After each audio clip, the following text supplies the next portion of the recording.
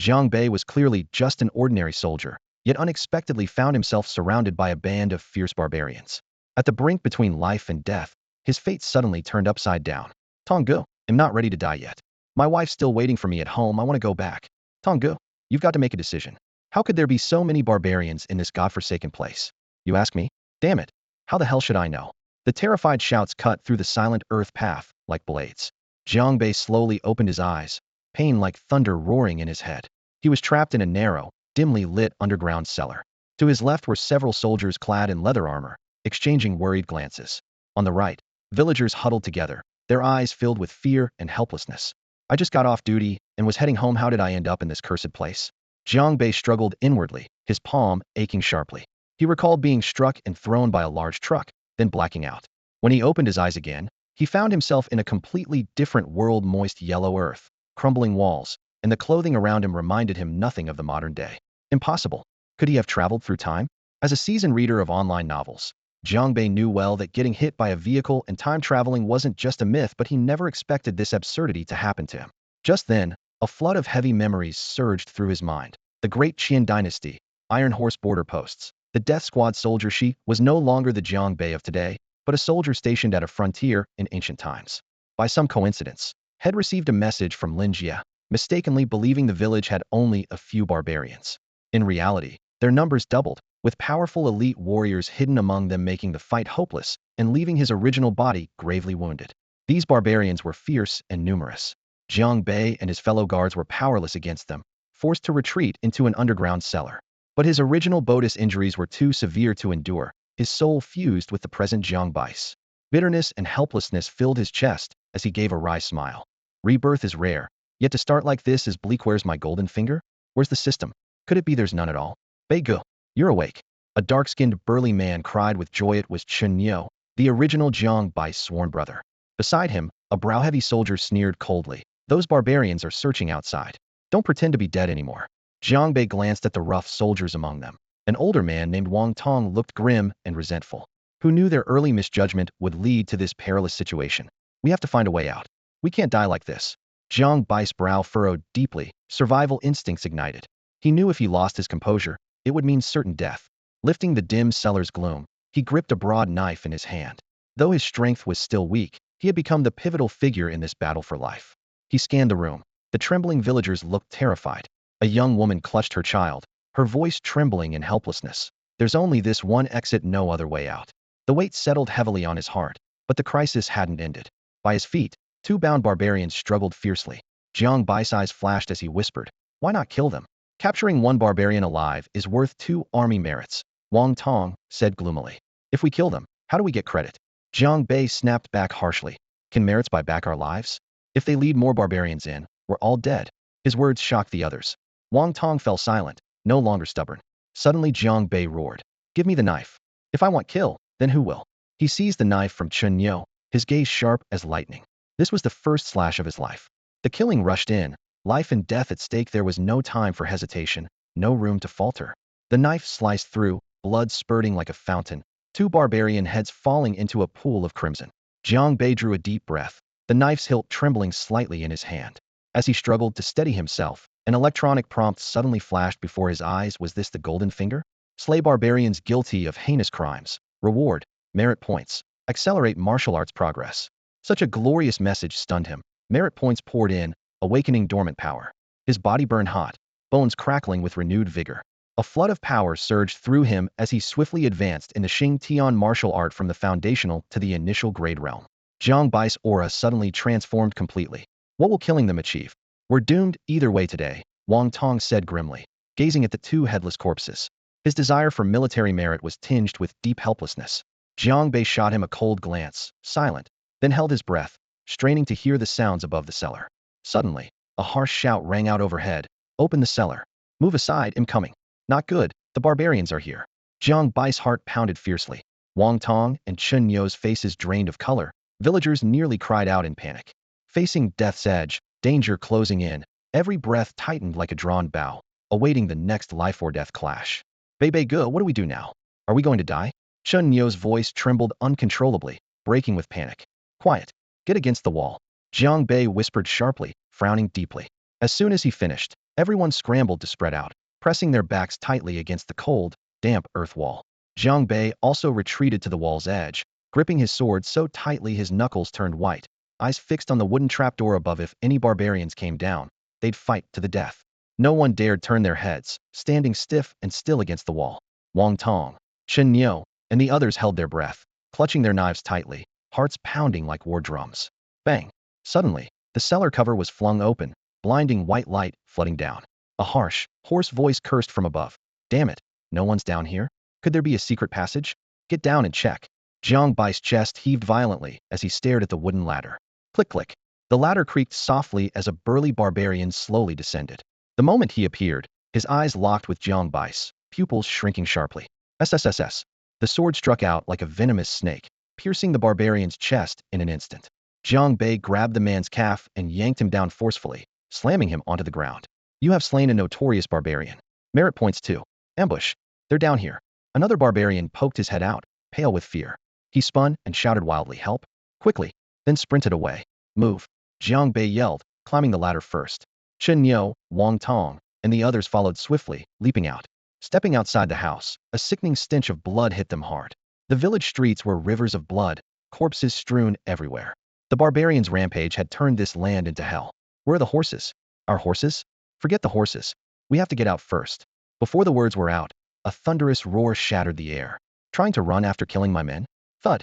A thick wooden stake flew through the air, smashing forward with devastating force, hitting a soldier in the front row who spewed blood and flew backward. Everyone whipped around in shock, seeing 5 barbarians storm out of the blood mist at the corner. The one in front wore beast skins and iron armor, massive and bear-like, muscles twisted, covered in scars. The same barbarian who had severely wounded Jiang Bai's former body. Time Yule. Still breathing, huh? Didn't die after my hit? Time Yule sneered, raising his arm. Kill them all. Kill. The other 4 barbarians roared and charged.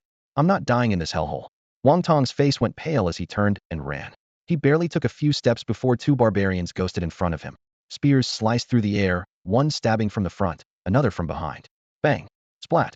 The overwhelming force shattered his tiger mouth, knocking his knife away. One spear pierced his chest, the other embedded in his shoulder blade. The barbarian sneered and kicked him over 10 feet, blood spraying in a grim arc. No escape. We fight to the death. Jiang Bei clenched his fingers tight around his sword, which hummed low in his palm. A cold light surged in his eyes, killing intent solidifying like steel. 2 barbarians came straight at him.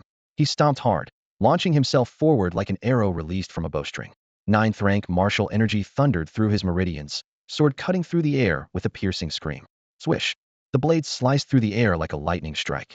Before the barbarian could react, his body was cut cleanly from shoulder to waist, blood gushing forth. With a quick flick of his wrist, Jiang Bei swung his blade again. Another barbarian's leather armor shattered like paper, the sword cutting deep into his abdomen and spraying blood suddenly. Although Jiang Bei didn't use any formal sword technique, relying solely on the power of his level 9 minor cultivation, he effortlessly slaughtered these ordinary barbarians without breaking a sweat. You've killed a ruthless barbarian. Merit points 5. You've killed another barbarian. Merit point 6. In an instant, 2 were felled consecutively. Tamil was stunned. This kid had some skill before, but he could not possibly have gotten this strong. Even after being severely wounded by him earlier, he only seemed to grow more powerful? How is that possible? Interesting. Let me handle you myself. Tamil laughed furiously, his bulging muscles like solid rock. Swinging his battle axe with a roaring whoosh, his blade descended like thunder. I'll chop you to pieces with my own hands. Jiang Bei met the blow heat. Clang. The 2 weapons clashed fiercely, sparks flying everywhere. The deafening clash of steel reverberated, and the ground trembled heavily beneath them. Veins bulging on his forehead, Tamil was shocked. Level 9 minor cultivation? You hit it well. Jiang Bei has reached ranked mastery? In the distance, Wang Tong was struggling to rise up from the ground, his face paling at the scene before him. His eyes filled with shock and disbelief. When did Jiang Bei reach mastery? How come I never knew? He's even faster than me now. His power is so overwhelming. Jiang Bei furrowed his brows, feeling Tamul's overwhelming strength as well. These barbarians were naturally ferocious fighters, large in build, and possessed immense power. Quickly opening his panel, a thought flashed through his mind. Martial art, Xing Tiangong, 1st level realm, ranked minor cultivation. Merit points, 15. Discovered martial art, Xing Tiangong. Can be upgraded. Requires 15 merit points. Upgrade? Yes, no. Having just slain 3 enemies in quick succession, Jiang Bei now had 15 merit points. With a cold voice, he said, if ranked minor cultivation can't kill you, then break through to ranked major cultivation. Upgrade now. In an instant, the 15 merit points overflowed like a surging river, coursing through his limbs and bones. The Xing Tiangong within rapidly broke through to its second level, his realm soaring to ranked major cultivation, his power exploding sharply. Boom. The stalemate between them shattered instantly. Time Yule's battle axe was knocked aside, and blood sprayed from his mouth as he staggered back 7 or 8 steps before barely regaining his footing. How? How is this possible? Veins bulging on his forehead, his mind roiled with shock and disbelief. Jiang Bei's strength has suddenly surged. It's a breakthrough right here in battle. Before the words had even left Time Yule's mouth, Jiang Bei darted forward like an arrow shot from a bow. No. Time Yule's face paled, his heartbeat accelerating wildly as he frantically tried to dodge, but it was already too late. PSHH. Blood splattered as Time Yule's massive head flew off with a heavy thud. You've killed Time Yule. Merit points 15. The Alpha Wolf. The remaining 2 barbarians were tangled with other soldiers. Seeing this sudden turn, their faces went pale as death. The soldiers were equally shocked, whispering in awe. Bei has slain a ranked mastery barbarian? When did he become this strong? Chen Niu swallowed hard, unable to believe what he saw. Wang Tong was even more dumbfounded. Jiang Bai's initial entry into mastery had been stunning already, but now he had instantly killed Time Yule. It was astounding. Barbarian strength was naturally greater than humans of the same cultivation. Jiang Bei had been gravely wounded by Time Yule before. How did he suddenly become so powerful?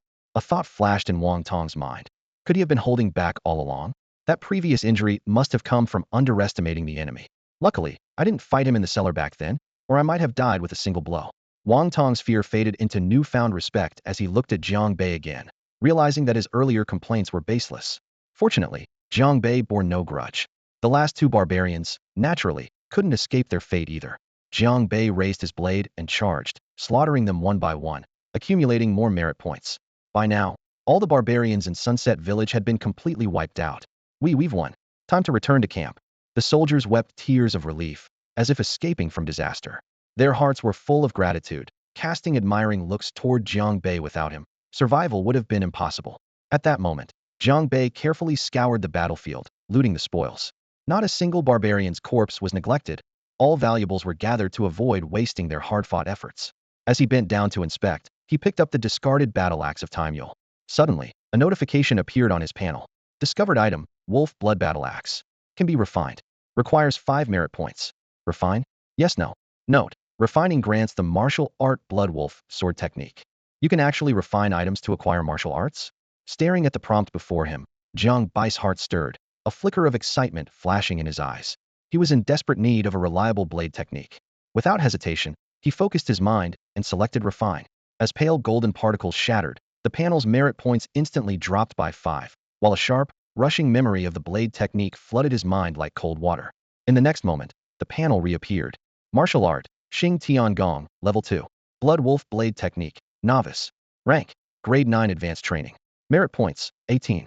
Discovered martial art, Blood Wolf blade technique. Can be upgraded. Requires 3 merit points. Upgrade, upgrade. He answered firmly in his heart.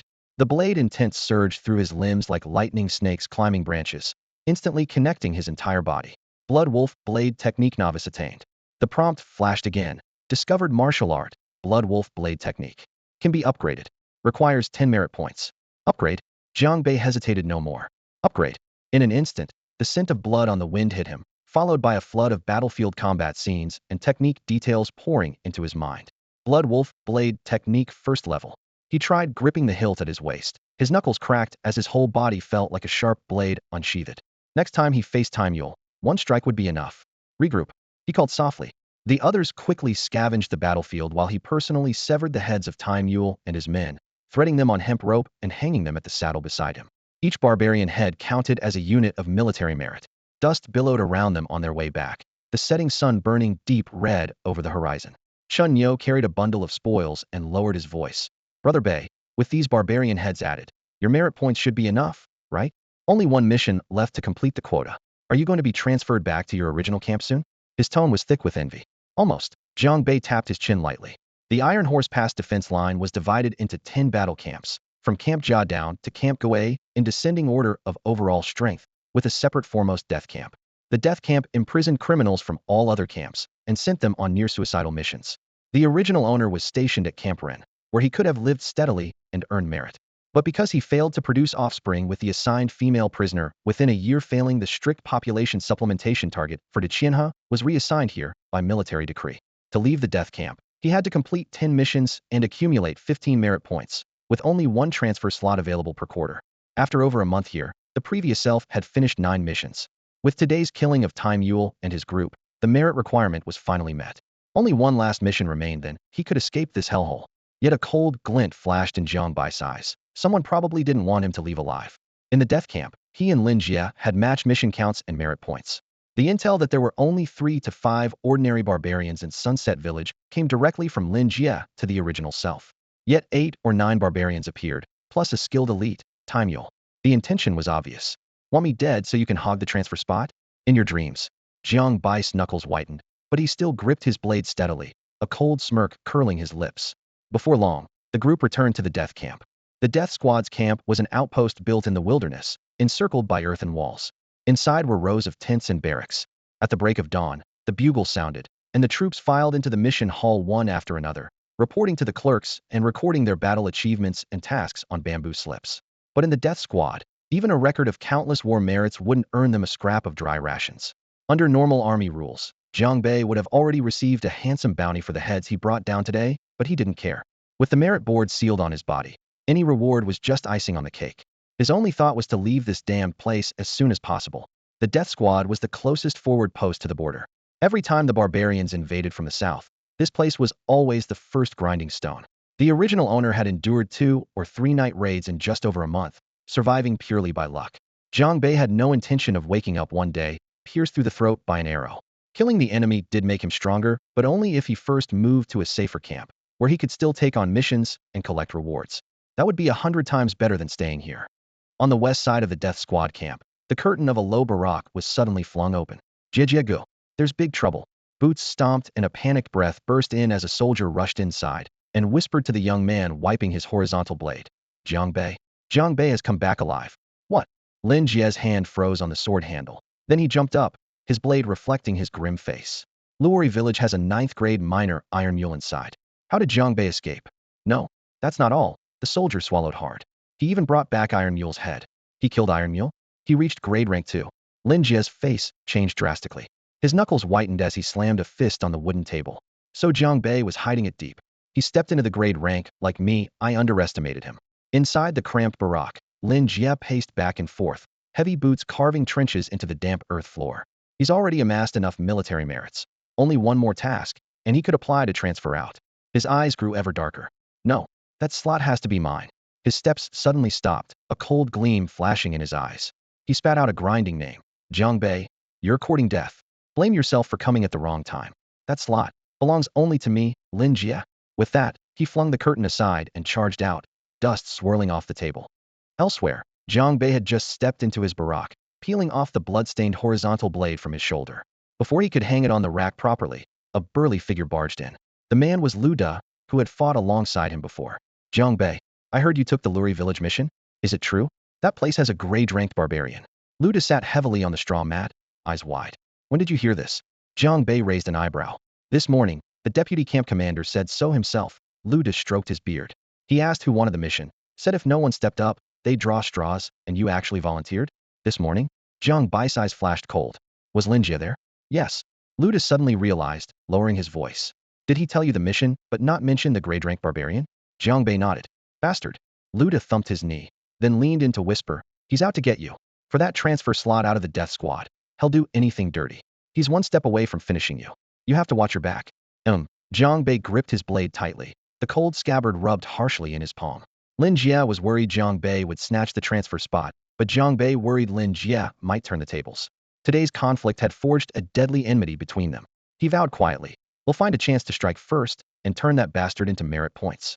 Suddenly, hurried footsteps shattered the night silence. Bei Gu. Shun Niu's figure burst through the curtain, panting. That Lin Jie's here looking for you. Lin Jie. Jiang Bei's face hardened as he snatched up his blade and sprang to his feet. Well, that was fast. Jiang Bei, don't act impulsively. Lu De saw Jiang Bei grab the horizontal blade and stand up, his heart jolting. He quickly reached out and grasped Jiang Bei's arm. The cold back of the blade still held the heat of the battlefield, but Lu De's hand trembled slightly. Don't worry, I know my limits. Jiang Bei said calmly, pulling his arm free and striding out of the barracks. The wooden corridor was long and empty, dimly lit by flickering lanterns casting a yellowish glow on the walls. Lin Jie approached from the opposite direction, unusually alone without an escort, a faint, unreadable smile playing on his lips. Brother Jiang, I'm so relieved to see you safe and sound. He walked up, raising his hand to pat Jiang Bai's shoulder, but Jiang Bei slightly shifted to dodge. A cold light flashed in Jiang Bai's eyes. Glad. You'd be even happier if I never came back. What nonsense is that? I'm not that kind of person, Lin Jie. I came specially today to apologize. Lin Jie clasped his fists earnestly. This morning at the deputy camp commander's, I heard about barbarians appearing in Luosher village. I rushed here at once to inform you. But in the urgency, I didn't catch the full details. Later I found out those barbarians were cultivators of entry level. But you had already set out. I was anxious and restless, preparing to lead men to rescue you, when unexpectedly you turned the tide and returned victorious. Rushing in blind and not hearing clearly? Jiang Bei sneered inwardly. Everyone knew Lin Jie was only eager to rack up military glory and get out of this hellhole. If there were real honors to gain, why would he hand them to others? The original Jiang Bei had been too naive back then, but he was no longer that person. If I'm not mistaken, you're only one battle away from 15 military merits and 10 missions completed? Those words might fool a child, but don't act in front of me. Jiang Bai's voice was cold and sharp. Lin Jie's expression remained unchanged as he smoothly delivered his prepared excuse. Brother Jiang, you are unaware that my cloud shadow step technique is stuck at a crucial breakthrough. One slip and all progress is lost. Otherwise, I would have joined you for sure. The reasoning was so fluid it was obviously rehearsed. Oh, if you're so eager, next time there's a good mission, he'll be the first to recommend you. Jiang Bei replied lightly. With your entry-level strength, handling a few entry-level barbarians would be easy. He suddenly paused, a mocking smirk curling the corner of his mouth.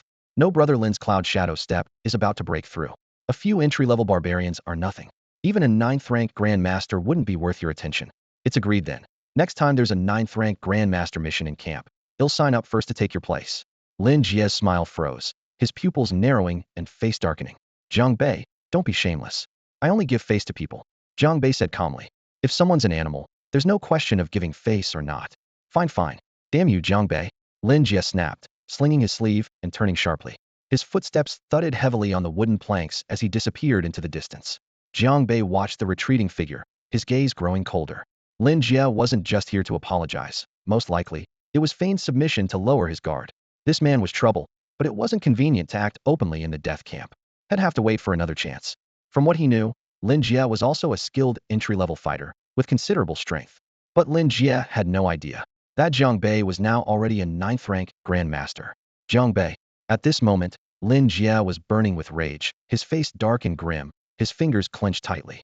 He wasn't here to apologize, he would never admit fault.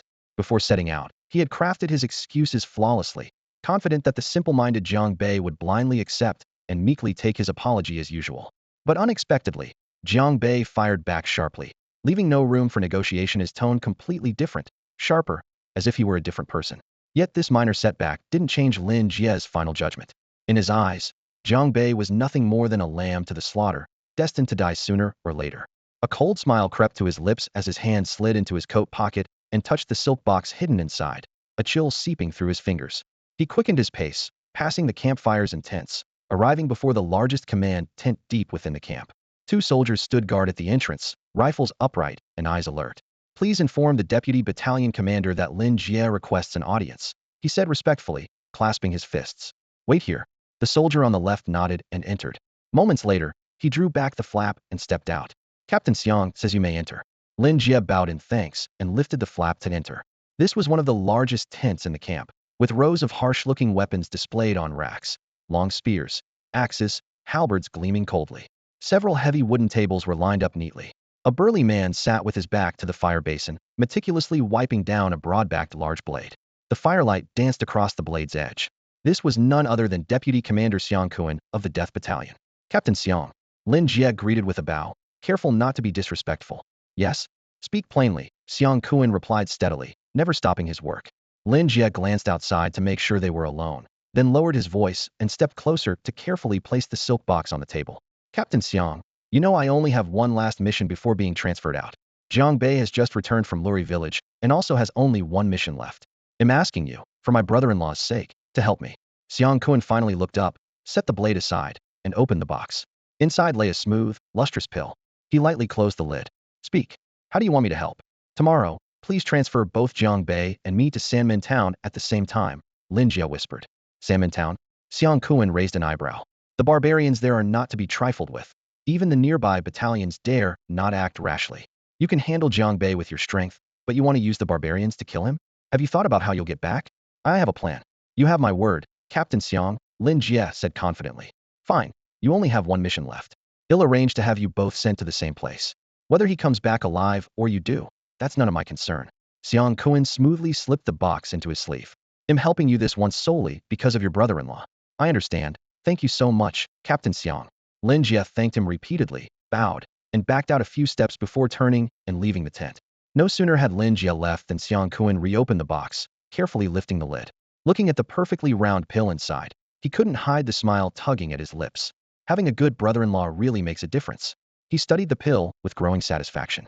Outside the tent, Lin Jie's murderous intent lurked in the shadows, no less undeniable. Jiang Bei, tomorrow, you will surely die. Chen Yo. The barracks were dim and empty. After calling Chen Yo inside, Jiang Bei shut the camp gate behind them, leaving just the two of them face to face. Brother Bei, what's up? Chen Yo smiled foolishly, rubbing his hands together nervously. Jiang Bei lowered his voice. I need a favor. Just say it. If it weren't for you, I'd have settled things back in Luri village already. No need to be so polite for a small matter, Chen Yo grinned. Jiang Bei handed him a neatly folded note and passed over a heavy pouch of coins. The list is here. Go to the camp's general store and buy everything on it. The silver is enough, and hey, race a little extra for your trouble. A list? Chen Yo glanced down and froze for a moment. Be careful when you buy, don't let anyone catch on, Jiang Bei warned. Got it, leave it to me. Chen Yo agreed instantly. He didn't fully understand why Jiang Bei wouldn't do it himself, but he didn't ask back when they were both in the Renzi battalion. Jiang Bei had saved his life more than once. This was a small favor in return. Jiang Bei patted him on the shoulder. Good brother. After Chen Yo left, Jiang Bei narrowed his eyes. Lin Jie wanted him dead, and he wanted Lin Jie's life. Whoever made the first move, he needed to be ready. The items on the list were exactly what he had prepared for that moment. Lin Jie had probably already sent people to watch him secretly, so showing himself was unwise. The only trustworthy person was Chen Yo, who had known him for years.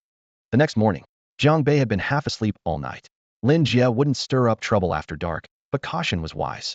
Not to mention, this was the Death Battalion camp, and barbarians could launch a night raid at any time. Jiang Bei, the vice commander wants to see you, a soldier called outside the tent. Understood, Jiang Bei replied, getting ready. Among the 10 border army camps, only the Death Battalion had both a commander and a vice commander. The commander was never seen and had long been absent, leaving Vice Commander Xiang Kuan in charge. The danger level here was obvious. Jiang Bei urged himself silently. Finish this last mission quickly and get out of this cursed place. Moments later, he lifted the tent flap and entered. Commander Xiang, Jiang Bei saluted. Jiang Bei's here. Xiang Kuan rose with a laugh, slapping Jiang Bei heavily on the shoulder. Heard you took down a first-rank barbarian in Luri village yesterday? You're tough. When did you sneak into first rank? A few days ago, luck played a part. Managed to break through, Jiang Bei answered modestly. Good. Another first-rank fighter added to the Death Battalion. Xiang Kuan nodded approvingly, then his tone shifted. I remember you only have one mission left before you can apply for transfer, right? Yes, Jiang Bei replied. Perfect timing. I have a job for you, Xiang Kuan said with a meaningful smile. A mission? What kind? Jiang Bei's expression tightened slightly as he asked. A group of barbarians has appeared near Sanmen Town. We don't know the exact situation yet, so someone needs to go investigate. No combat is necessary, just gather intelligence and report back. How about it? In the tent, Deputy Commander Xiang Kuan spoke casually, as if it were no big deal, but his eyes held a probing look. Seeing Jiang Bei remain silent, he added, the Deputy Commander isn't treating you badly, right? Jiang Bei tightened his lips, but said nothing. Xiang Kuan went straight to the point. If you make the trip to Sanmen Town, your mission count will reach 10. After that, I can apply to have you transferred out of the death squad. Daring to invade a town, these barbarians must be quite strong. Jiang Bei responded quietly. Yes, I'll give you that. But every mission involves risks, and you won't be alone this time. I've assigned a few others, including a warrior of the entry rank to accompany you, so rest assured. Xiang Kuan raised his hand to dismiss any worry. An entry rank warrior? Who? They're already waiting at the camp entrance. You'll see when you get there. The tent fell silent. Jiang Bai's thoughts churned. Normally, reconnaissance missions without killing enemies are relatively easy, but he wasn't familiar with Xiang Kuan. Why was the deputy commander volunteering help? Being personally assigned like this, refusing outright would be awkward. Head check who this entry rank warrior was first. After deciding, he didn't head straight for the camp entrance. Instead, he returned to his quarters to carefully pack his long knife, bow and crossbow, provisions, and water pouch. He double-checked the concealed, shattered blades sewn into his clothing to be sure everything was secure before setting out. By the camp gates, horses were ready, and 7 or 8 figures lounged near the hitching posts, chatting. As Jiang Bei swept his gaze over them, he immediately spotted a familiar face. He despised Lin Jie. Lin Jie? It was him. Jiang Bai's heart sank. What were the odds? It was almost certain Lin Jie had bribed Xiang Kuan somehow, so they ended up on the same assignment. Rumor had it Lin Jie's brother-in-law was a squad leader in the Dingxi camp, so even Xiang Kuan had to show some respect. That explained it. With that thought, Jiang Bei guessed Lin Jie was itching to kill him en route, or have the barbarians do it in Sanmen Town. If it had been before, he might have had to endure the threat silently, but now nobody new had broken through to the 9th rank of the great training stage. Lin Jie was nothing to fear. The others with him hadn't reached entry rank yet. Even if bought by Lin Jie to swarm him, they'd just be bonus points for Jiang Bei. Besides, he planned to eliminate that bastard anyway. Now the opportunity was handed to him on a silver platter. He had prepared for this moment. Oh, Brother Jiang, you're here. Lin Jie saw him too, instantly putting on a smile as he stepped forward. The deputy commander said another entry rank soldier would be joining the mission to Sanmen Town. Didn't expect it to be you, Brother Jiang. Yesterday, he was fuming. Today, already this long-lost brother act? Jiang Bei sneered coldly, uninterested in engaging. He raised a hand to cut him off. Enough nonsense. Let's go. With that, he mounted his horse smoothly and decisively. Brother Jiang, I heard you've reached entry rank? Congratulations. A hooked-nosed man nearby clasped his fist sincerely. Jiang Bei nodded in return. Thank you. The man was Yi Fei, someone he had faced missions with before, a comrade of sorts, though whether friend or foe now remained unclear. Seeing them speak, Lin Jie's smile stiffened. Realizing his plan might slip away, he forced down the chill in his voice. Jiang Bei, I wonder how long you'll keep bouncing around. With their minds focused on different things, everyone mounted their horses one by one. The hooves scraped the earth, sending a thin cloud of dust into the air. Then, under the leadership of Jiang Bei and Lin Jie, the group galloped swiftly towards Sanmen Town. Sanmen Town was over 100 miles of hard travel from Sizing. The group halted their horses at the end of the mountain path. The afternoon sun outlined the small town ahead in sharp, gray silhouettes. Sitting upright on his horse, Yi Fei raised his hand to point toward the town. Brother Jiang, Brother Lin, that's Sanmen Town up ahead. Doesn't look like it was overrun by barbarians, does it? Someone in the group muttered.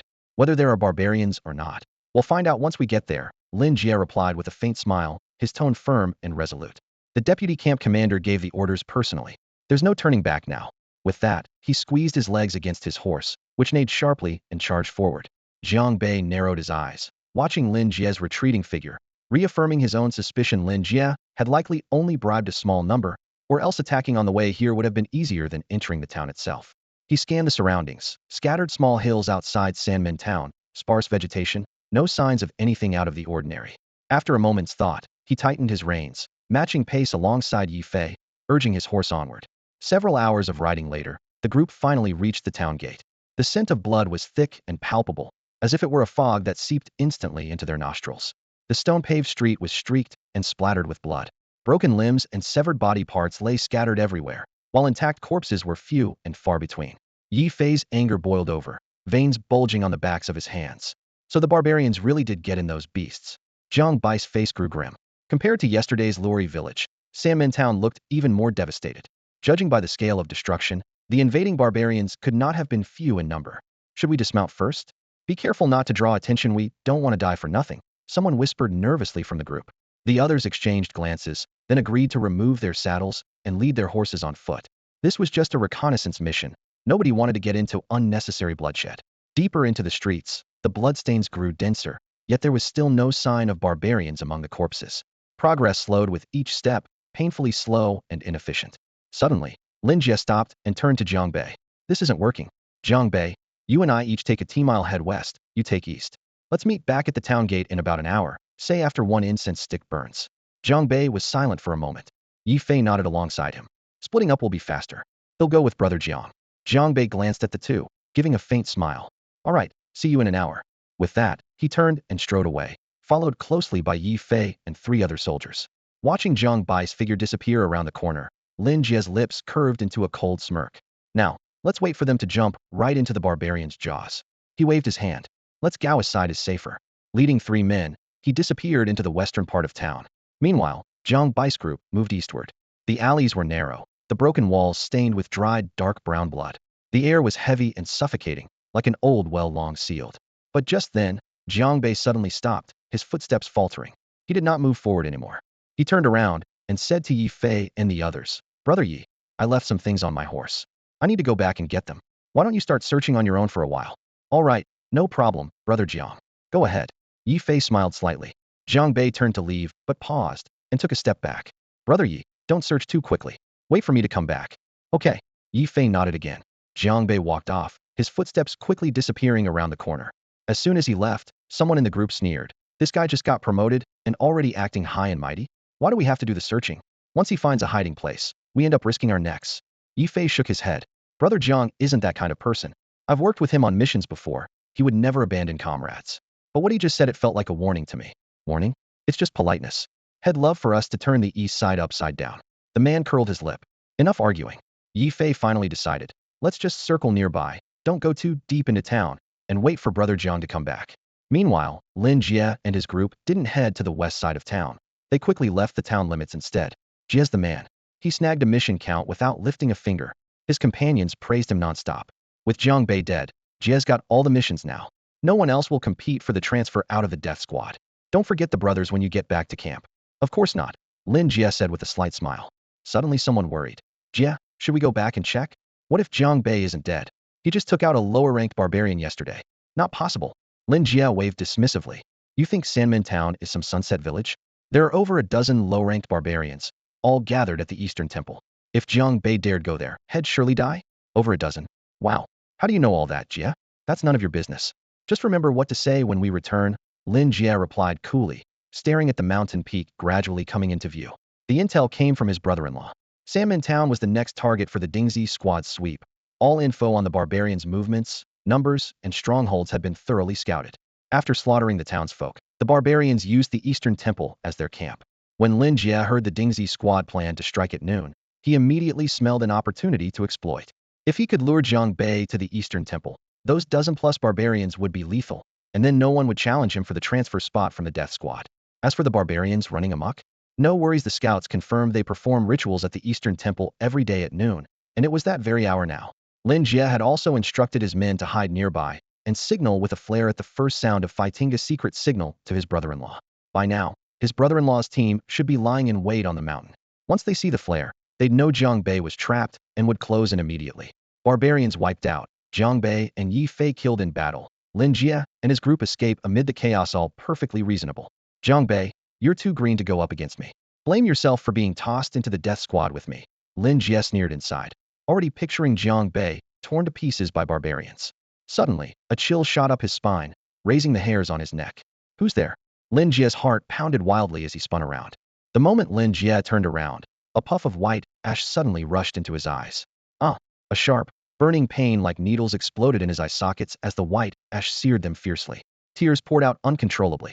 A scream choked in his throat as he staggered backward 3 steps before barely regaining balance. In that instant, he realized this was quicklime.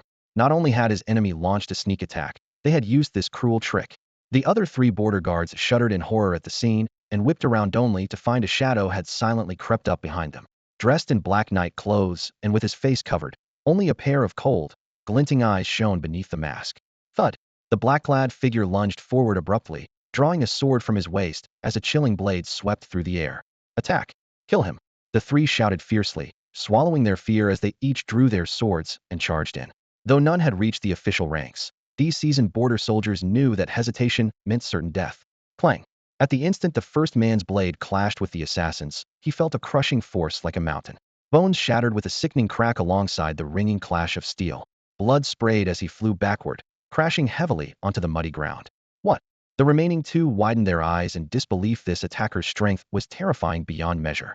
In mere breaths, Lin Jie rubbed his burning, swollen eyes and finally regained some sight. Looking up, his gaze locked onto the dark figure, blazing with murderous intent. "You dare sneak up on me? They'll kill you."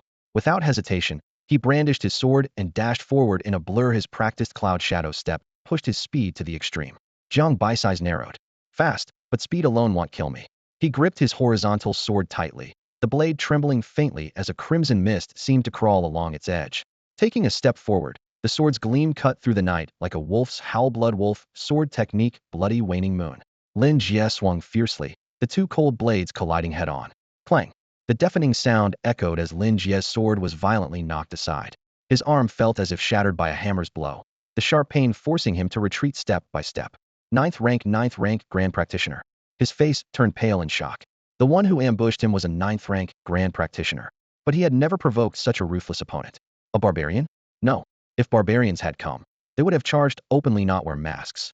Sanmin Town was indeed taken by barbarians, so why were other assassins suddenly appearing? Suddenly, a name exploded through his mind. Jiang Bei. You're Jiang Bei. Lin Jie gasped in disbelief. What? He's Jiang Bei. The other two could hardly believe it either. Yes, you have to be Jiang Bei. Lin Jie's throat tightened as his certainty grew. But he never expected that the one he intended to trap would strike firsthand with far greater strength than the intelligence had revealed. Beforehand, he had considered this possibility. Yet he was not afraid. He had trained at the 9th rank minor practice level for years, mastered Cloud Shadow Step, and had 3 others backing him up. Although Jiang Bei was capable of killing Time Mule, he must have just recently reached the initial rank of his discipline, because a mere 2 weeks earlier, he had sparred casually with Jiang Bei as a friend, and back then, Jiang Bei hadn't even attained that rank. He had assumed that as soon as he made a move here, even if Jiang Bei had miraculously slain Time Mule, there was no way he could be a match for him. Yet, to his utter shock, the Jiang Bei before him had already risen to the 9th rank Grand Master. From not even ranking 2 weeks ago to now becoming an almost unreachable force, this speed was downright terrifying. His mind churned with doubts and questions, but no one would give him answers. In the next moment, Jiang Bai's figure surged forward like a vengeful ghost. Quick! Stop him! Lin Jie shouted fiercely. 3 subordinates gritted their teeth and lunged, but their movements were pitifully slow to a 9th rank Grand Master.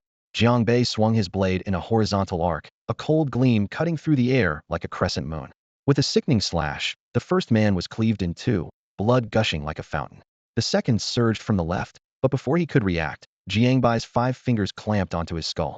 A sharp cracking sound echoed as his bones shattered. Blood streamed down his forehead, and his body slumped limply. The third man's legs trembled uncontrollably. Even with orders, he couldn't muster the courage. As he stood there stunned, Jiang Bai's hand grasped his throat, lifted him into the air, and with a sweeping strike of his blade, cut the man in half. Blood sprayed down, and the 2 halves dropped to the dust. In the blink of an eye, all 3 were dead. Lin Jie's face turned pale. He had hoped to buy time with those 3 and catch Jiang Bei off guard, but never expected Jiang Bei to slaughter them all with such lightning speed. His courage shattered. He flickered into motion with the Cloud Shadow Step, turning to flee. Whiz, whiz, whiz. Several darts sliced through the air behind him, piercing his abdomen and thigh. Excruciating pain surged through him, and he stumbled to the ground, blood soaking his robe.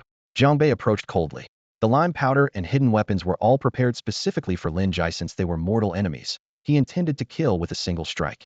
Jiang brother, spare me. He'll give up my transfer slot. Yesterday, I was foolish and ungrateful.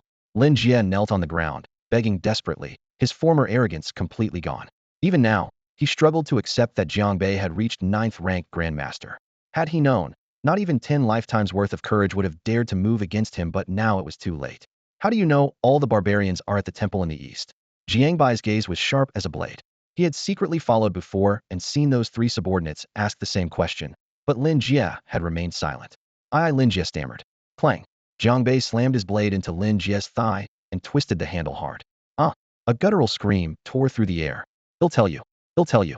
Jiang Bei paused. It was my brother-in-law. He told me. The Dingxi camp has already scouted Sanmin Town thoroughly, and they plan to strike today. I intended to use this to kill 2 birds with 1 stone. Lin Jie blurted out, breathless. Just as Jiang Bei suspected. No mere soldier from the Dingxi camp could possess such intelligence. Where is your brother-in-law now? When will they attack? Lin Jie hesitated but eventually spilled the truth. They should be camped on a nearby hill. I station men east of the town. Once they hear the fighting, they'll fire a signal flare, and my brother-in-law's forces will storm in immediately. A cold light flickered through Jiang Bai's eyes. With the sheer number of barbarians at Sanmin Town, once the battle truly erupted, they would be overwhelmed in an instant. And when Lin Jie's reinforcements arrived, all they would see is their corpses. Lin Jie had planned to escape in the chaos and save his own life. What a clever plan indeed. With a sharp chop, Jiang Bei wasted no time. He grabbed the broadsword and swung fiercely, cleaving Lin Jie's head clean off. Blood splattered across the blue stone ground, pooling into mottled dark red stains, and the air quickly filled with the metallic, coppery scent of fresh blood. With that, all 4 men in the dark alley were dead and buried. Lin Jie, the venomous thorn that might have turned against them at any moment, was finally removed. Jiang Bei knew he couldn't linger even for a moment longer. If Ye Fei's side had really engaged the barbarians, The hidden watchers would be alarmed by the noise and likely signal for reinforcements. Once Lin Jie's brother-in-law arrived, there would be no chance to explain this grisly scene. He had to get out now. Before moving, Jiang Bei quickly searched the bodies. Most held only scattered silver coins, but tucked against Lin Jie's chest, he found a small yellowed booklet. The faded cover bore 3 large characters. Yuningbu Cloud Shadow stepped, the ink old but sharp, bristling with lethal promise. Jiang Bai's eyes brightened. Lin Jie had carried this prized treasure on his person, a sign of extreme importance. With the Blood Wolf sword technique in hand, what I still lack is just the perfect footwork, Jiang Bei thought rapidly. Whether dodging, chasing, or retreating, exquisite movement was the key to survival. Getting this manual now was like lifeline in snow. Just as he slipped the booklet into his chest, his keen hearing caught rapid footsteps from the east. There! Hurry! Came a rough shout laced with deadly intent in the barbarian's tongue. Aside from the barbarians, no one else was in Sanmin town. No signal flares lit the sky, and certainly not Lin Jie's brother-in-law arriving.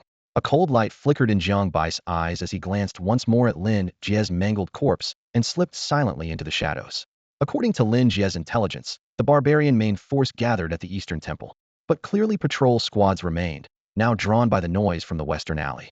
Judging from the sounds, there were no fewer than 7 or 8 people, but their strength was unknown. After his exhausting battle, Jiang Bei had no reason to take reckless risks. Killing too many enemies would only invite reinforcements. It was time to retreat. Even better, if the barbarians found this bloodstain, outsiders would naturally assume Lin Jie's group was slain by them. Just as expected, no sooner had Jiang Bei disappeared than 7 or 8 burly barbarians burst into the alley. Their faces darkened when they saw the blood everywhere and the 4 mutilated bodies. The Gon soldiers have fallen. Fall back and report, Gon men have attacked. The leader's shout was edged with fear as they quickly withdrew. Meanwhile, Jiang Bei had already slipped to the eastern outskirts of town to regroup with Yi Fei and the others. Before leaving, he had warned them not to advance into the eastern temple. If they listened, they could survive and retreat with him. If not, their fate was theirs alone. Passing through broken walls and rubble, he soon spotted Yi Fei's group crouched warily behind a crumbling wall. A flicker of relief softened his heart. They hadn't acted recklessly after all, or they might not have seen the next sunrise. Brother Jiang. Yi Fei was the first to spot him, waving. But when he noticed Jiang Bai's bloodstained clothes, his face went ashen and he blurted, "Brother Jiang, what happened to you? We have to leave now." "Just now, I ran into the patrolling barbarians. If I hadn't reacted quickly, I'd be dead by now," Jiang Bei said with a heavy expression. He was covered in dust from head to toe, with fresh blood still drying at his temples and brow, clearly having barely escaped with his life moments before. "Barbarians on patrol? What about Lin Jie and the others? Did you see them?" Several soldiers nearby jumped to their feet, their faces turning pale instantly. "No sign of them, but I saw a group of barbarians heading west. Hopefully, they can fend for themselves. We need to fall back now?" Without hesitation, Jiang Bei spun on his heel and set off. The soldiers exchanged looks, their fear mounting. If the patrol had shown up, word would soon be sent back. Once the main force descended, this place would become a graveyard. Without another word, they tightened their grips on the reins and hurried after him.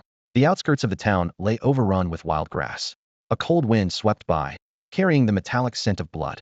The group galloped out through the broken stone archway of Sanmin town, skirting charred, smoking arrows still lodged in the ruins. "I never imagined there'd be so many barbarians in Sanmin, and that they'd organize patrols," someone murmured, still shaken. "What about Lin Jie and the others? Don't tell me they're all trapped." "Ugh, we don't even have clear intel. How are we supposed to report back? At a time like this, who cares about reports? Survive first. When the dust settles, we can always exaggerate the intel." Their horses' hooves drummed through the dust as the chatter rose and fell. The dark red sunset cast their elongated shadows behind them. Their armor plates clanked, but their racing hearts could not be disguised. Some glanced back wistfully at Sanmin town, disappearing beneath a cloud of dust, as if they could still hear the harsh shouts of the barbarians. Several soldiers couldn't help but cast grateful looks toward Jiang Bei at the front. If it had been anyone else, they'd have fled alone at the first sign of trouble instead of risking their lives to bring a warning. Without him, they would likely have been surrounded and slaughtered. Even those who'd held resentment toward Jiang Bei before now felt a new respect swelling in their hearts. "Brother Jiang, thank you." Yi Fei reined alongside, riding shoulder to shoulder, his tone sincere. "We're comrades. It's only right we watch each other's backs." Jiang Bei smiled faintly, though the worry in his eyes was hard to hide. "It's just a pity about Brother Lin. I meant to warn them, but the barbarians caught me first and chased off to the west. Otherwise," he trailed off, but the weight of his guilt was clear. "Don't blame yourself too much, Brother Jiang. No one could have foreseen this," Yi Fei said reassuringly. "Lin Jie is lucky, a man protected by fate. He'll be safe." "Let's hope so," Jiang Bei murmured, spurring his horse faster. Meanwhile, about 10 miles north of Sanmen town, a low hill was lined with over 100 elite cavalry silently arrayed. The ironclad warhorses gleamed coldly in the twilight, their steaming breath misting the air. Two burly men stood at the head of the formation. One carried a mountain-cleaving axe, drumming his 3 fingers impatiently on its handle. The other gripped a spear with its tip tucked under his arm, the sharp point wrapped in coarse cloth. Old Xia, what are you waiting for? If we delay until noon, the barbarians will scatter and it'll be much harder to kill them, urged Tang Feng in a low voice, brandishing the axe. Xia Kaiwa, the spear wielder, squinted through the light haze, fixing his gaze towards Sanmen town with furrowed brows. Strange, where's the signal flare? Lin Jie should have brought Jiang Bei to the East Temple by now and started fighting the barbarians. He glanced skyward, the sun nearing that hazy cusp between noon and afternoon, its light dimming. Their original plan was clear. If the signal arrow hadn't appeared by noon, they would storm the town outright. If Jiang Bei hadn't been cut down, escaped, or hid, Lin Jie would have to look for another chance. Fingering the spear shaft, Xia Kaiyu's eyes darkened with resolve. In the distance, a flock of crows took flight, ruffling the silence with their frantic wing beats. No doubt, noon was about to pass. Old Xia still not moving? If you don't start soon, they'll take my men and go ahead. We can't leave the barbarians of Sanmen town alive. How else will we report back to Commander Xiao Wei? Tang Feng urged impatiently. Xia Kaiwei glanced up at the darkening sky, then nodded decisively. Let's move. Attack Sanmen town. No barbarians left alive. At Tang Feng's words, he swung himself into the saddle, raised his long blade, and shouted a command. His men charged down the mountain path, iron hooves crushing loose stones, dust rising in a choking cloud. Xia Kaiwei followed closely, leading his own contingent downhill, eyes fixed on Sanmen town in the distance. Meanwhile, inside Sanmen town, the wooden doors of the eastern temple creaked open. The barbarians had received urgent warning from their patrols and poured out into street and alley, searching for the spies of the Qian forces. Leader, we found this. A barbarian dragged a soldier bound tightly with ropes before the gathered group. The captive was Lin Jie, planted by the Qian troops as a scout in the eastern part of town. He had planned to fire a signal flare once the fighting started, but was discovered prematurely. The barbarian chieftain, cloaked in thick beast pelts and wearing a necklace of wolf teeth, fixed him with a threatening glare as sharp as claws. Speak. Where are your comrades? I don't know. The soldier trembled, his pants already soaked. Had fought barbarians before, but never surrounded like this. Never faced a towering chief like this. Don't know? The chief snorted, kicking him to the ground. He raised the signal flare. Are you trying to send a warning? Tell me now, where are they? Before the captive could answer, a panicked warrior rushed in. Leader, the Qian forces are attacking. Finally, the chief looked up, eyes burning with rage. How many? About 100. Scanning his own warriors, he saw their numbers were not inferior. He gave a savage roar. Fight them. Kill everyone. Blades flashed as the chief beheaded the captive, blood spraying. Kill. The barbarians raised their arms and roared, their bloodlust ignited. In an instant, the Dingxi camp clashed head-on with the barbarians in the alleys of Sanmen town. Torches flew, bowstrings twanged, metal rang through the night. The battle raged for over an hour along eaves, stone streets, and beside wells lay countless bodies, blood running like rivers.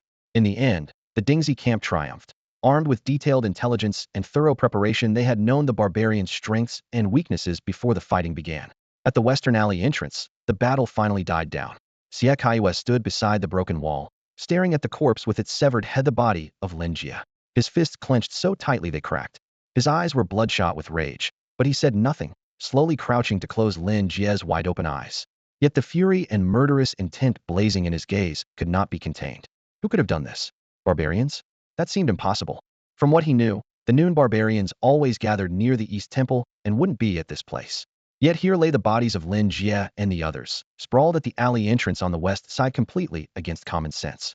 Xia Kaiwei crouched down, his fingertips brushing over the hardened bloodstains. The patrol might have passed along the west side, but if they were responsible, there should have been many more corpses around the town, not just these few. Besides, if Lin Jie really had lured Jiang Bei to the East Temple, Jiang Bei would have been deep in barbarian territory, impossible for him to escape unscathed. All these contradictions intertwined, and the answer was almost clear. Jiang Bei. What a man Jiang Bei is. Xia Kaiwei spoke slowly, each word heavy with meaning, murderous intent sharpening in his gaze. Though not a blood relative, Lin Jie was his wife's younger brother, thoughtful and filial over the years. Xia had secretly looked out for him, especially at his wife's urging, taking special care of the boy while stationed at the frontier. Now that he was dead on the spot, how could Xia return home with his hands in his pockets? His mind sank into the darkest depths. Then Xia Kaiwei sprang up abruptly. Carry him away. He barked at two guards, having Lin Jie's body wrapped carefully to send back to the shaped camp. Mounting his horse in one swift motion, he headed straight for the East Temple. In front of the East Temple, the thick stench of blood still lingered. Tang Feng was wiping his mountain-splitting axe with a rag, the dried blood on the blade glinting dark brown in the sunlight. Old Xie. Tang Feng's face beamed with excitement. This time, the two of us pulled off a great deed. Well, have a proper drink when we get back to camp. You go back first. I have to visit the death camp. Xie tightened the reins and said grimly. The death camp? What on earth for? Tang Feng blinked, confused. Some business to attend to. Without another word, Xie urged his horse onward, raising dust that stirred Tang Feng's frown as he watched the trail fade. Elsewhere, inside the death camp, Jiang Bei, Yi Fei, and the others reported to Xiang Kuan on the situation at Sanmen Town. Both Jiang Bei and Yi Fei added a few details, but only casually mentioned that Lin Jie and the others were likely targeted by barbarians, deliberately glossing over Jiang Bai's lone actions. I see. Looks like Sanmen Town is far more dangerous than expected. Xiang Kuan kept his expression steady, but quietly his heart jumped. He waved the group off to rest in their barracks. This mission will count toward your quota. I will immediately send word to the other camps to send reinforcements and do everything possible to rescue Lin Jie and the others. Yes, sir. Yi Fei and the others saluted and withdrew. Xiang Kun's gaze lingered on Jiang Bei as he added, Jiang Bei, with this mission accomplished, you have met all conditions to transfer out of the death camp. I will submit your application in the next few days. Wait for news. Thank you, Camp Commander Xiang. Jiang Bei bowed slightly, a weight lifting from his chest finally. He could leave this hellhole. Once everyone left, the tent grew quiet save for the dim flicker of the oil lamp. Xiang Kuan paced with his hands behind his back, sighing inwardly. He hadn't expected Jiang Bei to be so formidable. Before Sanmen Town, he already knew one of the two would die given Lin Jie's temper. It would likely be him attacking Jiang Bei. But now Jiang Bei returned unscathed, and Lin Jie was gone forever. Good thing I didn't get too deeply involved, Xiang Kuan muttered wryly, glancing out at the gloomy sky. Lin Jie was dead. If Xie Kaiwe found out the truth, who knew what would happen next? He dared not think further at this point. The matter was no longer his concern. Meanwhile, Jiang Bei returned to his barracks and opened his interface panel. Information rapidly refreshed on the screen. You have slain a notorious 9th grade minor cultivator, merit points 14. You merit points 6. You merit points 8. You merit points 5. As the numbers settled, Jiang Bei had accumulated a total of 38 merit points. Below the panel, notifications lit up next to 3 martial arts skills. 1. Xing Tian Gong. Level 2, upgradable, requires 30 merit points. 2. Blood Wolf Blade Technique. Level 1, upgradable, requires 20 merit points. 3. Cloud Shadow Step. Not yet learned, upgradable, requires 5 merit points. Lin Jie really had a lot of merit points, almost as many as Time Yule, Jiang Bei thought, staring at the numbers with a hint of disdain. He must have done countless evil deeds. His gaze darkened as he reflected, this time, it really feels like I've rid the people of a menace. Without hesitation, he focused his mind and instantly spent 30 merit points to upgrade Xing Tian Gong. A scorching, surging heat flooded his body, crashing through his limbs and bones. The martial path from 9th to 1st grade is called the body tempering stage. 9th grade is just the foundation, while 8th grade marks a qualitative breakthrough. Xing Tian Gong is the official body tempering method distributed in the barracks. At that moment, he vividly felt his bones, tendons, and even internal organs being hammered repeatedly by an invisible giant hammer, like a red-hot iron billet clanging in a forge, growing tougher, fuller, more resilient. The intense heat persisted for a full quarter of an hour before gradually subsiding. Jiang Bei opened his eyes, clenched his fist, and a smile involuntarily curved his lips, energized by the new power surging within. His gaze fell on the heavy stone lock in the corner, and he strode over. Fingers curled tightly, force concentrated, he delivered a powerful punch. Bang! Crack! A crack appeared across the surface of the stone lock, then it shattered into pieces. So this is an 8th grade minor cultivator's strength? Jiang Bai's heart stirred. With his current power, if he encountered Lin Jie and his 3 companions again, he could kill them all within moments. He summoned the interface again. Martial arts. Xing Tian Gong level 3. Blood Wolf Blade Technique level 1. Cloud Shadow Step not yet learned. Realm 8th grade minor cultivator. Merit points 10. A prompt flashed persistently. New martial art discovered. Cloud Shadow Step upgradable, requires 5 merit points. Upgrade now. He didn't have enough merit points for the Blood Wolf Blade Technique, so he decisively chose to upgrade Cloud Shadow Step. 5 merit points rapidly dissipated as warmth concentrated in his legs. His joints cracked softly with a crisp sound. Jiang Bei paced rapidly back and forth inside the barracks, stopping abruptly and moving with the lightness of falling leaves. His speed had more than doubled compared to before. The discovery clearly boosted his speed far beyond what had achieved previously. At the same time, Jiang Bei realized that after using the Cloud Shadow Step, his energy had actually become more concealed. The Cloud Shadow Step can suppress one's aura too? A jolt rippled through his mind as he immediately spread out the manual and flipped through it quickly. Dense annotations jumped out at him. This technique not only greatly increases speed, but can also compress the external chi in any state, allowing the user to conceal their presence at will. This is only the beginner level, and it's already this fast, with built-in concealment. Jiang Bai's fingers traced the yellowed pages, a small smile tugging at his lips. If I refine it further, its power could be terrifying. This step technique is definitely worth focusing on. Brother Bei. At the camp entrance, Chen Yo gasped for breath as he poked his head inside. The deputy commander wants you there immediately. Deputy commander? What for? Jiang Bei stepped outside, raising an eyebrow. No idea. He specifically named you and called Yi Fei along with the brothers who went to Sanmen Town today. He wants you all to come together. Chen Yo wiped the sweat from his brow and ran off again. Jiang Bei nodded but felt a tightening in his chest. Has Lin Jie's matter been exposed? The thought was immediately dismissed. Said no one had witnessed the fight back then. Let's wait and see what Xiang Kun wants to do. Inside the deputy commander Xiang Kun's tent at the death squad camp, the atmosphere was oppressively heavy, like molten iron. Beside Xiang Kun, a burly, armored officer stood company commander Xie Kaiwe, who had rushed overnight from Sanmen Town. Commander Xie, please have a seat. I've sent for those soldiers. They'll arrive soon. Xiang Kun forced a smile and offered tea. A seat? Xie Kaiwe snorted coldly, crushing the teacup in his hand until it creaked. Xiang Kun, as deputy commander, do you truly know nothing? Commander Xie means? Xiang Kun pretended to be puzzled. Lin Jie is dead, killed in Sanmen Town. The culprit isn't a barbarian. Don't you have any idea? Xie Kaiwe slammed his palm on the table, his glare as sharp as a nail. What? Xiang Kun's face instantly whitened. I just sent for reinforcements from the camps. How could Lin Jie already be dead? Xie Kaiwe stepped closer, a palm the size of a plate pressing down on Xiang Kun's shoulder, pouring cold energy into his bones as he spoke in a low voice. The killer has to be one of the men who returned alive from today's mission. Xiang Kun, tell me everything you know. See, Commander Xie, I truly don't know. I wasn't at Sanmen Town, so how would I know who the killer is? Besides, even if it was them, they wouldn't tell me, right? Sweat poured down Xiang Kun's forehead as he waved his hands anxiously. Wait for the others to arrive. You can question each of them. They'll cooperate fully and swear to catch the culprit. The death squad held the lowest rank among the 10 frontier camps. Even the last place Gue squad outranked them, let alone a company commander like Xie Kaiwe. Xiang Kun knew well that Lin Jie was probably killed by Jiang Bei, but he couldn't afford to offend anyone in this mess and had to try pleasing both sides. Xie Kaiwe snorted coldly, withdrew his hand, and stood aside, his gaze scanning the tent entrance like a blade of ice. What does the deputy commander want with us? After a moment, Yi Fei led the soldiers inside, with Jiang Bei among them. When Jiang Bei looked up, he immediately felt the mountain-like pressure emanating from Xie Kun, undoubtedly a deeply concealed powerhouse. Even though Jiang Bei had just broken into the 8th rank of minor cultivators, he was no match for this man. What is he doing at the death squad camp? Could it be that? Captain Xie, those are the soldiers returning from Sanmen Town, sir. Xiang Kun quickly forced a smile and said. Standing amidst the crowd, Jiang Bei thought to himself, so it really is as I suspected. The Death Brigade was usually deserted, and commanders from other camps would rather avoid it altogether. Yet today, someone suddenly barged in other than Lin Jie's brother-in-law from the Dingxi Brigade. Who else could it be? He had heard earlier that Lin Jie's brother-in-law was named Xie Kaiwe, and now with Xiang Kun calling him Captain Xie, all suspicions were instantly confirmed. The timing was uncanny. Jiang Bei guessed that after wiping out the barbarians in Sanmen Town, Xie Kaiwe found Lin Jie's body and had traced the trail back to the Death Brigade, convinced that Lin Jie's death was somehow connected to them. Xie Kaiwe stepped forward, his gaze sweeping over Jiang Bei, Yi Fei, and the others. His eyes blazed with deadly intent, a chill radiating from his presence.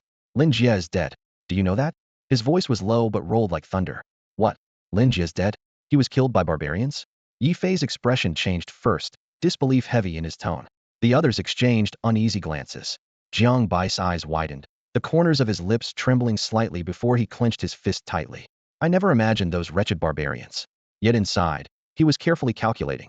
He must not let a single crack show. As Xie Kaiwe fired question after question, he fixed his intense gaze on each person, trying to discern who was truly surprised and who was hiding something. But after scanning everyone, he found no clue. Tell me everything that happened in Sanmen Town, every single detail. Xie Kaiwe suddenly pointed at Yi Fei. You go first, everyone else out. Jiang Bei and the others immediately left the tent. Xie Kaiwe then ordered, Xiang Kun, watch them closely. Don't let anyone slip away. Yes. Xiang Kun replied, standing at the doorway. His eyes flicked briefly toward Jiang Bei before swiftly shifting away. Jiang Bei appeared calm on the surface, but his mind tightened like a drawn bow. If Xie Kaiwa learned that Lin Jie died at his hands, he probably wouldn't leave this place alive today. He had to keep that secret, no matter what. Not a hint of weakness could show. Inside the tent, Xie Kaiwa grilled each one in turn.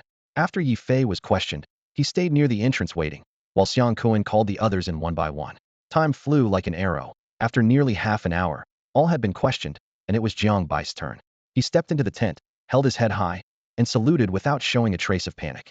But secretly, he reigned in the natural calm granted by his 8th rank cultivation, deliberately letting his legs weaken and his face go pale in this moment. The more vulnerable he appeared, the safer he felt. Xie Kaiwa sat upright, his expression growing darker. The previous interrogations had yielded nothing. He spoke coldly. "What is your name?" "Respectfully, sir, my name is Jiang Bei," he answered, clasping his fists. "So you are Jiang Bei." Xie Kaiu's brow furrowed sharply, a cold gleam flashing from his eyes, his commanding presence pressing down hard. If it were a true contest of strength, Jiang Bei could easily withstand this pressure, but he was determined to conceal his power. He let his knees tremble slightly, sweat trickling down his forehead. "They say you encountered the patrolling barbarians outside the city and fought with them?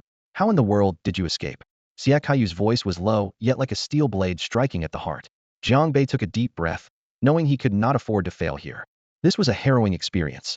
Jiang Bai's face turned pale, his voice trembling as he recounted what happened. "At that time, I only had one barbarian with me. The others had all been drawn westward by a strange noise near the town's edge." "What happened next?" Xie Kaiwa stood under the wind lamp, his voice low and pressing. Jiang Bei took a deep breath, his chest rising and falling with nervous tension.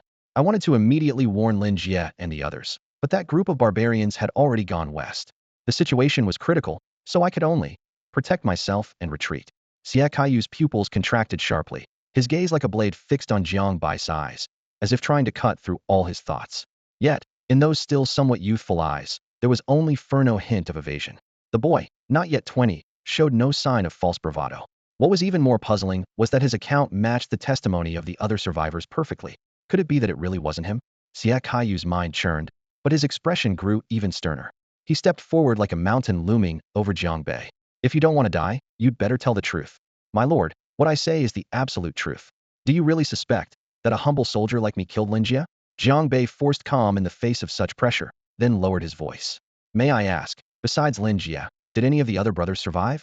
Xie Kaiwa exhaled heavily and spoke 4 chilling words. "They real dead." Jiang Bei froze but quickly explained, "I just barely reached rank 9, while brother Lin Jie had been at rank 9 training for many years. Even if I had murderous intent, how could I possibly kill him? Besides, they always stuck together. I simply don't have that capability." Before he finished, Xie Kaiwa suddenly reached out. His fingers locked down on Jiang Bai's shoulder like iron shackles.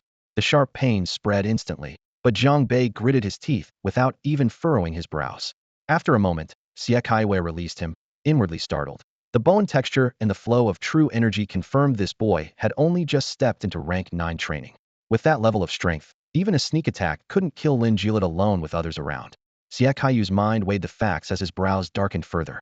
Was it really as the testimonies said? Lin Jie and the others had passed by the western edge of town while retreating, just as they happened upon a barbarian patrol. Jiang Bei had turned back to retrieve something, briefly fought one unranked barbarian, and then fled, which explained why he survived. This thought suddenly sharpened his suspicion. His eyes gleamed coldly as he advanced without waiting for a response, pouncing on Jiang Bei to search him thoroughly. Opening his collar, sleeves, and belt, he found nothing. Not convinced yet, Xie Kaiwa muttered as he pushed open the door and called to Xiang Kuan stationed outside. "Where is Jiang Bai's barracks?" "Take me there." "This way, Captain Xie. Please follow me." Xiang Kuan hurried to lead the way. The night wind stirred up dust as the group quickly reached the barracks. Xie Kaiwa burst into the wooden room, overturning bedding, prying open wooden chests, and turning over bags, almost ripping up the floorboards. Still, they found nothing. Then he searched Yi Fei and his comrades' quarters, examining cracks in the walls, beams, and even pillow fillings, yet nothing was uncovered. His frown deepened, veins bulging at the lamp's light. The trail had gone cold. It seemed all but certain Lin Jie and the others truly died at the hands of the barbarians. Jiang Bei stood silently in the corner, hands hanging at his sides, his face unreadable. Yet inside, a great weight lifted, and he breathed a quiet sigh of relief. Thankfully, before setting out, had been cautious enough to secretly hide the Cloud Shadow step manual in an unnoticed corner of the camp. Otherwise, this time, he surely would have met his doom. "Captain Xie, take care on your way." Xie Kaiwa mounted his horse and was ready to leave. But just as he reached the camp entrance, he suddenly stopped in his tracks. A dark cloud seemed to gather between his brows, and even his breath carried a chilling coldness. After a moment of contemplation, he turned back and quietly ordered, "Go and bring Jiang Bei here." "Jiang Bei?" "Yes, sir." Xiang Kuan didn't hesitate. He quickly ran off and soon led Jiang Bei to the gate. Before Jiang Bei got close, alarm bells were ringing in his mind. What was Xie Kaiwa planning? Was he about to make a move right here? The night wind tugged at the fluttering banners. Xie Kaiwa lifted his gaze, a lethal gleam like a blade locking onto Jiang Bei. His voice was icy cold. "Jiang Bei, you'd better not let me find out anything wrong. Otherwise, I'll make your life worse than death." With those words, he swung onto his horse, and the iron hooves thundered away, fading fast into the night. Even if someone else was the real culprit, Xie Kaiyu's hatred for Jiang Bei burned fiercely. If it weren't for Jiang Bei, Lin Jie wouldn't have had to die in Sanmin Town fighting over that spot. In any other place, he wouldn't bother asking questions. She'd have cut Jiang Bei down where he stood. But this was a military camp, and as a captain, he couldn't kill in public. Luckily, Jiang Bei was soon to be transferred, and there were plenty of other ways to deal with him. For now, Xie Kaiwa had to report back to the Dingxi camp. Watching Xie Kaiyu's retreating figure, Xiang Kuan covertly glanced at Jiang Bei beside him, silently amazed. He had expected Jiang Bai's death to be certain, yet he had withstood the questioning and search firmly enough to send the captain back empty-handed. Could it really be, as Xie Kaiwa guessed, that Lin Jie was killed by barbarians? But that final threat was clear as day. The odds were still against Jiang Bei. Fortunately, he was about to be transferred soon and no longer involved with them. Jiang Bei returned to his barracks and sat alone on the wooden bench, brow furrowed, face heavy with thought. That close call was terrifying. Any slip would have meant disaster beyond recovery. If he hadn't earlier invested in his cloud shadow step skill to learn how to suppress his breath down to a beginner's level, Xie Kaiyu's search would have found him immediately. If he weren't careful enough to hide the secret manual elsewhere, he would have been caught in that sweeping search. One wrong move, one exposed flaw, and it would have all been over. The storm had passed, but the killing intent still lingered. Were he not in a military camp, Xie Kaiwa might indeed have struck him down without hesitation. That harsh threat still echoed in his ears like ice pouring into his chest. Strength, it all comes down to strength. Jiang Bei clenched his fists, feeling an unprecedented thirst for power in his heart. If he were strong enough, what threat could there be? Though he had reached a novice level 8, it was far from enough to confront Xie Kaiwa head-on. He had to become stronger no matter what. In the blink of an eye, 3 days had passed. Jiang Bai's transfer request was finally approved. Early that morning, Xiang Kuan came to find him in person and handed over a dark gray military order. "Jiang Bei, your transfer token has arrived. You can return to the Ren camp," Xiang Kuan said, then turned and left, leaving behind a blunt command. "Pack up and go immediately. Don't ever come back." "Thank you, Captain Xiang," Jiang Bei replied, taking the token with both hands. His fingertips touched the cold metal, and a faint, hard-to-hide lightness flickered on his lips. She had waited for this moment far too long. The death camp was a hellhole he never wanted to stay in for even another second. His pack was already simple. It was quickly ready. Before leaving, Chen Niu, Yi Fei, and Lu Da arrived to see him off. "Brother Bei, wait for me at the Ren camp." Chen Niu grinned, thumping his chest hard. "He'll be there soon, too. I thought you'd have to suffer here for months with us," Lu Da sighed. "Hearing you got transferred out in just over a month shows how far behind we really are." Yi Fei drew his fist to his chest and spoke gravely. "Brother Jiang, your skills are extraordinary. We can only hope to catch up and transfer out as soon as possible. Take care on the road." Jiang Bei returned the salute. "You all take care as well. See you beyond the death camp someday." With that, he vaulted onto his horse, cracked the whip, and galloped away, dust swirling behind him. Yi Fei watched him go for a long time, then whispered, "To escape the death camp and return to Ren in just over a month, Brother Jiang is destined for great things." Lu Da nodded. "The next time we meet, the gap between us will only be greater." After leaving the death camp, Jiang Bei rode swiftly across the vast yellow sand plains. Taking the main road straight ahead would get him to the Ren camp in a day, but fearing Xie Kaiwa might lay an ambush along the way, he chose to circle around the mountain path instead. After 3 days of twists and turns, he finally glimpsed the military camp nestled between two great mountains, a forest of tents stretching far and wide. "At last I'm here." He pulled his horse to a halt. Though the Ren camp ranked only 9th among the 10 major camps, its size and presence were far beyond that of the death camp. Jiang Bei spurred his horse directly toward the camp gate. 2 armored soldiers bearing long spears blocked his path. "Halt! Who goes there?" He dismounted smoothly and presented his transfer token. "Oh, one returning from the death camp." They glanced at the token briefly and stepped aside, their tone indifferent and without any respect. For them, those cast off to the death camp rarely regained honor even upon return. Jiang Bei ignored their disdain and led his horse into the camp. The orderly rows of tents, the neatly arranged weapons, and the sounds of training and shouting made the weight of returning to the unit tangible in his chest. His eyes swept over the surroundings, and unexpectedly, A familiar name surfaced in his mind: Uro. Uro, the female prisoner originally assigned to him. He recalled her noble background from the capital. Her entire family had fallen into disgrace and been exiled to the frontier, with the women sent to serve in the camps. It had been relatively fortunate to be assigned her, as most others got women of servant stock. Uro was gentle and graceful in appearance and manner, earning his pity. Unfortunately, he had failed within a year to beget offspring with her. So according to military rules, they were both punished. He was demoted to the death camp while she remained behind, forced to continue the most grueling, menial labor. Now more than a month had passed. He wondered how she was doing. In the northwest corner of the Ren Brigade camp, at the washing area, the scorching sun hung overhead like a blazing sheet of iron. The rough clearing beneath was burning hot, and the air was thick with the pungent mix of soap suds and sweat, stinging dry throats. Around a wooden basin, about a dozen women dressed in coarse short jackets gathered, their arms plunged into tubs of soapy water, scrubbing desperately at a mountain of grimy armor that seemed never-ending. This was the harshest, most humiliating task in the camp, usually assigned to female prisoners or those of the lowest status. Uro knelt in front of the basin in the farthest corner. Her back was hunched, sleeves rolled high.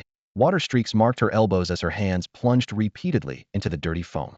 Sweat dripped down her forehead, tracing gaunt cheeks before falling into the water, making tiny ripples.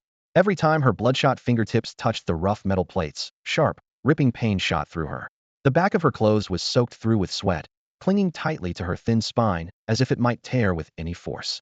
Silent as stone, the pride she once held as a noble lady from the capital was buried deep in the dust. Now, all she wished was to endure each day's labor and wait for her husband's return, hopefully alive. The basin's water had turned so murky it was impossible to see the bottom. Urou's delicate hands were red and swollen, covered in cracks that stung as if pricked by needles whenever she scrubbed. Her clear face was smudged with water and dirt, stray damp strands sticking to her temples. She was such a mess that even she dared not look at her reflection. Uro, haven't eaten? Why are you so slow? This pile of armor has to be done before nightfall. Dragging your feet want another whipping? The sharp scolding ripped through the silent awkwardness like tearing cloth. The voice belonged to Mistress Sun, a stout, broad-shouldered middle-aged woman with a face full of coarse flesh.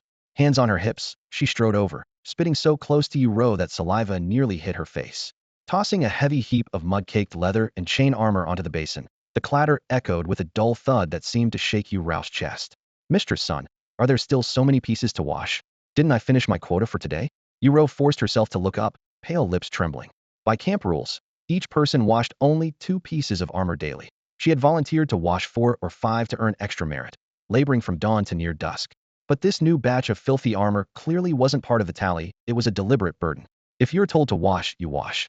Still daring to talk back? Weren't you the one shouting to work harder and earn more merit? I'm just giving you what you asked for. Mistress Sun's brow furrowed, her flesh jiggling as she snapped a whip through the air with a sharp crack that kicked up dust. Several other women glanced at each other and chuckled quietly. She really thinks she's some noble lady. Can't even wash clothes properly. That husband-killing Loka curse that sent her husband to the death camp serves her right. Their acidic words pierced Urou's ears like cold needles, one after another. She clenched her teeth so tightly blood trickled out, lowering her head further. Tears welled fiercely but refused to fall. Her red, swollen hands reached for the chain armor, now so waterlogged it felt like 1,000 pounds, creaking ominously at the joints as if about to snap. But Mistress Sun was not yet satisfied. She glanced left and right, then grabbed a thick wooden stick used for pounding clothes nearby. Striding forward with determination, a fierce gleam flashed in her eyes as she cursed, "Good for nothing. Just looking at you makes me mad. If I don't teach you a lesson today, you'll never know how many eyes Lord Ma truly has." Before she finished speaking, she swung her arm in a wide arc, the wooden stick cutting through the air with a whoosh as it aimed to strike Urou's frail back. "Ah!" A woman nearby cried out in alarm. Uro shut her eyes tightly and instinctively curled up, bracing for the tearing pain that should have followed. But in the next moment, the expected heavy blow abruptly stopped. She looked up in shock. An impressively strong hand with knobby joints clamped onto the steward Sun's wrist like iron pincers.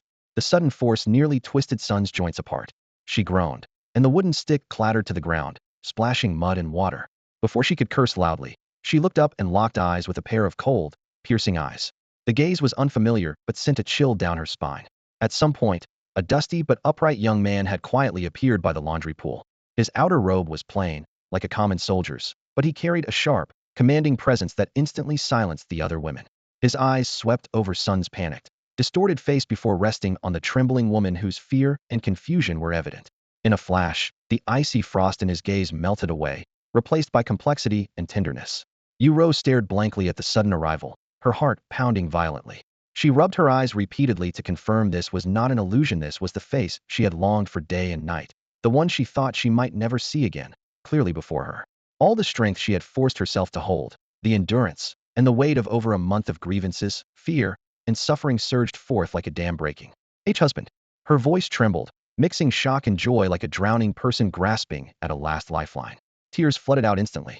She tried to stand, but her legs gave way, causing her to stagger forward. Jiang Bei swiftly shook off Sun's grip like lightning and stepped forward, catching the faltering Uro firmly in his arms. Her cold cheek rested against his chest, and all her defenses crumbled as she broke down completely. The long-suppressed sorrow and humiliation poured out in helpless sobs, soaking through his rough cloth robe as her body shook violently in his embrace. Silence enveloped the scene except for Uro's heart-wrenching cries and Jiang Bai's steady, strong heartbeat. Husband.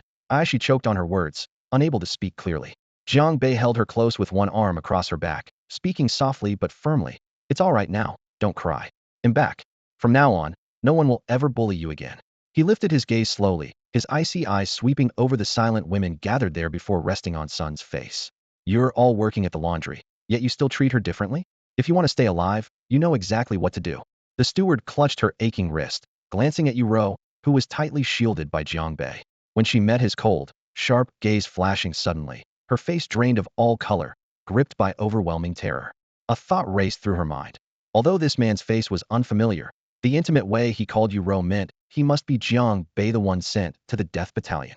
And after barely more than a month, he had come back alive, which already proved his exceptional ability. Not to mention that crushing grip just now. Her wrist bones felt like they were caught in an iron clamp, almost breaking. If she dared utter another word, Jiang Bei wouldn't hesitate to kill her on the spot. Too, she stammered, forcing a shaky smile. Uro, it was all my fault earlier. I apologize. I won't ever do that again. Jiang Bei frowned, about to speak, but Uro gently tugged his sleeve and whispered, Husband, I'm fine. He bent down to check on her, and only then turned to the steward, his voice icy as a blade. There better not be a next time. Otherwise, I promise your death will be humiliating. With that, he took Uro in his arms and left the laundry yard. An invisible pressure lingered in the air. Women nearby held their breath in silence, and the steward kept inching backward, cold sweat breaking out on her forehead. Jiang Bei held Uro close as they walked along the dirt path in the camp toward his quarters. Seeing her slender arms trembling, he felt a surge of pain and couldn't help but ask, by regulations, you only have to wash 2 sets of armor each day. Why are there 4 or 5 pieces in that basin? It's because I volunteered to do extra. Uro's voice was as soft as a mosquito's hum.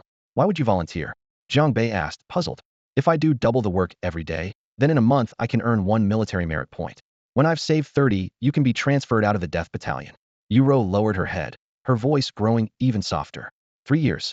Jiang Bei calculated quickly in his mind, warmth flooding his chest. The foolish girl hadn't complained even once, prepared to endure all alone for 3 years. He pulled her close. Thank you for working so hard, little Ro. Since I've returned, I'll have them take you off the laundry duty later. But husband, we have to live with the consequences. I work here and can earn 600 copper coins a month. I don't mind hard work. They'll find a way to get the money, Jiang Bei said gently, reassuring her. The fastest way to earn silver in the army was by killing enemies. A barbarian's head brought a handsome bounty. For their livelihood, and to grow stronger fast enough to guard against Siekaiwe, he needed to volunteer for battles. Soon, they reached his quarters. Outside the low wall, weeds were neatly trimmed. The small house was clean and tidy, carefully arranged by Uro, with her luggage and simple earthenware all in place. Husband, we'll go take a bath first, Uro said softly, setting down her bag. All right, Jiang Bei nodded. Uro pushed open the inner door and began undressing. Suddenly, Jiang Bai's gaze sharpened. He stepped forward quickly, gripping her shoulder with a voice heavy like distant thunder. What happened? Who hurt you? His eyes fixed on the pale, bluish claw marks on her shoulder and arm. At first, he thought of the steward. But then he reconsidered. If that woman had attacked her, she would have used a stick or whip, not nails. So how did those scratches get there? Uro quickly raised her arm to shield herself, stammering. And no, it's nothing. I just had some irritation from the wind recently, so I scratched it myself. I'm going to take a shower now. Saying that, she hurriedly ran off, leaving a hurried silhouette behind. Wind irritation? Jiang Bai's brow twitched, sensing something was off. But seeing she clearly didn't want to talk about it, he quietly made a mental note to ask again another day. He refocused his thoughts, changed into clean clothes, and returned to the modest barracks. Sitting on a wooden bench, he took out the short sword he always carried, preparing to wipe the blade. Suddenly, a slender, pale finger parted the straw curtain. Damp, Warm steam carrying the faintly astringent scent of soap pods drifted inside like mist. Then, a graceful figure stepped into the lamplight. The grime and dishevelment from the wash yard had been completely washed away by the clean water. Her raven-black hair hung wet over her shoulders and back, droplets falling from the ends. A few strands clung to her fair neck and slightly reddened, yet weary lips, giving her an air of languid yet restrained allure. She wore only a simple white undergarment, made of thin fabric still damp and clinging tightly to her skin. The dim light filtered through the gauzy cloth, outlining her full, shapely curves. The humiliated woman Jiang Bei saw earlier at the wash yard seemed like a ghost. Now, Yuro stood quietly, her shoulders trembling slightly as water droplets slid down her back. The worn wooden bed, weapon rack, and rough mud walls all seemed to fade into shadow. Jiang Bai's hand holding the cloth froze midair, his mind suddenly blank. "Husband, are you all right?" Yu Rao's soft voice came, warm and faintly scented with orchid. "I'm fine. Xiao Rou, you look beautiful." Jiang Bei forced his voice steady, though the roughness was still audible. Yu Rao's lips curved slightly despite her still puffy, tear-streaked eyes. Step by step she closed the distance, each one filled with resolve. "Husband," her voice trembled, laden with a sorrow he had never heard before. Before Jiang Bei could ask about the wound on her arm, her delicate feet faltered and, like a startled butterfly, she threw herself into his embrace. The warm steam and subtle soap scent enveloped them suddenly. Her arms wrapped tightly around Jiang Bai's waist, and burning tears instantly soaked the front of his shirt. "Please take me, husband. I beg you." Yuro lifted tearful eyes toward him, choking on her words. "I'm willing to do anything. I won't make you dislike me again. Please don't reject me anymore." "Reject you?" Jiang Bai's heart clenched painfully at her sudden desperate plea, his face full of astonishment. "Xiao Rou, when have I ever rejected you?" Yu Rao's eyes welled with tears, her voice trembling and broken. "In the past year, you never touched me. I thought, maybe I annoyed you, that I wasn't worthy. But in the end, it was because of me that you were sent to the death camp. It's all my fault." Jiang Bei held her trembling body tightly, memories of his former self flooding his mind. The hidden wounds, chronic illness, searching for medicine, a year of failure, shame that kept him silent. Suddenly, all the pieces came together to reveal the full truth. It turned out that the original Jiang Bei was severely injured years ago, losing his vitality.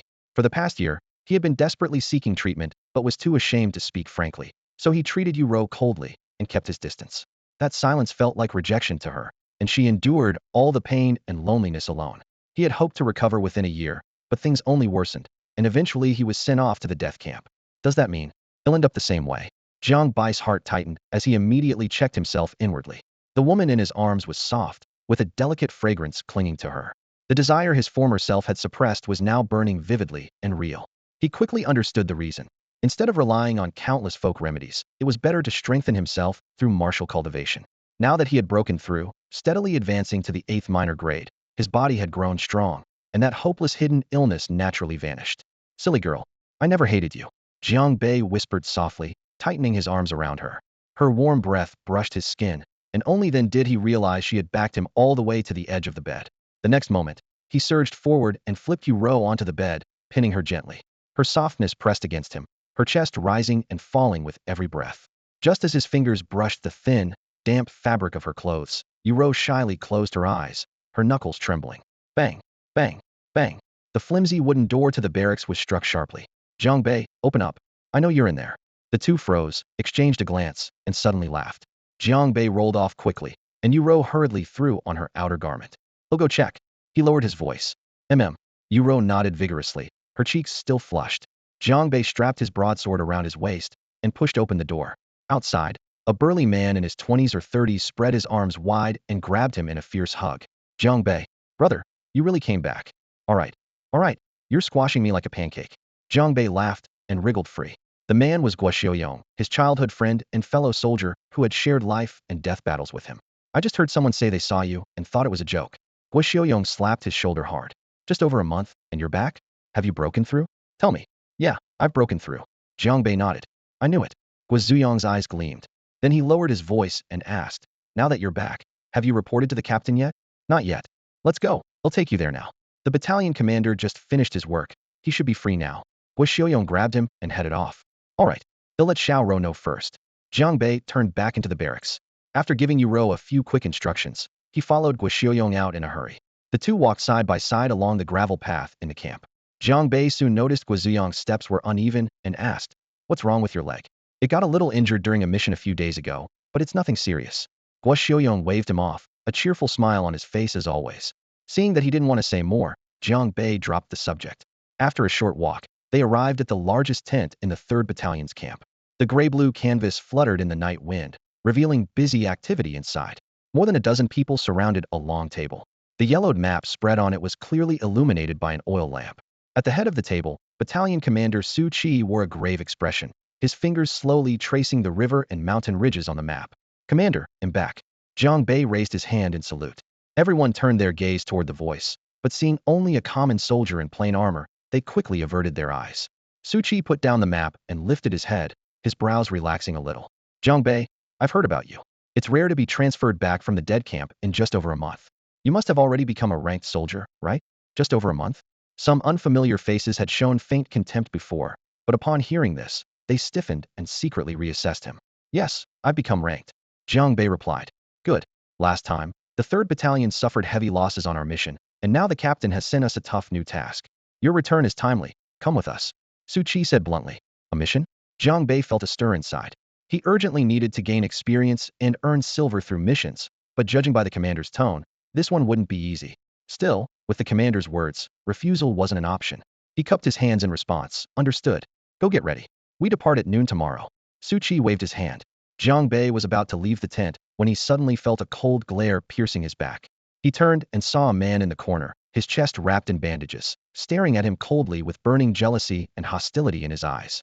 "What's going on with Wang Teng?" Jiang Bei asked low as they stepped outside. "He got injured on the last mission too, like me," Guo Xiaoyong said casually. Jiang Bei nodded. In his memory, Wang Teng was a squad leader in the 3rd Battalion, ranked for many years, roughly a 9th rank grandmaster now. The man was lecherous and frequently clashed with Yu Rou and Jiang Bai's previous self, causing them many troubles. That glance just now showed he hadn't given up. Jiang Bei was no longer who he used to be. If Wang Teng dared to act on his thoughts again, he wouldn't hesitate to make him pay. Speaking of Wang Teng, Jiang Bei, actually forget it, never mind. Guo Xiaoyong looked up to speak, but stopped himself. "What's wrong? You can't just leave me hanging." Jiang Bei pressed. "Nothing, nothing." Guo Xiaoyong hurriedly waved his hand, then changed the subject. "Tomorrow's mission is quite risky. With this leg injury, I'm afraid I can't keep up. Since you just got back and don't know the details yet, I'll explain everything to you carefully." Jiang Bei pondered briefly, then nodded. "All right, thanks. I appreciate it." This mission is set in Iron Fist Valley. Guo Xiong's face darkened as he spoke grimly. A band of barbarians crossed the border and teamed up with Qian fighters from the frontier. Together, they slaughtered nearly all the villagers in the valley and have now taken up camp there. Qian warriors actually colluding with them? Jiang Bai's brow furrowed sharply. "Humph. Traitors who stabbed their own people in the back." Guo Xiaoyong slammed his fist heavily on the table. "If they want help their own, that's one thing, but to betray us and side with the enemy? I don't understand what they hope to gain." "How large is Iron Fist Valley?" Jiang Bei pressed. "Over 100, counting both barbarians and Qian fighters. That's why even the sergeant is personally leading this mission," Guo said, pointing to the bandages wrapped around his calf with a resentful tone. "If it weren't for this injury, there's no way I wouldn't be right there." Suddenly his voice softened but grew serious as he looked at Jiang Bei. "You just came back and should be resting properly, but the border situation is tense, especially for our Renzi camp. We're walking on eggshells every day." Jiang Bei smiled faintly. "I'm here now, no point in fearing death." "Good brother." Guo Xiaoyong stepped forward and gave Jiang Bai's shoulder a firm pat. "Be careful in Iron Fist Valley. Protect yourself at all costs. If you face danger that's beyond your strength," he glanced around, lowering his voice. "Survive first." "Understood." Jiang Bei nodded firmly. He wanted merit points from the mission, but he wasn't reckless. When the stakes are life or death, survival is the only way to fight another day. Night fell heavy. Candle flames flickered inside the barracks. "What? You're going on another mission tomorrow?" Yu Rou held Jiang Bai's hands tightly, her eyes welling up. "You just got back, can't you skip this one?" "This is the sergeant's direct order. I have no choice," Jiang Bei answered softly. "But I'm worried about you." Yu Rou pressed her face against his broad chest, her voice choking. Jiang Bei stroked her smooth hair gently. "Don't worry, I'll keep myself safe. Wait for me here in camp." Yu Rou nodded with red-rimmed eyes, biting her lip lightly as her slender fingers traced circles on his chest, burying all her reluctance in those silent gestures. The next morning, in front of Renzi camp, flags snapped in the wind, horses and men lined up in formation. 7 squads from 3 outposts, roughly 80 to 90 armored soldiers, formed a neat square. Silver armor gleamed coldly in the dawn light. At the front, General Su Qi led 7 squad leaders, all clad in silver. Mounted on a tall horse, Su Qi's voice boomed. "Everyone, this battle at Iron Fist Valley must be a victory, no failures allowed." Heavy rewards await anyone who slays a barbarian. With a sharp gesture, he commanded, "Advance." Horses snorted and ironclad ranks surged forward with a thunderous roar. Jiang Bei rode in the second squad, urging his horse to keep pace. His chest swelled with anticipation of battle once again. Another chance to kill the enemy and earn merit points, he thought, drawing in a deep breath. Only by growing stronger could he confront the ever-looming threat above him. Siakaiwa. If opportunity came, breaking free from his shackles in one strike, and striking first would be the only way to prevent future disasters. After a long day's ride, the troops reached the outskirts of Iron Fist Valley. Jiang Bei pulled his horse to a halt and scanned the distance. Before him stretched a massive black ravine, its cliffs jagged as if carved by axes and blades, resembling a slumbering black beast. Even from afar, a chill seemed to flow out, cutting into the air like a cold breath. The group dismounted at the valley entrance and proceeded on foot. Iron Fist Valley twisted sharply, strewn with loose stones and thorns. Even the slightest noise echoed through the narrow ravine, which hindered the horse's charge and risked alerting the barbarian enemies inside. This was clearly at odds with Su Qi's strategy of conceal the initial move, then strike decisively. Upon reaching the valley mouth, a sheer cliff rose abruptly before them. The men lined up against the rock face and took a moment to regroup. Turning around, Su Qi's gaze swept over the 7 squad leaders. His voice was low but sharp. As planned, squads 1 through 4 follow me directly to the abandoned mine deep in the valley. Squads 5, 6, and 7 will each take one of the 3 strongholds within the valley. We must annihilate the Anemone one is to escape. Yes, sir. The squad leaders responded in unison, their battle fervor ignited. Suddenly, a middle-aged man stepped forward and bowed slightly. "Commander, leave the Lixing Cave to me and the second squad. The Red Knight Cat Lord often appears there. I have my own methods to deal with him and his spirit cat." "Oh." Su Qi raised an eyebrow. "You didn't mention that during last night's discussion." After a brief pause, he waved his hand in approval. "Very well, it's yours. 6th squad, come with me to the abandoned mine." "Yes." As the orders were issued, the troops moved like a silent current flowing into Iron Fist Valley. At the valley entrance, the force split. Su Qi led squads 1 through 4 straight to the valley bottom, while the other 3 squads took their assigned routes. "Stay close. Target Lixing Cave." The middle-aged man approached Jiang Bei and the others, issuing instructions in a low voice. This was Lu Kuei, the leader of the 2nd squad.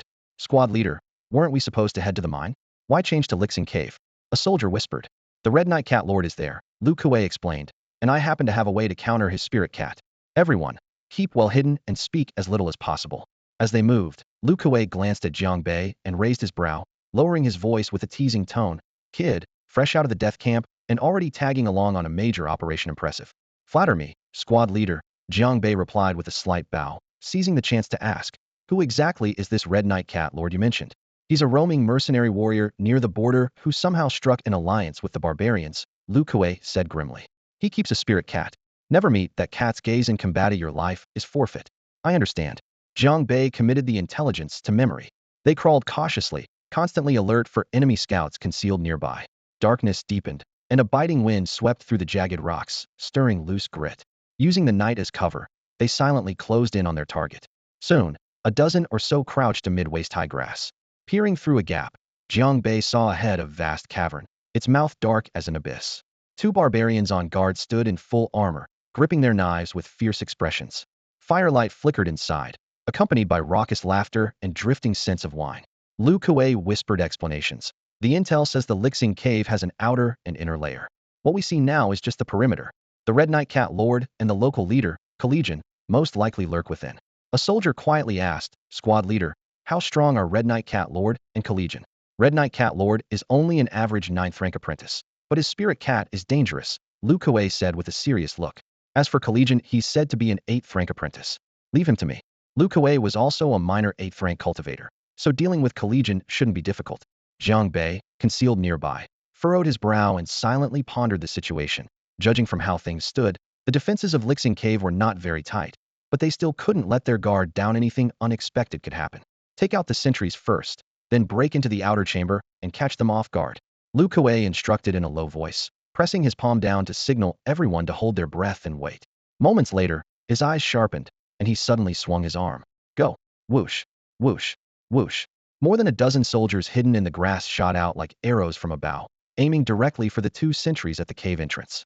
The guards heard the movement and quickly turned their heads, their bull-like eyes wide with terror. Before they could even shout, Jiang Bai's short sword at his waist flashed like lightning. SSSHHH. Two heads flew high into the air, blood splattering against the rock wall, leaving a grisly arc. What a fast blade! The remaining soldiers shuddered with fear. Even Lu Kuei, about to strike, paused in surprise. Jiang Bei, have you broken into the 9th rank Great Cultivator level? Yeah, Jiang Bei nodded. His current strength as a newly minted 9th rank cultivator clearly wasn't enough alone. He had to reveal some of his trump cards. Good kid. Lu Kuei's eyes blazed with sharp light.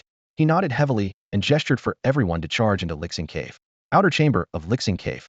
Around a long table, more than 10 people were devouring meat and drinking, among them both barbarians and cultivators from Qian territory. When footsteps suddenly sounded at the entrance, everyone turned their heads in unison. Chairs clattered to the ground, and blades flashed immediately. Qian people are attacking. Fight! Kill them! Clashing sounds of metal on metal exploded against the stone walls as dozens of cultivators immediately scrambled into battle. Blood mist spread, limbs were severed and scattered, and heads rolled everywhere. This was the perfect moment to earn merit points. Jiang Bei, sword in hand, attacked like a fierce tiger amid a flock of sheep. Slice! Slice! Slice! Wherever his blade struck, bones cracked and flesh tore. In just a few breaths, he had killed 4 people in a row. At the same time, prompt messages appeared in succession before his eyes. You killed a barbarian, merit points 10. You killed an 8th rank minor cultivator, merit points 12. You killed, merit points 7. You killed, merit points 6. Merit points skyrocketed. Incredible. Battle fervor surged in Jiang Bai's chest. In the blink of an eye, he had gained more than 30 points. Compared to years of training in the death camp, this thrill was much more direct, but he still wanted more. His gaze shifted to another Qian cultivator. You don't come closer. The man's face drained pale as he saw Jiang Bei kill 4 people continuously, backing away in fear. Cold steel gleamed, Jiang Bai's blade already at his throat. In a panic, the man swung his sword. SSSHHH.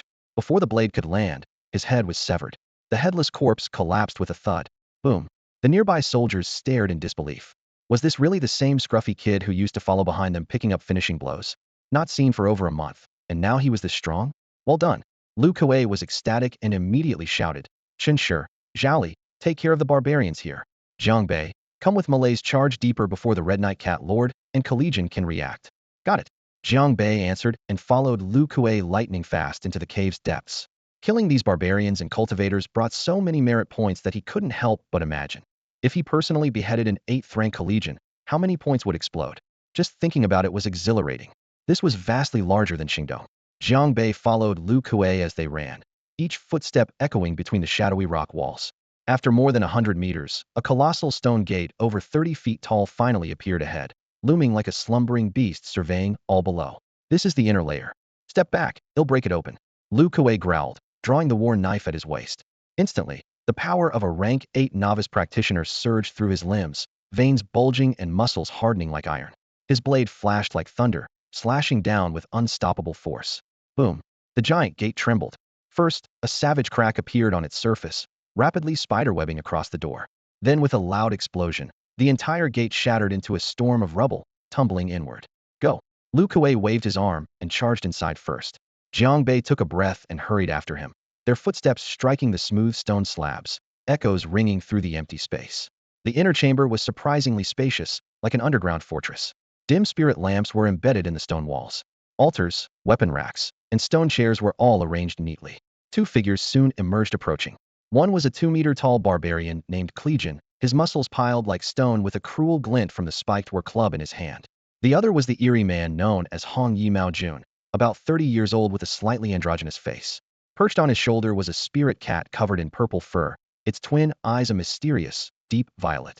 Just wanted to see who dared raise trouble. Collegian's voice thundered, his murderous glare rolling like waves. Didn't expect you to truly storm before me. Don't look it in the eyes.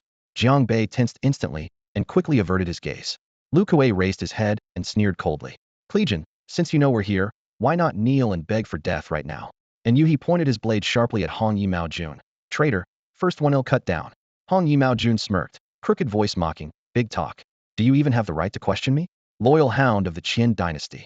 Collegian roared madly. He raised his club like a mountain collapsing, smashing fiercely at Lu Kuei's head. Then let's see who breaks who. Lu Kuei laughed uproariously, meeting the blow with his blade crackling like thunder. Boom. The clash of metal shook the ground, cracking stone and scattering debris. The raging energy of 2 rank 8 novices surged violently inside the cave. It felt as if the very air was tearing apart. Brother Klee, I've got your back. Hong Yi Mao Jun became a streak of blood-red shadow. sliding low to the ground with dangerous triangular claws gleaming. Jiang Bei, help me. Lu Kuei's brow darkened as he shouted. Before the words fully fell, Han Yimao Jun flicked a finger, and the spirit cat leapt to his fingertip.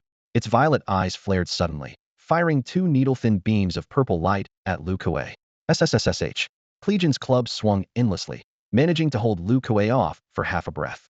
But in that instant, the purple beams pierced the air and struck Lu Kuei's eyes. His body shuddered violently, his gaze instantly lost focus. His strength drained as if sucked away, and he froze in place. Ha ha, good. Clegion laughed wildly, murderous intent exposed plainly. Next is you. Han Yimao Jun spun sharply, his purple eyes locking onto Jiang Bei charging at him. He raised his finger again, and the spirit cat's gaze unleashed a second volley of violet light. No. Jiang Bai's heart pounded wildly. He shut his eyes tight, twisting his body aside just in time as the shadowy purple beam whizzed past inches away. You're pretty nimble. Let's see how long you can dodge. Han Yimao Jun's lips curled into a sinister grin as he swept his finger. The spirit cat unleashed wave after wave of freezing beams. Jiang Bei had no choice but to close his eyes and rely on his senses to dodge. The rushing wind roared past his ears. On the stone floor, scorch marks burned from the violet rays. Thud, thud, thud. The wall behind him was repeatedly pierced by that purple light, thunderously bursting with each strike and leaving a trail of holes, as if shredded by countless razor-sharp blades. Jiang Bai's heart sank. It was clear this spirit cat was no ordinary foe. Trouble was brewing. Clang. Suddenly, a clear, sharp bell sound rang out, breaking the tense atmosphere. Immediately after came the spirit cat's piercing shriek as it scrambled in panic back onto the shoulder of the Red Night Cat Lord.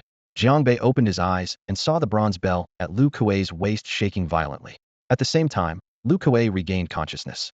Indeed, this spirit cat was a tough opponent, but fortunately they were prepared. Lu Kuei shook his head and a confident smile curved his lips. You've got skills, but without my spirit cat, I can still kill you. Krile Jean sneered fiercely, gripping his wolf-tooth club and swinging it with savage force, locked in a fierce battle with Lu Kuei. Seeing this, Jiang Bai's gaze sharpened, and he seized the chance to leap toward the Red Night Cat Lord. Block him. The Red Night Cat Lord's face twisted in alarm as he urgently called back the spirit cat from his shoulder to his fingertip. But Jiang Bai's blade moved faster like lightning. Accursed beast. Die. Jiang Bai's razor-sharp blade slashed down with deadly intent. With one stroke, he cut the spirit cat clean in two. My cat. The Red Night Cat Lord's eyes widened in horror as a blood-curdling scream tore from his throat. Then with a roar of rage, he bellowed, You damned beast, too. Jiang Bei moved with the speed of the tortoise breath steps, closing in rapidly and swinging another knife down. The blade howled through the air, effortlessly slicing through the void. The Red Night Cat Lord's face turned ashen as he desperately blocked, but he was no match. With one devastating cut, he was cleaved in two, blood spurting and staining the ground. You have slain a notorious Grade 9 minor practitioner. Merit points 20. Total merit points, 20. The system announced. A faint smile touched Jiang Bai's lips as his gaze shifted to Krile Jean in the distance. Lu Kuei shouted, Jiang Bei, come help me. Krile Jean glanced disdainfully at the corpse of the Red Night Cat Lord and sneered, worthless trash. Jiang Bei stepped forward, joining Lu Kuei at Krile Jean's side in a coordinated attack. Although Krile Jean had the upper hand at first, strong and relentless, the tide quickly turned with Jiang Bai's arrival.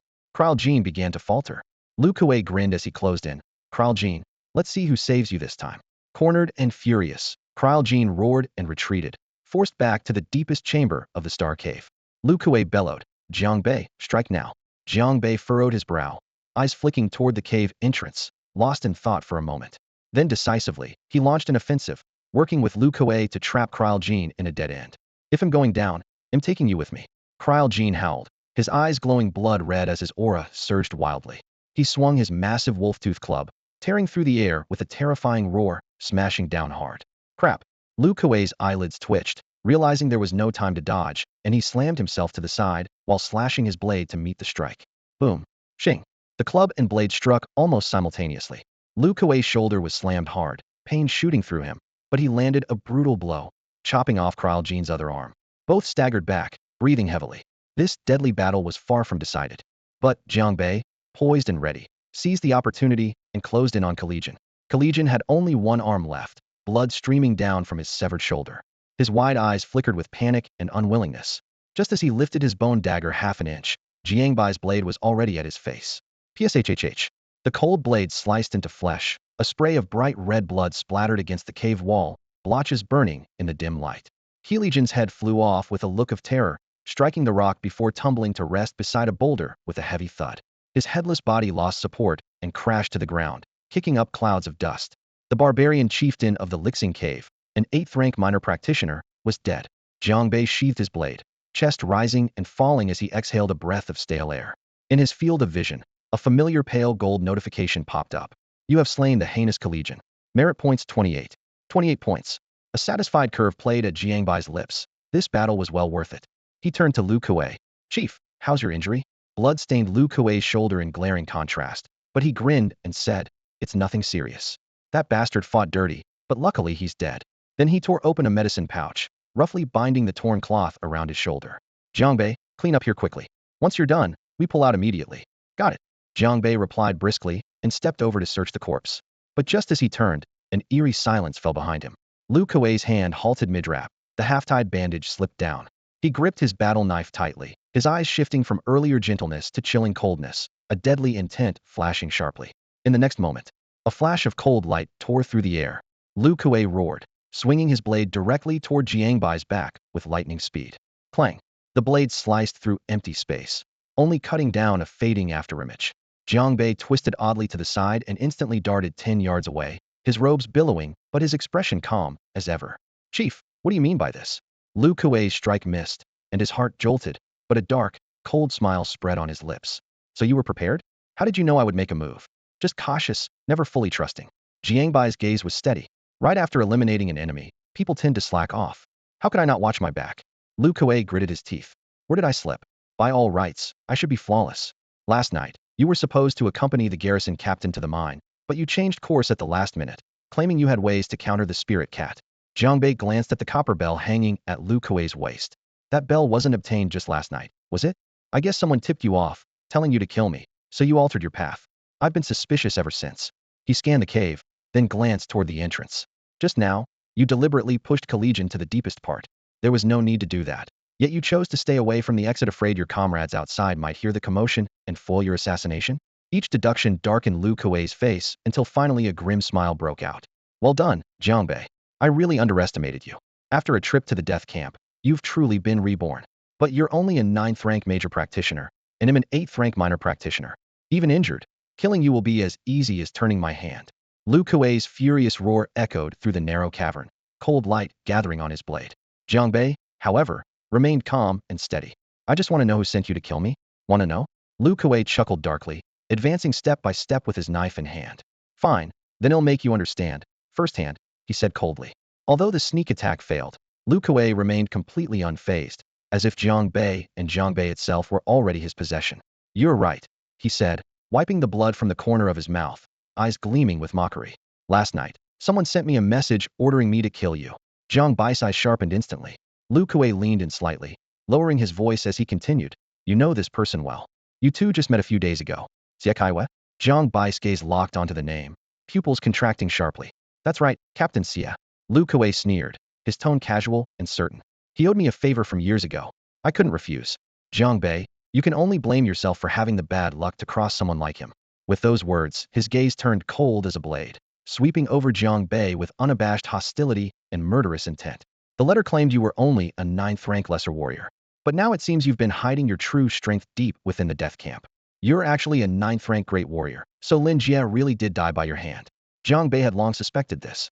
Hearing Lu Kuei confirm it aloud caused a chill to rapidly form in his eyes. Since leaving the death camp, he had vaguely sensed a secret plot unfolding against him, and Xie Kaiwei was the only one who fit the profile. He never imagined this enemy would dare extend their poison directly into the Rin camp. If he hadn't been cautious upon returning, tonight might have truly been his end. Suddenly, Lu Kuei glanced behind him, clearly unwilling to waste more time. Jiang Bei, give me your life. With a fierce shout, he stomped hard on the stone slabs, launching himself forward like a dagger shot from a crossbow. His battle blade surged forward, cutting through the air with fierce sharpness aimed straight at Jiang Bei. Jiang Bei stood firm, stepping once with cloud shadow footwork, his form blurring into afterimages as he met the blow heated. Drawing his sword, its blade sliced open the darkness, a flash of deep crimson light bursting forth instantly. Clang! The clash of metal rang deafeningly. Powerful forces collided, cracking the ground beneath and sending dust into waves. Lu Kuei had assumed his 8th rank cultivation was more than enough to crush Jiang Bei, even with his old shoulder injury still raw. He thought it would take only a few more strikes to finish the fight. Yet the moment their blades touched, a violent tremor shot through his tiger's mouth acupoint. His arm tingled with numbness, and his face paled dramatically. 8th rank lesser warrior? You're actually an 8th rank lesser warrior. His mind reeled in confusion. When Jiang Bei was sent to the death camp, he hadn't even reached a formal rank. To break through to 9th rank great warrior within a little over a month might have been unusual, but could be rationalized as a rare fortune or carefully concealed potential. But 8th rank lesser warrior? No way. The cultivation he had struggled to attain for years was now seemingly trivial to this young man. Lu Kuei felt his scalp prickle in shock. Jiang Bei before him was like a ferocious beast disguised in human skin. A faint curve appeared at the corner of Jiang Bai's mouth. Since suspecting Lu Kuei's intentions, he had deliberately restrained his true power. 9th rank great warrior was enough to handle the barbarians and warriors in Lixing Cave, and sufficient to mask his deeper advances. If Lu Kuei learned prematurely that he was already an 8th rank lesser warrior, he would never confront him head-on, but would instead set even darker traps, and those would be far more dangerous. As this thought flashed through his mind, Jiang Bei released all restraint. The energy within him burst forth with a thunderous roar. Boom! A violent surge of force rose, shaking Lu Kuei's battle blade free from his grasp. It whistled through the air and embedded itself into a distant rock face.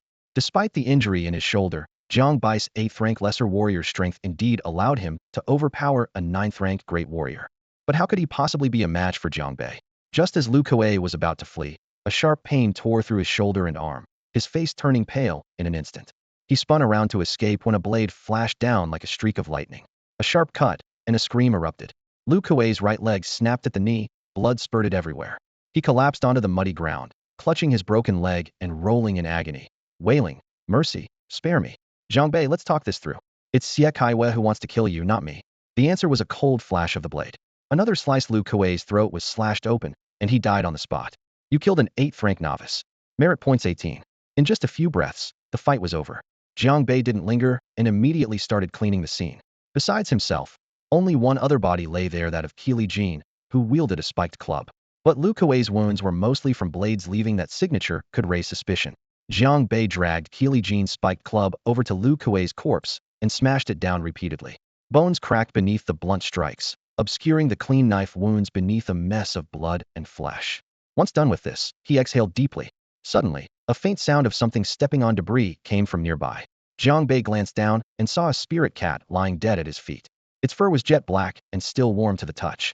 Though he had not been hit earlier, the 8th rank novice Lu Kuei was poisoned by this spirit cat, losing clarity of mind, proving the creature's power was extraordinary. At that moment, a familiar translucent prompt appeared. Item found, Phantom Eye Spirit Cat. Can be refined, requires 15 merit points. Refine now? Note, refining grants cultivation talent. 1000 Phantom True Eye. 1000 Phantom True Eye. Reveals all disguises and weak points. Talent? Jiang Bai's eyes narrowed. Earlier, refining Timule's blade had granted him the Blood Wolf sword technique, and now an option appeared to refine a living creature, bestowing the ability to perceive weaknesses. Clearly, this was more valuable. He called up his interface. Having killed several enemies, his merit points stood at 106, so 15 points was no issue. With a thought refine, a searing heat surged into his eyes, causing a frown. Moments later, he opened his eyes to see dark red veins appearing in their depths. Looking down at Lu Kuei's corpse tentatively, countless pinpoint lights appeared across his vision, marking wounds and vulnerabilities. Focusing the mind, the 1000 Phantom True Eye concealed itself once more. Jiang Bei then looked around.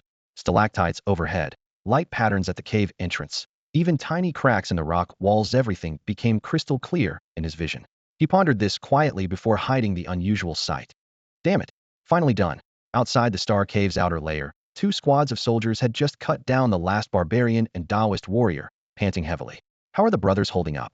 Any serious injuries? Someone helped a comrade sit down and began dressing wounds. This is nothing. But where are the squad leaders? Why haven't they returned yet? A soldier named Chen Shi asked, puzzled. It had been quite some time without seeing anyone. Something must have happened. Let's go inside and check. A man named Zhao Li furrowed his brow and was the first to rush deeper into the cave. The other soldiers followed closely behind, their footsteps echoing chaotically on the slippery rocky ground. Turning a narrow bend, the group entered the innermost chamber of Lixing Cave and were immediately hit by a strong stench of blood-splattered stains covered the rock walls, and several corpses lay scattered across the floor. At first glance, they saw Lu Kuei collapsed in a pool of blood, his chest crushed beneath a massive stalactite. See, Commander. Chen Shi and Zhao Li's pupils contracted sharply, and they rushed forward almost simultaneously, kneeling heavily beside Lu Kuei. Blood dripped down the stalactite's edge. Lu Kuei's face was ashen, his eyes tightly shut though was clearly beyond help. Both men's eyes instantly reddened. How did this happen? Who did this? The soldiers behind them trembled as they whispered, scanning the scene. Soon they spotted the cold bodies of Hong Yimojun and Kli Jin, and a figure weakly propping himself up while trapped beneath another stalactite weighted on his thigh. Jiang Bei, Chen Shi, and Zhao Li ran over again. What exactly happened here? Jiang Bai's face was pale, sweat beading on his forehead. His voice hoarse, he said, Commander and I teamed up, took down Hong Yimojun first, then severely wounded Kli Jin. But Kli Jin still clung on in death, forcibly breaking off a stalactite from the dome to crush us. The commander tried to protect me and was pinned under it. He choked up and lowered his head, silent. That damn barbarian. Chen Shi shouted in rage, punching the ground so hard that stones scattered, his eyes full of fire. Zhao Li took a deep breath and quickly called out, What are you standing there for? Help him. Over a dozen soldiers gathered, shouting together as they strained to shift the stalactite off Jiang Bai's leg. Blood rapidly soaked through his bandages as someone hurriedly pulled out medicinal powder and gauze to bind him. Thanks, brothers, Jiang Bei forced a bitter smile. No need to thank us. You fought so hard to kill that barbarian, everyone should learn from you, joked the soldier bandaging him, patting his shoulder. Jiang Bei nodded silently, though inside he felt nothing. He had purposely shaken the stalactite loose, so his thigh wasn't truly injured. He had deliberately trapped himself beneath to make his story more believable. After all, even a minor trainee of Lu Kuei's level had died, yet Jiang Bei rank 9 was unharmed. Without this ruse, doubts would arise. Let's go meet the battalion commander, Zhao Li ordered. After thoroughly clearing the Lixing cave, the group left. Jiang Bei, now freshly bandaged, was able to walk on his own, though his steps were stiff and he occasionally winced, making his act all the more convincing and heart-wrenching. Not long after, they returned to the entrance of Iron Fist Valley, where the other squads had been waiting for some time. Su Qi had also returned triumphantly from the mine, reporting a smooth mission that left almost no barbarians or Qian warriors escaping. Where's Lu Kuei? Su Qi frowned as he counted the men from the second squad, his tone growing grave at Lu Kuei's absence. The commander, he sacrificed himself, Chen Shi choked out. Sacrificed? Su Qi and the other squad leaders' faces instantly darkened. Was it Kli Jin? Exactly. Chen Shi took a deep breath to steady his voice. Jiang Bei and the commander encountered Kli Jin and Hong Yimojun deep inside Lixing Cave. Together they killed both barbarians, but Kli Jin was ruthless before dying and triggered the stalactite to collapse. The commander was pinned under it, protecting Jiang Bei. Jiang Bei was injured as well. Upon hearing this, Su Qi's gaze immediately shifted to Jiang Bai's pale face, sweating forehead, and blood-soaked thigh bandages told the truth. Then Su Qi moved to the rear of the group and saw Lu Kuei's body wrapped within a blanket, his sternum crushed, multiple mace wounds matching Chen Shi's account. It seemed Chen Shi's words were true. With a long sigh, Su Qi said, Lu Kuei fought bravely and is a hero of our Renzi battalion. He'll send someone to return his ashes home and arrange a compensation payment for his family. After speaking, he walked over to Jiang Bei and glanced down at the blood-soaked leg of his trousers. Jiang Bei, how's your leg? Can you still hold on? I can manage, Jiang Bei replied in a low but steady voice, showing no sign of weakness. Su Qi nodded and took out a small bundle wrapped in green silk from his chest pocket, placing it in Jiang Bai's palm. This is a secret remedy for external injuries I've kept safe. Apply it, and it will work immediately. You've worked hard in this battle. Go back to camp and rest for now. Thank you, Commander, Jiang Bei said, cupping his fists in salute. The warmth of the herbal pack seeped through his fingers, stirring a quiet feeling of comfort within him. The group then started back along the dirt road leading to camp. The setting sun reflected off their armor, blood and dust mingling to give a somber, war-weary impression. Not far along, Jiang Bei could no longer hold back. A subtle movement of his mind unfolded a faint light screen before his eyes. Martial Arts. Xingtiangong, Level 2. Blood Wolf Blade Technique, Level 1. Cloud Shadow Step, Beginner. Realm. 8th Rank Minor Training. Merit Points. 91. Talent. Phantom True Eye. Found Martial Art. Xingtiangong available for upgrade. Requires 60 merit points. Upgrade. Found Martial Art. Blood Wolf Blade Technique available for upgrade. Requires 20 merit points. Upgrade. Found Martial Art. Cloud Shadow Step available for upgrade. Requires 10 merit points. Upgrade. Just enough, Jiang Bei said with a slight smile, confirming silently. In an instant, boom, a raging, scorching energy erupted from his dantian, like a fierce beast rushing through every bone and muscle. His skeleton rang out in unison, veins trembled, and power surged like a flood trying to reshape his flesh and blood. For a full 15 minutes, Jiang Bei floated within the molten waves of heat.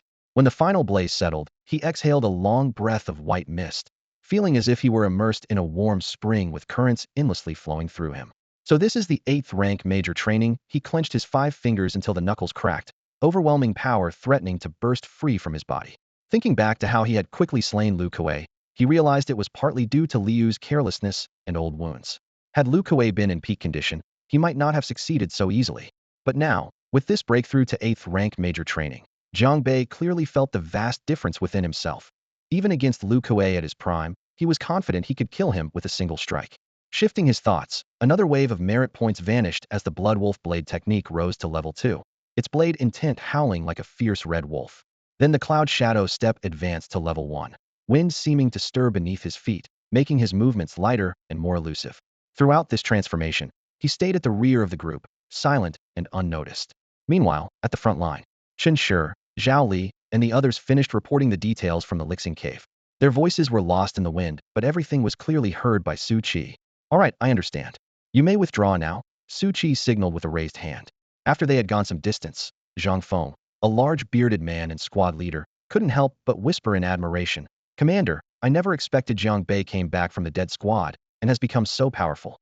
He's already broken through to 9th rank major training. That is surprising indeed," Su Qi said, stroking his chin with a thoughtful look. He contributed greatly in this operation to trap Qili Jin. The last rays of the setting sun shone on their armor, the wind fluttering the blood-stained banners hanging from their flags. Su Qi's eyes flickered with deep reflections. Zhang Feng leaned in and lowered his voice. "Commander, are you thinking what I'm thinking?" Seeing Su Qi's thoughtful expression, Zhang Feng vaguely guessed what was on his mind. "Discuss it when we get back to camp." Su Qi raised his hand to cut off the murmurs. The next afternoon, the team from Iron Fist Valley finally returned to Camp Ren. The sound of hooves stirred up dust as everyone dismounted, handed the reins to the grooms, and entered the camp on foot.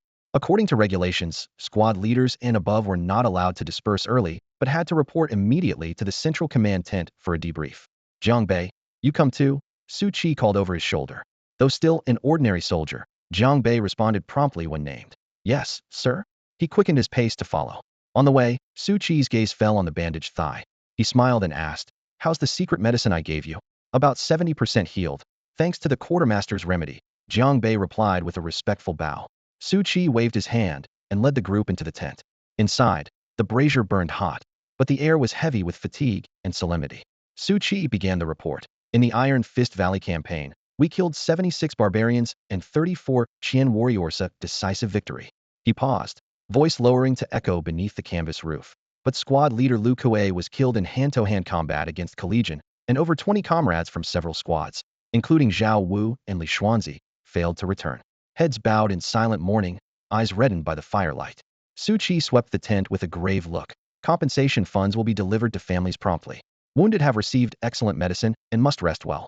After a moment of silence, he lifted his voice. "Gentlemen, we killed over 100 enemies and dealt a heavy blow to the barbarians' arrogance. I have reported your merits to the captain. Promotions will be made, and no silver coin will be withheld from those deserving." The mood brightened. The clatter of scabbards against armor sounded as war's spirit rekindled in their eyes. Suddenly, Su Qi's gaze landed in the corner. "Jiang Bei." Everyone turned to look. "You infiltrated Lixing Cave as a regular soldier, helped Lu Kuei slay the Red Knight Cat, and aided my 3 squads in the siege against Collegian. Your bravery is obvious and deserves reward." The squad leaders and sergeants exchanged looks, suspicion rising.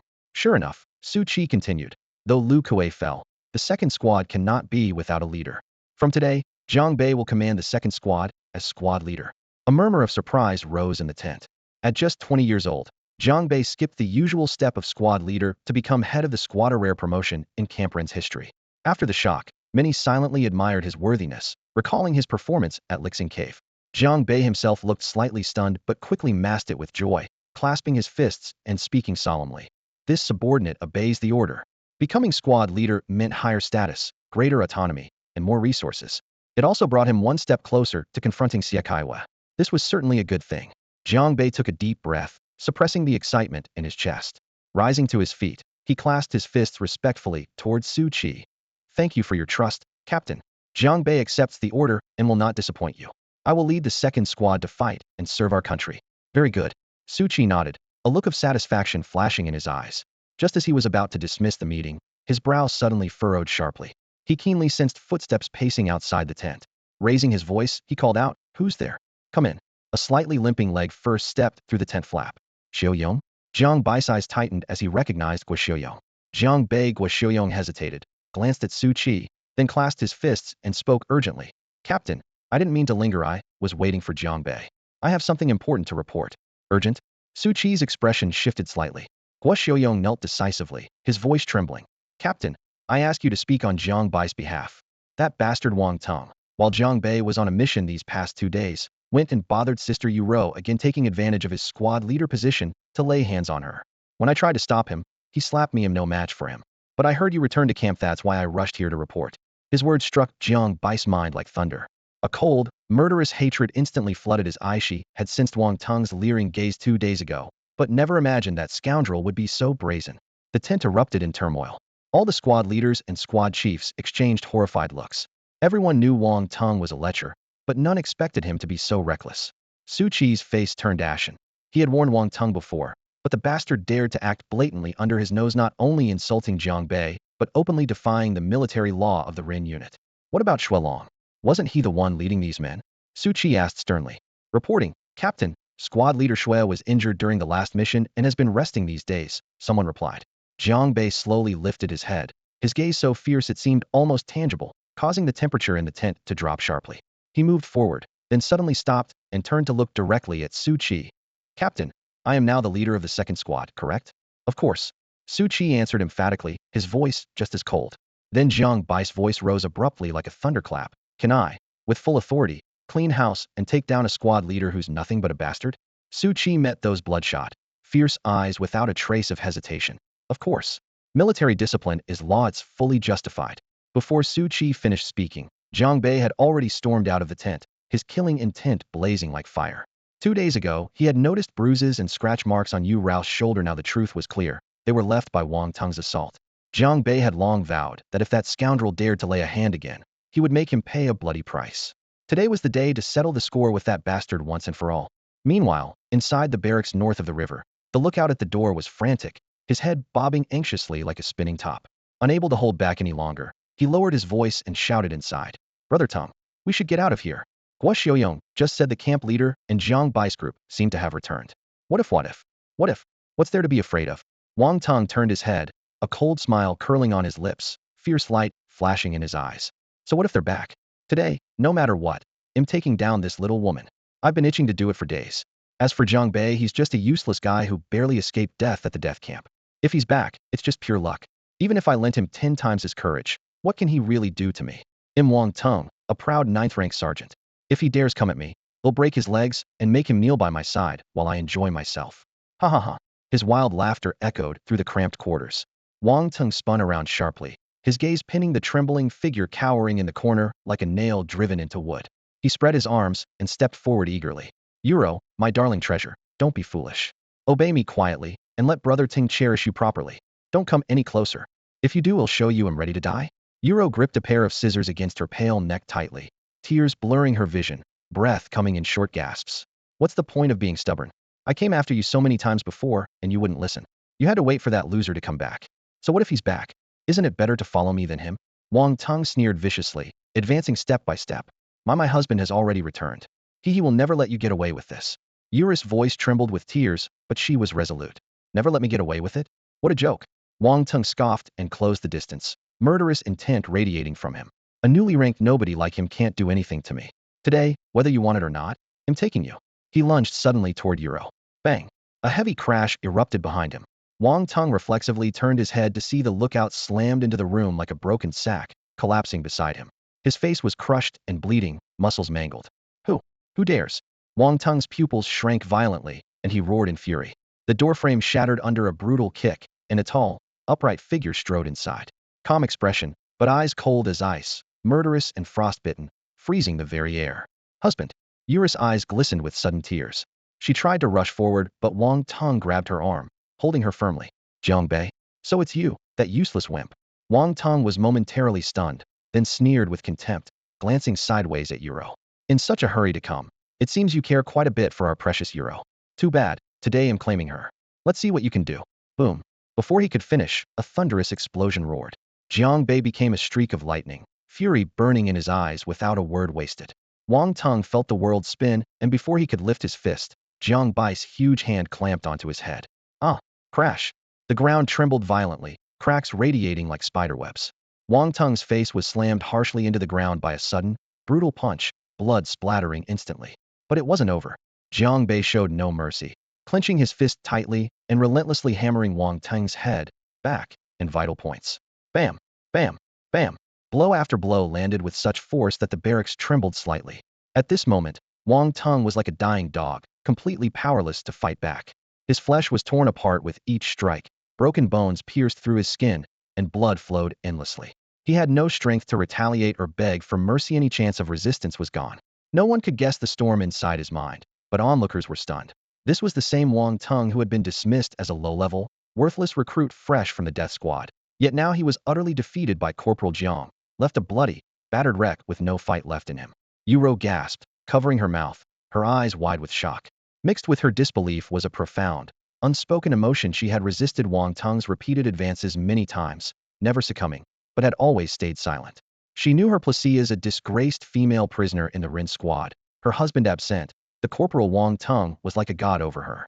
She dared not cross him, fearing harsh retaliation or implicating Jiang Bei. Yet now she watched helplessly as this corporal was brutally beaten like an animal in front of her husband, Jiang Bei's overwhelming force seeming to completely disregard Wang Tung's status. This was a scene she had never imagined possible.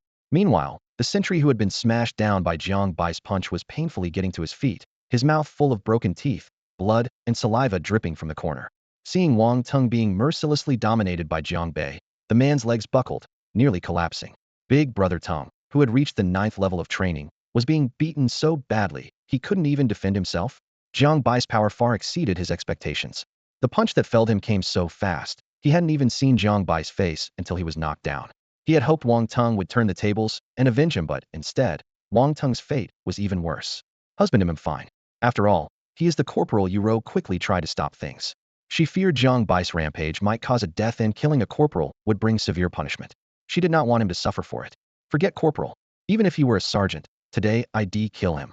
Jiang Bei growled, his voice dripping with icy murderous intent. His fists rained down like a violent storm, battering Wang Tung's flesh until it twisted and deformed like kneaded dough. Wang Tung's face was repeatedly dragged from the ground, and being so disfigured, it was no longer recognizable. Soon, the barracks doorway was crowded with stunned soldiers, mouths agape. Is that Jiang Bei? Who is he beating like that? No way, that's Wang Tung from the 9th squad, right? But he's the corporal. Is Jiang Bei crazy? He's beating the corporal like this? From what I understand, Wang Tung had been harassing Jiang Bai's wife repeatedly, which finally made Jiang Bei furious. But what puzzled everyone the most was how incredibly strong he was. Wang Tung was, after all, a squad leader at the 9th grade cultivation level, yet he couldn't put up even a hint of resistance against Jiang Bei. A gasp came from the doorway. The crowd pressed against the threshold, stunned speechless by the scene before them. Guo Xiaoyong pushed through the throng and rushed to the front, intending to stop the two men. But what met his eyes was a bloodied Wang Tung, collapsed on the ground. Jiang Bei, stop. If you keep going, someone's going to die, he shouted urgently. Jiang Bai's violent reaction was the only reply. With one hand, he grabbed Wang Tung's collar and hoisted him into the air. Wang Tung's face was bruised and swollen, his jaw broken, but he still summoned the last of his strength to roar hoarsely, "You're looking for death." Bang! Before he could finish, Jiang Bei flung him out the window with brutal force. Amid the shattering glass, Wang Tung's body flew nearly 10 feet, hitting the ground headfirst and exploding like an overripe watermelon.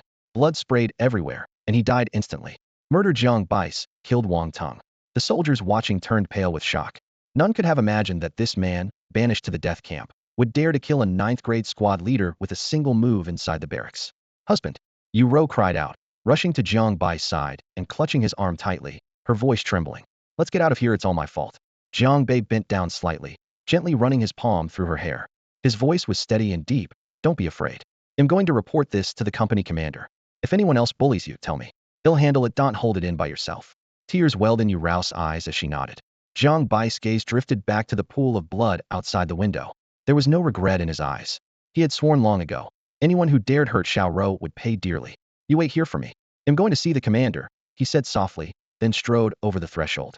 The soldiers in the corridor quickly parted like a tide. Just moments ago, they had been mocking this comrade condemned to the death camp. Now, none dared even meet his gaze, fearful that one wrong move would end with the same fate as Wang Tung. Guo Xiaoyong hurried after him, whispering anxiously, Jiang Bei, you're too impulsive. Wang Tung deserved to die, but killing someone inside the camp means you have to answer to the commander. Besides, Wang Teng's squad leader Long is extremely protective. He won't let this go. Long, Jiang Bei asked as he walked. What's his strength? An 8th grade junior cultivator. He broke through years ago, and he's on par with our squad leader Lu Kuei, Guo Xiaoyong explained hurriedly. Is that so? Jiang Bei sneered coldly. If he doesn't know his place, they'll hit him just the same. Guo Zuyong's head nearly exploded. He couldn't believe what he just heard. Jiang Bei was saying he'd go after Long too, if necessary. Inside the command tent, the other squad leaders had already left, leaving only Su Qi seated alone at the main position. Suddenly, a sharp, pungent scent of blood pierced through the tent flap. Su Qi raised his eyes and saw a figure clad in a blood-stained military robe stepping into the camp gate. The man brought his fists together in salute, his voice low but resolute. Captain, just now, I personally killed that beast Wang Tong. I await your judgment. Killed Wang Tong. Su Qi's heart jolted, his expression shifting dramatically. He had expected Jiang Bei to merely discipline Wang Tong, never imagining he would actually end his life. Yet what truly shocked him was not Wang Teng's death, but the display of Jiang Bei's strength. Wang Tong was a renowned grade 9 master, but Jiang Bei had defeated him within a few moves, barely a scratch on himself. To achieve this meant Jiang Bei was no ordinary grade 9, he was clearly on the verge of stepping into grade 8 territory.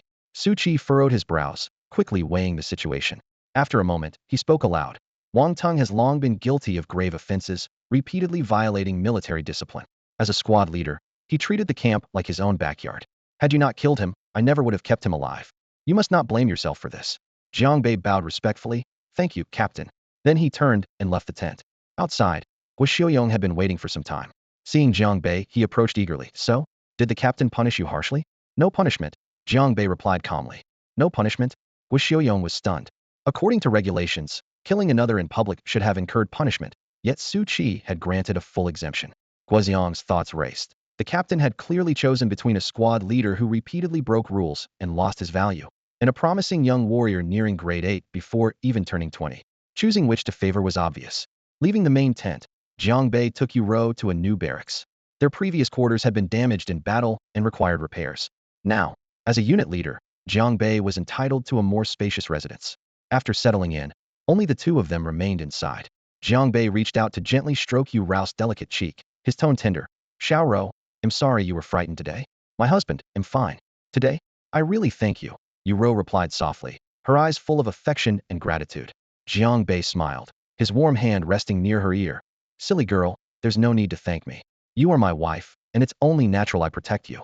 Whether here in the Renzi camp or anywhere else, even through fire and blades, no one will ever mistreat you again. Thank you, my husband. Tears welled up in Yura's eyes as she suddenly reached out and hugged Jiang Bei tightly, burying her face deep in his chest. Her voice was soft but resolute. Husband, I love you. Xiaoro, I love you too. Jiang Bei bent down to respond, a gentle smile curling his thin lips as he held her just as firmly. The two embraced quietly, their hearts and breaths gradually sinking, unwilling to part even then. Elsewhere, in another sergeant's barracks. Damn it, after a few days of rest, I'm finally almost better. The wooden bed creaked as a burly figure sat upright, stretching arms and legs with a satisfied grin. Long, the sergeant of Squad 9, was finally able to get up and move around. He glanced toward the door, frowning sharply. That little bastard Wang Ting, didn't I tell him to come see me at this hour? Why isn't he here yet? Probably off harassing some woman again, good-for-nothing brat. Though his words were harsh, his heart held a trace of affection. Wang Tong might be a womanizer, but he had no other flaws. Among all of Squad 9, Long admired him most. If he ever got promoted to platoon leader, Wang Tong would be his top recommendation for sergeant. Before he finished speaking, a figure stumbled abruptly into the room. Say, Sergeant, something's wrong, big trouble. It was Corporal Li Xian, face pale and anxious. Long's expression darkened. Why the panic? How many times have I said no matter what, keep your head. Go out, say that again. Li Xian turned and took a deep breath, then returned. Sergeant, there's bad news. Long waved him off. Too dramatic again. Sergeant, there's some major trouble. Still too urgent again. Sergeant, something happened. Only then was Long satisfied, raising a hand to signal. Sit down and calm down. What is it? Li Xian sat down carefully by his side, forcing steady breaths. Sergeant, Wang Tong was killed. Wang Tong. Long murmured at first, but his pupils suddenly contracted. He sprang up and kicked Li Xian and the chair over with a loud crash.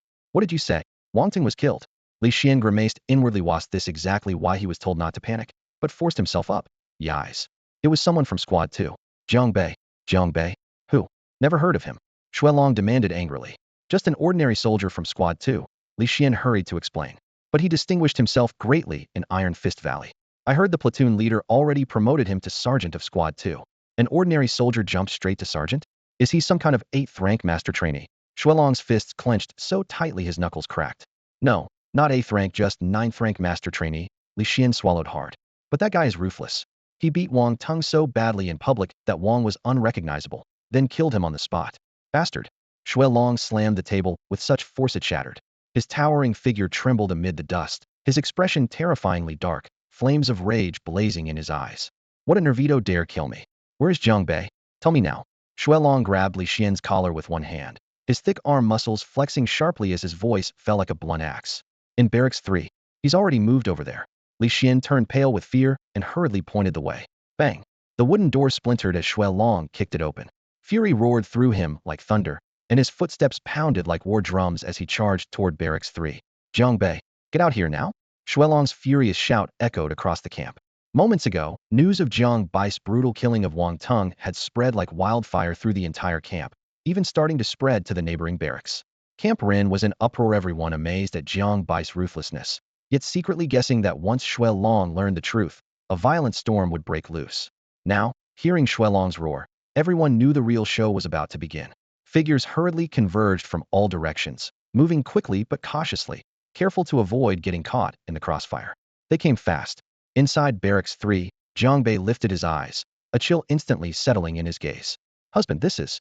Yuro nervously gripped his sleeve. It's fine, he'll go out and see. You stay here. Jiang Bei gently patted her hand and turned to leave.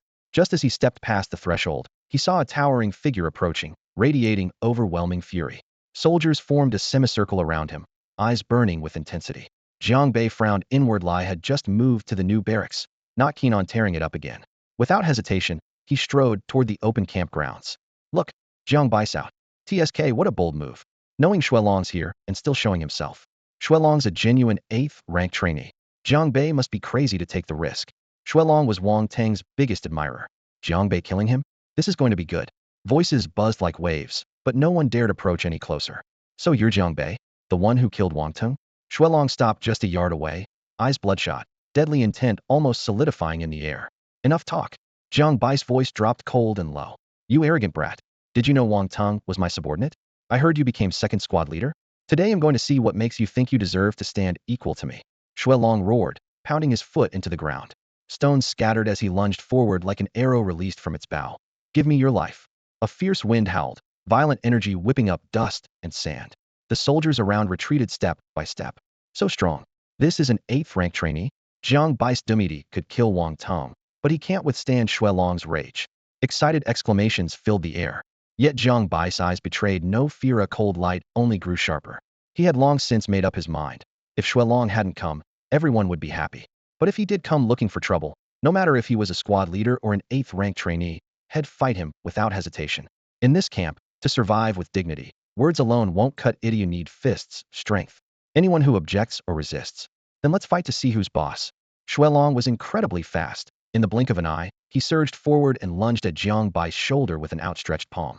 Jiang Bei sidestepped just in time to avoid the claw, and almost simultaneously, Shuelong slammed his other elbow like a hammer into Jiang Bai's chest, each strike ruthless and aimed at vital points. Jiang Bai's eyes sharpened. His fingers hooked around Shuelong's wrist as his knee shot upward like lightning, driving into Shuelong's abdomen. Shuelong's eyelids twitched wildly. He pressed his elbow down hard, colliding fiercely with the rising knee. Boom. A muffled explosion sent dust swirling. Shuelong staggered back several steps, leaving a string of deep footprints stamped into the ground. The watching soldiers were stunned, their eyes wide. Jiang Bei is actually gaining the upper hand. How is this possible? Captain Shui is an 8th rank junior martial artist. Shuelong was momentarily shocked too, then a murderous rage blazed in his eyes. Fine, fine, fine. Only one of us walks out alive today. He snarled. With a fierce stomp, his body shot forward like a cannonball tearing through the air, a piercing whistle following his movement. Both hands shot out, fingers like venomous snakes. Each brutal strike aimed precisely at Jiang Bai's throat, eyes, and heart. The crowd held their breath. He's done for. Captain Shui means business now. Of course. Jiang Bei killed Shui's most beloved subordinate, right here in the camp. How could Shui not lose his mind? Before the whispers died, Shuelong sent a straight punch crashing toward Jiang Bai's face. In a flash, Jiang Bei stomped the ground and blurred aside, the punch narrowly grazing his ear. Using the momentum, He suddenly twisted into Xuelong's embrace and thrust both palms forward. No. Xuelong's face drained of color, a chill rushing through him. He tried to pull back his fists but was half a beat too slow. Jiang Bai's palms locked firmly around Xuelong's arms, fingertips snapping precisely onto the joints. He twisted his waist, pushed off the ground, and dropped his hips, suddenly unleashing the force of Xingtian technique, muscle tearing and bone shifting. Crack! Xuelong's entire arm twisted like a wrung-out rag. The tearing of tendons and sinew sounded like a bowstring snapping. Pale bone shards pierced through skin, blood spraying onto Jiang Bai's cold, hard face. Ah! A horrifying scream ripped from Xuelong's throat, only to be instantly strangled as Jiang Bei clamped his hand around Xuelong's neck. The sound of his Adam's apple shattering was wet and sickening. His eyes bulged, bloodshot, frozen with fear and despair. An eerie silence fell. Everyone was stunned into silence. Just moments ago, they had been certain Xuelong's ferocity would crush Jiang Bei, yet now Xuelong's arm was broken, his voice silenced, utterly defeated. His arm twisted and broken, bone shards protruding, unable to scream as Jiang Bei squeezed the life from his throat. Not just tragic, but utterly disastrous. Jiang Bei was just as formidable as Wang Teng. The surrounding soldiers all felt their hearts leap in unison. Jiang Bai's strikes in Jiang Bei were astonishingly fierce. Even though he was now a squad leader, this was still the Renzi battalion. To show such ruthlessness was enough to make anyone uneasy. What shocked them even more was just how powerful he truly was. Xuelong, an 8th rank apprentice, couldn't even last through 3 exchanges against him.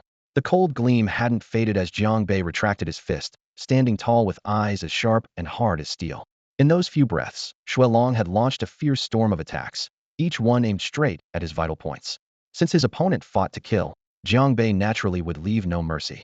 Now Xuelong lay on the ground, his entire arm twisted painfully by Jiang Bai's grip into a grotesque bend, hanging like a twisted rope. The pain drained the color from his face, cold sweat pouring down. Enough! Stop them all! A harsh shout exploded from a distance. Everyone turned to see Captain Su Qi approaching in long strides. The clinking of his armor silenced all whispers. The soldiers quickly sheathed their weapons and bowed their heads in salute. Captain! Su Qi's gaze swept over the barely conscious Xuelong, and then to the cold-faced Jiang Bei. His pupils constricted sharply. He sucked in a breath. Xuelong's broken arm was disfigured at an impossible angle, clearly ruined beyond repair. Captain, you have to stand up for me. Xuelong, clutching at straws, crawled tearfully to Su Qi's boots. Jiang Bei not only killed Wang Teng, but did this to me. How dare you? Su Qi snapped coldly. Wang Teng's death was his own doing. As for you, I saw everything. You provoked him first and struck only at his vital points. Since you left him no chance to live, this is the price you pay for your recklessness. Xuelong's face went paler. He stammered with no words. The murmurs from the watching soldiers stung his ears like fire. Humiliated beyond belief, he wished he could sink underground. Su Qi swallowed his anger and turned to Jiang Bei. Jiang Bei, although this started with him, next time if trouble brews, report to me first. Do not act without orders. Our military has rules, don't break them. Yes, Captain. Jiang Bei bowed his fist, steady and solemn. Then he turned and walked away with firm steps, showing no hint of hesitation. Bring a stretcher to take Xuelong away. Su Qi ordered the soldiers. Several rushed off and returned with a makeshift litter, carefully laying the moaning Xuelong on it, sweat pouring down his forehead. Watching as the stretcher carried Xuelong away, Su Qi sighed heavily, his face full of frustrated disappointment. Shameful. Such a scene in the Renzi battalion makes others think our 3rd company is a bunch of incompetents. If word reaches the colonel's ears, do you know what will happen? Xuelong hung his head, his lips trembling, too ashamed to argue further. Glancing sideways at the pointed stares from his comrades, his cheeks burned with shame. Had intended to intimidate Jiang Bei and avenge Wang Teng, but instead he only humiliated himself. Had he known Jiang Bei was this strong, even with courage 10 times over, he wouldn't have dared come. Finally, Su Qi looked after Jiang Bai's retreating figure, his gaze dark and troubled. Witnessing Jiang Bai's single stroke killing Wang Teng had already stunned him once, though had thought Jiang Bei was barely on the brink of 8th rank mastery. Now, seeing the outcome of this fight, only 4 words echoed in his heart. Beyond all expectation. Even Xuelong, a minor 8th rank trainee, was so easily defeated by Jiang Bei. Xuelong's loss quietly testified to Jiang Bai's leap in strength among the entire 30 barracks. He ranked at least in the top 3. Looking across the entire Renzi camp, he had stepped firmly into the first echelon. Back at the barracks, Yuro immediately rushed to the door, anxiously scanning him up and down. Husband, are you alright? There was such a commotion outside just now. What happened exactly? I'm fine. Just dealt with someone careless, Jiang Bei said, his voice low and steady. Yuro exhaled in relief but continued holding him tight, unwilling to let go. You must take good care of yourself. I don't want anything to happen to you. Jiang Bei gave a slight nod and glanced out at the pitch-black night sky. It's getting late. They'll take a bath. Then we should get some rest. Yuro paused, then looked up into his deep eyes. Her cheeks flushed instantly as she pressed close against his chest and whispered, "All right, husband. They'll wait for you." Jiang Bei reached out and gently ruffled her soft hair, then went to fetch hot water. He washed away the day's dirt and sweat and changed into clean clothes. When he returned, Yuro lay obediently on the bed, softly calling. Husband, seeing him approach with steam rising from his bath, she shyly covered her face with the blanket, exposing only her glowing ears. Jiang Bei smiled faintly, reached over to blow out the oil lamp, and sank into the warm bedding beside her. After a grueling night of battle, Jiang Bei woke the next morning feeling exhausted, his whole body aching as if it had come apart, more drained even than after fighting barbarians. Husband, a low voice came from behind. Two slender, pale arms suddenly wrapped around his waist, and a warm cheek pressed against his back as if afraid he might get up and leave. Yuro, go back to sleep a little longer. They'll make breakfast. Jiang Bei turned, gently stroking her flushed face before dressing and getting out of bed. After breakfast, the Renzi camp was already bustling, filled with the sounds of morning drills and soldiers' footsteps. If he were still an ordinary soldier, Jiang Bei would have to join the formations now. But as a squad leader, he was exempt from daily exercises. After a moment's thought, he decided to visit the merit hall. The Xing Tiangong technique was a body-strengthening practice that could be cultivated up to the 4th Tyran 8th rank major training level. Now that he had reached that stage, he needed to exchange his military merits for a higher-level skill. The 7th and 6th ranks belonged to the Qi and Blood phase, requiring specialized cultivation methods. Without them, breakthroughs were impossible. All cultivation techniques were stored in the merit hall in exchange for military merits. Jiang Bei wasn't sure if the merits earned last night from killing barbarians were enough to exchange for a Qi and Blood method. This thought made him feel an urgent pressure. The 8th rank major training still wasn't enough. Moreover, Xie Kaiyu's true strength was still unknown, only that he was strong and obsessed with killing Jiang Bei. If Xie Kaiyu had discovered that Lu Kuei and Lin Jie had both died at Jiang Bai's hands, the revenge to come would be even more ruthless. What Jiang Bei could do was clear. He had to rapidly improve his strength. Stepping out of the barracks, Jiang Bei set foot on the path and immediately sensed the many soldiers' gazes fixed on him. The faint clinking of armor rang clearly through the morning mist, and those looks were all mixed with awe and caution. The spear-bearing soldiers standing by the roadside straightened their backs and quietly saluted. Squad leader Jiang, good morning. Some younger soldiers, catching sight of him from afar, hurriedly turned away, preferring to take a longer route rather than pass near him. Jiang Bei sighed silently. News of him slaying 2 superior officers the night before had spread throughout Camp Ren. From now on, no one would dare lay a hand on Yuro, which saved him a lot of trouble. He composed himself and quickened his pace toward the meritorious hall. In truth, it was just a slightly larger barracks, but it was the most closely watched spot in the entire camp. Soldiers returning from missions came here to register their merits. 1 barbarian head counted as 1 merit. A rank 9 minor drill earned 2 merits. A rank 9 major drill, 3 merits. The higher the rank, the greater the merits awarded. Morning light filtered through the window lattice, casting busy figures inside the hall. But when Jiang Bai's footsteps crossed the threshold, the previously noisy chatter instantly ceased. Everyone instinctively cleared a path, and the air seemed to grow heavy. Who is that? Why are you all scared of him? He just looks like some green kid. 2 soldiers who had just received their merits whispered. One looked back in confusion. Shoo, quiet. That's Jiang Bei from the 3rd Company, a notorious hard case. Yesterday, he personally chopped down a squad leader and crippled a section leader right in his own company. He holds all the cards now, no one can touch him. The other whispered, lowering his voice further. What? How old is he? I saw it with my own eyes. Let's get out of here. Their footsteps faded, and the murmurs dispersed. Jiang Bei approached the clerk responsible for merit registration, bluntly stating, Jiang Bei of 3rd Company. Check my merits. The clerk opened a thick ledger and quickly scanned down the list of names. After a moment, he looked up and reported, Jiang Bei, 18 merits. 18. Jiang Bei pondered briefly, then asked, how many merits for exchanging a Qi and Blood technique? Qi and Blood technique. The clerk's eyes flickered with surprise before he lowered his voice. Even the most basic level costs 30 merits. The soldiers nearby whispered against him, guessed Jiang Bei had already reached rank 8 major drill, while others thought he was just laying groundwork early. Regardless, everyone understood the value of the Qi and Blood technique. Jiang Bei clenched the sword at his waist with one hand, nodded to signal he understood, and turned to leave. 30 merit Qi was still 12 short. To get the technique, and more merit points besides, he'd have to take on another mission. Otherwise, even if he obtained the manual, he'd lack enough merits to improve his cultivation. Meanwhile, Su Qi's tent was still illuminated by the flickering oil lamps. A fresh military report from the 2nd Company hung nearby, the ink still wet.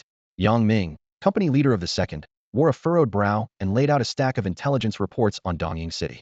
Old Su, the situation is critical. Taimu Fago has allied with the Tianlang gang and is rampaging through Dongying City. Several local factions have been wiped out completely. Official emergency summons are flooding in. Second company has stretched itself to the limit but can only spare 2 squads. I've come to borrow an elite squad from you for joint reinforcement. You can't say no. Su Qi stared intently at the map, where Dongying City was heavily circled, his brow furrowed. His knuckles lightly tapped the table before he gave a helpless, wry smile. Old Yang, it's not that I don't want to help. After the Iron Fist Valley battle, my third garrison suffered heavy casualties. Lu Kuei was killed in action, Shui Long is severely wounded and recovering, and several squads need replenishment. On top of that, the captain might issue new orders anytime, requiring the third garrison's manpower. Right now, we're stretched dangerously thin. Rest and regroup? Yang Ming's eyes flashed sharply as he abruptly raised his voice. In a crisis like this, there's no time for leisurely recovery. Old Su, I've heard you have an exceptional man under your command. Just yesterday, he fiercely beheaded the traitor Wang Tong in camp, dealing a blow to Shui Long's authority. The Jiang Bei, commander of the Jiang squad, is now the rising star of the Renzi camp. Leaning forward slightly, he fixed Su Qi with a steady gaze. Your third garrison lacks soldiers, but isn't this the perfect moment to deploy a force that has just proven itself? Morale soaring? I believe that Jiang Bai's squad is exactly what we need. Let me borrow them. They'll have him lead the team to reinforce Dongying, and they'll surely win glory there. Su Qi fell silent, knowing the truth in Yang Ming's words, but unable to hide his worries. Jiang Bei was undoubtedly brimming with sharp spirit, yet he was still a newly appointed squad leader who had just weathered a recent storm. The situation in Dongying City was far more dangerous than at Lixing Cave. He spoke softly. Jiang Bai's spirit is high, but as a new squad leader, his experience. And what if his experience is limited?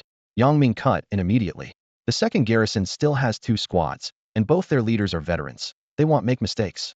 At a moment like this, what counts as strength? Heroes reveal themselves in danger. Old Su, the lives of the Dongying people cannot wait. The atmosphere in the tent grew tense. Yang Ming's eyes were anxious yet earnest, leaving Su Qi little room to refuse. Suddenly, he looked up sharply and ordered a nearby aide, go. Summon Jiang Bei, squad leader of the second garrison's second squad, here at once to receive orders. Quickly. Moments later, Jiang Bei strode into the tent wearing his squad leader uniform. Surprised to see second garrison commander Yang Ming present, he steadied himself and saluted respectfully. Commander Yang. Jiang Bei, come here. Su Qi nodded and beckoned him closer. Pointing at the map, he carefully explained the dire situation at Dongying City and Yang Ming's request to borrow troops. Commander Yang wants you to lead one of my third garrison squads along with 2 squads from his second garrison to reinforce Dongying. This mission is far more dangerous than Lixing Cave. Are you willing to take on this heavy responsibility? A hush fell over the tent as all eyes turned to Jiang Bei. He stared at the heavily circled Dongying City on the map, his thoughts churning. The mission had come sooner than expected, and with it, the chance for military glory, merit points, and blood energy techniques he urgently needed. Only by constantly undertaking missions and growing stronger could he face the looming threat from Xie Keiyu's sword hanging over his head. Fleeting thoughts passed, and without hesitation, his eyes grew resolute. He declared clearly, in times of crisis, duty cannot be shirked. I am ready to go. I swear to fight fiercely, protect the people of Dongying, and uphold the honor of the Renzi camp. His brief, yet powerful words struck the tent like a hammer blow. In Su Qi's eyes flashed a complex mix of relief and concern, while Yang Ming couldn't help but slap his thigh and shout, good, that's the fighting spirit we need. No time to waste, get the troops ready at once. We march in 2 hours. With that, he turned to Su Qi and waved cheerfully, Old Su, I'm off for now. Tell Jiang Bei to have his squad ready by the camp gate. Yang Ming stepped out of the tent briskly, quickly disappearing into the noisy camp.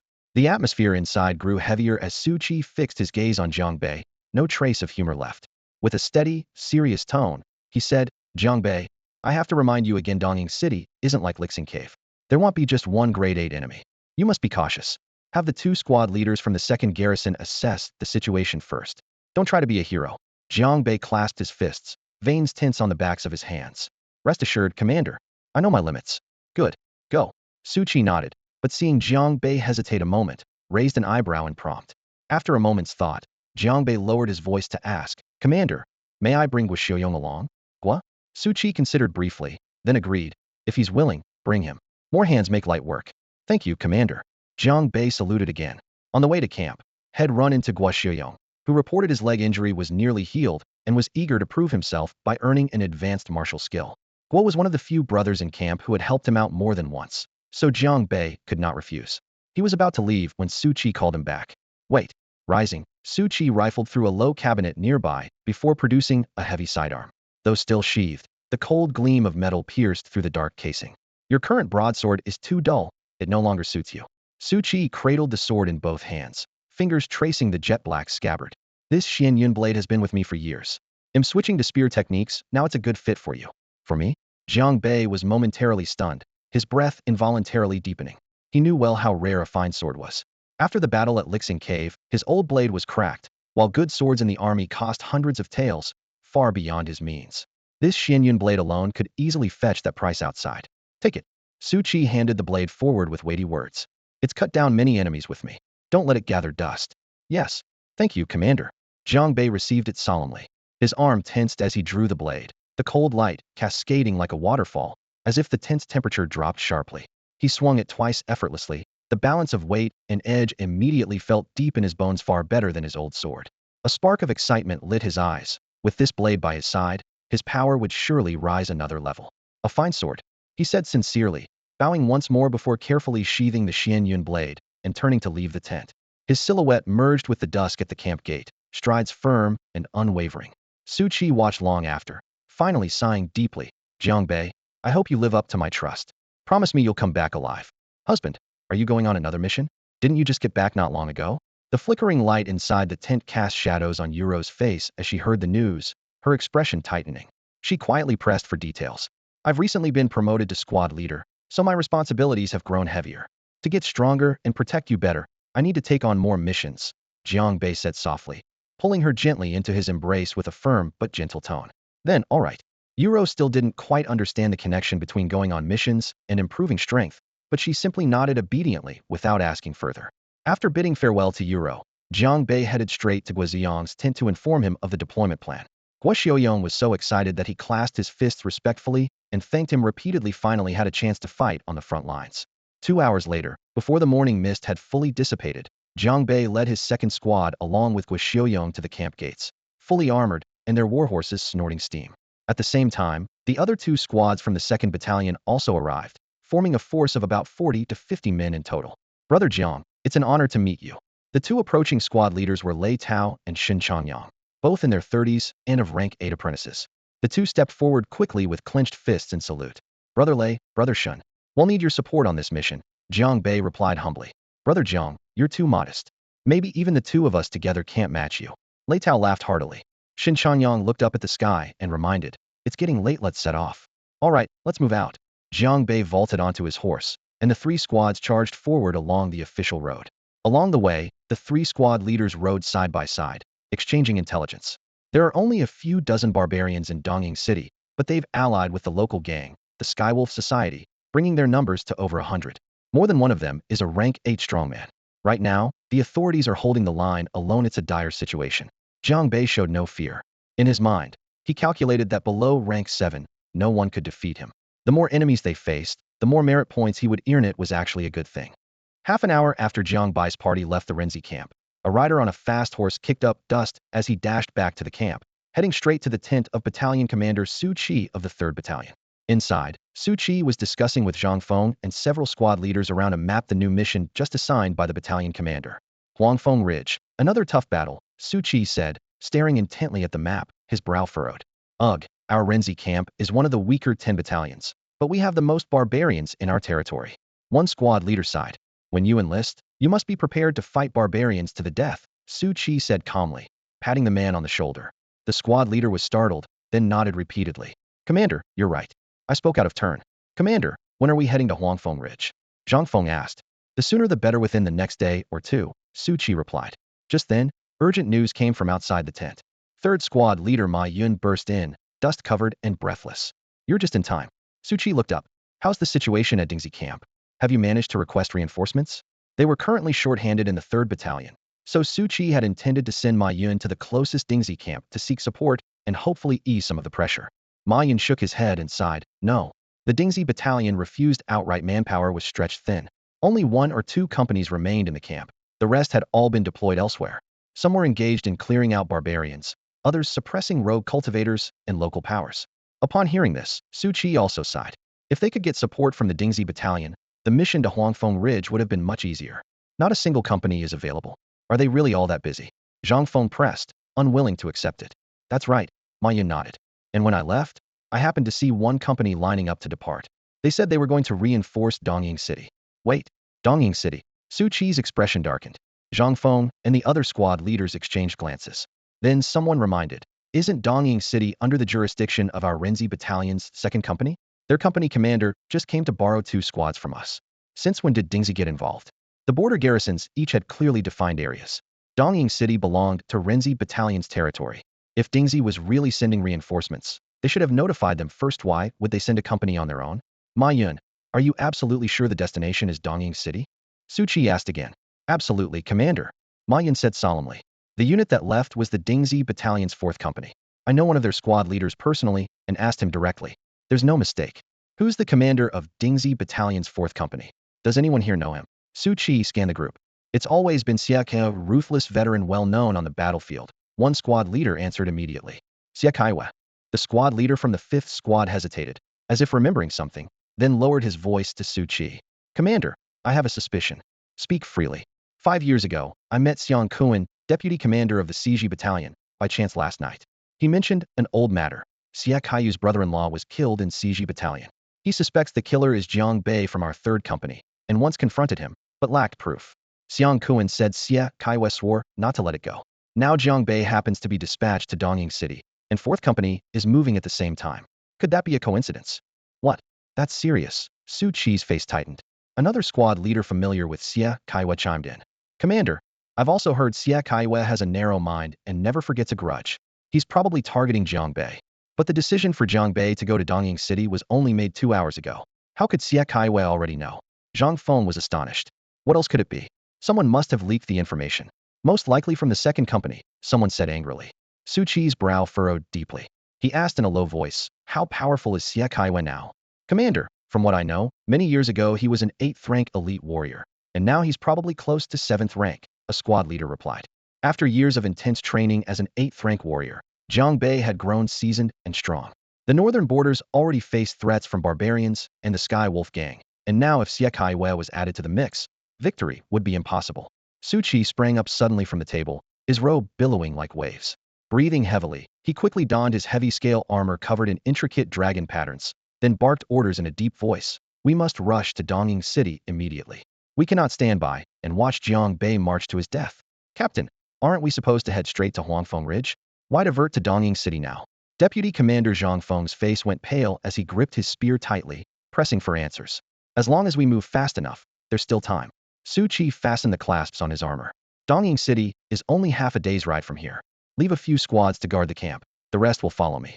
Nothing must happen to Jiang Bei. His thunderous voice shook the tense flaps outside, full of unyielding authority. He had seen Jiang Bai's potential firsthand given time. He would become the top warrior among the 3 garrisons. Not only did he have to act when his comrades were in danger, but Jiang Bai's rare talent alone made it unacceptable for Xia Kaiwa to interfere. Yes, sir. The squad leaders saluted in unison, the heavy thud of their boots echoing sharply. Within 15 minutes, the men were fully armored, banners fluttering fiercely in the morning breeze. Their steel armor glinted coldly in the sunlight as this squad surged forth like a raging iron flood, racing toward Dongying City at full speed. When Jiang Bei and his group arrived at Dongying City the next morning, sunlight spilled over the battered walls scarred with arrows. Piles of broken bricks and rubble filled the gatehouse, grim evidence of the barbarian onslaught. As they entered, cold wind swept through the silent streets. Shop shutters were tightly closed, the gray cobblestone road eerily empty. A few paper lanterns, caught in the breeze, rattled dryly under the eaves. Looks like the barbarians devastated this place badly, Lei Tao said, looking up at the blackened tiles, letting out a low sigh. When even the government can't hold out, how could the people dare to come out? Those who could fled, those who could hide, hid. Shin Chanyang shook his head with a heavy gaze. Jiang Bei pulled up his horse, scanning the surroundings. On the western street corner, a few old women crouched by the wall, clutching emaciated children. Far off toward the east city, it looked like a ghost town. Intelligence reports confirmed that area had been completely taken over by barbarians and the Sky Wolf gang. Are you brothers from the Renzi garrison? I am Fanjia, chief constable of Dongying City, sent by the county magistrate to welcome you. After 15 minutes of riding, passing through the city gate, the group found a line of officers already waiting. Leading them was a 9-foot burly man whose sleeves ballooned. He clasped his fists and greeted loudly. So you are Constable Fan. I am Lei Tao of the Renzi garrison. This is Shun Changyang and Jiang Bei. Lei Tao returned the salute and introduced his companions. Brother Lei, Brother Shun, Brother Jiang, thank you for enduring the journey. I have arranged a feast at Xiangyan. Please rest and eat before we discuss the situation in the city. Fan Jie's voice was hearty but couldn't fully mask the worry in his eyes. Lei Tao looked at his comrades. Shin Changyang nodded subtly. Jiang Bei thought for a moment, then gave a slight assent. Very well, Constable Fan, please lead the way, Lei Tao said, clasping his hands. Right. Follow me, gentlemen. Fan Jie smiled brightly and turned to lead them onward. Passion Pavilion. The largest restaurant in the western part of Dongying City, renowned for its ornate beams, painted rafters, and graceful eaves. Were it not for the proprietor and a few staff members all being capable martial artists, this place would have long since shuttered like many others, leaving only empty streets behind. Everyone, upstairs, please. I've reserved a private room here, Fan Jie said with a smile as they arrived, greeting Lei Tao and the others with a respectful bow. He then leaned toward the shopkeeper beside him and quietly instructed, Boss, the guests are here, please start serving the dishes. Yes, sir. Lord Fan, the food will be brought out immediately. The shopkeeper bowed repeatedly, his rough cloth sleeves fluttering as he hurried into the kitchen. Following a somewhat worn but carefully polished wooden staircase, the group ascended to the second floor. Their reserved private room was the largest available. Upon opening the door, a fresh waft of fragrant wine greeted them. In the center of the chamber stood a large round table that could easily seat over 10. Though the dishes hadn't all arrived yet, 2 sealed jars of well-aged wine were already placed firmly before them. Against the wall, a line of young women dressed in delicate green attire stood in formation. As the guests entered, they bowed respectfully, their silvery ornaments chiming softly. Captain Fan, this is just an ordinary meal. There's no need for such extravagance. Perhaps it's better to wait until we've cleared out the barbarians before celebrating, Lei Tao said somewhat reservedly, raising his hands in a polite refusal. The county magistrate specifically instructed us since you came a long way to help Dongying City through this crisis. It's only right to show proper hospitality, Fan Jie replied gently. He then pulled out chairs to invite Lei Tao, Shin Changyang, and Jiang Bei to sit in turn. Well, very well then, Lei Tao muttered, exchanging a glance with Shun Changyang before reluctantly sitting down. Jiang Bei drew out his chair too, though his hand rested on his sword hilt, his knuckles tense. Fan Jie broke the wax seals on the jars, lifted a wine pot, and announced loudly, Come, brothers Lei, Shun, and Jiang. This is 30-year-old vintage wine. Ordinary alcohol won't affect martial artists like us, let's drink to that. He gestured to the serving girls to pour wine for the 3 men. Captain Fan, let's hold off on the wine for now, Lei Tao said, waving a hand over his cup to decline. We should discuss the situation in Dongying City first. Also, these ladies, please ask them to step outside. I'm a rough man, can't handle being watched so closely. That's fair, Fan Jie agreed, turning to dismiss the young women. They gracefully withdrew and closed the door softly behind them, leaving just the 4 men and the flickering candlelight casting shadows on the walls. Right now, Dongying City truly faces threats from 2 sides. Fan Jie's tone grew grave. The Wolf Fang gang has been restless for some time. When the barbarians arrived, they actually betrayed the city and sided with the enemy. As you've seen, the East District has already fallen, and few civilians remain in the streets. Sai, what's the strength of those barbarians and the Wolf Fang gang? How many 8th-rank martial artists do they have between them? Shin Changyang asked directly. Among the barbarians, there are Taimu Fei and his younger brother Taimu Lai, both 8th-rank trainees. The Wolf Fang gang's leaders, Qi Hong and Deputy Wei Yan, are also 8th-rank trainees, Fan Jie answered. For 8th-rank trainees, Shin Changyang frowned deeply. Without your arrival, it would have been difficult for your group alone to hold them back. Exactly. Fan Jie gave a bitter smile. Just then, the steward entered with steaming dishes one by one, prompting him to force a grin. Please, enjoy the meal. Passion Pavilion's dishes are the best in the city. As delicious aromas filled the room, Fan Jie noticed Jiang Bei had yet to touch his food. Curious, he asked, Brother Jiang, you've been silent since entering and haven't tried any dishes yet. Is the food unappealing? At Fan Jie's question, Lei Tao and Shin Changyang also stopped serving themselves and turned to look at Jiang Bei. It's not that I don't like the food, Jiang Bei replied calmly. Oh, then why? Fan Jie pressed. I just don't know whether after this meal, after this wine, they'll live to see tomorrow's sunrise. Jiang Bai's seemingly calm words struck the private room like a thunderclap, freezing the air instantly. Lei Tao and Shin Changyang frowned in confusion, while Fan Jie's expression darkened, though he forced a smile. Brother Jiang, what do you mean by that? Bang. Jiang Bei suddenly lifted his leg and kicked over the round table more than a meter wide. The heavy table, laden with food and wine, crashed toward Fan Jie with a roar. Fan Jie's eyelid twitched, his reflexes sharp. His blade flashed in an instant. Boom. The table was cleaved in 2, wine splashing and wood splinters flying. Fan Jie's voice was cold and demanding. Brother Jiang, what are you trying to do? Brother Jiang, why attack Captain Fan all of a sudden? Lei Tao and Xin Chanyang were shocked by the sudden chaos. You two better look closely who he really is. Jiang Bei barked. With a swift step and a flash of movement, he lunged in front of Fan Jie. The mysterious Xian Yun blade was drawn, its cold gleam slashing down diagonally. The blade moved so fast it was barely visible to the naked eye. Before Fan Jie could react, his entire arm was severed at the shoulder. Blood sprayed out. Jiang Bei followed up with a heavy kick to Fan Jie's chest. Crack!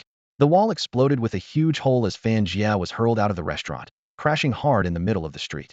Black blood gushed from his mouth, and he fainted on the spot. The flagstone cracked beneath him, and his knife skidded several yards away. Lei Tao and Shun Changjiang's faces immediately drained as they rushed to the upstairs window. Seeing the scene outside, they were utterly shocked. A dark green mask rolled off Fan Jie's body, revealing a scarred face underneath one that bore no resemblance to the Fan Jie they had known before. How is this possible? Who is this? Lei Tao couldn't believe his eyes. We've all been tricked. Shin Changjiang's expression turned grim. Then he looked gratefully at Jiang Bei. Good thing your keen insight exposed this in time, or we'd be dead today.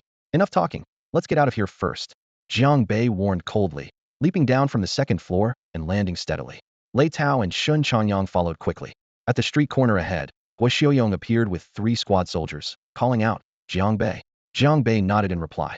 Earlier, the fake Fan Jie had used the excuse that the tables on the first floor of Baixiang restaurant weren't enough, sending the soldiers to another nearby tavern to eat. Jiang Bei secretly instructed Guo Xiaoyong not to disperse or dine until given the signal, suspecting an attack might happen here. The reason Jiang Bei instantly saw through Fan Jie's disguise was because of the innate ability he gained in Lixing Cave the Thousand Illusion True Eye. From the moment he first saw Fan Jie, he recognized it was a mask capable of changing appearance. That was why, as soon as he entered Baixiang restaurant, he knew it was a trap. Because the opponent was cautious and kept distance from others, Jiang Bei held back until their proximity was close enough to strike decisively. Otherwise, it would not have been so simple for him to sever Fan Jie's arm in one powerful stroke and badly injure him.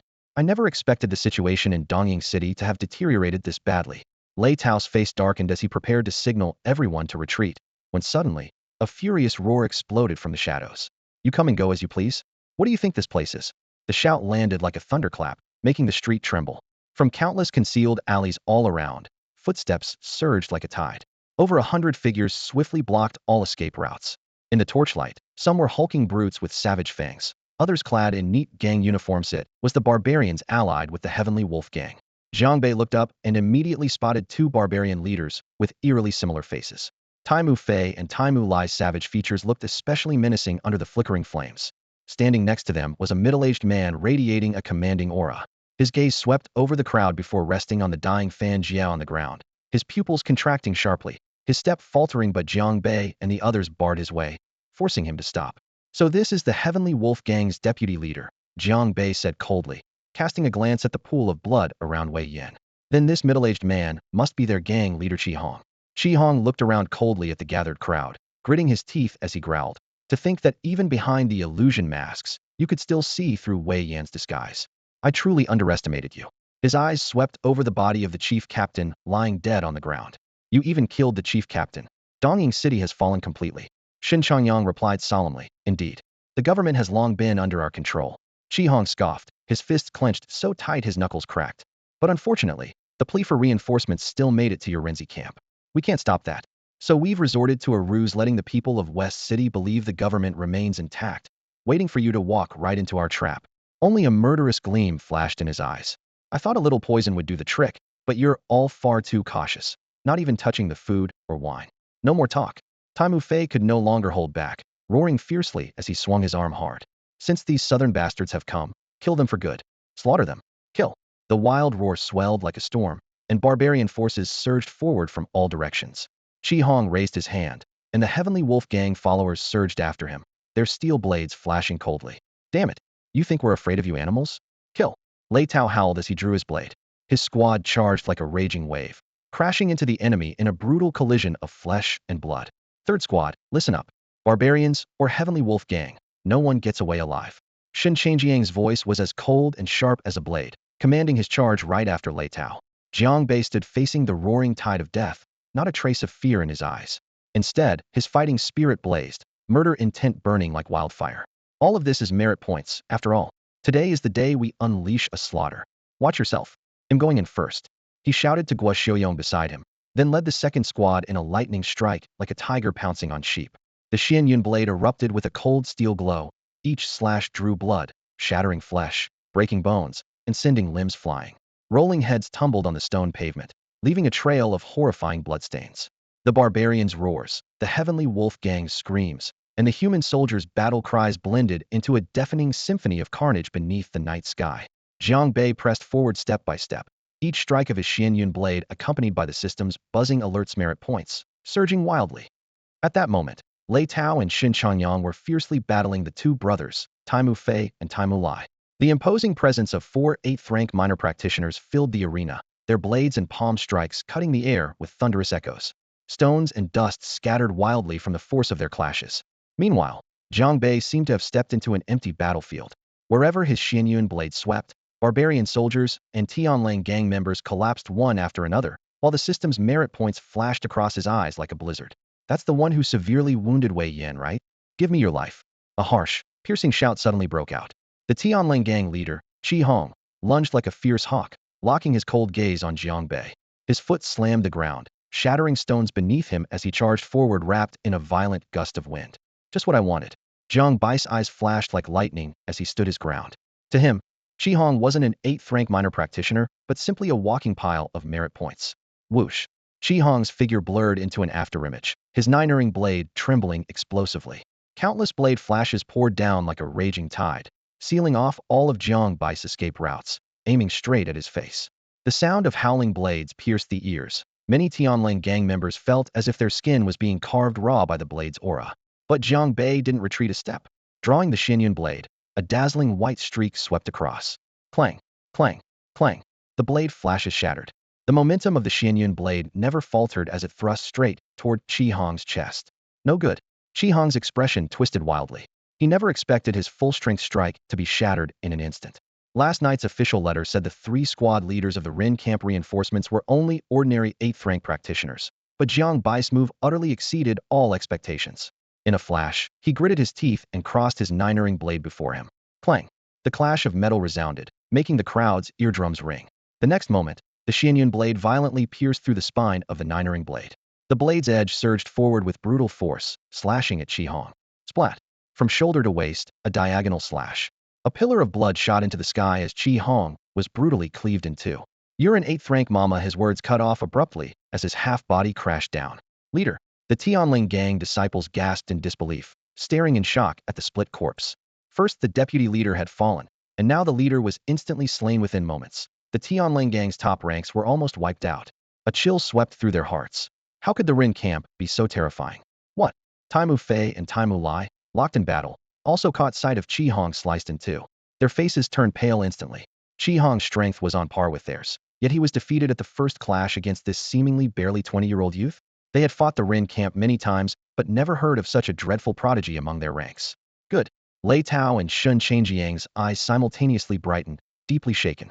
If wounding Wei Yan could be attributed to a surprise attack, then Jiang Bai's overwhelming killing of Qi Hong in direct combat indisputably proved his true strength. The rumor yesterday that he had crushed Shui Long was clearly no exaggeration. The Ren camp had truly welcomed an astonishing genius. Kill those two first, then finish off that brat.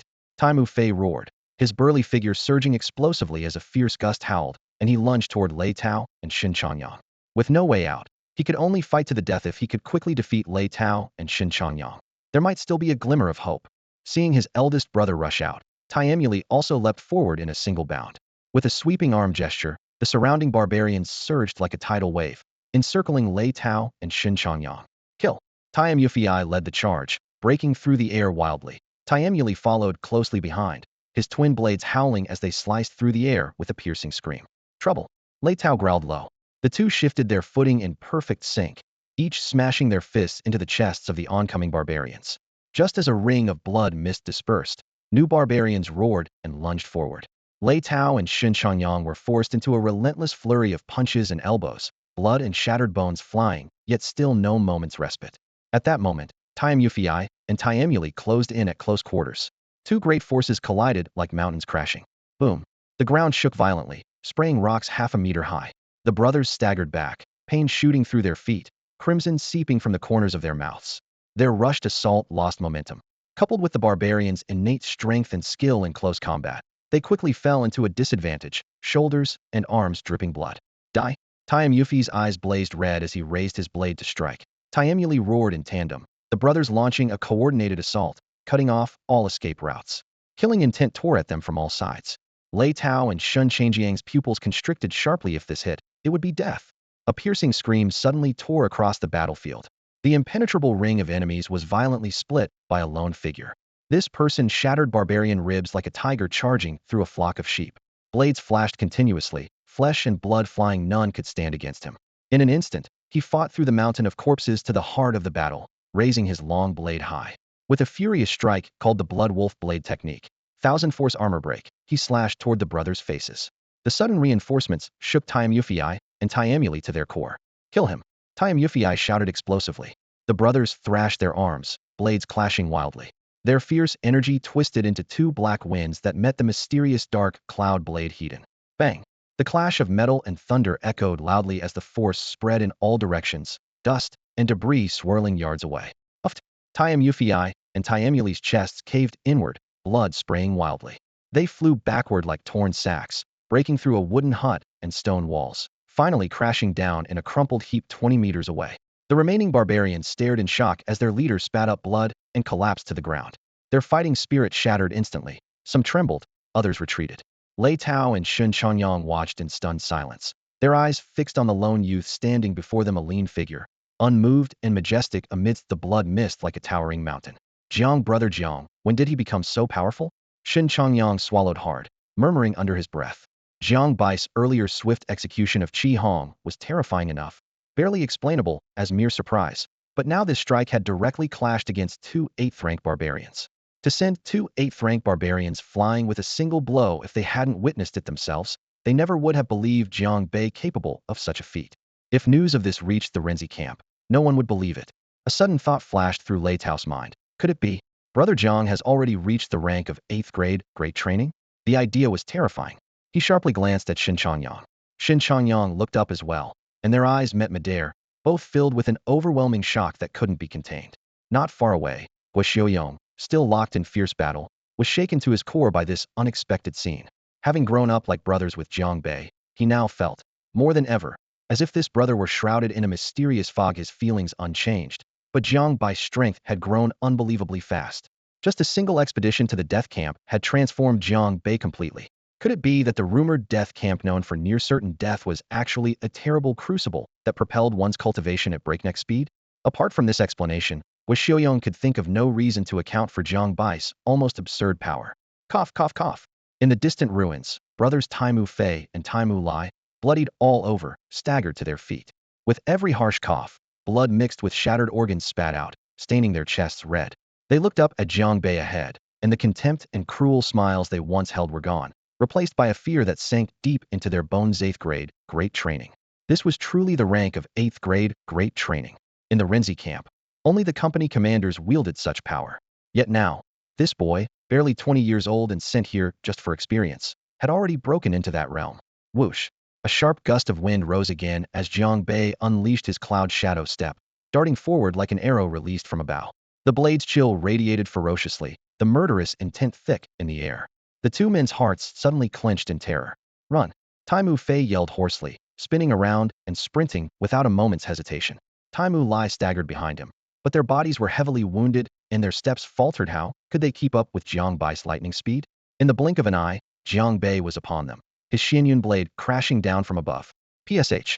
Blood spurted as Taimu Lai's head was severed and flew high into the air, rolling several times before splattering near his brother's face. Brother! Taimu Fei whipped around, eyes filled with rage and pain, but what met his vision was the freezing blade light blocking his sight. A sudden cold struck his neck. Instinctively, he reached to cover it, but grasped only emptiness. Bang! Another head fell into a pool of blood. With that, the two feared barbarian chieftains were dead, along with Qi Hong and Wei Yin, who fell to Jiang Bei earlier. All 4 8th grade trainees from East Camp City were wiped out without exception.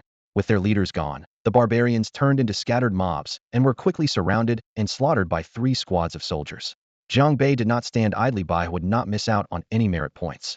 Using Cloud Shadow Step again, he charged into the crowd and fought side by side with many soldiers, cutting down enemies. Soon, the entire street was littered with corpses, blood flowing like a river. Whether barbarians or members of the Heaven Wolf gang, every last one was Kaledno survivors. We won. We actually won. The soldiers raised their fists and shouted, their voices bursting with joy and disbelief. What had seemed like it would be a bloody, drawn-out battle ended swiftly and decisively, a complete, sweeping victory. From start to finish, nearly no one among the three squads suffered serious injury. Thinking of this, they all instinctively turned their gaze toward the young man standing quietly in the distance. Everyone knew deep down, today's easy rout of the enemy was all thanks to Jiang Bei, who single-handedly took down every one of the opposing's 8th-rank elites.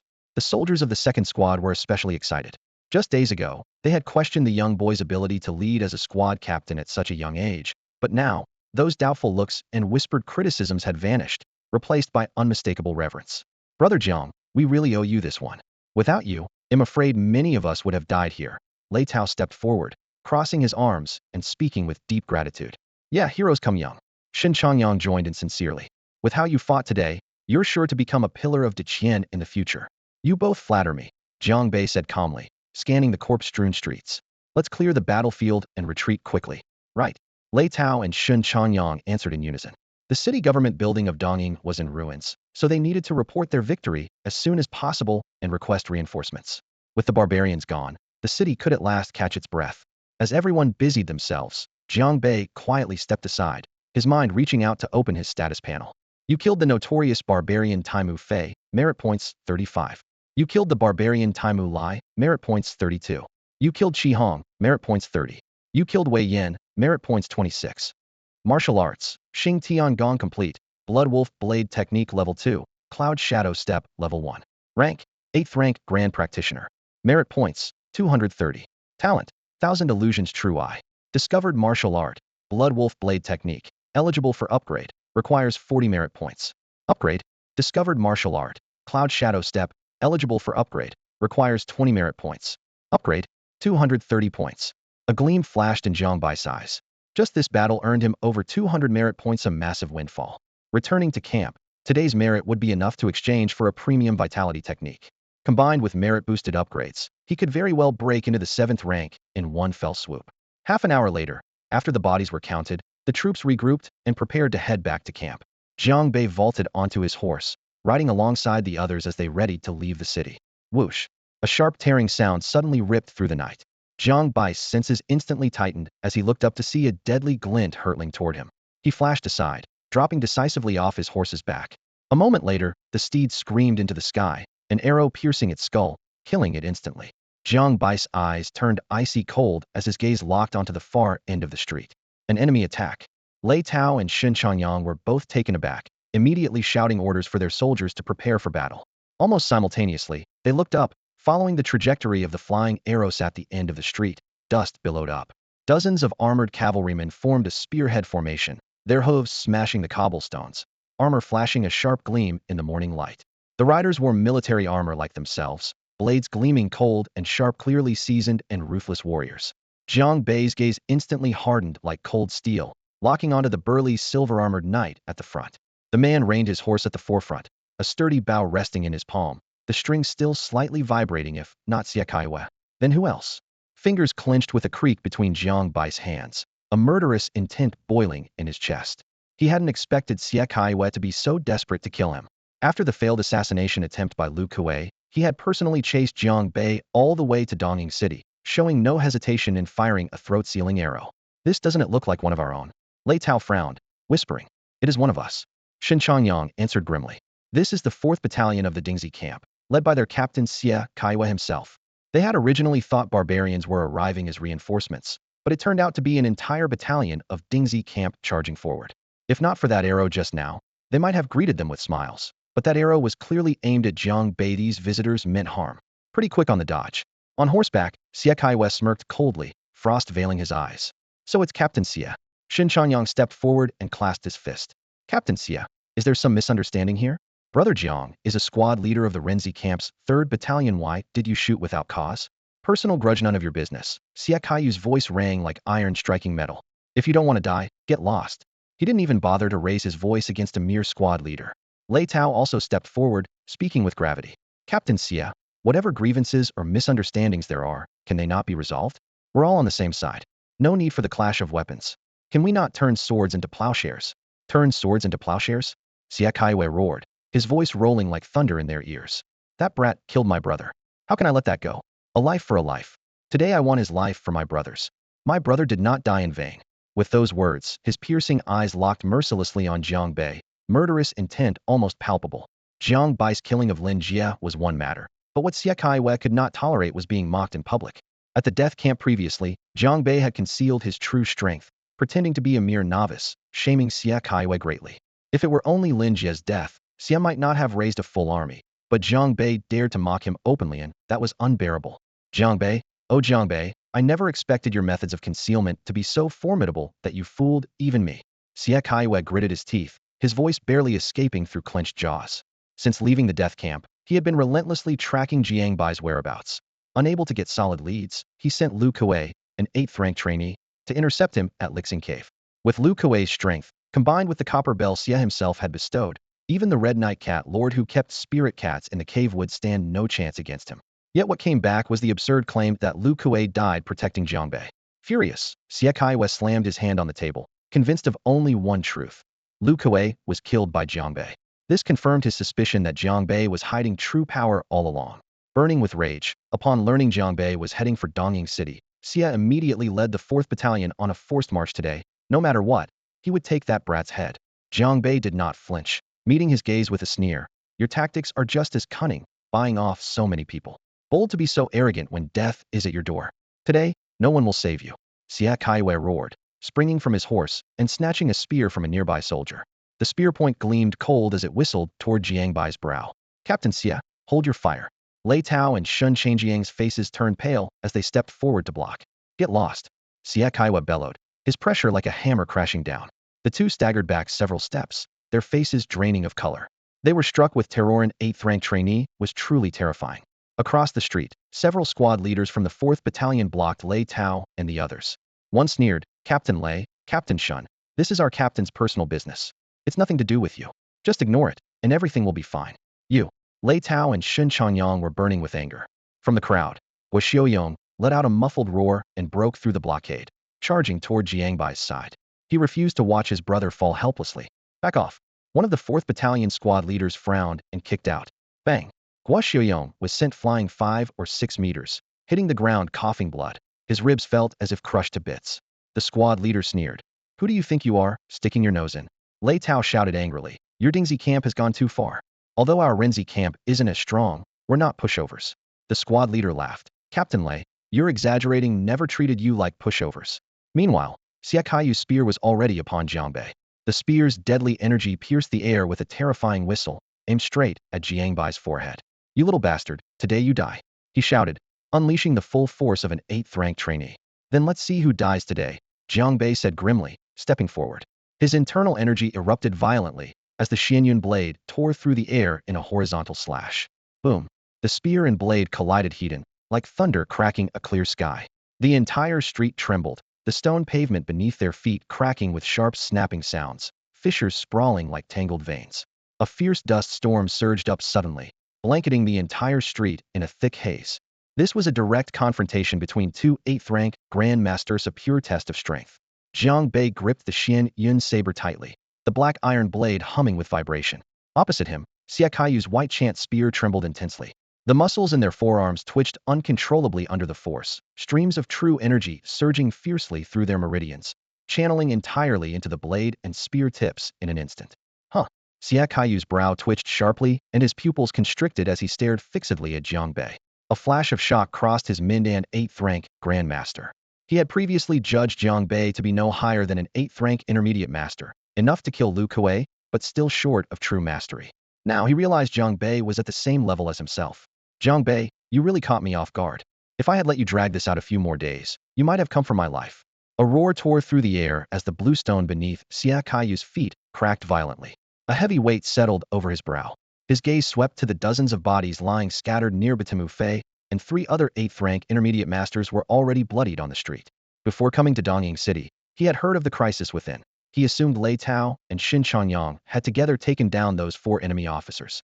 Now it seemed it was likely Jiang Bei who had done it alone. An 8th-rank Grand Master truly could accomplish all that. Today, I will kill you. Jiang Bei growled low, raising the Xianyun saber over his shoulder, his eyes blazing with murderous intent. Big talk. Today no one will save you. Xia Kaiyu's power exploded outward, muscles coiling fiercely as the white chant spear vaulted like a dragon, roaring like a gale as it surged forward. A flash of blade light suddenly appeared. Jiang Bei slammed his foot down, the Xianyun saber tracing dazzling arcs through the air. In a flash, dozens of icy slashes cut through the dim street, illuminating it like daylight. Clang, clang, clang. Bang, bang, bang. Spear and saber clashed violently midair, sparks flying and power roaring. In the blink of an eye, they had exchanged a dozen strikes, evenly matched to the bone. The entire street shattered into pits and craters, rubble flew everywhere. Nearby houses collapsed one after another, wooden beams and bricks raining down. Soldiers from the 4th and 3rd garrisons watched from a distance, many wincing as the raw blasts of force ripped across their exposed skin like sharp blades, faces drained of blood in shock. Thief Kid can really go toe-to-toe with the garrison commander like this? Several squad leaders from the 4th garrison exchanged looks of disbelief. They knew all too well their commander's record a single white chant spear made him nearly invincible among 8th-rank grandmasters. They had expected Jiang Bei to falter quickly, yet here he was locked in battle still. Damn it! Xia Kaiyu's voice exploded like thunder, rippling through the very air. Just days ago, this scrappy kid could be crushed with a single palm at the death camp. Now he was the one stuck on the defensive, fueling Xia Kaiyu's raging fury. His veins bulged in his arms as he twisted abruptly, the white chant spear slashing out in a savage arc, the spear tip howling like a ripping wind as it lunged brutally for Jiang Bai's face. As the spear thrust forward, a faint but unmistakable roar like a dragon's cry echoed through the air. Jiang Bai's pupils contracted sharply. He could almost feel the scorching heat of the spear's tip slicing through the air. With a subtle push off his toes, he activated his cloud shadow step, his body shifting sideways like a wisp of mist for half a foot, narrowly letting the fierce spear blade graze past his shoulder. The spear's tip tore a fragment from his clothes, the cold gleam lingering as Xia Kaiyu's 2nd and 3rd spear strikes rained down relentlessly like torrential raindrops. Cold light and fierce wind clashed violently among the trees, forcing Jiang Bei to leave behind several afterimages. Every movement skimmed closely along the spear's edge. Xia Kaiyu snarled harshly. Is dodging all you know? Worthless. His spear techniques surged like a startled dragon, unfolding 9 deadly variations in one breath, locking down on Jiang Bei with unrelenting pressure. A murderous gleam flared in Jiang Bai's eyes. He knew this was by far his most formidable opponent, and any further delay could bring disaster. Suddenly, he summoned his own skill panel. Martial Arts, Xing Tian Gong Perfected, Blood Wolf Blade Technique Level 2, Cloud Shadow Step Level 1. Realm, 8th rank Great Practitioner. Merit Points, 230. Talent, 1000 Illusion True Eye. Available upgrades. Blood Wolf Blade Technique Level 3 requires 40 merit points. Upgrade. Cloud Shadow Step Level 2 requires 20 merit points. Upgrade. He had intended to save his merit points for advancing Blood Chi technique back at the Rin camp, but there was no turning back now. Fixing his gaze on the plus sign after the Blood Wolf Blade Technique, he commanded, Blood Wolf Blade Technique, Upgrade. 40 merit points vanished instantly, pushing the Blood Wolf Blade Technique up to Level 3. Before he could fully absorb the change, he gritted his teeth and burned another 80 points, breaking through to Level 4 in one leap. Heat surged wildly through his limbs, bones cracking as countless blade techniques swirled intensely in his mind. It was as though he had instantly transformed into a master of slaughter. Immediately after, he spent 20 merit points to upgrade Cloud Shadow Step to Level 2. Wind stirred under his feet, and the afterimages around his body sharpened like blades. A chill ran through Xia Kaiyu's chest. He clearly saw Jiang Bai's momentum swell uncontrollably like a tidal wave, but couldn't pinpoint the change, only feeling a tightening at his heart. Jiang Bei raised his blade, the tip trembling lightly as he gathered his strength for a flash. The strike came like thunder, the blade's light transforming into a crimson wolf tearing through heaven and earth, murderous intent radiating fiercely. What? Xia Kaiyu's face drained of color in shock, hastily withdrawing his spear to intercept the blade with his white chant spear. Clang! The crash of metal rang out explosively. Xia Kaiyu's tiger mouth trembled violently. The white chant spear nearly slipped free from his grasp, his arm bones aching, as if about to be torn apart. If Jiang Bai's blade power before was calm like a still lake, now it was a boiling tsunami. Splat! The crisp sound of flesh tearing filled the air. His palm was shattered by Jiang Bai's blade, and Bai Yin's spear clattered to the ground. Ah! Xia Kaiyu screamed in agony, staggering backward. Captain C. The nearby squad chiefs' faces went pale as they hurried to surround him. Kill him. Quickly kill him. Xie Kaiwa shouted hoarsely, eyes bloodshot, glaring fiercely at Jiang Bei. Before he finished speaking, Jiang Bai's figure shot forward like an arrow released from a bow. Protect the captain. The squad chiefs of the 4th Squad roared, raising their weapons and shields to quickly form a human barrier in front of Xie Kaiwa. Without hesitation, Jiang Bei raised his Xianyun blade high, a furious slash. Boom. Like thunder crashing, the strike exploded, crashing down like an avalanche or tidal wave. The defensive wall shattered instantly. Wherever the blade swept, iron shields broke and long spears snapped, fragments scattering like raindrops. One slash that breaks 10,000 armor. Gasps of disbelief rose from the crowd. Unless a true rank 7 expert appeared, no one could withstand this blade. What? Stop him, kill him. We can't let the captain get hurt. 4 or 5 rank 8 veterans lunged at Jiang Bei recklessly, undaunted by death. Instantly, flashing blades and fierce winds sealed off all directions. Suddenly, Jiang Bai's footsteps flashed as he activated the 2nd level of his Cloud Shadow step, leaving overlapping afterimages, causing every attack to miss. The blade flashed again. Shing! The Xianyun blade tore through armor. Several squad chiefs were struck, flying back either dead or grievously wounded, collapsing to the ground. The next moment, Jiang Bei was directly in front of Xie Kaiwa. His killing intent surged like a freezing gale that suffocated the air. Xie Kaiyu's expression twisted, but with battle experience, he roared and charged barehanded. Shing! The blade swept past. He couldn't even strike back before one arm was cleaved off at the root. Immediately after, Jiang Bei delivered a fierce kick to his abdomen. Boom! Xie Kaiwa flew backward like a broken sack, spewing a fountain of bright red blood. The entire street was soaked in blood as he smashed through pillar after pillar, rolling dozens of meters before crashing down heavily. In the distance, Lei Tao, Shen Changyang, and the men of the 3rd Squad stood dumbfounded, gasping in disbelief. Even the rank 8 veteran and captain of the Dingxi camp, Xie Kaiwa, had fallen beneath Jiang Bai's blade? What kind of demon had risen in the Renzi camp? Dust swirled. Xie Kaiwa lay in the distance, drenched in blood, his bones shattered in countless places. One palm destroyed, the other arm gone entirely, looking as miserable and forlorn as a stray dog in a street corner. The soldiers of the 4th Squad were gripped with terror. None dared approach to help, fearing they would be cut down by Jiang Bei next. He had once arrogantly fired arrows from over 100 meters away, boasting he would take Jiang Bai's life. Now, he was a discarded dog in everyone's eyes. Who could have foreseen such an outcome? Jiang Bei raised his blade and stepped forward, the chill intensifying, his killing intent closing in on Xie Kaiwa like a tangible shroud. Just as he was about to end his life, a loud shout suddenly rolled over from afar. Spare him under the blade. A loud shout rang out. Black horse hooves pounded the ground like a sudden downpour. The dull thuds came in rapid succession, shaking the earth and stones as if war drums were beating. Everyone looked up in unison, seeing clouds of dust swirling in the distance. A cavalry unit thundered forward, though numbering only a few dozen as well. They were fully armored and radiated a fierce, menacing aura far stronger than the earlier 4 squads. The horsemen cut through the wind, led by a man clad in black armor who stood out most prominently. Broad-shouldered and towering like a moving iron tower, his dark plates glinted cold under the sunlight. His hawk-like gaze swept the scene, chilling anyone caught in it. Jiang Bei squinted, assessing this opponent was clearly stronger than Xie Kaiwa, most likely a 7th-rank warrior, though whether of lesser or greater cultivation was hard to tell on the spot. Captain.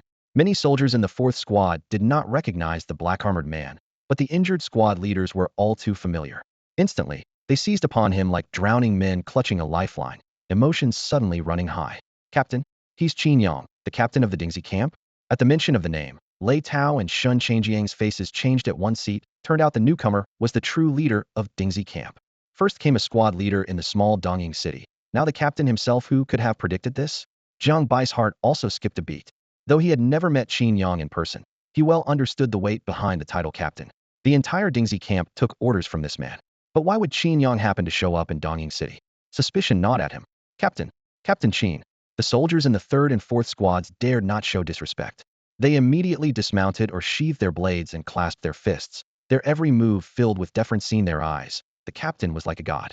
Captain, you must stand up for our squad leader. Shut up. A 4th squad leader rushing forward to plead was cut off by a sharp, ear-splitting shout. Qin Yang's cold voice scolded. Is this not embarrassing enough? Our brotherhood in the Renzi camp just heroically fought the barbarians. And you follow Xie Kaiwa here causing trouble for comrades? Weapon against weapon among our own, shame beyond measure. His reprimand silenced the squad leaders who bowed their heads in shame. Then his gaze shifted to the motionless Xie Kaiwa lying in the distance. He shook his head with a sigh of bitter disappointment. Without delay, he spurred his horse to Jiang Bai's side. vaulted off, clasped his fists, and spoke quietly.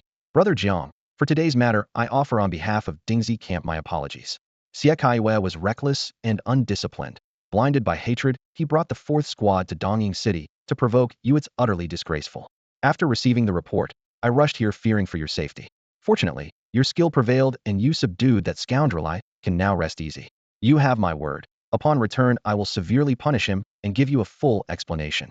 When Qin Yang finished speaking, the men of the 3rd and 4th Squad stood agape. Here was the mighty captain of Dingxi Camp speaking so politely to a mere squad leader like Jiang Bei, even addressing him as brother. Such familiarity was unheard of in the past. Just as everyone assumed Jiang Bei would back down at this point, he looked up, his voice icy cold.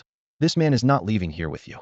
The words fell like a thunderclap, and those around him nearly doubted their ears. Standing before him was Qin Yang, the true top expert of the Dingxi battalion, the battalion commander. No one expected Jiang Bei to be so resolute, refusing to let Xie Kaiwei go. Lei Tao and Shun Changjiang's hearts both sank, and they hurriedly tried to dissuade him. Xie Kaiwei was indeed hateful, but if this confrontation dragged on, Jiang Bei was the one who would lose out. Qin Yang's smile froze on his face, his fingers tightening slightly, but he forced out a trace of politeness. Brother Jiang, I know you're angry, but Xie Kaiwei is still a man of the Dingxi battalion. We have to take him with us. Jiang Bai's expression remained cold and unreadable. If Commander Qin wants to punish that bastard severely, isn't it the same if you leave it to me to deal with? It even saves you the trouble of getting involved yourself. His gaze locked onto Qin Yang without wavering. Since Qin Yang had arrived on horseback, never even dismounting, his supposed visit to apologize felt more like a show of dominance. Qin Yang had claimed he hurried here upon hearing that Xie Kaiwei planned to kill him, but his spotless white robes and clean saddle showed no sign of travel, no urgency at all. Jiang Bei sneered inside. If Xie Kaiwei had the upper hand today, Qin Yang probably wouldn't have coincidentally appeared like this. If this were anyone else, Jiang Bei might not have risked a heating confrontation with the commander. But Xie Kaiwei was different, was an enemy Jiang Bei had to settle with his own hands. The chance was right in front of him. Had already pushed his foe to the brink of death, so why should he let go now? He knew full well, if he spared Xie Kai, even crippled, would find a way to come back for him. Even before the fight began, he had sworn that this bastard would die today, no matter who stood in his way. The air thickened as the forces of the 3rd and 4th camps held their breath in stunned silence. No one expected Jiang Bei to truly defy Qin Yang. Cold sweat broke out on Lei Tao, Shin Changyang, and Guozuyang's foreheads. They noticed Qin Yang's once smiling face had darkened like still water. Qin Yang narrowed his eyes, his voice low and threatening. Brother Jiang, I never repeat myself. I hope you understand. The chill in his tone left no doubt it was a clear warning. Jiang Bei snapped back coldly. Then I'll tell you, Commander Xie Kaiwei must die today, here in Dongyang City. He spoke with absolute confidence, fueled by both rage and certainty. Right now, Jiang Bei and Xie Kaiwei were only a few steps apart. One raised hand could pin him down, and Indim Qin Yang absolutely would not have time to stop it.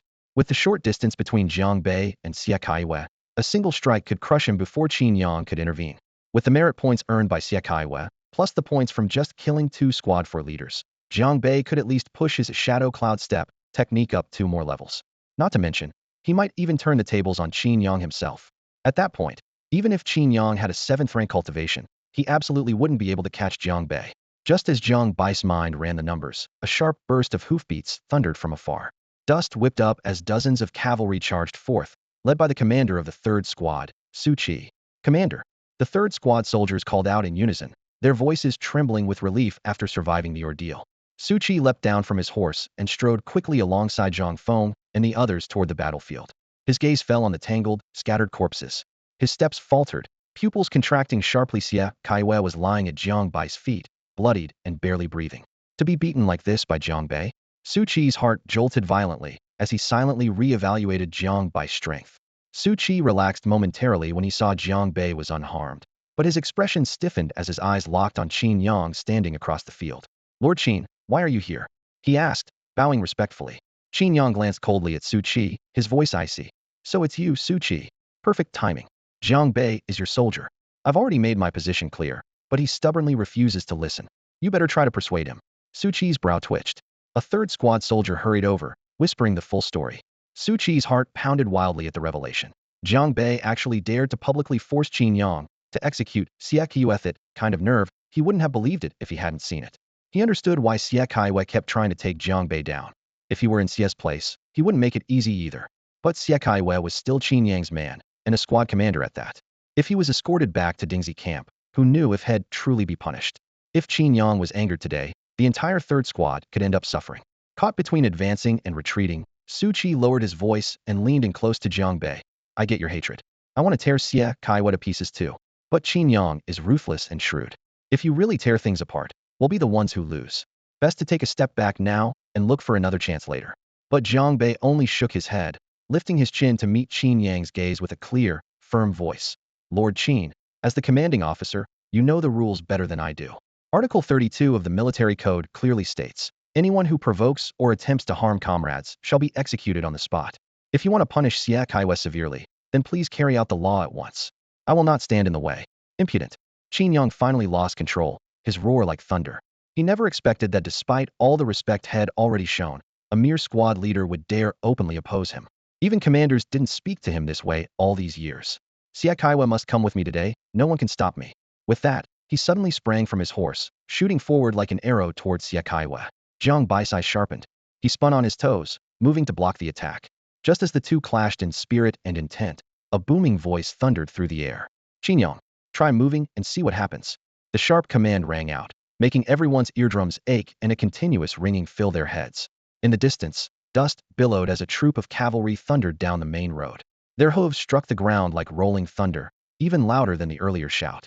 Leading them was a burly knight, firmly gripping the reins with both hands.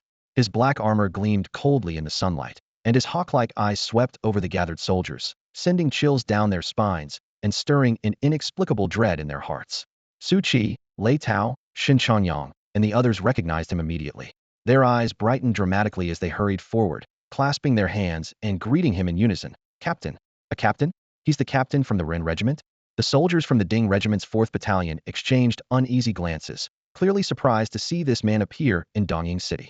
Jiang Bai's heart also skipped a beat. This was the first time he had ever seen the highest-ranking officer of the Ren Regiment. Among the 10 main regiments, overall strength was stratified. The Ren Regiment was generally weaker than the Ding Regiment. Yet this captain's commanding presence rivaled Qin Yang's, even faintly surpassing him in sharpness. Jiang Bei discreetly glanced at Qin Yang and saw him pause shortly after the sharp shout, his expression darkening. Captain Jiang, you've finally arrived. Su Qi rushed forward 2 steps to meet Jiang Qingfeng's horse. On the way, he had already sensed that if Xie Kaiwa truly meant to kill, their few men wouldn't be able to stop him. But Jiang Bai's life must be protected at all costs. That was not just the future of the 3rd Battalion, but also tied to the rise or fall of the entire Ren Regiment. So Su Qi sent an urgent letter, detailing Jiang Bai's recent deeds and dispatching a swift rider to Jiang Qingfeng's front line. At first, he hadn't dared to hope the captain could break away from the tense battle in the Bahuang Mountains. Yet here he was, arriving in Dongying City in person. Xie Kaiwa watched closely. Clearly the captain also recognized Jiang Bai's potential and wasn't willing to let such a promising talent wither here and be lost. Jiang Qingfeng, I never expected you to show up here. Qin Yang sneered, his gaze sharp as a blade. The situation in Bahuang Mountains is critical. How can you afford to be distracted and come here? If you, Qin Yang, can come, then why can't I? Jiang Qingfeng? Jiang Qingfeng sat firmly on his horse, his voice cold and steady. He raised a hand to point at Xie Kaiwa. What did you mean by that just now? Xie Kaiwa is one of my Ding Regiment men. I am taking him away now. Do you want to stop me? Qin Yang's eyes darkened fiercely. Xie Kaiwa attacked Jiang Bei with deadly intent, and Jiang Bei is under my Ren Regiment. Jiang Qingfeng replied resolutely. Tell me, should I not give Jiang Bei an explanation? Should I not leave the real culprit behind, so he can be dealt with personally? Jiang Qingfeng. Qin Yang roared, killing intent surging through his body. Jiang Qingfeng, however, remained calm and unyielding. The two captains stared each other down in midair, sparks flying from their fiery gaze. The assembled soldiers from each battalion held their breath, deliberately quiet.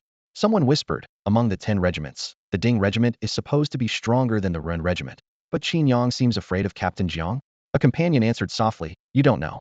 It's said Jiang Qingfeng was once a strong contender to become one of the 4 great generals. His strength is extraordinary. Later, he volunteered to be transferred to the Ren Battalion, simply because that unit was responsible for the most dangerous area with the highest number of barbarians. So that's how it was. In other words, the Ren Battalion was the weak link, not Jiang Qingfeng himself. A scoundrel like Xie Kaiwa was not to be tolerated in the military camp.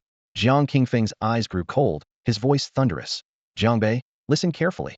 Act immediately and execute the criminal. The moment the order was given, the entire place fell silent as if struck by lightning. Nobody expected Jiang Qingfeng to openly pass a death sentence on Xie Kaiwa right in front of Qin Yang. Jiang Qingfeng, how dare you? Qin Yang stepped forward, his force sweeping like a storm. The street filled with flying dust and stones. The flagstones cracked beneath his feet. What am I afraid of? Do you? Qin Yang, want to pick a fight with me? Jiang Qingfeng shouted back, a fierce tide of power rising around him, his robe snapping in the wind. The two powerful energies collided in midair, causing a relentless series of explosive booms. The crowd felt as if caught in the eye of a hurricane, stepping back in shock. So strong. Jiang Bai's grip on the knife tightened slightly. Qin Yang was clearly far stronger than him. But this company commander from the Ren battalion was evidently on another level. If it were any other commander, Qin Yang would likely have acted already. As this thought flashed through his mind, Jiang Bei raised his Xian Yun blade and strode up to Xie Kaiwei. With Jiang Qingfeng backing him, he had no hesitation. The blade flashed coldly, and with fierce resolve, he swung it down in anger. Pshh. Blood splattered, creating sharp arcs visible to all, instantly staining the flagstones red. Qin Yang's pupils contracted sharply. Blue veins bulged on his forehead as his fists cracked loudly. His sharp glare first pierced Jiang Bei, then suddenly shot toward Jiang Qingfeng. Good, very good. Jiang Qingfeng, I will remember this day. Let's hope you remain safe here in the 8 Desolations Mountains. He turned again, his anger almost tangible. And you, Jiang Bei, today you really opened my eyes. This matter is far from over.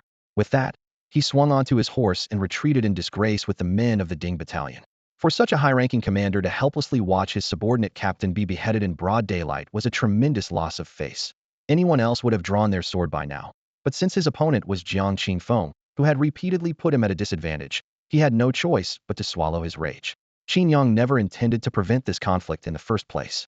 Before setting out, Xie Kaiwei came to report, asking to avenge his brother. Considering Xie Kaiyu's usual loyalty and believing a low-ranking officer's death in the Ren battalion was insignificant, Qin Yang casually agreed. But before long, the captain who needed his approval was not only defeated and seriously injured, but openly executed. Qin Yang couldn't even protect his own subordinate's life. Thinking of this, Qin Yang clenched his fingers so hard that his knuckles cracked, fury churning in his chest. Sir, old Xia was killed just like that? This grudge cannot go unavenged. If word gets out, other camps will think our Dingxi camp is nothing but a bunch of pushovers. Beside Qin Yang, a battalion captain from Dingxi camp, his face flushed with anger, snarled low, his fists clenched tightly until the knuckles cracked. Report. Of course, we must report. Qin Yang spun around sharply, his gaze sharp as a blade. Keep a close watch on Jiang Qingfeng and Jiang Bai's movements from now on. Do they really think Qin Yang is an easy target? Yes, sir. The captain bowed, clutching his fists, and immediately took his orders away. As Qin Yang led his men away, the tense atmosphere over Dongying City lifted instantly. Street sentries relaxed their grips, vendors resumed their hawking, and voices began to swell again. Lei Tao, Shen Changyang, Guo Xiaoyong, and several squad leaders looked as if they had just awakened from a nightmare, slumping onto the stone steps at the street corner, panting heavily. The upheaval they had just witnessed still felt surreal. Who would have guessed that what started as a routine assignment would stir up several captains and even force 2 colonels into a public standoff? They instinctively glanced toward Jiang Bei. Awe, shock, disbelief, and intertwined mix of emotions flickered in their eyes. If they hadn't seen it with their own eyes, who would believe that 2 colonels would be at each other's throats, all because of one squad leader? Even more shocking was Jiang Bai's calm composure in the face of such tension, had even executed Xie Kaiwei on the spot. Such boldness was unprecedented. Blood on the street was still warm. Xie Kaiyu's body lay twisted beside the barbarian's severed head, his face contorted in grimace. Jiang Bei bent over to inspect him, his fingertips brushing against a corner of the chest that was slightly creased. He drew out a blood-stained letter and unfolded it. The handwriting was messy but unmistakable. Light was the secret message from an insider who lurked in the shadows, providing Xie Kaiwei with information. Jiang Bei had always wondered how Xie Kaiwei managed to intercept their moves so accurately. Dongying City was within Renzi camp's defense zone, and there was no reason for an outsider to act. Now with the evidence in hand, everything became clear. He clenched the letters so tightly his knuckles whitened, murderous intent simmering beneath his calm. He never expected it would be that person. Jiang Bei, come here. Nearby, Jiang Qingfeng called softly. Jiang Bei immediately walked forward and saluted, Lord Jiang. Jiang Qingfeng observed the young man, then glanced at the barbarian and Xie Kaiyu's corpses. His eyes shone with even greater admiration. First time we meet, and you've already impressed me. With time, not only will you be a pillar of Renzi camp, but a fierce general of Dakian. You flatter me, my lord. I still have a long way to go, Jiang Bei replied steadily. You executed Xie Kaiwei in the street, showing both strength and courage. Don't worry about Qin Yang. If he dares to retaliate, I will stand against him, Jiang Qingfeng said loudly, guaranteeing his support. Thank you, my lord. Jiang Bei bowed again. Su Qi and the others nearby exchanged glances. They had never seen a colonel praise a squad leader so openly, let alone offer such protection. Jiang Bei suddenly lifted his head. My lord, I have a question. Speak freely. If someone betrays their comrades, leaks information, and sets traps, what is the proper way to deal with them? Jiang Bei held up the letter. Jiang Qingfeng met his gaze, and after a moment, smiled. You already know the answer in your heart. Do what you must. If they are a true hero, Renzi camp welcomes them. If they are a rot, then they must be cleansed. Yes. Jiang Bei bowed, resolve hardening in his eyes. Though he only said someone, Jiang Qingfeng understood perfectly. The former hesitation vanished in that moment. With those words, Jiang Bei was free to act as he saw fit. Jiang Qingfeng didn't linger long in Dongying City. He still had to rush back to the Bahuang Mountains. Without delay, he led his men to break camp and set off. Outside the city gates, dust swirled in the air, and before long, his figure disappeared from sight. Meanwhile, Su Qi and the others stayed behind with Jiang Bai's group to carefully inventory and secure all the remaining affairs. After handing over the supplies and personnel, they finally left the city gate and took the official road back toward the Renzi camp. Jiang Bei, I really didn't expect that sending you to Dongying City would stir up such a huge commotion, Su Qi said as he rode alongside on the way back, wiping sweat from his brow. You sure know how to keep surprising me. The captain is too kind. I was only doing my duty, Jiang Bei replied calmly, eyes fixed ahead as he sat astride his horse. Su Qi suddenly recalled the words of the chief officer before their departure and lowered his voice. From what he said, it sounds like you're not out of the fight once you return to camp. Any parasite must be eradicated, Jiang Bei answered grimly. The last person who tried to set him up was Lu Qibi now. The grass above Lu Kuei's grave could probably be braided. And now someone else dares to make a move? They won't blame him if he shows no mercy. At the same time, within Renzi camp, under the cover of night, a tent glowed warmly by lamplight, fragrant with the scent of tea. Yang Ming sat calmly with a trusted subordinate, leisurely sipping tea. The subordinate put down his cup, concern etched on his face. Captain, Lei Tao and the others have been gone to Dongying City for far too long. Do you think Xie Kaiwa might? You mean you're worried he'll lose his temper and silence Lei Tao and Xin Changyang to keep them quiet? Yang Ming's voice was cool and steady. The subordinate nodded. Exactly. Relax, Yang Ming said, lifting his gaze and gently placing the teacup's lid back on. Xie Kai's only target is Jiang Bei. Lei Tao and Xin Changyang won't be harmed. He only said half of it. By Xie Kai's ruthless style cutting down all opposition and then wiping out loose incit wasn't impossible. He might kill the two and pin it on the barbarians. But no matter what, once the mission succeeded, Xie Kaiwa would reward him handsomely. The man was known for his generosity. If it meant exchanging Lei Tao and the others' lives for a big payoff, he'd gladly do it. If Lei Tao and the others returned safe, then Yang Ming still counted it a great favor to Xie Kai having lured Jiang Bei into Dongying City and delivered timely intelligence. He'd earn a reward either way. With this in mind, a cold, sly smile curved Yang Ming's lips. No matter how it turned out, he was sure to come out ahead. The subordinate hesitated a moment before asking, Captain, could there be another possibility? What if Xie Kaiwa fails to kill Jiang Bei and ends up? Fool. Yang Ming shot him a sharp glare and cut him off harshly. Xie Kaiwa is a formidable 8th rank master. He's slain countless barbarians, even more than a match for me. Jiang Bei is nothing more than a small fry. Xie Kaiwa could crush him with a flick of his hand. You really think Jiang Bei could kill him? Have you lost your mind? I was out of line, sir. The subordinate bowed his head, a cold sweat breaking out. On second thought, that possibility was indeed impossible. Suddenly, he seemed to remember something and said, by the way, Tuanzhang, not long ago I saw Jiang Bei and the others leave the camp, and it seemed like Su Qi and his men were also eager to leave. Their direction looked like it was heading toward Dongying City as well. Could it be they found out something? Hearing this, Yang Ming's pupils narrowed slightly, but he only shook his head gently. That's unlikely. How would Su Qi know? Most likely, he has already taken his troops ahead toward Huangfeng Ridge. Huangfeng Ridge is roughly in the same direction as Dongying City, so don't worry unnecessarily. Yes, sir. The man nodded quickly. The scent of tea wafted inside the tent as Yang Ming lifted his hand in a gesture. Drink your tea slowly and wait patiently for Jiang Bai's body to be brought back from Dongying City. Once Xie Kaiwa delivers the payment, you won't miss out on your share. Thank you, Tuanzhang. Thank you, Tuanzhang. The man's eyes gleamed brightly as he hurriedly saluted. Boom. Suddenly, a deafening thunder-like explosion sounded outside the tent. In the next instant, a wooden pole as thick as a bowl flew through the air. Yang Ming's heart jumped wildly. Instinctively, he shifted sideways a half step, the pole grazing his shoulder and crashing through the backrest of the chair behind him, splinters flying everywhere. It was clear the strike was aimed directly at him. Who dares? He shouted angrily, about to bolt out of the tent. But the curtain was whipped aside, and several figures streamed in one after another. Leading the group was Su Qi, his face darkened with gloom. Old Su, what's going on here? Who threw that wooden pole? Are you trying to get yourself killed? Yang Ming demanded. Su Qi didn't respond, merely stepping aside to clear a path. A young man strode in calmly from the doorway, saying, I threw it.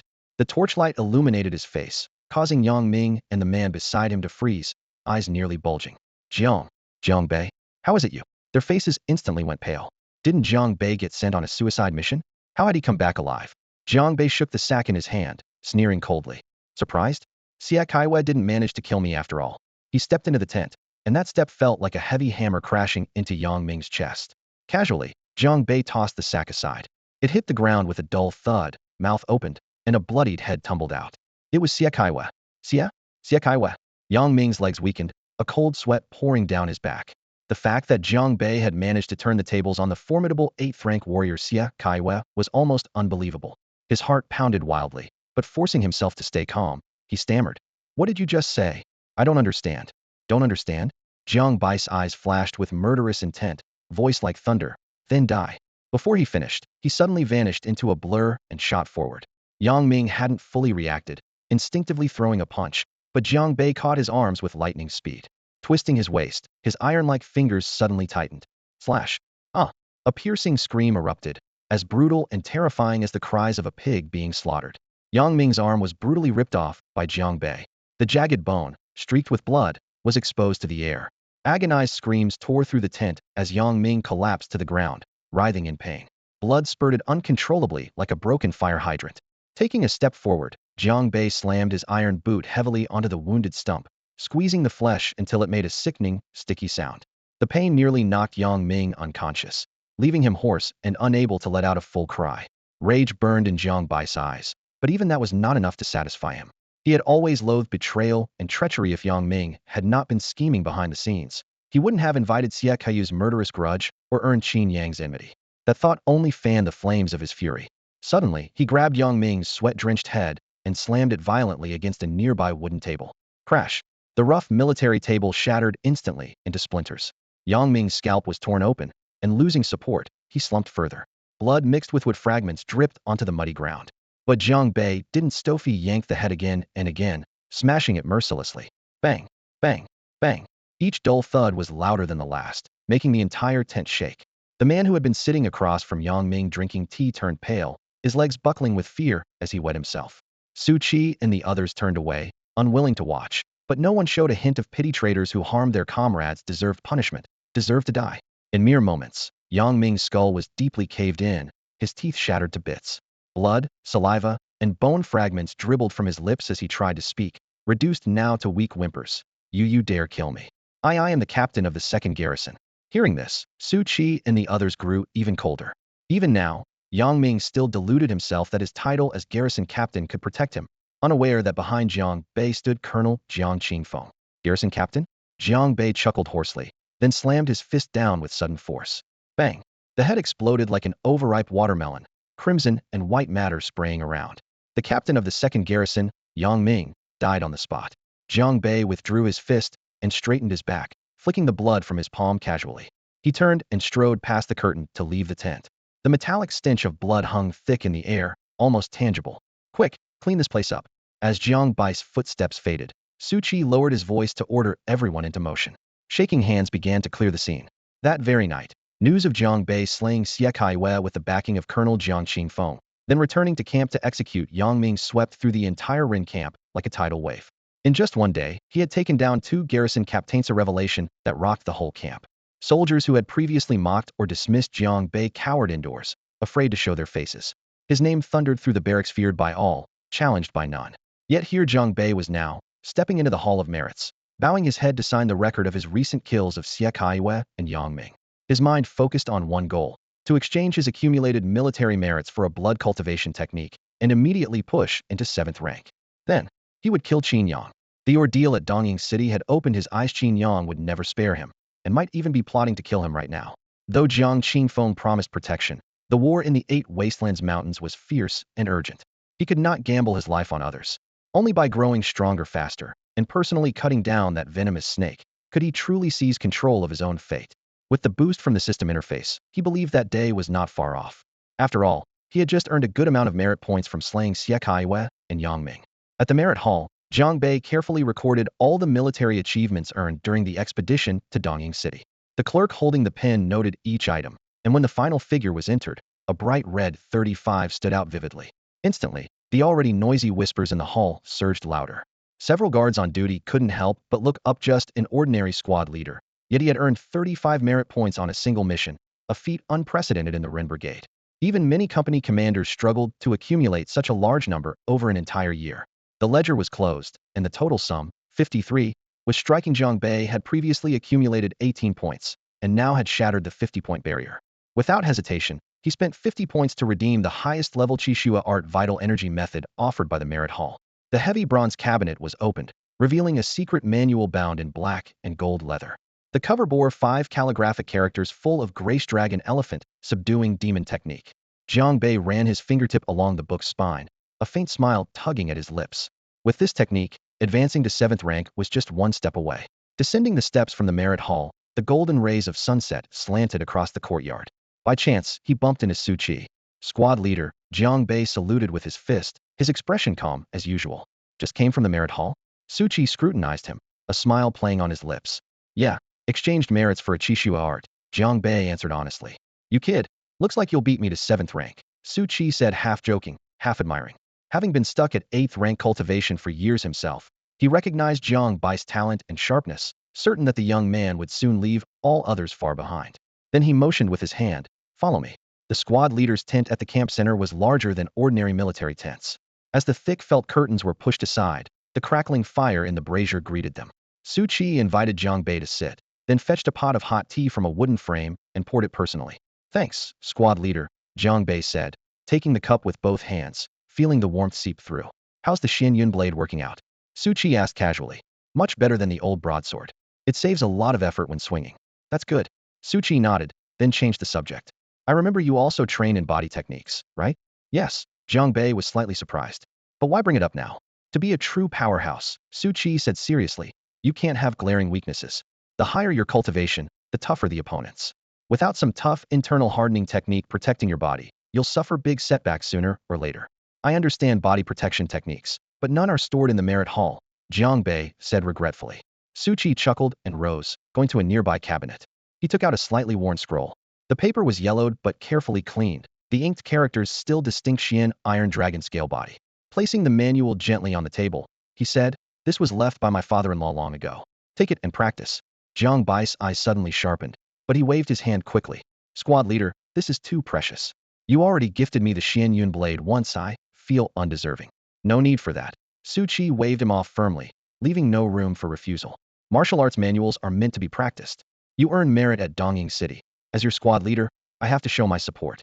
Accept it. Su Qi's frankness and generosity warmed Jiang Bai's heart. He stood up solemnly and bowed deeply. Thank you, squad leader. I will never forget this kindness. With that, he accepted the manual with great reverence. He was indeed in urgent need of protective martial arts now, and he would remember this favor deeply. He had always been clear about debts of gratitude and grudges, and since Su Qi had helped him multiple times, he naturally kept it in mind. The company commander's father-in-law's family can provide protective martial arts? They must be a martial arts clan? Jiang Bei's curiosity got the better of him. They used to be. Su Qi's smile slowly faded under the lamplight. He sighed softly, but not anymore. They're all dead. Me wife, my son, all cut down by barbarians. He looked up at Jiang Bei, forcing a bitter smile. If my son were still alive, he'd probably be about your age. The atmosphere instantly grew heavy. Jiang Bei lowered his eyes. Commander, I'm sorry for being presumptuous. It's all right.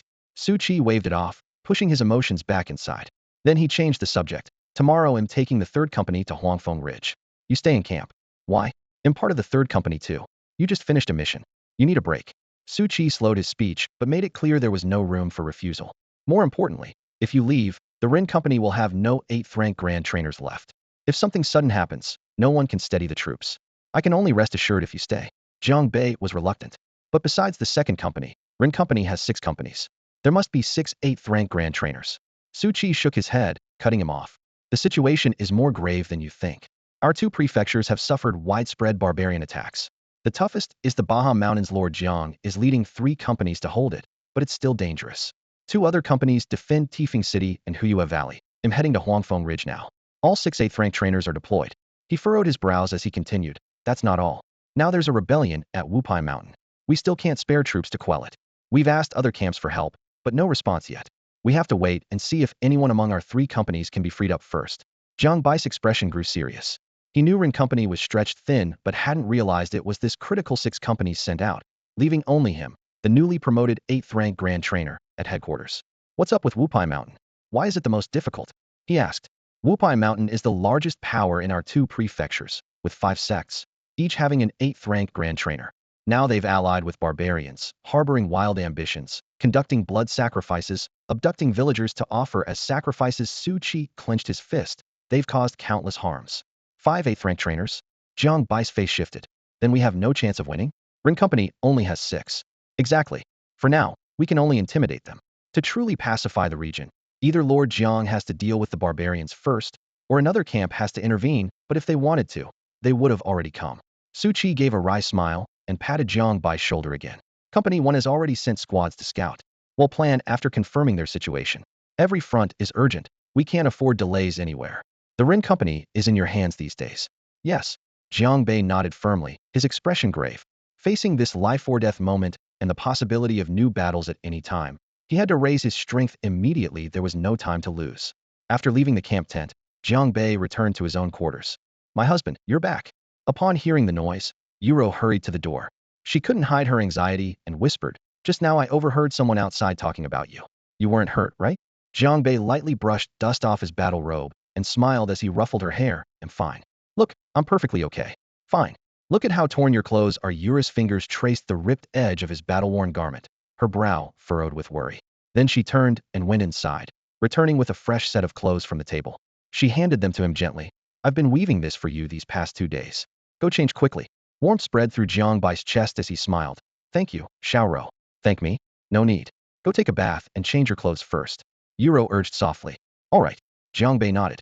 Soon, he washed away the blood and grime from the fierce battle and changed into the new clothes, straightening his belt before returning to the main hall. "You look so handsome." Yura's cheeks flushed red as she couldn't resist throwing her arms around his waist. Jiang Bei gently patted her back. "All right, wait for me a bit. They'll spend some time in seclusion first." "Okay." Yuro obediently released him, watching his figure retreat into the quiet inner room of the camp. Inside the quiet chamber, the dim light flickered as Jiang Bei settled cross-legged. His mind stirred, and a translucent panel shimmered before his eyes. "You have slain the deeply sinful Siekaiwa. Merit points 50. You have slain Yangming. Merit points 38. You have slain. Martial arts. Xingtian skill complete. Blood Wolf Saber Technique, level 4. Cloud Shadow Step, level 2. Dragon Elephant Demon Subduing Skill, not yet entered. Mystic Iron Dragon Scale Body, not yet entered. Realm, Grade 8, Advanced Practice. Merit points 210. Talent, 1000 Illusions True Eye. Discovered Martial Art, Dragon Elephant Demon Subduing Skill. Upgrade available for 120 merit points. Upgrade, Discovered Martial Art, Mystic Iron Dragon Scale Body. Upgrade available for 30 merit points. Upgrade, Discovered Martial Art, Blood Wolf Saber Technique. Upgrade available for 160 merit points. Upgrade, Discovered Martial Art, Cloud Shadow Step. Upgrade available for 40 merit points. Upgrade, the Dragon Elephant Demon Subduing Skill shows not yet entered rather than not yet layered like the others. Is this the so-called Qi and Blood Technique? Perfect. If he advances it to the first level, he should be able to break through directly to Grade 7. Siekaiwa had amassed a full 50 merit points more than the barbarian Taimu Fei and the others, proving the magnitude of his evil deeds. This time, Jiang Bei had truly acted as heaven's instrument of justice. Upgrade. As the thought passed, a scorching current surged from his dantian like the raging Yangtze River, sweeping through his limbs and body in an instant. Boom. Jiang Bei trembled slightly as his internal qi and blood boiled wildly. Grade 7 and Grade 6 both belong to the qi and blood phase, differing only in strength and condensation. Further divided into 4 stages. Thin veil qi and blood, smoke signal qi and blood, furnace qi and blood, and dragon qi and blood, corresponding respectively to Grade 7 beginner, Grade 7 advanced, Grade 6 beginner, and Grade 6 advanced. Now, with the Dragon Elephant Demon Subduing Skill advancing to the first level, his qi and blood violently surged, bursting through his meridians to form a faint cherry-red veil of mist above his head. Jiang Bei suddenly opened his eyes, his gaze sharp and dazzling, feeling the tremendous power surging within. He knew clearly, Grade 7 beginner had been achieved. After breaking through to 7th grade minor training, Jiang Bei immediately shut the stone door of the quiet chamber and thrust out a punch. Boom! The gust from his fist roared like distant thunder, the air in front of him crushed by sheer force. A A sharp crack echoed off the stone walls. So this is 7th grade minor training? He looked at the walls trembling from the shockwave and sighed softly. Compared to before his breakthrough, his strength had improved far more than just a notch. If he confronted Xia Kaiwen now, relying on raw physical power alone, he was confident he could shatter him with a single punch. No need to use the Blood Wolf Blade technique. This was the Qi and Blood realm at 7th grade minor training, but it still wasn't enough. Qin Yang's threat remained, so he had to become even stronger. Resolute, Jiang Bei called forth his merit points and raised the newly gained dark iron dragon scale body. Crack! His bones felt as if hammered hard. Layers of warm blood chi surged up his spine, and his muscles instantly bulged bigger.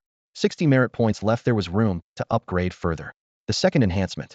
The heat wave boiled again, his bones rattling more fiercely, muscles expanding once more. Exhaling a deep breath, he glanced down at his limbs, faint golden light swirling on his skin.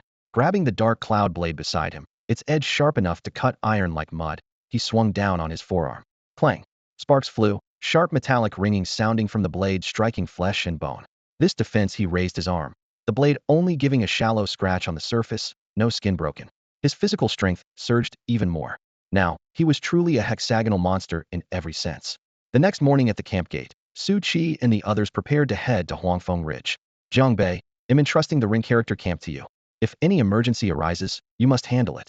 We will return soon, Su Qi urged as he pulled his horse to a stop. Captain, rest assured. Jiang Bei clasped his fists. Please take care. Su Qi nodded, vaulted into the saddle, and dozens of riders kicked up dust as they left. Watching the group ride off, Jiang Bei turned back into camp. The once bustling ring character camp fell silent, only sentries patrolling. He felt a little uneasy but quickly chose an empty ground to keep training. Punches, blade strikes, footwork, protective techniques all pushed to their limits. Every move sent stone chips flying, the air crackling. The power of 7th grade minor training was becoming ever more honed and precise. 2 days later, 3 military dispatches arrived one after another. Su Qi reported safely having reached Huangfeng Ridge. The captains guarding Taifeng City and Huyue Valley sent word. The situation was critical, and they could not provide backup for now. From the Bahuang Mountains came urgent news. The battle had reached a white-hot stage. Lord Jiang Qingfeng was personally fighting barbarians, and the outcome was uncertain. That same morning, urgent hoofbeats thundered outside the camp. A rider burst into the ring character camp shouting, "Quick! Which Tun commander is on duty at the camp right now? Take me there immediately." The man shouted as he arrived at the camp gate, glaring at the 2 guards. "All the Tun commanders have gone out on missions." The guard stopped him firmly. "What? Not a single Tun commander left in the camp? How can that be?" The man's face suddenly paled, anxiety flashing in his voice. The guard shook his head. "Right now, the one in charge of the camp is Lord Jiang Bei." "Jiang Bei? Who's that?" The man blurted out. "He's the squad leader of the 3rd Tun," the guard said firmly, sensing the man's unease. "Lord Jiang is a grade 8 martial officer. He's more than capable of handling this camp. Leaving just a squad leader to guard the camp? Are the Tun commanders out of their minds?" The man's eyes widened, but the guard's words seemed to settle him slightly. "Grade 8 martial officer? That's good. Where is he? Take me to him at once." At this moment, Jiang Bei stood in the wide training grounds, his long sword shining brightly. Each powerful slash stirred up a gust of wind. He sheathed his blade and turned slightly. "Lord Jiang." A bodyguard hurried over to the edge of the field, saluting and reporting loudly. "Someone requests to see you urgently." Jiang Bei immediately sheathed his sword and strode forward. The man was the anxious one from before. He bowed deeply and almost pleaded as he spoke. "Lord Jiang, you must go to Pingyang Prefecture City at once." 2 of our squads went to scout, but as soon as they entered the city, the rest all vanished. "That place is extremely strange." "Pingyang Prefecture City?" Jiang Bei raised an eyebrow. "You were investigating the 5-sect mountain situation?" "Yes."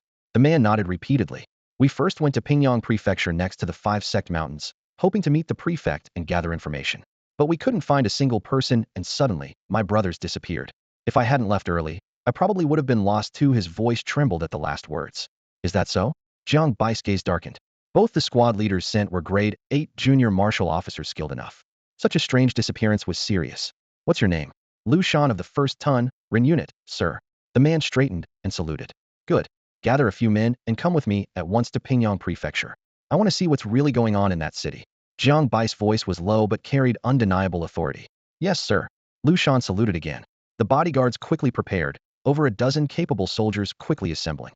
A quarter hour later, over a dozen riders thundered out of Ren Unit, their hooves shaking the official road. Pingyang Prefecture City lay 3 to 4 hours ahead. The horses' pounding was like thunder, dust flying in their wake. As the sun dipped and the sky glowed orange, they neared their destination. Lord Jiang, about 100 li ahead is Pingyang Prefecture City, Lu Shan said, loosely holding the reins and pointing forward. Jiang Bei simply said him softly, then spurred his horse faster. Suddenly, out of the corner of his eye, he caught sight of a plume of dust ahead. A convoy was slowly approaching along the road. The convoy had 7 or 8 horse-drawn carts, their compartments freshly painted and shining bronze decorations reflecting light. The horses wore gold-embroidered tassels. The accompanying guards wore luxurious clothing and carried long swords, clearly merchant escorts. Jiang Bei planned to pass by, but as he drew alongside the leader's cart, his brow furrowed sharply. He reined in suddenly. "Hold on," he ordered sharply. The warhorse reared. The accompanying soldiers immediately slowed and stopped as well. The convoy halted. The leader, a lavishly dressed, portly man wiping sweat, smiled broadly and greeted, "My lord, may I help you with something? What are you transporting in these carts?" Jiang Bei looked down at him with a gaze like a blade. "It's a shipment of silk, to be sold down south," the fat man replied nervously, smiling awkwardly. "Silk?" Jiang Bai's pupils contracted. He reached out to inspect. "Sir, if we open this bundle of silk, the buyer might refuse to pay. Please don't make things difficult for me," the fat man said, looking troubled. Jiang Bei didn't respond. He simply raised his hand and beckoned. Lu Shan, standing nearby with 2 soldiers, immediately stepped forward and roughly pried open the wooden latch of the carriage. "Hey, sir, you can't do this." The fat man panicked, sweat pouring down his face. He rushed forward but was caught and held firmly by the 2 soldiers, unable to move. The carriage door snapped open. In the sunset light, neat stacks of silk bundles lined the floor, smooth and lustrous with no sign of damage. "See, I didn't lie to you. It's genuine silk," the fat man wheezed out in explanation. Lu Shan exchanged a glance with his companions, both stunned. They had never seen silk in such huge bundles before. "There's really bundles this big?" Jiang Bai's voice was calm, but carried undeniable authority. "Of course. Depends on the buyer's needs," the fat man nodded repeatedly. Jiang Bei climbed onto the carriage and casually grabbed the top bundle of silk. With a sharp tug of his fingers, the fabric tore open violently. "Sir, wait," the fat man shouted, but before he could approach, Lu Shan blocked him solidly. With a crisp ripping sound, the smooth outer layer split apart, revealing not silk inside but a man tightly bound with hemp rope.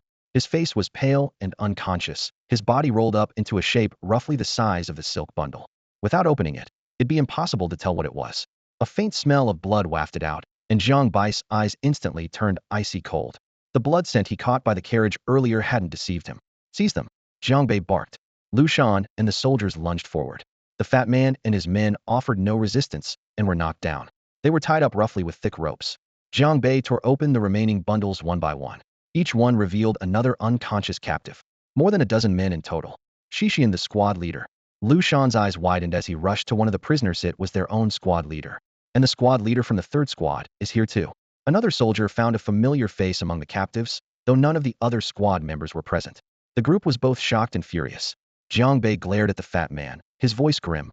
"Where's the antidote?" "An antidote? What antidote?" The fat man played dumb. With a flash of cold steel, Jiang Bai's blade fell, severing the fat man's entire arm.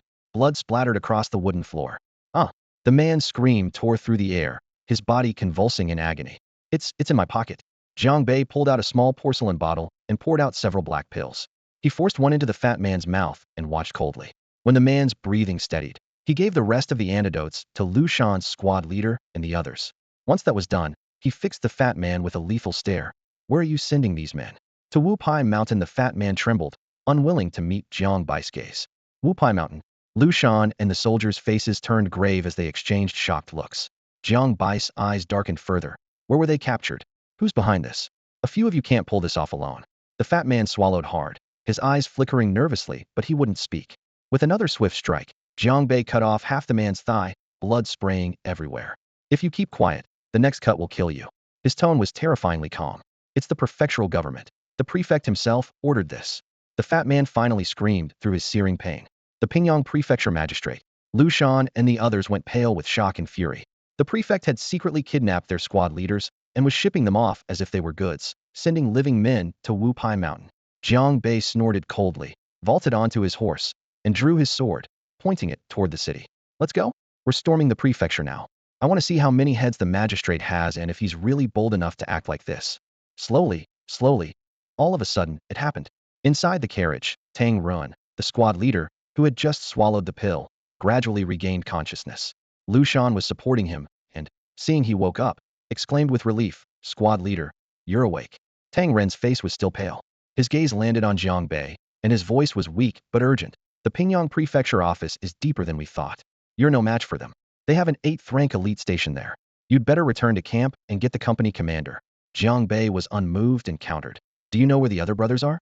They're either held at the office or already taken to Wupai Mountain. Tang Ren shook his head and sighed. Jiang Bei nodded, swung onto his horse, and spurred forward. Watching his retreating figure, Tang Ren felt both anxious and helpless and let out a sigh. Then he urged Lu Shan, "What are you waiting for? Take me there. He can't fight the prefecture men alone." "Yes," Lu Shan answered. At that moment, another squad leader in the carriage also woke up. Despite their injuries, they hurried off toward the prefecture town.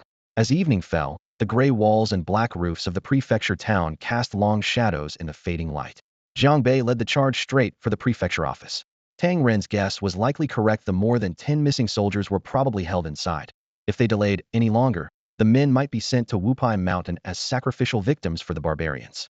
At the prefecture gates, 2 guards crossed their halberds. "Halt! This is a restricted area.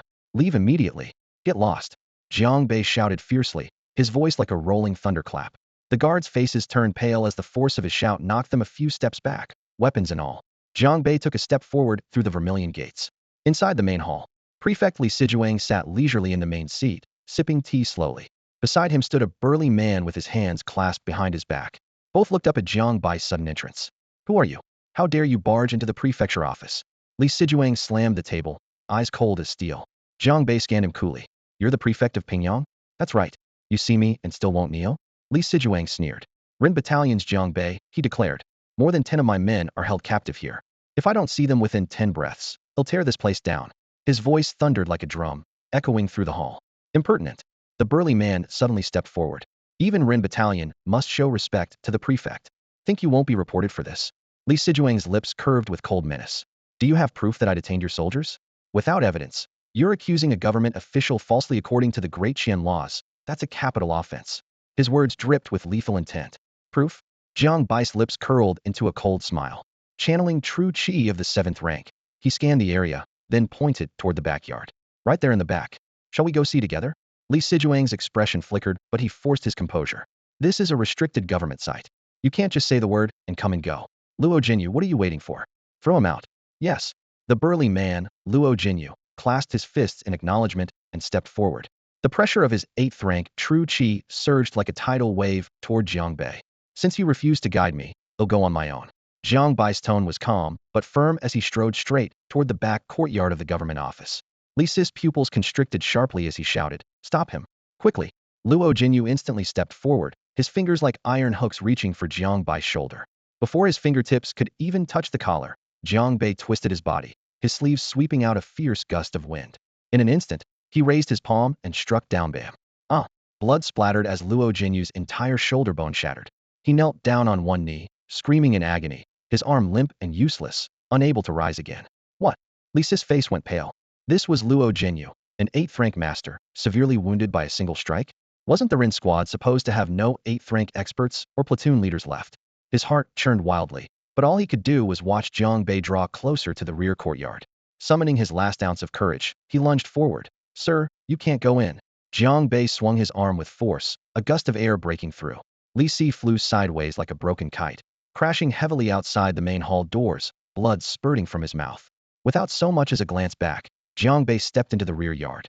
The winding corridor ran deep, and he walked over 100 meters before hearing tense voices from a room ahead. "Hurry! Faster! This shipment must get out immediately, no mistakes allowed." "That's already fast enough. Feed them a few more pills. Increase the dosage. Make sure they don't wake up midway." Jiang Bei stopped in front of a wooden door, eyes cold as steel. With a raised fubam, the door shattered into splinters. The scene inside froze his gaze instantly. The room was piled with brightly colored silk, but beneath the rolls lay brutally mangled bodies. Several were soldiers from the Rin squad. The rest were civilians. They were beaten to broken bones and torn muscles, stuffed into the narrow silk wrappings, and drugged into unconsciousness so they felt no pain. Who are you?" 3 men, in charge of binding and packing, spun around in terror. Jiang Bei said nothing.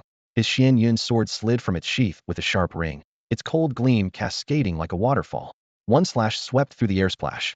3 heads rolled, blood splattering the corners. With the blade sheathed, the only sound left was the heavy drip of blood. Meanwhile, outside the front hall, Tang Run, Lu Shan, and others rushed into the government office. eyes immediately falling on the badly injured Luo Jinyu and the unconscious Li Si. Their expressions changed drastically. Is this the work of that Jiang Bei just now? Zhao He, with his hooked nose, spoke in shock. He and Tang Ren had joined forces before, but were no match for Luo Jinyu. Yet now, Luo's bones were crushed, and barely any signs of a fight were on the ground. It must have taken just a move or two. Tang Ren shook his head with a bitter smile. I was worried about him before, but it seems I was worrying for nothing. Lu Shan hurried to add, Sirs, this Jiang Bei now commands the entire Ren squad. A few days ago, he even executed Xie Kaiwei of the Ding squad. What? He killed Xie Kaiwei? Tang Ren and Zhao He exchanged a glance. The name Xie Kaiwei was like thunder in their ears. No wonder he could easily crush Luo Jinyu. Zhao He exclaimed in astonishment. Let's go. Jiang Bei should be in the backyard. Let's check it out. Tang Ren decided swiftly. They quickened their pace, moving through corridors and across side rooms, heading straight for the backyard. As soon as they pushed the door open, a sharp, choking smell of blood hit them. On the floor lay unconscious clerks and guards. Silk curtains were ripped down, stained in blotches of blood. Tang Ren and Zhao He's hearts tightened. This scene looked almost exactly like the one they had just stumbled into. Are some people missing here? Jiang Bei asked gravely, standing at the doorway and scanning the room. More than half are gone. We'll have to ask that corrupt official, the magistrate. Tang Ren ground his teeth. Without a word, Jiang Bei returned to the main hall and ordered his men to lift the collapsed Li Si. Li Si's eyelids twitched, but he pretended to be unconscious. Jiang Bei slapped him sharply. The crisp slap snapped Li Si awake instantly. Where are the others? Jiang Bai's eyes were cold and sharp as knives. Lord, I don't know. I have no idea why there were people in the backyard. Li Si was sweating profusely but stubbornly kept up the denial. At a time like this, and you're still pretending. Lu Shan couldn't hold back. He kicked Li Si hard in the forehead. Li Si wailed and rolled on the ground. I am telling you. The others have already been sent to Wupai Mountain. Li Si blurted out in a trembling voice. Wupai Mountain? Tang Ren and Zhao He clenched their fists so tightly their knuckles cracked. Rage boiled in their eyes. If people were sent there, it almost certainly meant disaster. What exactly are you doing sending people to Wupai Mountain? Jiang Bei pressed. Blood sacrifices. Li Si's voice trembled like a leaking drum. The 5 major sects on Wupai Mountain are colluding with barbarians. The barbarians are stationed there in force. They make elixirs from living humans, supposedly to give to their soldiers on the front lines to boost their power. How long have you been colluding with them? How many people have you sent? Jiang Bai's gaze turned ice cold, as if it could freeze flesh. Only 2 or 3 days, not many, Lord. Really, only 4 or 500. 4 or 500 people, and you say it's not many. Tang Ren kicked him again with a dull thud. Li Si clutched his head, crying in pain. My lords, I'm forced. The people at Wupai Mountain threaten me. If I don't send people every day, they'll kill my whole family. They said even if I weren't here, they'd still abduct villagers, just taking more time to have nowhere to turn. Jiang Bei asked sternly. Then why didn't you ask the Renzi camp for help? Li Si nearly broke down. Help? Wupai Mountain holds 5 major sects, each guarded by an 8th rank Grand Master. The current Renzi camp, can it even hold? On the Bafang Mountain range side, General Jiang Qingfeng with 3 garrisons can't suppress them. The other 3 garrisons are also out on missions, spread too thin. Even if they all rushed back, without General Jiang, they can't beat Wupai Mountain united. The Renzi camp's strength is at its lowest ebb. So even if we report it, who can really hold Wupai Mountain? Who can take on those 5 8th rank Grand Masters at once? I really don't dare gamble. When he finished speaking, the silent hall fell deathly quiet. Tang Ren, Zhao He, and the others stood heavy-hearted, as if a giant stone pressed down on their chests. Li Si's words were the harsh reality they didn't want to face. Because what Li Si said was indeed the true state of their Renzi camp. Their forces were now stretched dangerously thin and hollowed out. Upon hearing Li Si's words, Jiang Bei fell silent. He quickly pieced together the situation. If the Wupai Mountain faction truly intended to rebel, they could have marched straight on the prefectural city. Instead, they took a detour, first coercing Li Si, then forcing the Renzi camp to act. This was clearly a probe, testing boundaries. Jiang Qingfeng was already overwhelmed, and rumors said the other camps refused to help. Whether all 6 garrisons were completely redeployed remained unconfirmed. Only by personally gauging the Renzi camp's strength could Wupai Mountain know if this elite force was all show and no substance.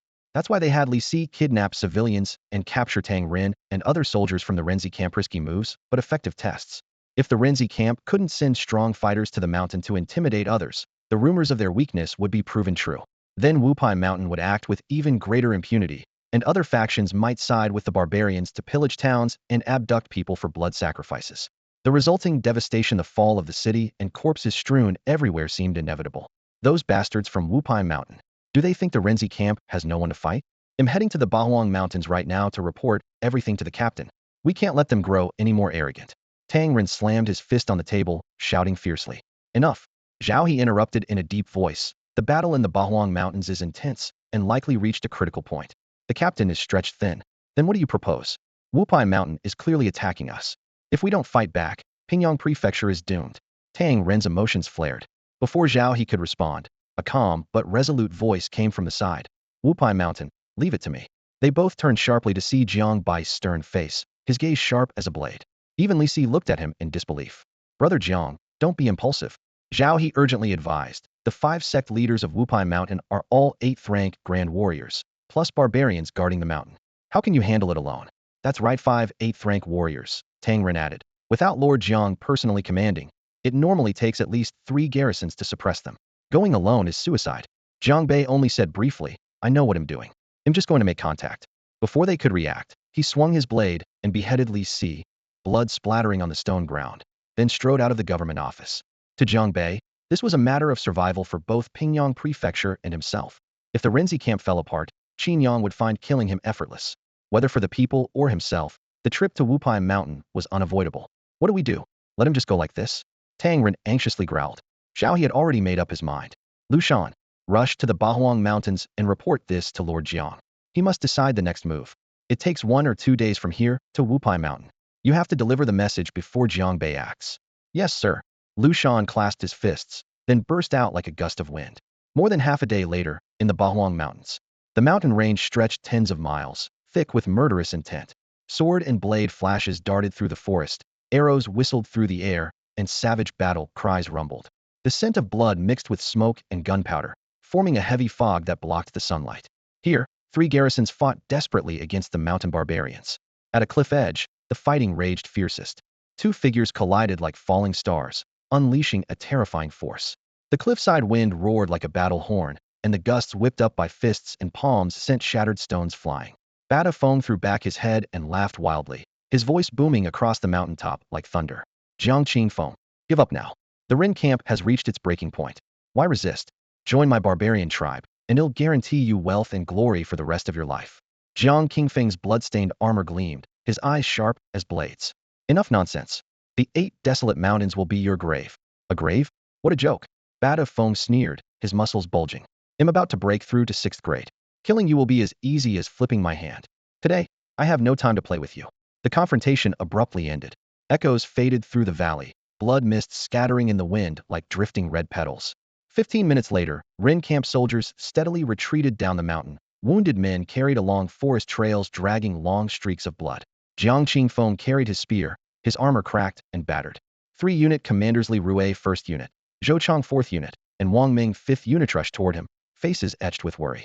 Li Rui reported quietly, all regions are refining human pills. Bada Feng has swallowed many. It won't be long before he breaks 6th grade. Jiang Qingfeng removed his helmet, veins pulsing at his temple. I can still hold him off, but if I fall, hell sweep through, and not a single neighboring town will be spared. Zhou Chong blurted out, if he really reaches 6th grade, what can stop him? Colonel, you're only 7th grade, the gap is too great. Jiang Qingfeng raised a hand to still their panic, his voice like steel. Get ready. Tomorrow we launch the final charge. No matter what, Bada Feng must not break 6th grade. Before he finished, a rider thundered up the dusty mountain path. It was Scout Lu Shan, his cloak splattered with mud. Report, Colonel. Urgent news from Pingyang Prefecture. Lu Shan dismounted, gasping for breath.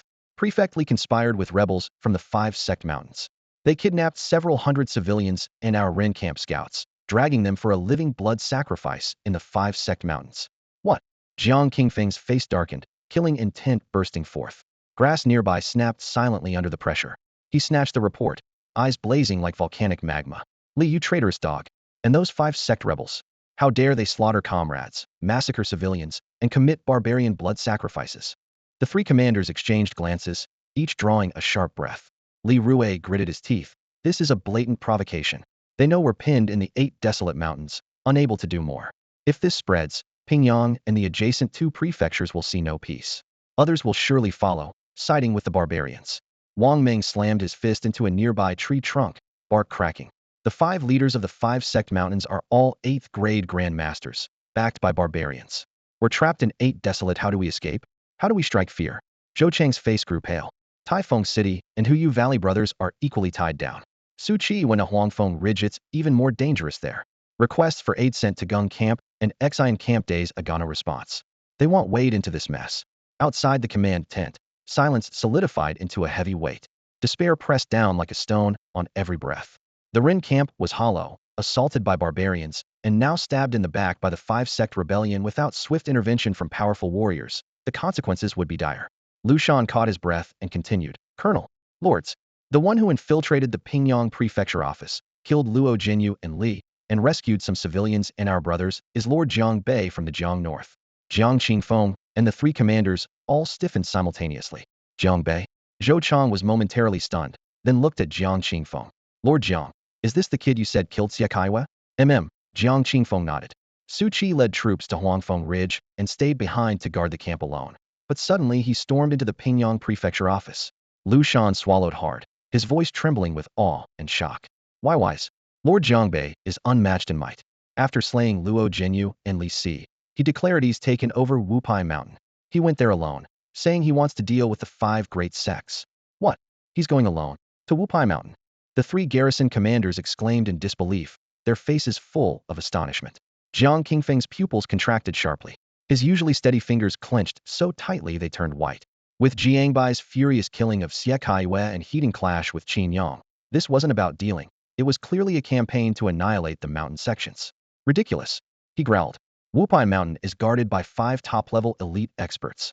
How could one man take them on alone? Wang Ming shook his head and sighed. Talented as he is, he's far too young and reckless. Killing Xie Kaiwei doesn't mean he can act without consequence.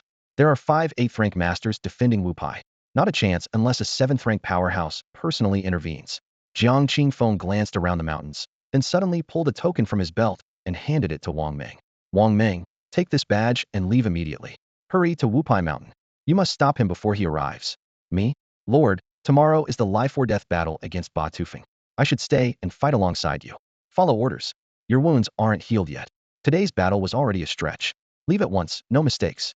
The Rin regiment had not seen such a rising star in years. Jiang Bei was their hope. Jiang Qingfeng knew if he fell, the troubled 2 prefectures could only rely on Jiang Bei. He absolutely could not let him die at Wupai Mountain. Yes, though unwilling, Wang Ming mounted his horse and whipped it into a gallop. That reckless Jiang Bei is like a fearless newborn calf.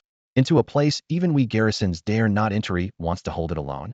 One day later, at misstrapped Wupai Mountain, Jiang Bai's cloak billowed as he stepped onto the mountain foot. Hurry. Today's blood ritual is critical. We need to forge at least 100 human pills.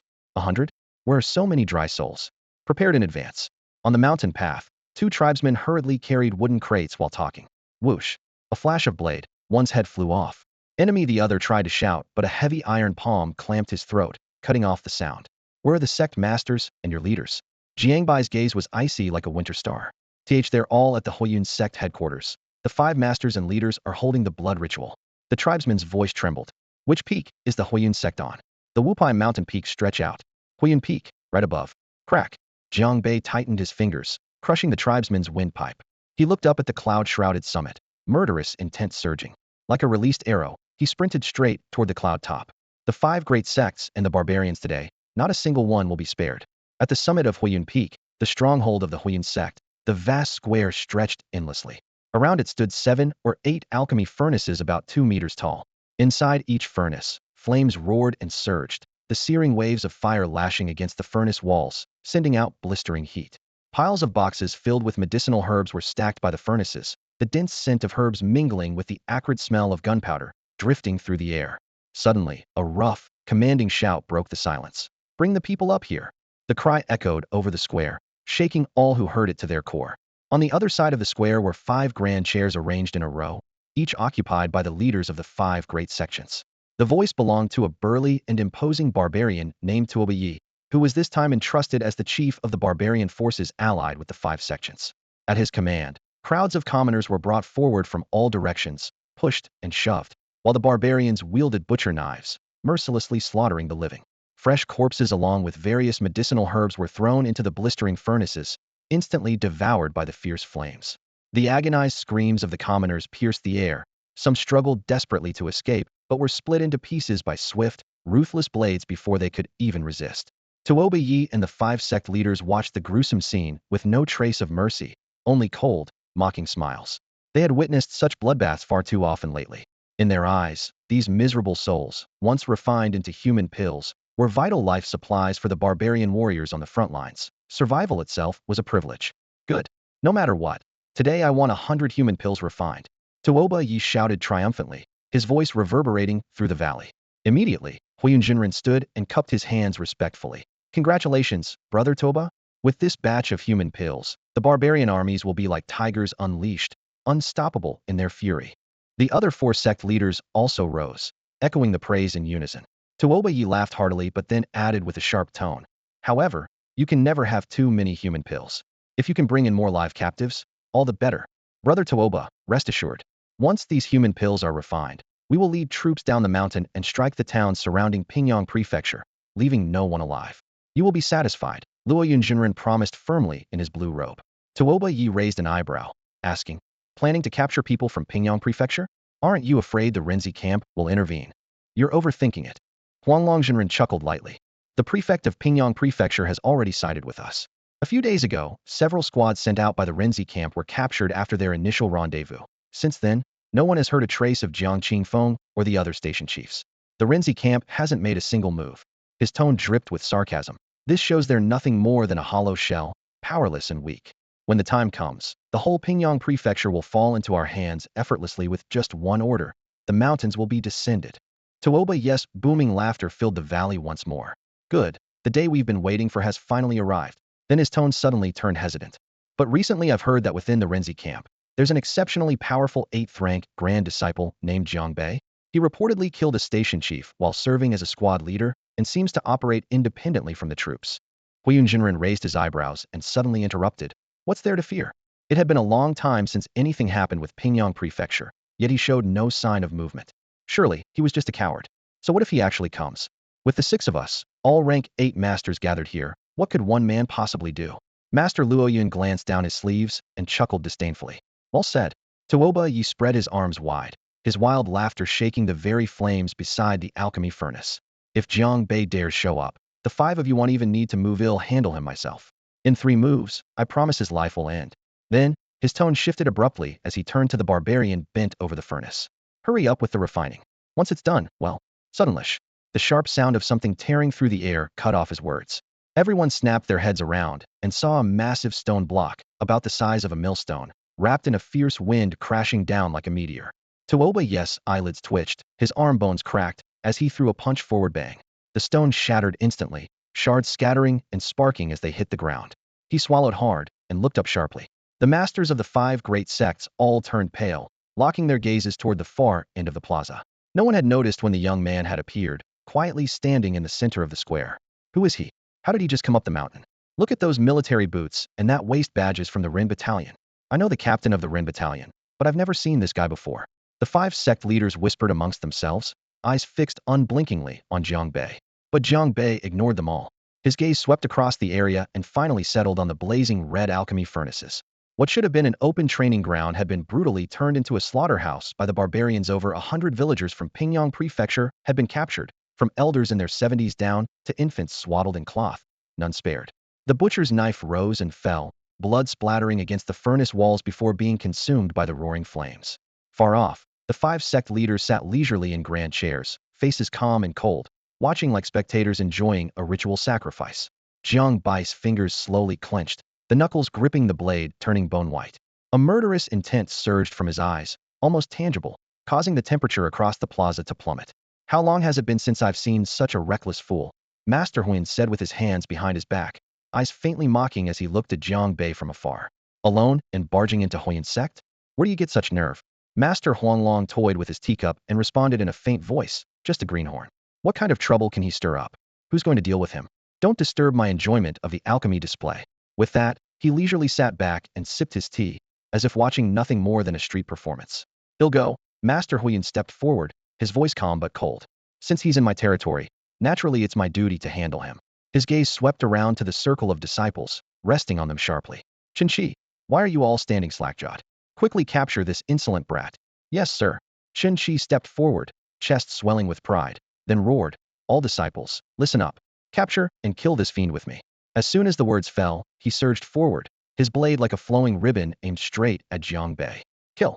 Scores of Huiyun disciples burst forth from all sides at once, their blades weaving into an iron wall, a surging tide that instantly sealed off every escape route around Jiang Bei. As the killing strikes closed in, Jiang Bai's dark eyes narrowed sharply. The Xianyun blade at his waist hummed sharply as its cold light flashed through the air. Without hesitation, he charged into the midst of the attackers. Puff, puff, puff. Jiang Bei struck like a fierce tiger pouncing on helpless sheep, each blow deadly and precise. Amidst the bloodshed and chaos, severed limbs flew through the air. The disciples of the Huiyun sect fell one after another, blood spraying everywhere without end.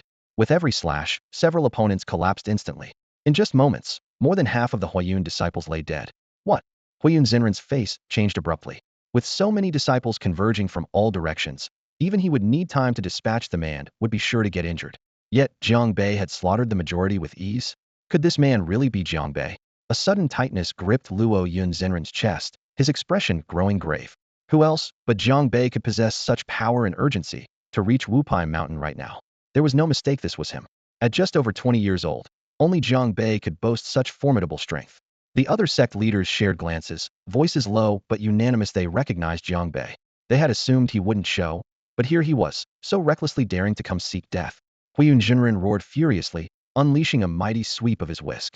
The force of an 8th-level Grand Master exploded in the strike. I promised, when Jiang Bei arrives, I'd personally finish you. At the same time, Tuobai's eyes glinted with fierce intent as he charged forward like a ferocious beast, his body rapidly closing the distance to Jiang Bei. Just moments ago they debated Jiang Bai's arrival, and now he had already reached Wupai Mountain. As Huiyun Zinren's whirling whisk bore down at him, Jiang Bei suddenly thrust out his other hand, the gust from his punch locking directly onto the weapon. The wild power contained in the whisk dissipated instantly under his grip. Let go. Huiyun Zinren's panic rose, struggling desperately to retrieve the whisk, but no matter how hard he tried, he could not wrest it free. In the next instant, Jiang Bei yanked sharply. The dust-like threads of the whisk snapped and exploded. Huiyun Jinren was dragged forward, trapped in Jiang Bai's iron grasp.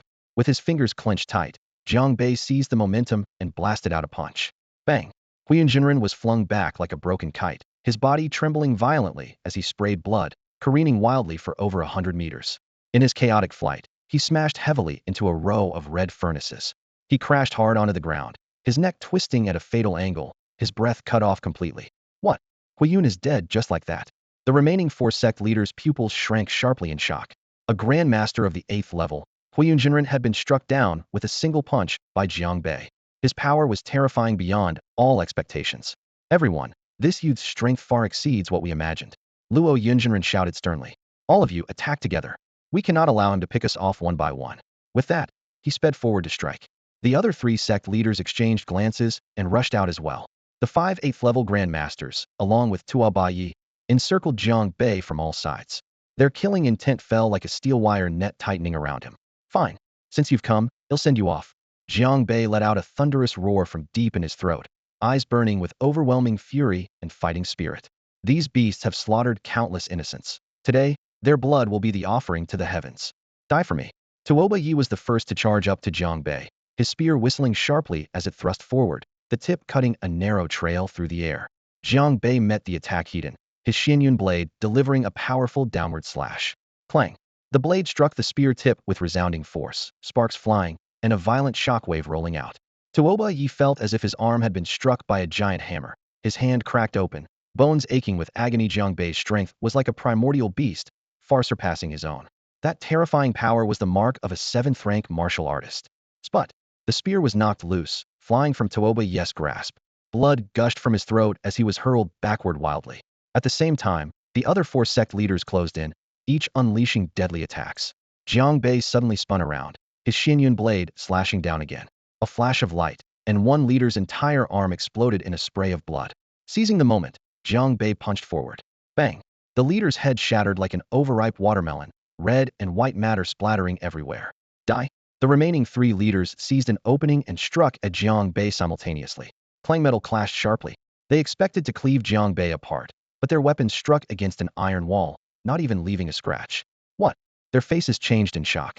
In the next moment, Jiang Bai's muscles rippled as the power of his 7th-rank skill and his iron-scaled dragon skin erupted explosively. Boom! A thunderous blast echoed as a furious wave swept forward. Uft! The 3 leaders were blasted flying, coughing up blood, tumbling brutally through the air.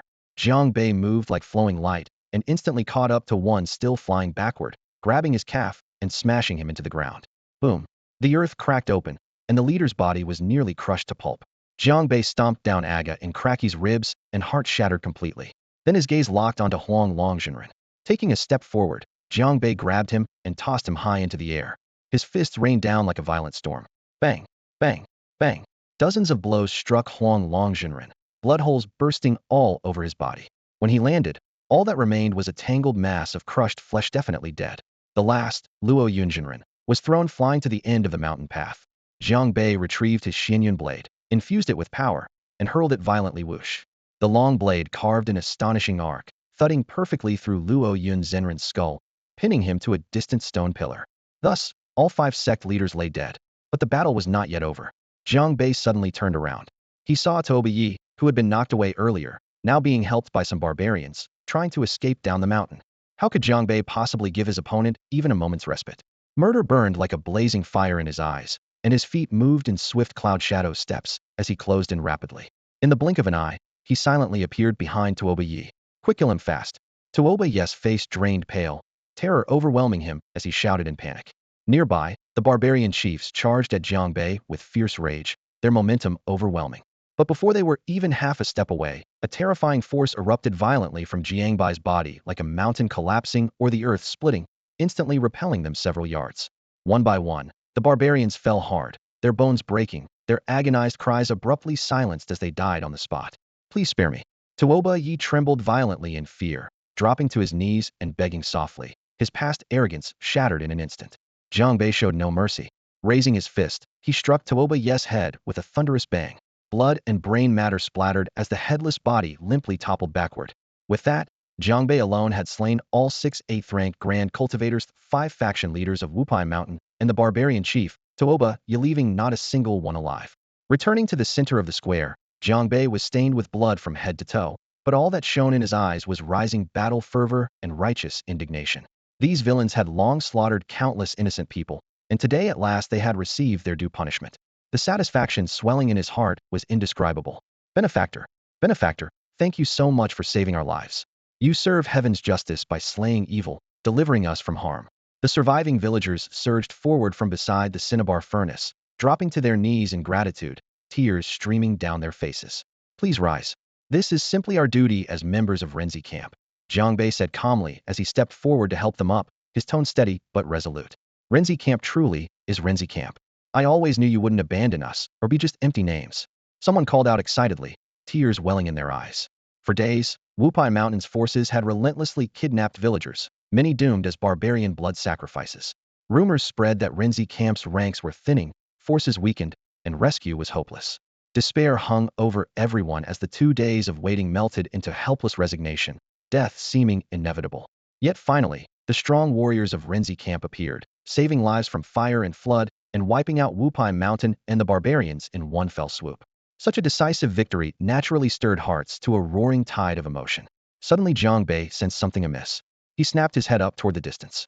A dust-covered figure was racing down from the mountains.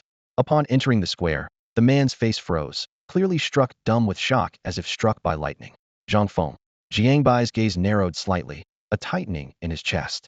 It was none other than Zhang Feng, the squad leader from Santanishir, standing here unexpectedly. He was supposed to have accompanied Su Qi to Huangfeng Ridge. Why was he back? Zhang Feng strode heavily forward, eyes sweeping over the brutal corpses of the 5 faction leaders and Tuoba Yi, a storm of emotions churning inside. His gaze then locked onto Jiang Bei, and he hurriedly rushed over. Jiang Bei, I'm so relieved you're okay. He anxiously scanned Jiang Bei from head to toe, confirming no injuries, and finally exhaled deeply. Then he asked, what about the others? Why didn't I see them? What others? Jiang Bei asked in surprise. Lord Jiang didn't send reinforcements? No other camps came?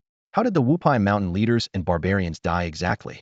Zhang Feng pressed for answers, his eyes filled with confusion and worry. In the chaotic heart of the battlefield, time seemed to freeze for a moment as 2 tightly linked fates stared at each other silently, mysteries lingering unspoken between them. Before he finished speaking, he suddenly realized something. He looked back at Jiang Bei, then glanced at the surrounding villagers repeatedly expressing their thanks. His pupils sharply contracted. Could it be you're the only one here? Did you kill all these people yourself? Jiang Bei responded with a single word.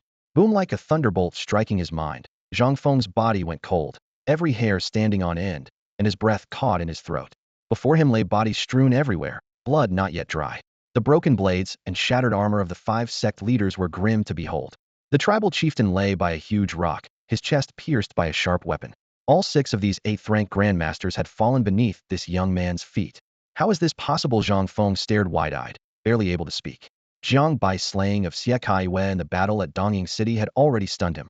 His brutal defeat of Yang Ming upon returning had shown great courage. But compared to this single-handedly slaughtering 6 top fighters, those earlier scenes were nothing at all. Zhang Feng was desperate to know just how strong Jiang Bei had become. Jiang Bei had no time to explain. Lifting his gaze, he asked, "Sergeant Zhang, why have you suddenly come to the 5-sect mountain?" "It's like this." Zhang Feng stifled his trembling heartbeat, took a deep breath, and replied. "The captain at Huangfeng Ridge heard you came here alone and ordered me to rush here immediately to stop you under no circumstances to let you get hurt. But I was already too late. They were all killed by you. What about the captain? How is the battle at Huangfeng Ridge going?" Jiang Bei pressed, his brow knitting. Mentioning Huangfeng Ridge, Zhang Feng sighed deeply. "We underestimated the enemy there. Huangfeng Ridge is strategically dangerous, easy to get surrounded. When I left, the situation was already critical. I planned to hold the line to the death, but the captain insisted I come stop you, fearing for your safety." Jiang Bei's eyes darkened. "How long would it take to get to Huangfeng Ridge from here?" "Half a day is enough." Zhang Feng answered immediately.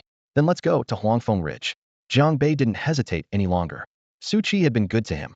Now that his life was uncertain, Jiang Bei would not stand by. All right.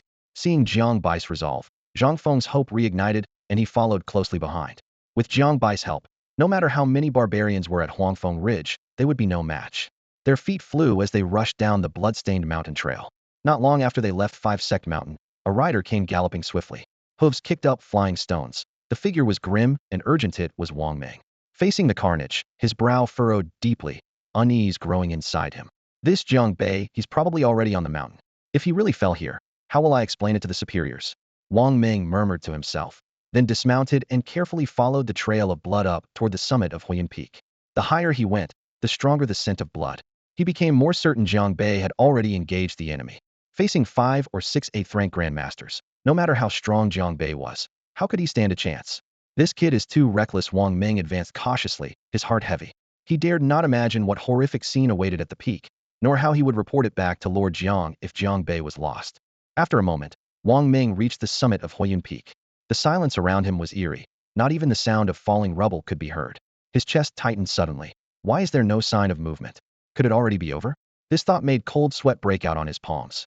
Even if the battle had ceased, now that he had ventured into the 5-sect mountain, he had to see the living with his own eyes and the dead with his own hands. But as an ordinary grade 8 martial artist, with 5 or 6 grade 8 experts from the Huayun sect stationed here, one wrong step could cost him his life. With that in mind, he forced himself to calm his breathing and crouched low as he crept toward the summit plaza, his footsteps so light they made almost no sound. He suppressed his aura to the utmost, blending into the darkness as he moved forward. The closer he got, a thick, nearly suffocating stench of blood hit him like a wave, as if it would crawl straight into his lungs. Wang Ming's heart jolted. Pressing himself to the wall, he slowly peeked half his head out, his gaze piercing the night to the center of the plaza. At first glance, it was like being struck by lightning. The plaza was littered with corpses, blood flowing in rivers. Broken weapons and severed limbs intermingled, Huayun sect disciples and barbarians' bodies intertwined in a gruesome mess. Blood poured down the stone steps. Most chilling of all were several bodies he recognized all too well, the leaders of the 5 great sects. They were beaten beyond recognition, lying motionless in pools of blood, not a single one alive. Staggering onto the plaza, rain pelting his armor with a cold metallic chime, his gaze cut like a cold blade across every corpse. He searched desperately for Jiang Bei, but there was no sign. Muttering to himself in a whirlwind of thoughts, the 5 sect leaders slaughtered by Jiang Bei alone? If anyone else had made it here, they would have reported to Lord Jiang first. If reinforcements came, they would have coordinated with the Renzi camp. There was no way someone could have invaded alone and wiped out the sects without notice. Only Jiang Bei could pull off such a feat. I must return to the 8 desolate mountains immediately and report everything to Lord Jiang. With that thought, Wang Ming wasted no time and turned to dash down the mountain. But after only a few steps, his fists clenched tight again. Judging by the timeline, the final battle that Lord Jiang mentioned might already be decided. Lord Jiang was likely launching his last desperate charge to stop Badaphone from breaking grade 6, but what was the outcome? At Huangfeng Ridge, on Broken Spear Slope, dark clouds hung low, nearly pressing on their heads. Large raindrops hammered down on the charred earth, mixing blood and mud into dark red splashes. The howling wind carried the hoarse roars of barbarians and the shrill clang of weapon clashes, echoing repeatedly through the narrow mountain ravine. This ancient battlefield, once where the ancestors of the Qian people had held the barbarians back with broken spears and shields, had now become a desperate trap for the Renzi camp's third garrison. Jagged rocks crowned the slope's summit, where Su Qi led the last 20 or so soldiers. They were surrounded by hundreds of barbarians, like the closing jaws of a giant beast. Their arrows had run out. Their fire guns were silent. All were badly wounded. Rain dripped down damaged armor plates, mingling with trickling blood to form dark streams. The soldiers leaned on battered shields, gasping for breath. Their eyes were dim, but none retreated even half a step. Blood mixed with rainwater kept flowing downward, every face etched with hopeless despair. Su Qi leaned against a massive boulder, gripping his serrated battle knife with trembling hands, his breathing heavy and ragged. Each gasp felt like a razor slicing through the deep, bone-piercing wounds on his body. A barbed barbarian arrow pierced his left shoulder, another lodged in his right leg, blood pouring from the wounds and soaking the tattered armor that hung loosely on him. Captain, the east side is about to fall. Ma Yun's face was smeared with blood, his voice hoarse and urgent as he shouted. Hold the line. If you want to live, throw stones. Su Qi's eyes shot open, bloodshot and fiery, his voice sharp and raw. Ignoring the stabbing pain that lashed through his body, he seized a jagged stone with his right hand, summoning every ounce of strength to smash it down on the head of a barbarian trying to climb the rocky outcrop. Thud! With a muffled crack of breaking bone, the barbarian screamed and tumbled down the slope, temporarily sealing the breach. But more barbarians surged forward like a tidal wave, their war cries deafening, their numbers overwhelming, leaving no path for retreat. Captain, you should fall back first. Well, cover the rear. A badly wounded squad leader collapsed at Su Qi's feet, voice strained and ragged. Rubbish! Su Qi barked, fierce eyes scanning each young face streaked with blood and wounds. If Huangfeng Ridge falls, we'll be traitors for all time. Behind us lie tens of thousands of homes. Anyone talks of retreat again, and he'll cut him down. Using every shred of willpower, he tried to swing his blade once more, but a stabbing pain in his ribs made him falter and nearly fall. A soldier nearby caught him before he collapsed. Seeing their captain in such a pitiful state, tears mixed with cold rain streamed down their faces, grief and fury breaking loose like a flood. They roared like trapped beasts, throwing their bodies against the encroaching barbarians. When weapons broke, they bit and used their bodies as shields. Su Qi's strength waned, and he slid down to rest against the cold rock, spewing blood onto the ground as his vision blurred. The barbarians' battle cries faded into the distance, like distant raging waves, but the heavy knot of worry deep in his heart remained unshaken. His mind involuntarily drifted far away to Jiang Bei. That child, did he truly go to Wupai Mountain? His thoughts were chaotic yet stubborn. He recalled the 5 sect leaders, each an 8th-rank grandmaster, along with the barbarian chieftain. Jiang Bei had recklessly ventured alone into this perilous zone. Had reinforcements been sent from the Bahuang mountain range? Without support, the consequences could be dire beyond imagining. He had entrusted the Xian Yun blade and the Xian Tai dragon scale armor to Jiang Bei, hoping this sapling might one day grow into a towering tree to shelter great Qian, not to be cut down prematurely on this ruthless battlefield. All he wished was for the child's safety, though he doubted if they would ever meet again. Reaching beneath his armor, he clutched a jade pendant tightly in his hand. Suddenly, the barbarian clamor below ceased abruptly, and eerie silence fell. From the ranks stepped out a towering figure clad in black beast-hide armor, a massive bone necklace draped around his neck. This was none other than the barbarian leader of Huangfeng Ridge, Qili Yuan. Su Qi. Qili Yuan's voice exploded like thunder in every Qian soldier's ears. Look at you, pack of beaten dogs, scurrying in the cracks of this crumbling stone like rats. He laughed wildly, raising his blood-stained great axe and pointing it at the ridge's summit. Aren't you supposed to be the toughest captain in Renzi battalion? Got guts? Huh. Now you're nothing but a dead dog, lying here limp and waiting to die. Your soldiers are nearly wiped out. What do you have left to be tough about? Surrender now. Climb down and kneel before me. Lick the mud off my boots. Then maybe he'll let you watch your few miserable survivors get their muscles torn, skin stripped, and bones crushed before being fed to the wolves.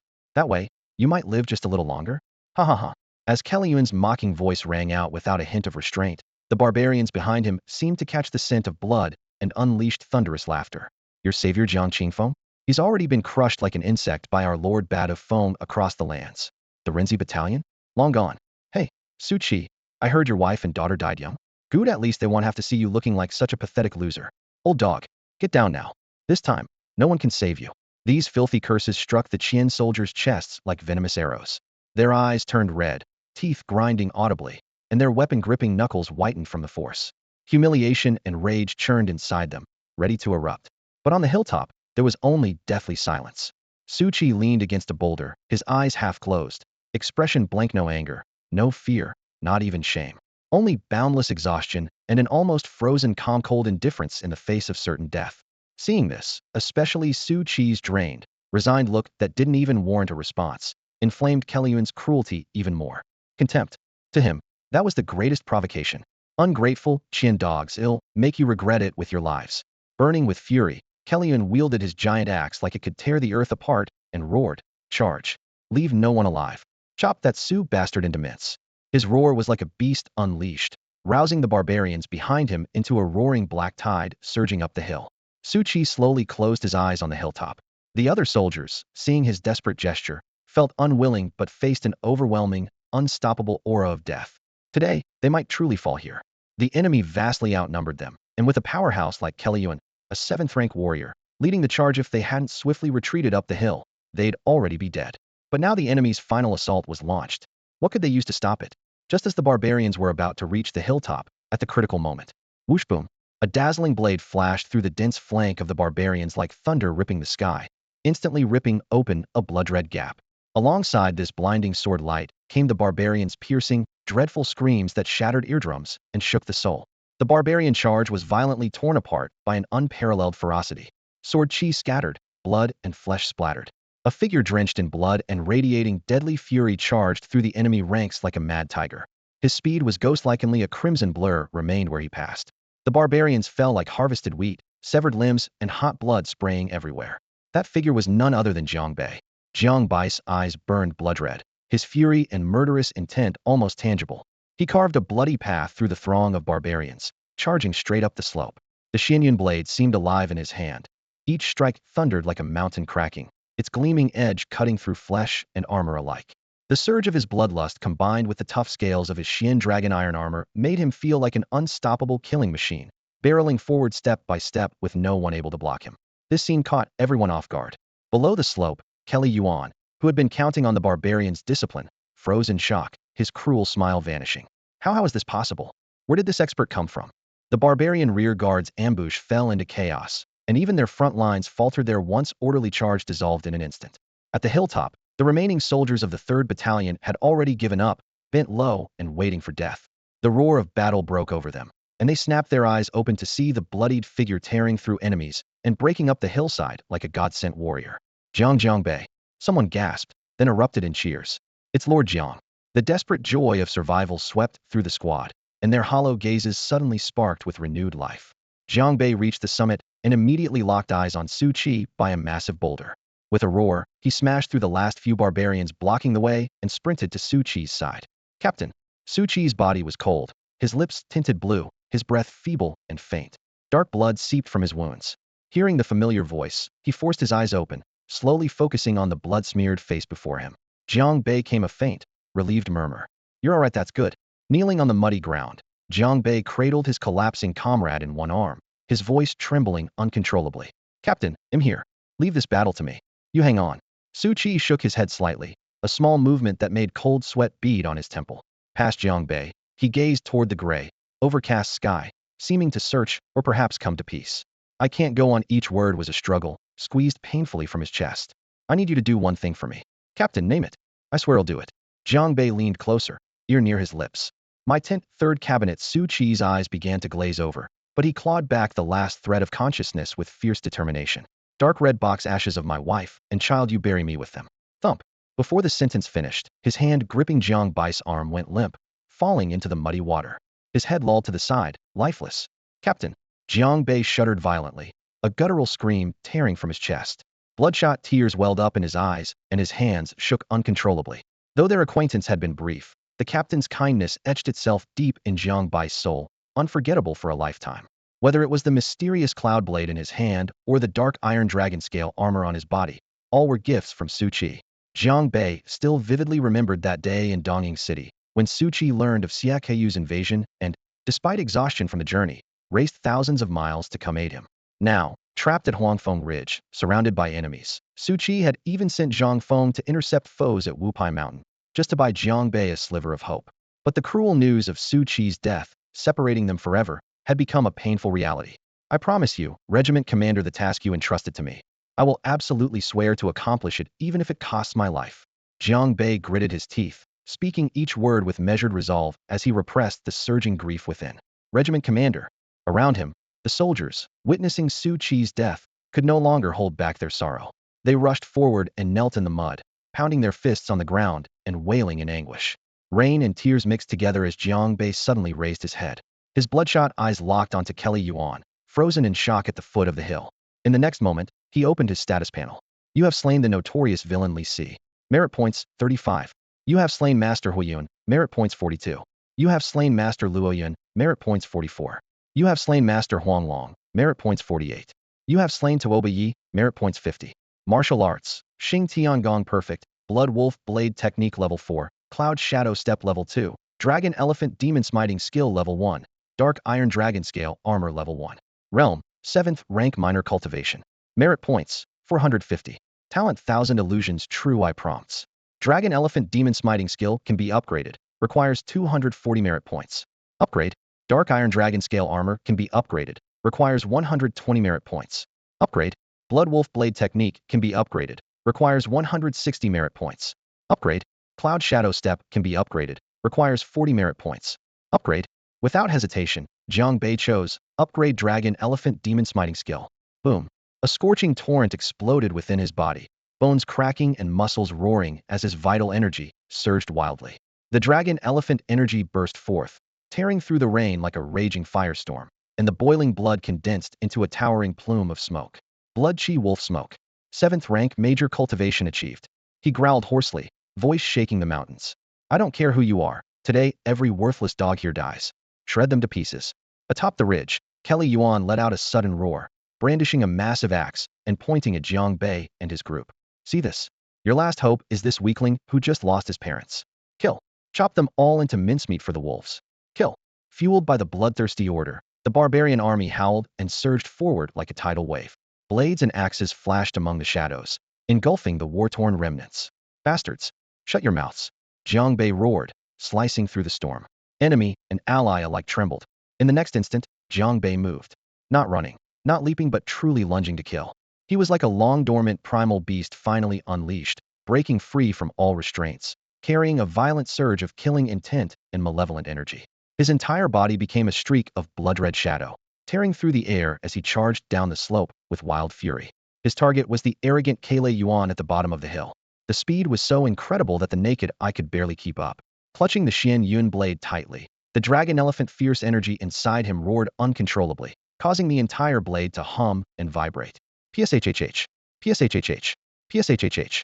With each slash of the blade, blood sprayed like a torrential downpour. None of the barbarians blocking Jiang Bai's path escaped. No matter how thick their hides or sturdy their muscles and bones, they shattered before this Xian Yun blade like fragile clay statues, utterly defenseless.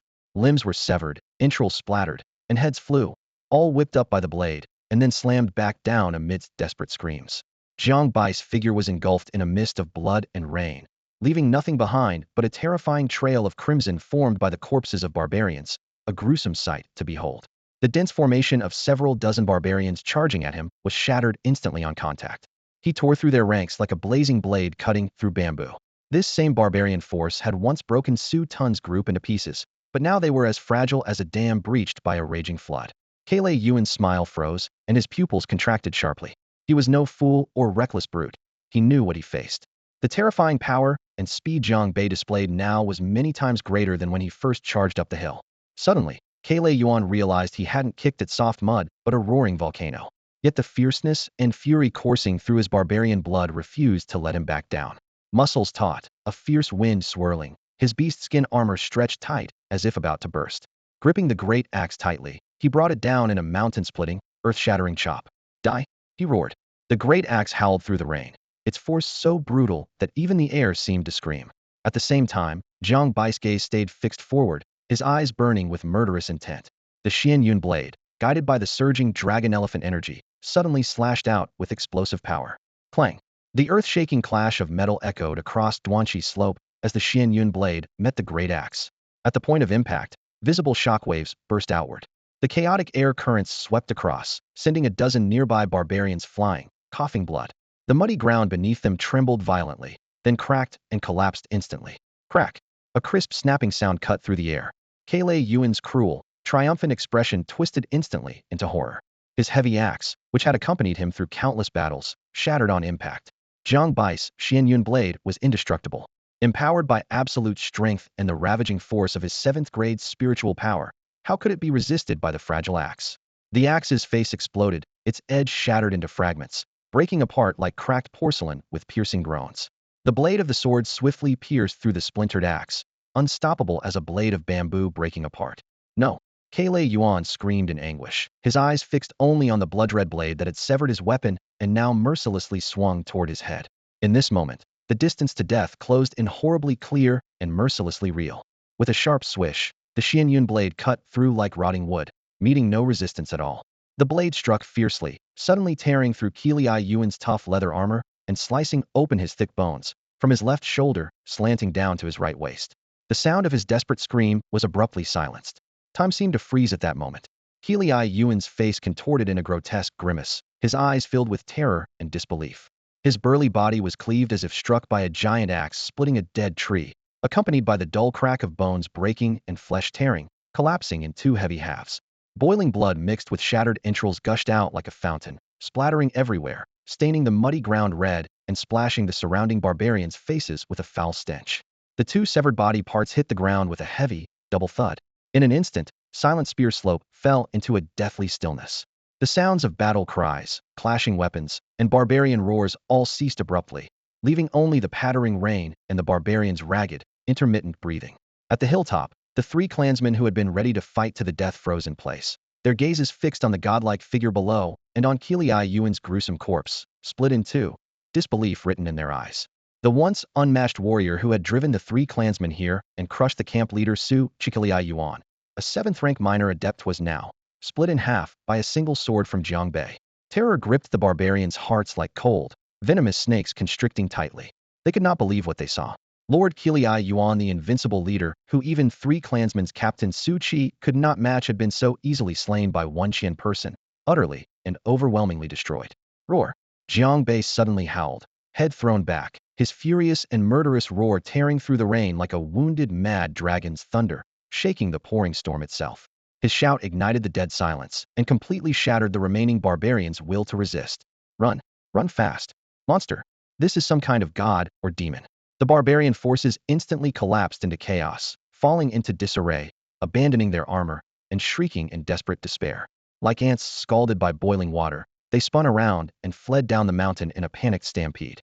But Jiang Bei paid no mind to these crazed killers who had ravaged Su Chi and slaughtered their own brethren. His eyes held no pity, only cold, lethal intent. Not a single one gets away. Like a ghost or lightning, he streaked forward, instantly becoming a bloody flash as he plunged into the scattering horde. His Xianyun blade danced like a violent storm, the trail of the sword never ceasing, sending a blood-soaked gale all around. Moving at blazing speed, the fleeing barbarians were like lambs to the slaughter before Jiang Bai's 7th-rank Grand Adept peak martial arts. Each blow fell with deadly precision. Some heads were severed on the spot, others had their abdomens torn open. The sound of the blade slicing through flesh and bone, mixed with agonized screams, cut deeply into the heart, forming the most tragic and bloody symphony of Silent Spear Slope in the rain. Jiang Bei moved like a fierce gale, sweeping away fallen leaves, his blade carrying the overwhelming power of dragon elephant energy and the sharp edge forged by his 7th-rank cultivation.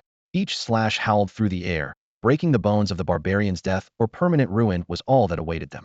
Rainwater washed the mud and blood from the ground, quickly turning into glaring streams of crimson. On Broken Spear Slope, Jiang Bei fought like an unstoppable slaughter machine, single-handedly cutting down the dozens of remaining barbarians. Only after the last barbarian's head, frozen in a terrified and agonized expression, flew through the air did the hillside fall into a deathly silence. Even the sound of rain seemed to thin out. Bloodstains soaked the slope, with severed limbs and shattered arms scattered everywhere. The heavy, lingering stench of blood hung thick in the air. Jiang Bei stood amid the mountain of corpses and blood, his body smeared with gore. On the edge of his Xianyun blade, droplets of blood continuously dripped, splashing into the muddy water below. His chest rose and fell gently, but his expression grew calm like still water. With Kale Yuan's fall and the barbarians utterly wiped out, The blazing fury and savage killing intent that had burned in his eyes ebbed away like a receding tide, leaving only deep sorrow and cold silence. He exhaled a breath thick with the metallic taste of blood. Meanwhile, the more than 20 surviving soldiers at the summit finally snapped out of their shock and ecstatic relief. They looked down at the godlike figure standing amid the carnage below, witnessing the once arrogant barbarians reduced to a sea of corpses. The long-suppressed fear and despair instantly transformed into a rush of exhilaration and fervor. Someone crying almost let out a hoarse shout, "Commander Jiang!" Then the cheers exploded like a flood, growing louder and more passionate. "Commander Jiang! Long live Commander Jiang! They're all dead. Commander Jiang is invincible." Their voices pierced through the rain, echoing across the silent mountain ridge with reverence and gratitude. Everyone couldn't help but shout Jiang Bai's name, silently thanking him for saving their lives today. If not for him, the people on Broken Spear Slope would have either died by barbarian hands, been captured for torture and alchemy, or ground into meat for wolves. Jiang Bei quietly listened to the thunderous cheers, then slowly turned. His gaze swept over the jubilant crowd, passed beyond them, and landed on the lifeless figure by the giant rock at the summit. Su Qi, just moments ago, had been concerned for him. Now he looked down on the fallen garrison commander. He didn't respond to the excited calls, silently walking towards Su Qi. The soldiers' cheers gradually faded as Jiang Bei approached, the renewed sight of their commander's body washing away their excitement. A heavy solemnity settled over Broken Spear Slope once again. Kneeling beside Su Qi, Jiang Bai's voice was hoarse and low. "I remember what you entrusted me with. Don't worry, I will bring you home." As soon as the words left his mouth, he stood and surveyed the devastated battlefield, his expression steady again. He ordered, "Clear the battlefield. Count the wounded and dead. Prepare the commander's body properly. Then search carefully for any belongings of our fallen brothers." The brutal scene of blood and blade was still vivid on the battlefield, but carrying a heavy burden and solemn vow. Jiang Bei began the grim task of tidying the Broken Spear Slope where life and death had intertwined. Then his gaze shifted toward the Renzi camp. Deep in his eyes flashed a blade-sharp light, a resolute determination etched into his soul. "We are going home." His voice was low but carried an undeniable authority. Just as Jiang Bei led the remnants of the 3 outposts back to camp, a storm was already brewing far away in the Renzi camp. The afternoon sun was obscured by heavy clouds, and dust swirled restlessly at the camp entrance. Suddenly, an unexpected group of 4 riders charged in. They dismounted with the clatter of armor and steady, purposeful steps. Each held their head high, faces full of arrogance. The bearded man ahead lowered his voice as he stepped through the gate, reminding his comrades, "Once inside the Renzi camp, you all know what to do." The commandant made things clear. Everyone understood. "Don't worry, perfectly clear," replied another, a middle-aged man with a smile but an indifferent tone, patting his chest confidently. The 2 guards at the gate, seeing the imposing group, quickly stowed their bows and hurried forward, clasping their fists in salute. "Who are you? What brings you to Renzi camp?" The bearded man said nothing more, drawing from his chest a document. The ink was fresh, the calligraphy bold. Speaking sternly, he commanded, "Look closely. This is an imperial edict from Qingzhou City. The commandant of your camp, Jiang Qingfeng, was gravely wounded fighting barbarians in the Bahuang Mountains. He has been transferred to Qingzhou for treatment. The state orders our Dingzi camp to take over Renzi camp. Effective immediately, we assume temporary control. Take us at once to the commandant and the outpost leader's quarters. Carry out these orders swiftly." The words commandant hit the guards like a thunderclap. The commandant seriously wounded? Impossible. They exchanged glances, faces draining of color. They had heard of fierce battles in the Bahuang Mountains, but never imagined Jiang Commandant could be in such danger. "What are you waiting for? Deaf. Lead the way." The middle-aged man barked fiercely. "Yes, yes." The guards dared not hesitate, quickly ushering the 4 deep inside the camp. As the sun dipped westward, Jiang Bei and his group finally arrived back at Renzi camp. The once ready-to-deploy unit was now ragged and battle-worn. Survivors were bandaged or leaning on spears. Every piece of armor was scorched or slashed. Jiang Bei removed his helmet and exhaled heavily before ordering the squad leader beside him, "Prepare outpost leader Zu's body." He requested to be cremated and buried with his wife and children. "Understood." The squad leader, exhausted but swift, went to carry out the task. Entering the camp, Jiang Bei immediately sensed something wrong. He scanned around, noticing soldiers whispering with tense expressions. Even stranger, several outpost leaders' tents were now flanked by extra guards, an arrangement never before seen in Renzi camp. Could it be that Commander Jiang Qingfeng and the others have returned from Bawang? Zhang Feng frowned, quickly shaking his head. But if that were true, why the guards? Before they could puzzle further, the station squad leader Song Hua came rushing up, panting, "Lord Jiang."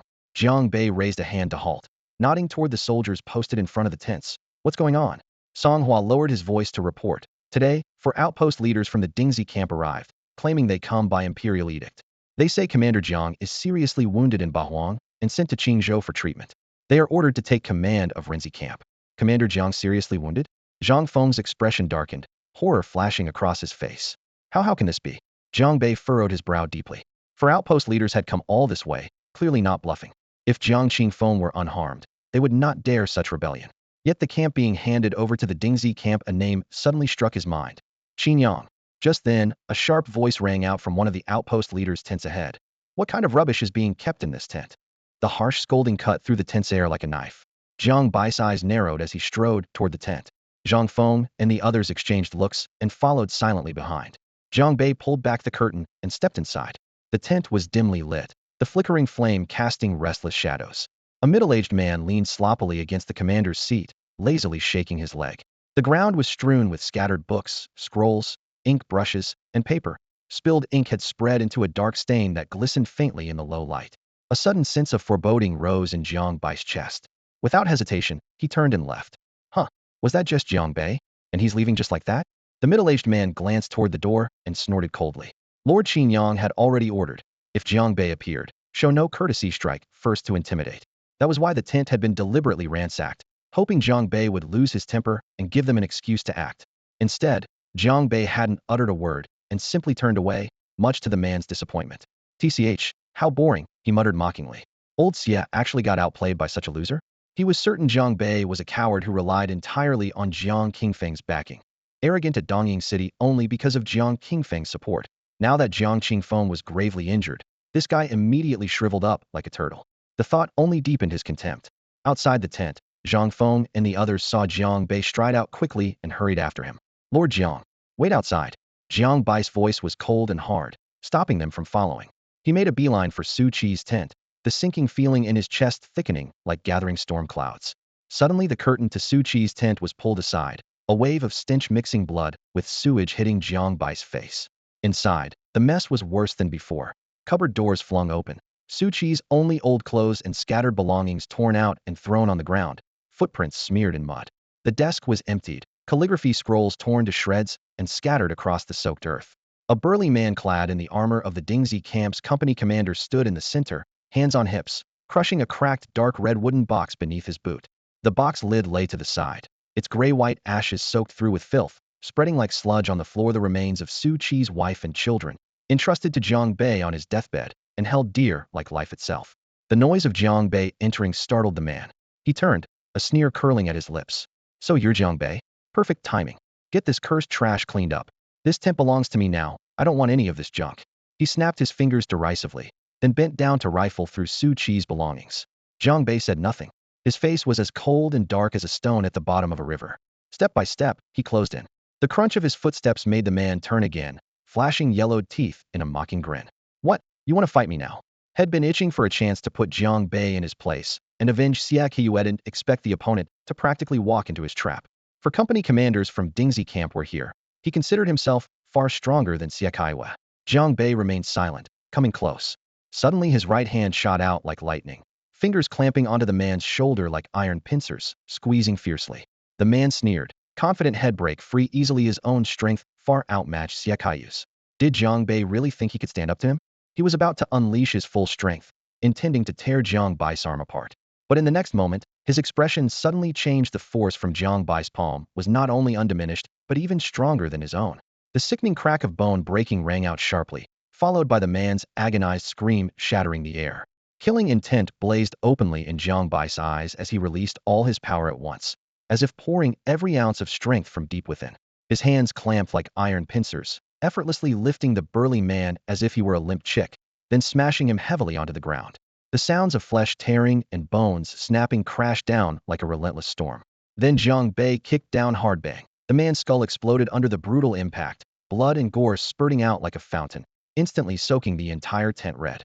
The headless corpse twitched a few times before collapsing into the filth, utterly lifeless. A deathly silence fell over the tent, thick with the stench of blood. Jiang Bei stood still, sticky blood dripping slowly from his palm. His gaze fell onto the muddied, unidentifiable mixture of bone fragments and dirt. The fierce, murderous rage that had filled his eyes suddenly faltered for a brief moment, revealing a faint, indescribable pain. But the pain flashed away quickly, replaced by an even colder, sharper killing intent. He knew well if this was just an ordinary handover of the Renzi camp, there would be no need for such blatant arrogance and provocation. These four were clearly targeting him directly, intending to intimidate him. The mastermind behind it all could only be Qin Yang. Outside the tent, Zhang Feng and the squad leaders waited silently, obeying Jiang Bei's orders not to advance, their eyes fixed on the entrance. They had heard all the screams and the fierce fighting just now, and anxiety gnawed at them, fearing the worst for Jiang Bei. Yet in this tense atmosphere, Jiang Bei drew back the tent flap and stepped out slowly, hands covered in blood. Lord Jiang, Zhang Feng and the others rushed forward, hastily instructing, "Quick, send people inside to clean up." Jiang Bei's tone was cold and harsh. "Clean up?" Everyone froze for a moment. When Jiang Bei turned to walk toward another tent guarded by soldiers, their hearts sank. Zhang Feng and the others dashed into Su Qi's tent, but were utterly horrified by the gruesome scene before them. Though the Dingxi camp claimed to come take over the Renzi camp, they had been arrogantly reckless without regard. Worse still, they had vandalized several lieutenant camps beyond recognition, provoking the fury of the lieutenants who dared not oppose them openly due to their strength. Who would have imagined that Jiang Bei would openly execute a lieutenant from the Dingxi camp on the spot? And the cold-bloodedness of his method sent chills deep into everyone's hearts. It seemed to Jiang Bei that the fight was far from over. No one dared dwell on it. They hurriedly followed after him. When Jiang Bei lifted the flap to the next tent, he found the remaining two Dingxi lieutenants inside, a bearded man and a hooked-nosed man. Their tent was also in shambles. Hearing the noise, both men suddenly looked up, their eyes flashing cold light. The bearded man sneered in a harsh voice, "You're Jiang Bei? So you killed old Xia, huh? Who sent you to take over the Renzi camp?" Jiang Bei spoke coldly, his voice sharp as ice. Inside the tent, 3 company commanders of the Dingxi camp stood on either side. A bearded man raised a bamboo slip in hand and snorted, "Hey, race the edict from Qingzhou City. We were ordered to act." "What? Do you have a problem with that? An edict?" Jiang Bei's gaze was like a razor's edge. "Even though Commander Jiang is badly wounded, it's not up to your Dingxi camp to take over. If it were truly a takeover, why didn't Qin Yang come himself as captain? Why send only a few company commanders? What do you take the Renzi camp for?" He stepped forward, the ground trembling underfoot. The tent's canvas quivered slightly. "Jiang Bei, don't get arrogant." A hawk-nosed man interjected fiercely for his comrades. "We still haven't settled the score with Xie Kaiwa. Who gave you the guts to talk like that? But you're just one." Before he could finish, Jiang Bei's hand, like an iron clamp, seized the bearded man's shoulder. "What are you doing? Let go." The bearded man's face drained of color as he struggled, but Jiang Bei's 5 fingers tightened like a vice. The tent air was torn apart by a terrible scream. The bearded man's knees crashed down hard, his shoulders shattered to bone and flesh, blood gushing from every orifice. "Jiang Bei, you're reckless." The hawk-nosed man lunged angrily.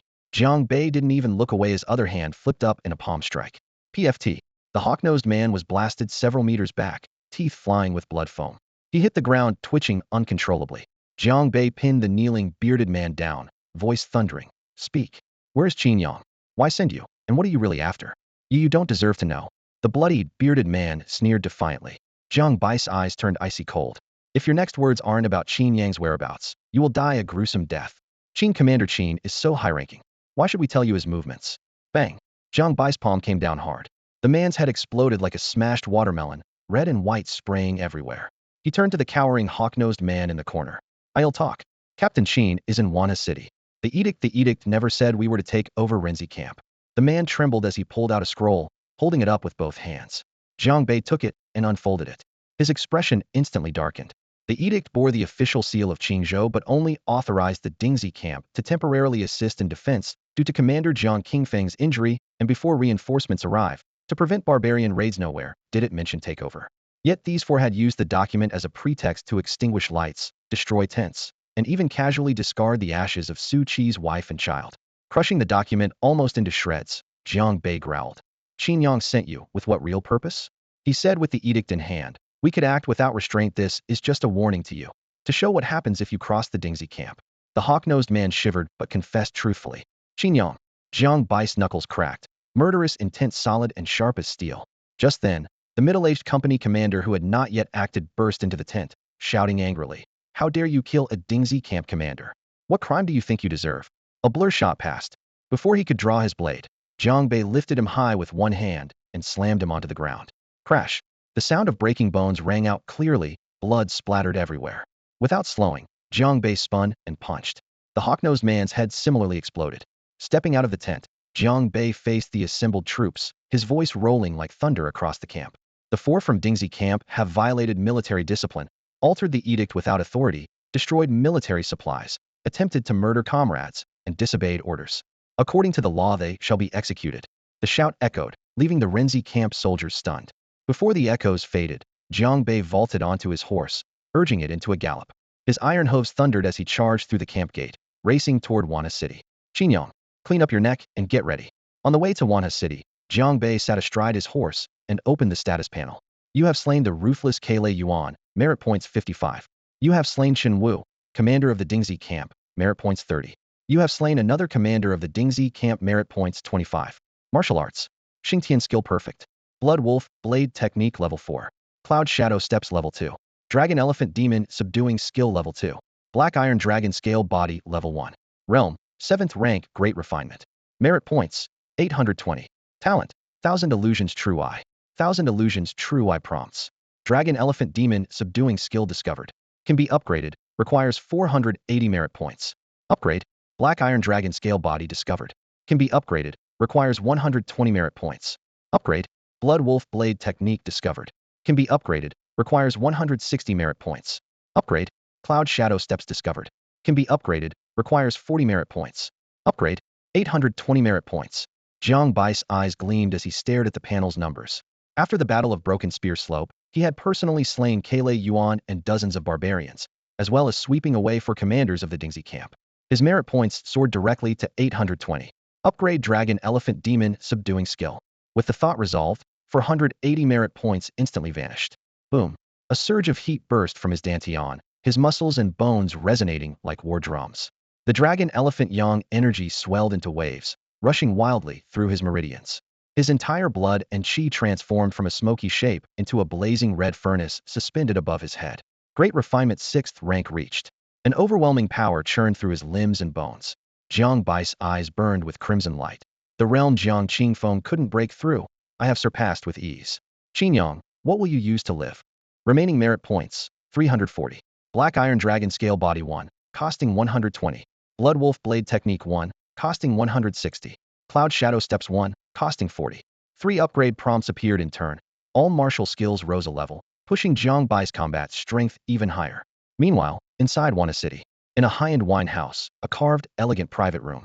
Candlelight flickered, sandalwood incense filled the air. Qin Yang and a man surnamed Lu sat opposite each other. 3 pots of fine wine on the table were drained. Qin Yang put down his cup, his tone calm. The time is nearly right. Lu brother, have you enjoyed yourself? Why not come with me to take a look at the Dingxi camp? Lu lightly stroked the rim of his cup, savoring the lingering aroma, then nodded and asked, the taste is quite good. But the prefect's mansion sent you to the Renzi camp border, wasn't it to investigate Bada Feng's whereabouts? Surely wandering over like this won't cause trouble? Qin Yang laughed out loud, a cold glint flashing in his eyes. Who doesn't know by now that Bada Feng used the human pill to break through to the 6th rank? Even Jiang Qingfeng was badly wounded by him and sent to the prefecture city. My visit already shows plenty of respect to the Renzi camp. Would you have me go looking for Bada Feng to die foolishly? Lu Yun smiled and nodded, as expected of Brother Qin. I heard you sent 4 commanders under your command, carrying imperial orders to the Renzi camp? Qin Yang's voice suddenly turned cold. There's a reckless kid in the Renzi camp who killed one of my commanders before. This time, I'm sending the order to teach him a lesson. Oh, someone in the Renzi camp dares provoke Brother Qin? That's quite bold. Lu raised an eyebrow. Bold. It's practically suicide. Qin Yang slammed his fist onto the table, killing intent blazing in his eyes. Last time, Jiang Qingfeng protected him, but now that Jiang Qingfeng was seriously injured, he wanted to see who else could keep him safe. If I get the chance, I will personally kill this man. What's his name? What level is he? Lu Yun lifted his gaze and asked. Jiang Bei, squad leader of the Ren regiment, but only an 8th grade great trainer. 8th grade great trainer squad leader? Just a minor player? Lu Yun sneered dismissively. Since Brother Qin treated me to this drink, I can't just drink for free. If the opportunity arises, I'll take this guy down myself for you. In that case, thank you, Brother Lu. Qin Yang's eyes gleamed sharply. He cupped his fists and then lowered his voice. There's one more thing. I hope you can help. Speak freely, Brother Qin. The edict doesn't explicitly say that my Ding regiment will take over the Ren regiment. If someone from the Ren regiment reports it, it could cause complications. This matter needs your finesse, Brother Lu. Qin Yang's face turned serious. Altering an edict was a grave offense. If the Qingzhou regiment's commander or the 4 generals found out, the consequences would be dire. But if Lu Yun got involved, everything could be smoothed over. So that's it, easy. They'll just talk to my father and make sure Brother Qin has no worries. Lu Yun nodded readily. Qin Yang raised his cup. Thanks again, Brother Lu. Hey, race another drink to you. They both tilted their heads back and drained their cups. After a few rounds, Lu Yun suddenly recalled something. By the way, Brother Qin, who exactly did Qing Zhou send to reinforce and take over the Ren regiment? Han Feng. Han Feng. Lu Yun's expression shifted slightly. The Han Feng who broke through to 7th grade at 15, entered 7th grade great trainer at 20, and is now under 30, but already a 6th grade small trainer? His elder brother, Han Qixian, is one of the 4 generals of the Qingzhou regiment. Exactly him. Never thought Qingzhou would send him here. Makes sense though. Bada Feng has surpassed 6th grade small trainer. They really need someone like Han Feng on the front lines. Lu Yun murmured. Qin Yang sighed lightly. I heard Han Feng volunteered for this mission. Volunteered? Lu Yun raised an eyebrow, then smiled meaningfully. He's always been rebellious, not the kind to take initiative and responsibility. Interesting. Qin Yang flicked his sleeve. Enough of this talk. Brother Lu, let's go to my Ding regiment and have a look. All right. Lu Yun replied heartily. The two left the tavern and took a carriage out of Wana City. The wheels rumbled over the bleak official road, stirring up fine dust. Inside the carriage, still tipsy from the wine, they faced each other in relaxed ease. Lu Yun toyed with a jade pendant, lifted the curtain to glance at the sky, and smiled. Brother Qin, judging by the timing, your 4 subordinates have probably encountered Jiang Bei at the Ren regiment by now. With their strength, there's no need for us to intervene. Those 4 alone should have Jiang Bei begging on his knees. A cold smirk curved Qin Yang's lips. Naturally, if 4 8th grade great trainers can't settle the score, then they're useless. Let the entire Ren regiment see clearly messing with my Ding regiment means. Before he could finish, the carriage abruptly stopped with a violent jolt. Qin Yang's expression darkened as he lifted the curtain. What's going on? My lord, there's someone ahead. Sumion's coming. The coachman hurriedly reported back. Qin Yang looked up toward the front of the carriage. About 10 yards ahead, a magnificent horse stood squarely in the middle of the official road. Its hooves kicked up dust in a steady, immovable stance. On its back sat a young man holding the reins with one hand. Large patches of blood stained his robes, still fresh and dark in the evening light, glistening with a sticky, metallic sheen. His gaze was icy sharp, suffused with lethal intent, as if he could erupt and tear everything apart at any moment. Jiang Bei. Qin Yang's pupils suddenly contracted. The smug smile on his face froze, replaced by suspicion and rage. He never would have dreamed that this kid, who should have been neutralized at the Renzi camp, had not only escaped, but dared to block the way here. Qin Yang flung open the carriage curtain and strode out, eyes like blades locked on Jiang Bei. His voice was sharp and cutting. I never expected you'd walk out of Renzi camp unharmed. Those useless men like Chen Wu can't even handle something so small. As he spoke, his gaze quickly scanned behind Jiang Bei, confirming the area was empty.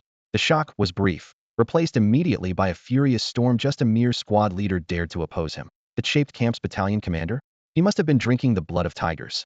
Jiang Bei replied coldly, eyes calm yet bone-chilling. I came here today for only one thing: to take your worthless life. Outrageous. Qin Yang's anger exploded. His 7th grade Tai Lian cultivation surged through his body like a tidal wave. His robes billowed fiercely in the wind. You? If it weren't for Jiang Qingfeng protecting you last time in East Camp City, I would have torn you to pieces already. Brother Qin. Lu Yun gently lifted the carriage curtain from inside, raising a hand to halt Qin Yang's roar.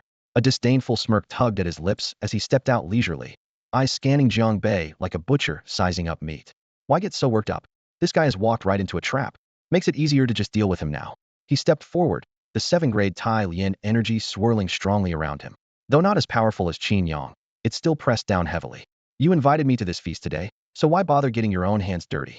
Let me handle this reckless fool. Before he finished speaking, a cold glint flashed in Lu Yun's eyes. With a sudden thrust of his toe, his body shot forward like an arrow from a bow. At the peak of his cultivation power, his right hand formed a blade-like gesture. At his fingertip, a flicker of ethereal blue chi glowed, cutting through the air with a sharp hiss. It locked onto Jiang Bai's fatal chest acupoint, the signature killing move, the azure edge finger. A pale blue shaft of cold light tore through the air like thunder. Lu Yun was confident this strike would blow apart the chest of this 8th grade Tai Lian opponent, rupturing his heart with a blood hole. Kid die? He roared, murderous intent boiling over. But when the fatal chi surged forward, Jiang Bei only lifted his eyes lightly. Those cold, calm eyes looked down without a flicker of fear or surprise, like watching a corpse about to perform its last ridiculous act on stage. Just as the blue energy at Lu Yun's fingertips was only an inch from Jiang Bai's chest, the fierce wind tore through the fabric over Jiang Bai's heart, even bringing a sharp sting to his skin. An indescribable, overwhelming pressure suddenly burst forth from Jiang Bai's body, like an ancient primal beast awakening with a roar, flames raging wildly. His boiling blood transformed into visible smoke and fire, surging upward and instantly solidifying into a semi-transparent, ancient, majestic furnace of blazing energy hanging above his head. Dragon roars and elephant bellows erupted. Bones trembled as a mighty, domineering aura rolled out, like a volcanic surge. Beneath his skin, faint golden dragon scales flickered, his iron dragon scale body defense pushed to its limits. 6th grade minor practice. Blood furnace. Dragon elephant subjugation. Iron dragon body. Fourfold powers overlapped, merging into a heavenly aura. Though the Qingfeng finger strike seemed unstoppable, the moment it touched Jiang Bai's chest, it shattered like foam, failing even to tear the previously cut black cloth an inch more. What? Lu Yun's cruel smile froze, his eyes nearly popping from their sockets as cold terror spread through his body. This pressure, this blood power, was clearly beyond a 7th grade major practice. It was a 6th grade minor practice. What crushed his hope further was the faint snapping sound of his finger bones breaking under the backlash of Jiang Bai's protective aura. But there was no time to be afraid. Jiang Bai's palm, glowing with pale golden dragon scales like a dragon's claw, disregarded spatial barriers and instantly clamped down on his throat. Sputter. Overwhelming force locked his throat. Lu Yun's arrogance and contempt vanished instantly.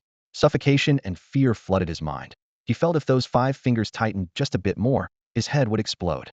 Instinct drove him to kick and punch wildly, but it was like an ant trying to shake a tree. Lu Yun. Beside the carriage, Qin Yang's eyes boiled with rage and shock.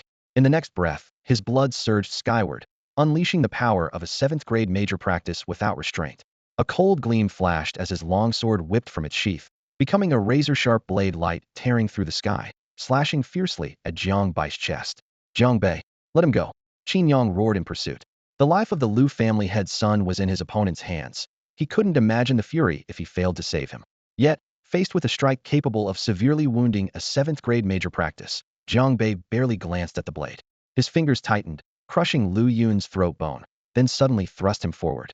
Lu Yun's still-warm body was injected with 6th grade colossal power, turning into a heavy human-shaped weapon carried by howling winds, charging headlong into the ripping blade aura. Boom! Qin Yang unleashed the full force of his lifetime's cultivation, the deadly blade energy capable of cutting through metal and stone, and slashed fiercely at Lu Yun's back. Blood erupted explosively like a dazzling yet brutal spark, bursting open in the empty official road. Bones, organs, and flesh were shredded by the raging blade energy until they were as fragile as thin paper, instantly splintering into fragments. Under the terrifying combined crushing power of Qin Yang's blade energy and Jiang Bei, Lu Yun's upper body shattered instantly into broken limbs. Severed arms mixed with shattered internal organs flew out like a storm of blood rain, splattering over the stunned Qin Yang. Scalding blood mixed with a strong metallic stench, and chunks of flesh drenched him completely. Suddenly, Qin Yang let out a piercing scream filled with disbelief and despair. Lu Yun was dead, easily slaughtered by a single strike from Jiang Bei. This mere 7th-rank apprentice stood no chance against Jiang Bei, utterly powerless as if he were a helpless victim. How could Qin Yang accept this fact? Not long ago, in Dongying City, Jiang Bei had only been a minor 8th-rank expert. This drastic gap now stirred an uncontrollable rage within him. Your turn. At that moment, a bone-chilling voice sounded suddenly. Jiang Bei appeared like a ghost before the stiff, dazed Qin Yang, his right hand still stained with Lu Yun's blood, left fist clenched tightly. Beneath his skin, faint golden dragon scale patterns shimmered as the dragon elephant energy surged like a tidal wave, merging with the powerful life force of a 6th-rank apprentice, gathering into a destructive power capable of burning mountains and boiling seas, concentrated at his fist. This was the ultimate power granted by the black iron dragon scale body, the crushing blade energy of the dragon elephant demon suppression technique, and the overwhelming pure yang energy bursting forth. Die! Jiang Bei spoke plainly, void of fancy moves or flowery words, with only the explosive raw force of a single punch. His left fist collided with the air like a falling star, tearing through the atmosphere and striking fiercely toward Qin Yang's face. No, you are the one who will die. Qin Yang's soul seemed to shatter as he roared, pouring every ounce of strength into his arms, crossing them to block the earth-shattering punch. His body was honed through endless training to mastery. His arms were as hard as iron. Few in any military camp could match him. He was certain he could withstand this blow. Crack! But in the next instant, the sharp, heart-wrenching sound of bones breaking exploded through the air. Qin Yang's arm bones snapped like dead wood before Jiang Bai's ultimate power, instantly fracturing. Pale broken bones pierced skin as blood sprayed wildly. Jiang Bai's punch was stopped only briefly before it crashed again like a devastating storm, smashing hard into Qin Yang's horrified, contorted face. Bang! A deafening muffled explosion erupted as Qin Yang's skull shattered like an overripe watermelon. His roar and terror hadn't yet faded when a spray of red blood and white bone fragments scattered everywhere, the thick metallic scent filling the dusty official road, quickly pooling into a tragic, harrowing puddle of blood. In an instant, the road fell into a deathly silence.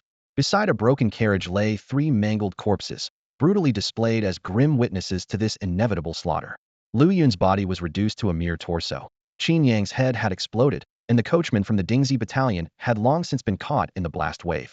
His skull caved in and life extinguished. Qin Yang never imagined, even at the moment of death, that Jiang Bei, just a minor squad leader in Dongying City only days ago, could grow so powerful in such a short time. As a dignified 7th-grade grand practitioner, he didn't even get a chance to resist. Terror and regret churned in his shattered consciousness until his life finally slipped away. Blood soaked the barren ground. Jiang Bei stood in the center, his crimson robe clinging to flesh fragments, his face impassive. His eyes were cold and icy pools, heavy with murderous intent, fixed on Qin Yang's headless corpse. After confirming both Qin Yang and Lu Yun were truly dead, he let out a long breath and slowly withdrew his fists. The fiery blood energy above his head receded. The dragon elephant Chang Chi sank into his limbs and bones, and the faint golden dragon scale patterns disappeared beneath his skin. The deadly blade hanging above his head was finally smashed to pieces by his own hand. Yet he dared not relax. Jiang Qingfeng was still gravely wounded. The reinforcements from Qingzhou battalion were delayed, and the entire burden of the Renzi battalion's responsibilities fell on him. Thinking of this, Jiang Bei bent down to search the bodies. Silver certificates torn from Qin Yang and Lu Yun scattered on the ground, their seals soaked through with still warm blood. Jiang Bei pulled a thin booklet from Lu Yun's chest. Its blood-stained cover couldn't hide the large characters: Inner Gate Cultivation Method, Flame's Sun Technique. Inner Gate Cultivation Method. His heart stirred. Such inner arts were extremely rare. Once mastered, they allowed one to condense true energy in the Dantian, prolonging life and strengthening the body to achieve a realm of both internal and external cultivation. Lu Yun had been carrying such a precious treasure, clearly indicating an extraordinary background. Jiang Bai's expression darkened. He pocketed the Flame Sun technique along with the silver certificates, swiftly cleared the battlefield, and vanished into the forest. Night fell. Several black shadows streaked across the horizon, echoes of afterimages and sonic booms intermingling. They paused atop a barren hill. 5 or 6 men in black robes materialized, chilling murderous aura radiating. The tattooed man raised a hand, pointing forward, his hoarse voice cutting through the dark. A few hundred miles ahead lies Daian Pingyang Prefecture. The Patriarch's orders must not be forgotten. The Patriarch's command? Never, sneered the silver-haired man. Without a 7th-grade grand practitioner guarding it, Pingyang Prefecture and the neighboring Xianyang Prefecture are our hunting grounds. As long as we reach them before Han Feng of Qingzhou Battalion arrives, we can refine souls and feast on blood at will. The burly man laughed loudly while the others fell silent, turning again into shadows as they dashed toward the Pingyang Prefecture border. Several hours later, on the official road from Qingzhou City to Pingyang Prefecture, iron-hoofed horses galloped fiercely. Lord Han, the vanguard knight, pulled up his mount and saluted the silver-armored man beside him. Just received intelligence the 7th-grade subordinates of the Wanhun Patriarch are ready to enter Pingyang Prefecture.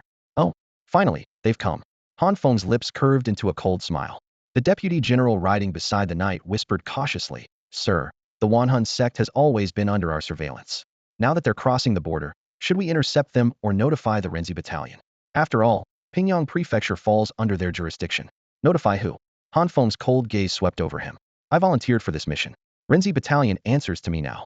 Do as I say. Keep a close eye on the Wanhun sect, and ask no further questions. The deputy general's worry lingered. But if things go wrong and civilians in Pingyang suffer heavy casualties, what will the commander say? Worried? Han Feng roared. If the sky falls, he'll take the blame. My brother is backing me. If I kill those few people now, the plan's ruined. What about the bigger fish behind them? That's my true target. If it weren't, why would I willingly come to this hellhole? Yes, sir. Understood. The man saluted crisply and fell silent. By the time Jiang Bei returned to the Renzi camp, it was already late at night. The torches at the camp gate flickered in the night wind. Just as he stepped inside, 2 broad-shouldered figures approached him. Both wore the black iron armor exclusive to the camp commanders, but their bodies were heavily bandaged and stained with blood. In the firelight, Jiang Bei recognized them: camp commanders Li Rui and Wang Meng of the Renzi camp. Jiang, Lord Jiang. The 2 men stopped in their tracks and cupped their fists in salute. Commander Li, Commander Wang. Jiang Bei returned the greeting with a slight bow. Yet his heart sank. Judging by their injuries, the battle in the Bahuang Mountains must have been extraordinarily fierce. Li Rui sighed, nodded faintly, and got straight to the point. Lord Jiang, perhaps you have not yet fully grasped the situation in the Bahuang Mountains. Let me explain it in detail. He recounted the events succinctly, but without leaving anything out. Before Jiang Bei headed to Wupai Mountain, Jiang Qingfeng had already led Li Rue and another commander, Zhou Chang, into a final battle against the barbarian leader Badafeng. Meanwhile, Wang Ming was ordered to intercept Jiang Bei at Wupai Mountain. During the battle, Badafeng suddenly broke through to reach the small 6th grade level, and the situation turned upside down.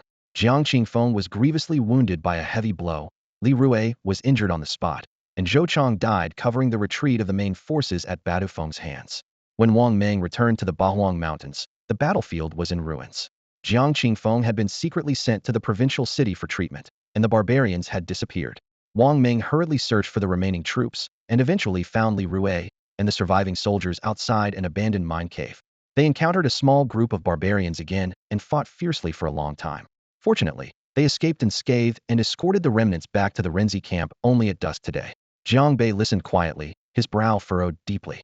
Li Rui's blunt assessment of heavy losses and utter devastation was painfully accurate. Lord Jiang, Li Rue suddenly raised his head, clenched his fists tighter, and said firmly, Commander Jiang has been sent to the provincial city. We have no definite news about reinforcements from the Qingzhou camp. These days, we are willing to follow your lead and obey your orders. Wang Ming immediately bowed and added, Please lead the Renzi camp forward, Lord Jiang. Having heard of Jiang Bai's feats at Huangfeng Ridge and Broken Spear Slope where he cut down dozens of barbarians and even wiped out Wupai Mountain, the two men had already come to view him as their new pillar of strength. Jiang Bei no longer refused and returned their salute solemnly. Thank you for your trust. I will do my utmost to live up to your expectations. His gaze swept over the ravaged camp, suppressing the heaviness in his chest, before he turned and said, Let's go and discuss the next course of action. The three walked side by side along the dust-covered camp path as the torchlight flickered against their armor.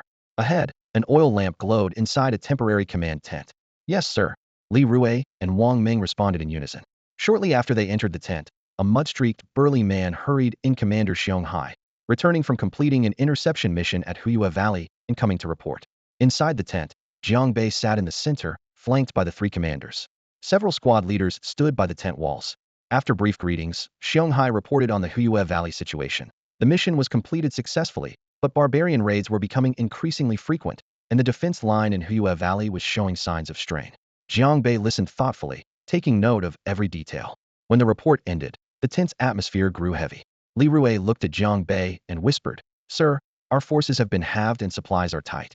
If the barbarians attack again. Jiang Bei looked up, his gaze resolute. First, we stabilize the troops' morale and then strengthen our forces. We'll discuss the specific deployments shortly. Everyone responded together, their eyes lighting with renewed determination. The conversation then returned to the immediate crisis facing the Renzi camp. Only 3 battalions remain in the camp now, and the situation is critical. What worries us most is that Badafeng has already broken through to the 6th rank. He has left the 8 Desolation Mountains, and his whereabouts are unknown. That is the greatest threat, Li Rue said in a low voice. The lights in the conference room were dim, and the temporarily stored weapons cast a cold gleam from the corners. As Li Rui's words fell, the air seemed to freeze. Lord Jiang was severely injured, Badafeng had broken through, and our forces were insufficient. Any one of those facts alone would keep frontline commanders awake at night. Jiang Hai calmly scanned everyone present, his brows tightly knit. No one can stop Badafeng now that he's reached 6th rank minor warrior. And Lord Jiang, gravely wounded and sent to the provincial city, if this leaks out, it will cause unrest among the people and might even invite enemy incursion. Jiang Bei sat upright at the head of the table, tapping his palm rhythmically on the surface, the dull sound echoing. The flickering oil lamp beside him cast long shadows across his face. Are you worried that some factions will take advantage of Lord Jiang's absence to act more recklessly? He asked. Exactly. Jiang Hai nodded heavily. Like the Wupai sect and others. The scariest threat isn't just them, but the barbarian tribes beyond the border and other outside forces. Before, they dared not act rashly because Lord Jiang, a 7th rank grand warrior, was holding the line. Now that he's injured, they might feel secure enough to launch a large-scale attack into our defense zone at the Ren Battalion. The flickering firelight reflected off the armor plates of the officers, casting scattered points of brightness, but no one voiced agreement. After a moment of silence, Wang Ming spoke in a low voice. They shouldn't be so bold, right? From what I know, any group that crosses the border without permission is closely monitored by strong fighters in the Qingzhou camp. If they did enter, someone would report it immediately, and forces would move to intercept them. We cannot rule out any possibility. Jiang Bei lowered his gaze, his tone grave. Increase patrols immediately. Set up checkpoints at key passages between the two prefectures. If we discover any suspicious activity, send urgent messages by pigeon post. Yes. The 3 battalion commanders responded in unison, their armored boots thudding as they stood and departed with solemn resolve. After the meeting broke up, night had deepened. When Jiang Bei returned to his quarters, only one lamp was still lit. Yuro sat by the table. The meal in the pot steamed from repeated reheating, and she had not rested for half an hour. Jiang Bei ate quickly, the metal chopsticks clinking sharply against his bowl's edge. After finishing, he gently lifted Yuro onto the bed, letting her rest peacefully. Though sleepy, she still wanted to keep watch, so Jiang Bei stroked her forehead until her breathing steadied. He had no intention of sleeping himself. He paced over to the adjoining meditation room. The wooden door slid open. Inside was sparsely furnished with only a straw mat. Jiang Bei seated himself cross-legged and took a deep breath. His mind flickered, and a panel appeared before his eyes. You defeated the villainous Qin Yang. Merit points 80. You defeated Lu Yun. Merit points 70. You defeated. Merit points 20.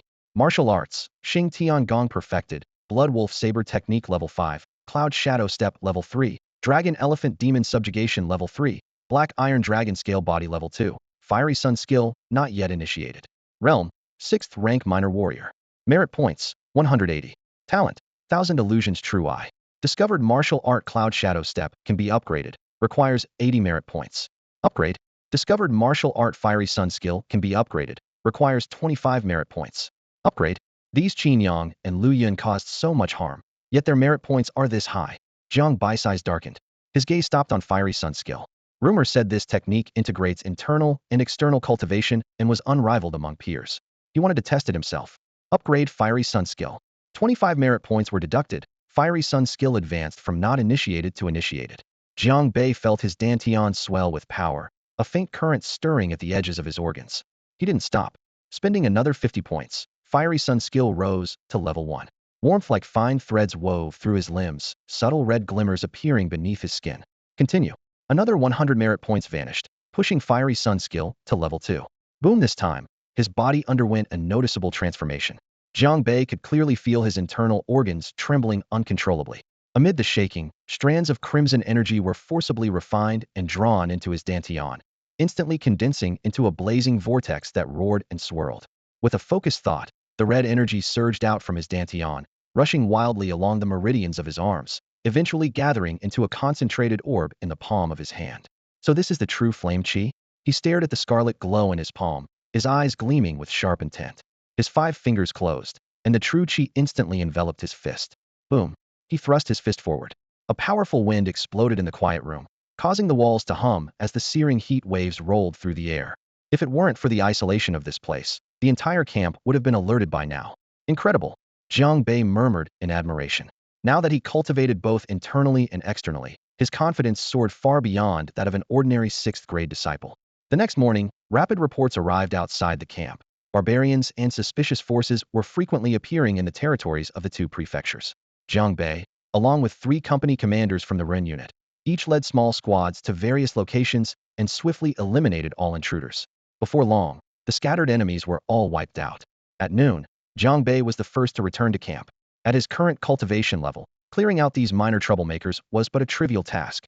Yet before he could catch his breath, a scout arrived with urgent news. 2 mountain strongholds near Xianyang Prefecture had colluded with barbarians to capture villagers and forge human pills. Without hesitation, he vaulted onto his horse and galloped off. With Jiang Qingfeng severely wounded and absent, many villains had seized the opportunity to stir trouble. These few days required him to hold firm alone until reinforcements arrived. 2 hours later, on a mountaintop near Xianyang Prefecture, snicked. The sound of a blade sliding back into its sheath echoed, the blood-stained battlefield still fresh in his ears. The stronghold gate was littered with corpses, both bandits and barbarians. Upon arrival, Jiang Bei charged in like thunder and lightning, slaughtering the foes within just a handful of moves. Clean up the site and rescue the villagers inside, he ordered in a calm voice. Yes, sir. The soldiers, now fully alert, scrambled to obey. Moments ago, Jiang Bei had struck down dozens in quick succession, leaving no one in the camp undisturbed. Veterans from the Duanxian slope secretly trembled. The aura of Lord Jiang had risen another level overnight. The newer men were even more awestruck. This seemingly young lord was more fearsome than even the captain. Lord Jiang. Suddenly, the gallop of horses thundered outside the stronghold. Squad leader Song Hua dismounted swiftly, his expression urgent. Serious trouble. The force at Kaifa County in Pingyang Prefecture is not ordinary, it's the foreign Wanhun sect. They have brought several 7th grade experts. Captain Li and his men are in grave danger. Foreign Wanhun sect? Jiang Bai's brow darkened. He had heard mention of this sect during last night's War Council, an evil cult that consumes souls to cultivate forbidden arts, previously repelled by Jiang Qingfeng when they tried to invade the region years ago. Now, with Jiang Qingfeng badly wounded and recuperating, they had slipped in again, clearly exploiting the power vacuum. Several 7th grade masters Li Rue and company stood little chance. Let's move. Before he finished speaking, Jiang Bei vaulted onto his horse, breaking the wind as he thundered toward Kaifa County. His steed, one of the Ren unit's finest warhorses, seemed to fly beneath him. The county was not far. At full gallop, he could arrive in moments. Along the way, doubts churned in his mind. Logically, the Qingzhou garrison would have sounded alarm at any penetration by the Wanhun sect, but why had these several 7th grade foes entered undetected? Charge! He clenched his teeth, unease mounting, pushing his horse to its absolute limit. Pingyang Prefecture, Kaiwa County Town. This peaceful and prosperous county town had now been transformed into a hellscape of blood and corpses.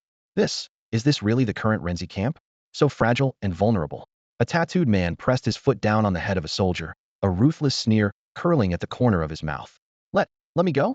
The soldier beneath his foot roared in agony and rage, eyes blazing with struggle.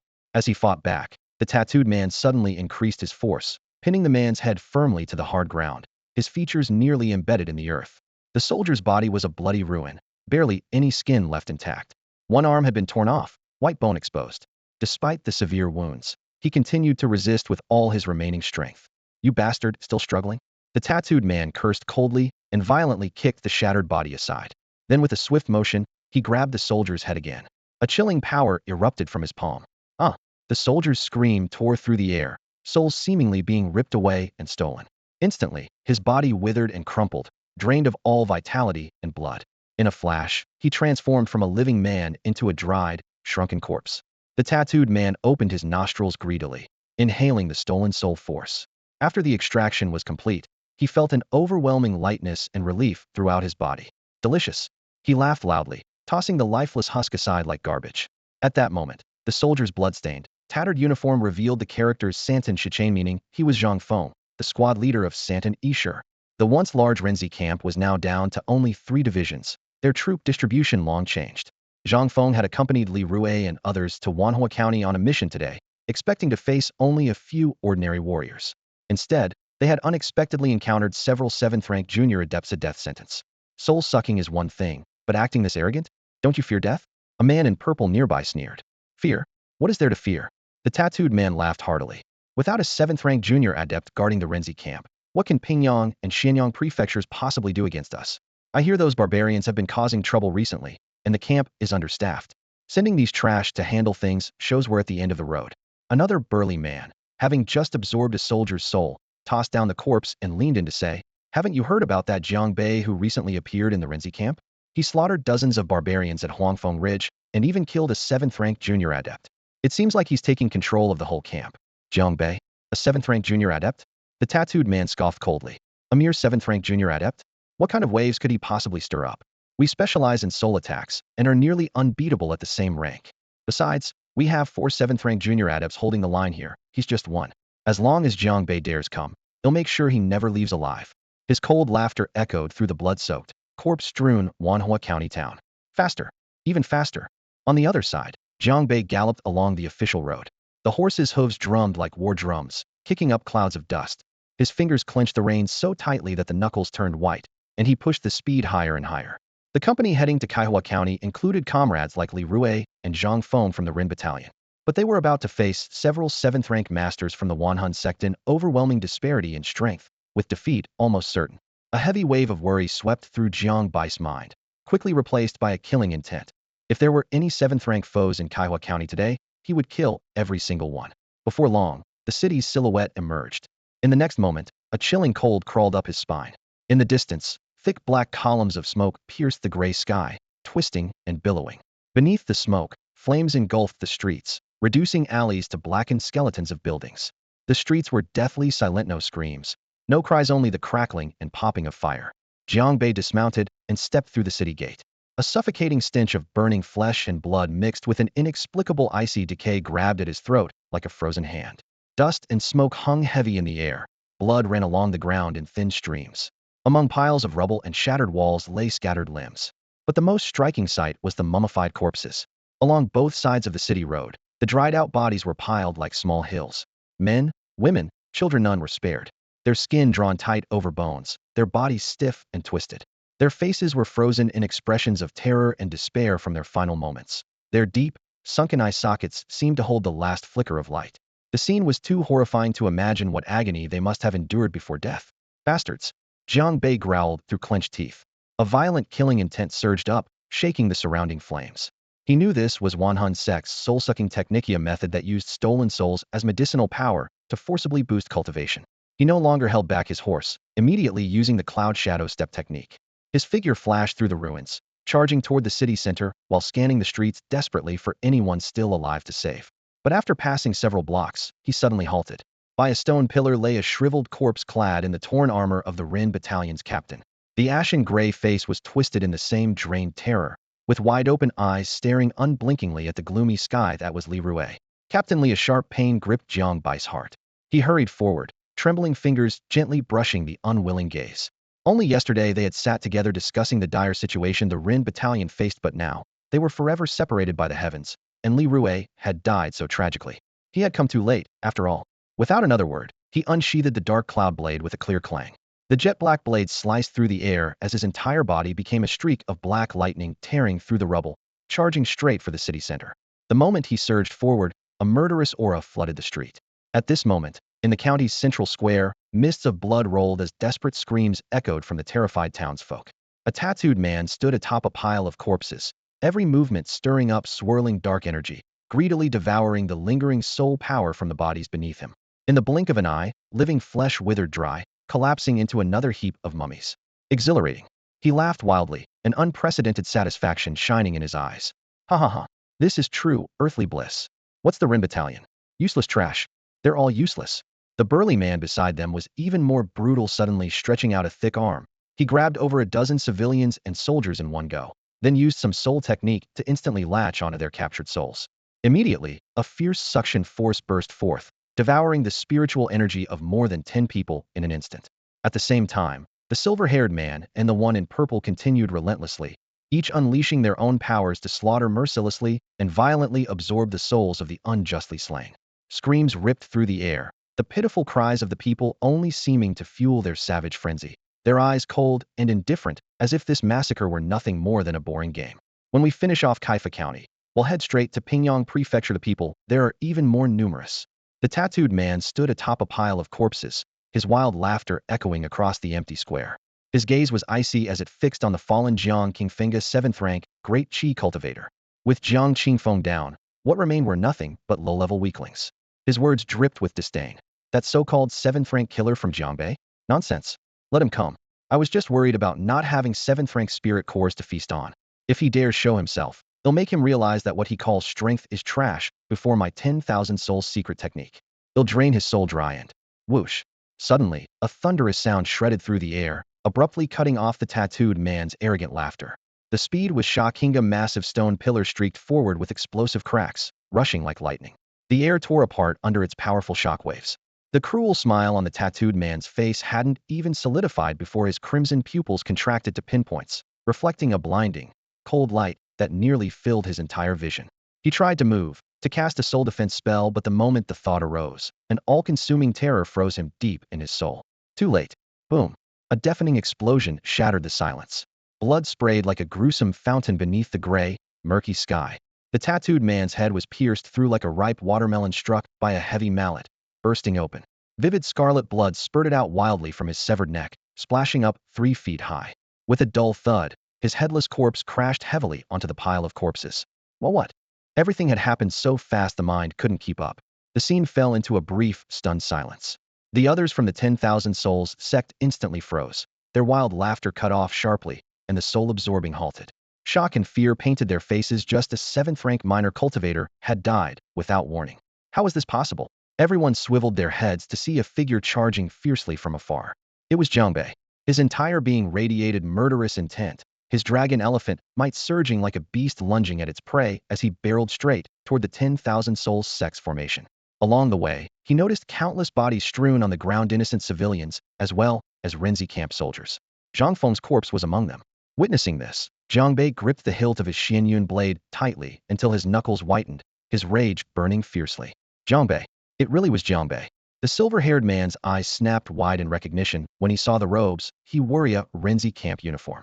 Among Renzi camp members, who else could be so young yet so powerful? Kill him. Avenge Yintong. They roared inside. No one dared underestimate this lone intruder.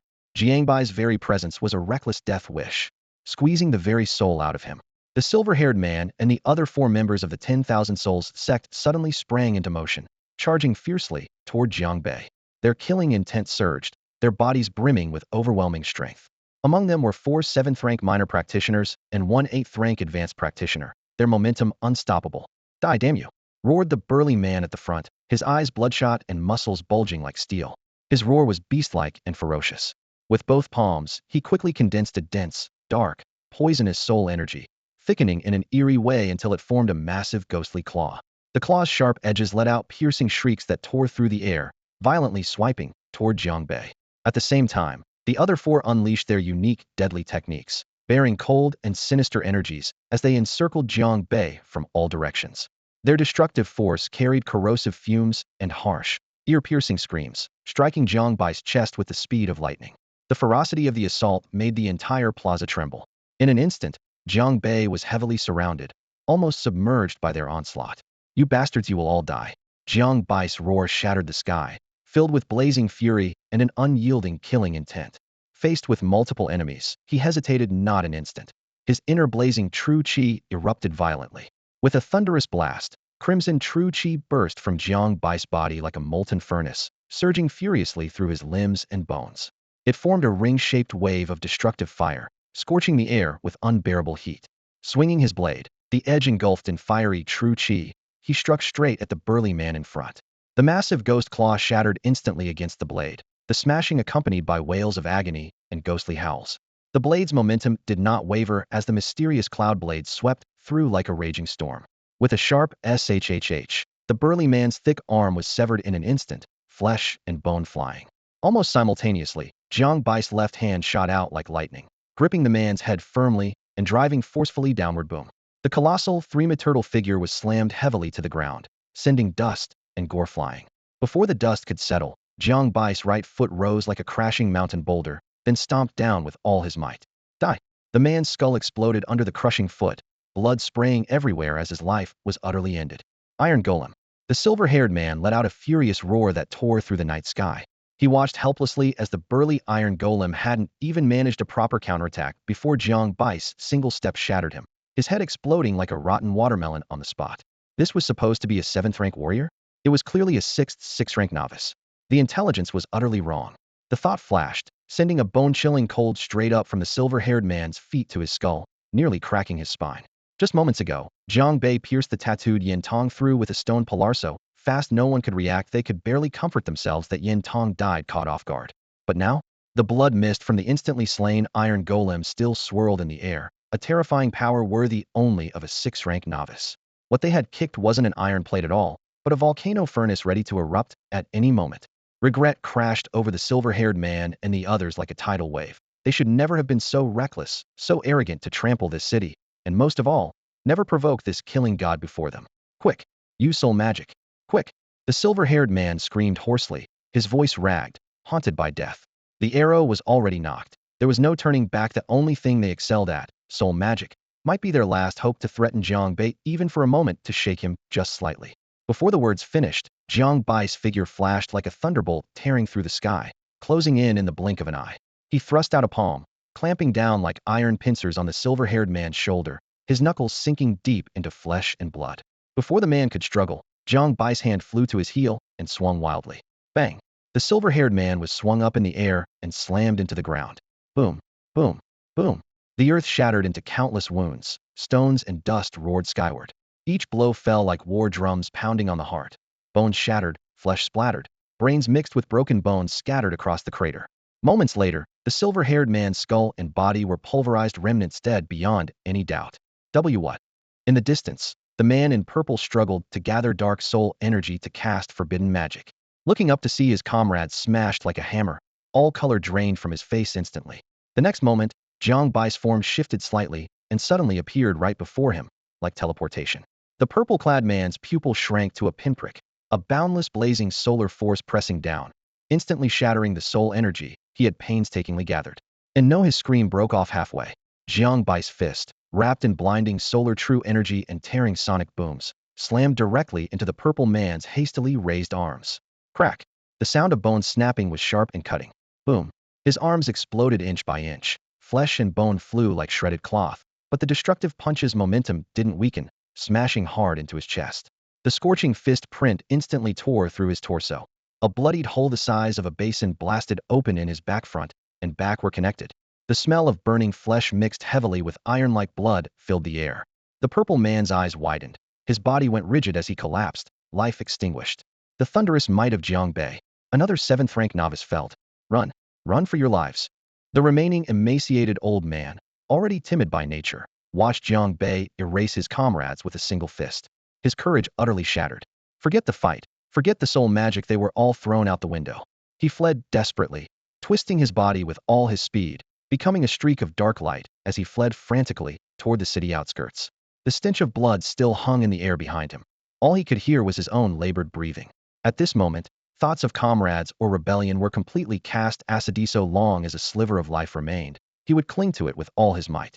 The only other survivor, an 8th-rank grand practitioner, likewise showed a pale face as he sprinted close behind the old man, moving faster than at any previous attack. You won't get away. Jiang Bai's roar exploded suddenly, like a massive war drum, shaking the entire Kaifa County and sending dust swirling. Desperately bleak, he didn't even take a step forward, just raised his right arm, clenching his fingers tightly towards the two fleeing figures. Dragon Elephant Soul Suppression. Hum. The air seemed crushed by a colossal hammer. An invisible, yet unimaginably heavy force descended like a mountain. This power, merging the brutal strength of Dragon Elephant Exorcism technique with the scorching heat of flaming Yang Qi, twisted into an unbreakable iron cage. The fleeing gaunt old man and the 8th-rank grand practitioner were instantly gripped, as if in a giant hand, or trapped in an endless swamp, their movements abruptly slowed, as if they were crawling snails. Remote suppression. The last flicker of hope shattered in their hearts. This terrifying technique could only be used at close range by 6th-rank masters, yet in their despair they became helpless targets. Jiang Bai's eyes were cold as blades, his figure unmoving. He formed his index and middle fingers into a blade and slashed through the air ahead. Clang! A red-gold energy blade erupted, forged from pure flaming Yang true energy and Dragon Elephant true Qi, slicing through air faster than the eye could follow. Rip! Rip!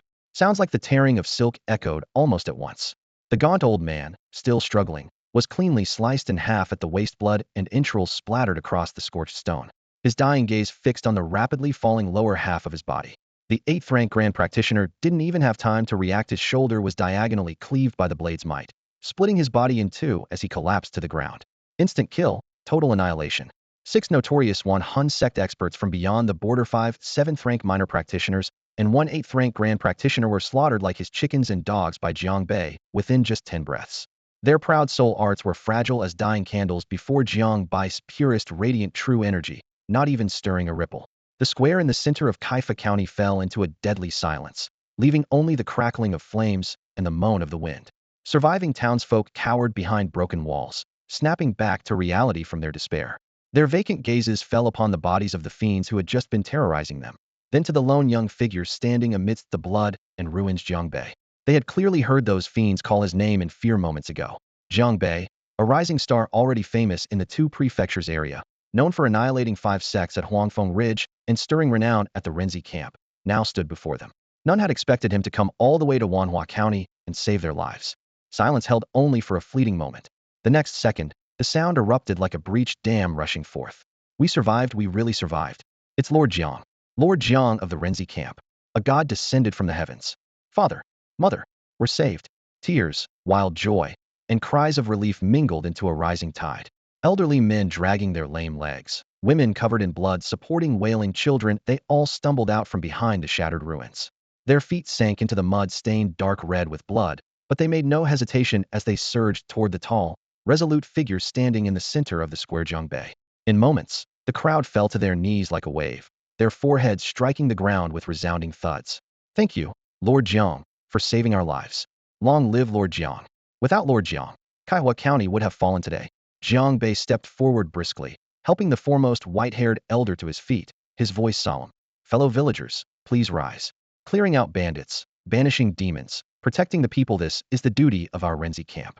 It is our responsibility, and such grand thanks are unnecessary. His gaze swept over their dust-smeared, frightened faces as he solemnly warned. The bandits are gone, and this place reeks of bloodshed. Everyone must leave quickly. Later, my men will restore order and bring peace back to you all. Before his words faded, the sound of urgent hooves thundered from afar. Song Hua rode furiously into the square, heart pounding with worry. Lord Jiang's speed is incredible. I hope he's unharmed after all. The enemy was only 4 or 5 7th-grade warriors. The moment his horse stepped into the square, Song Hua was stunned into silence. Pools of blood soaked the shattered bluestone slabs. Yet Jiang Bei stood unmoved like a mountain. Nearby lay a ghastly sight, bodies sprawled in disorder. A burly man with his skull blown apart, an elder severed at the waist, a purple-clad fighter pierced through the chest. Clearly, these were the 7th-grade warriors of the Wanhan sect, now all dead. Song Hua opened his mouth, but no words came. He had witnessed Jiang Bei slaying 7th-grade warriors before on Duanmao Slope, expecting this battle to be brutal and prolonged. But arriving to find the dust already settled that Jiang Bei alone had mowed down the demons like grass was beyond belief. At that moment, Jiang Bei turned his gaze toward him. Song Hua, Lord Jiang. Song Hua's voice trembled with excitement.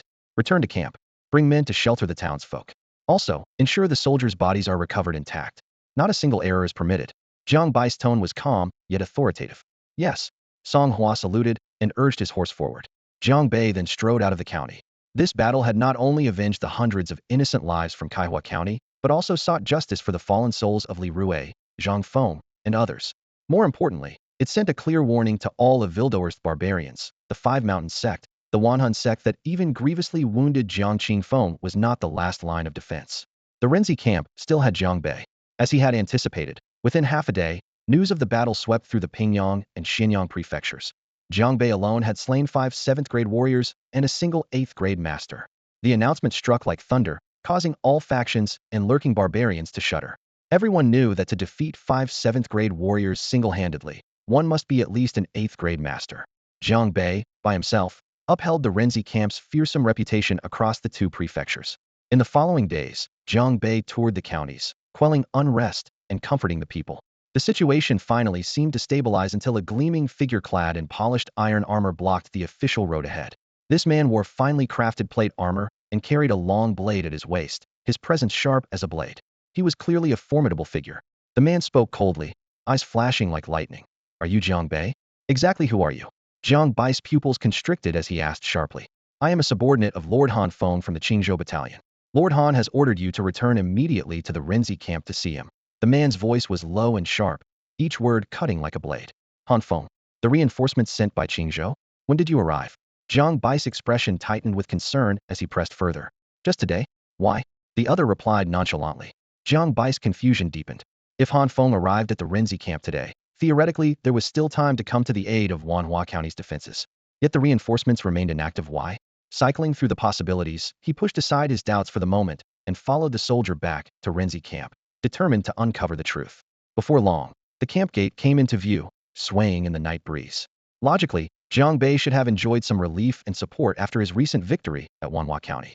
But as soon as he stepped inside, a heavy, suffocating pressure descended. The air felt thick, tainted with an ominous, leaden weight. Zhang Feng, bring him in at once. A fierce shout erupted suddenly from the depths of the camp, from the command tent once belonging to Jiang Qingfeng.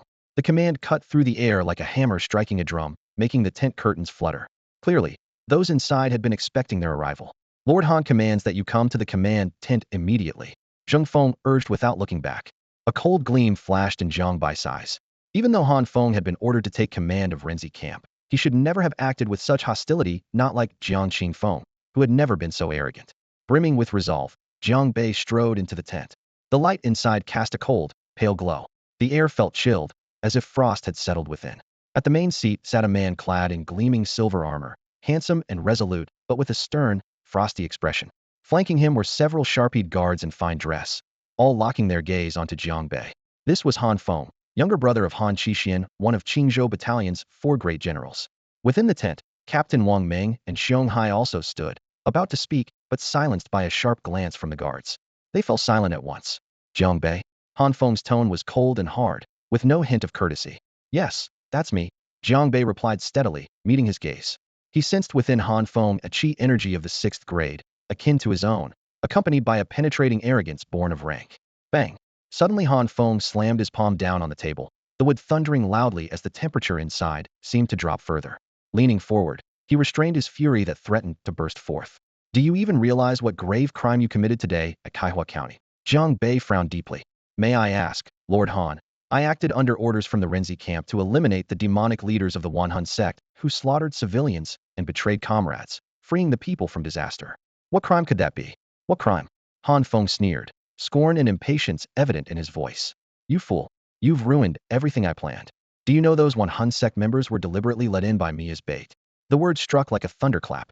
Jiang Bai's pupils constricted sharply, and his chest felt as if hammered by an iron fist, an icy chill climbing from his feet to his head. In an instant, all the puzzles clicked into place.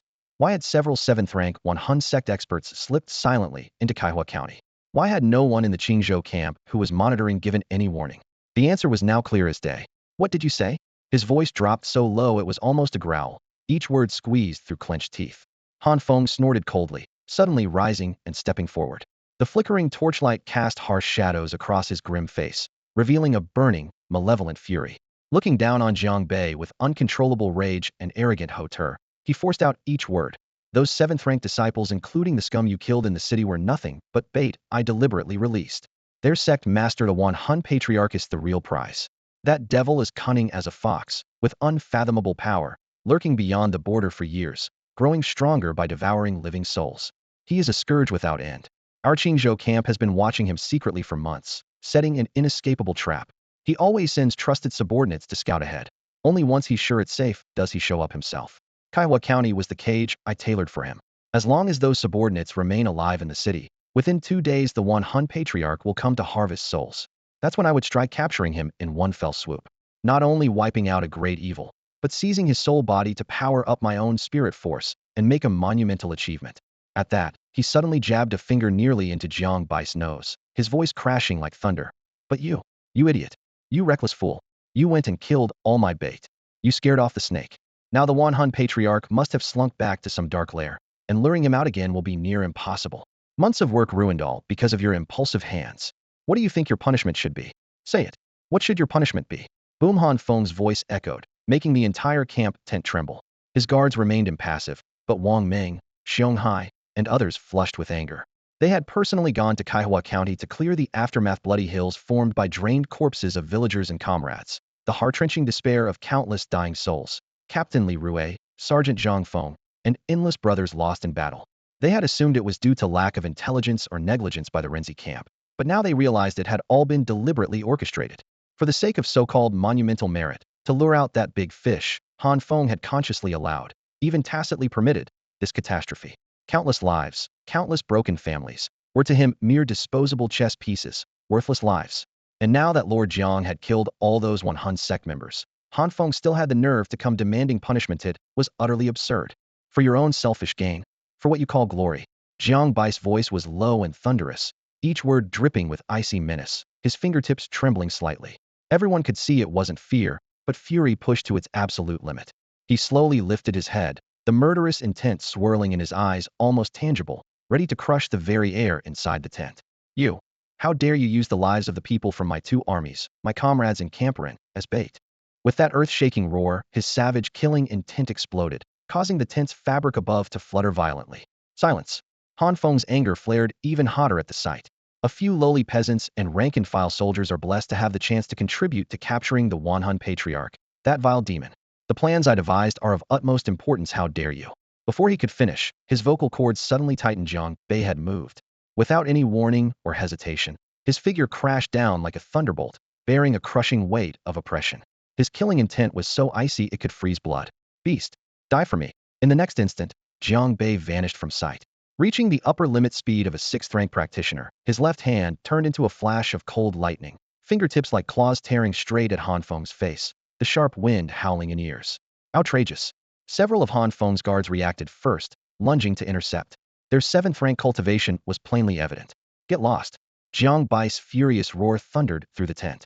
The sound waves rippled visibly, sending several guards flying, blood erupting from their mouths, and their faces ghostly pale upon landing. You're begging for death. Han Feng, though shocked, did not panic. His gaze darkened with malice. I have been ordered to take command of Camp Run, and you dare to attack me? Today I will purge the Qingzhou troops. With a thunderous roar, his silver aura exploded outward. Frost condensed in his left palm, like a giant icy hammer smashing toward Jiang Bei's arm, aiming to freeze the attack. Simultaneously, his right hand drew a long sword. The cold gleam like a chained serpent strike, piercing brutally toward Jiang Bei's chest. Each move was ruthless, without mercy. Yet, clang, crackling shatters. The piercing sound of metal breaking and bones snapping rang out almost together. Han Feng's left palm, cold enough to freeze steel, shattered like glass the moment it struck Jiang Bei's armored arm. Covered in faint gold dragon scale patterns, Jiang Bei's colossal strength ignored the cold, piercing through the defense. In a horrifying instant as Han Feng's pupils shrank to pinpricks, that massive hand, as if cutting through paper, seized his sword-wielding right wrist perfectly. Voila! This power's 6th rank. The cruel smile on Han Feng's face collapsed instantly, replaced by terror flooding in.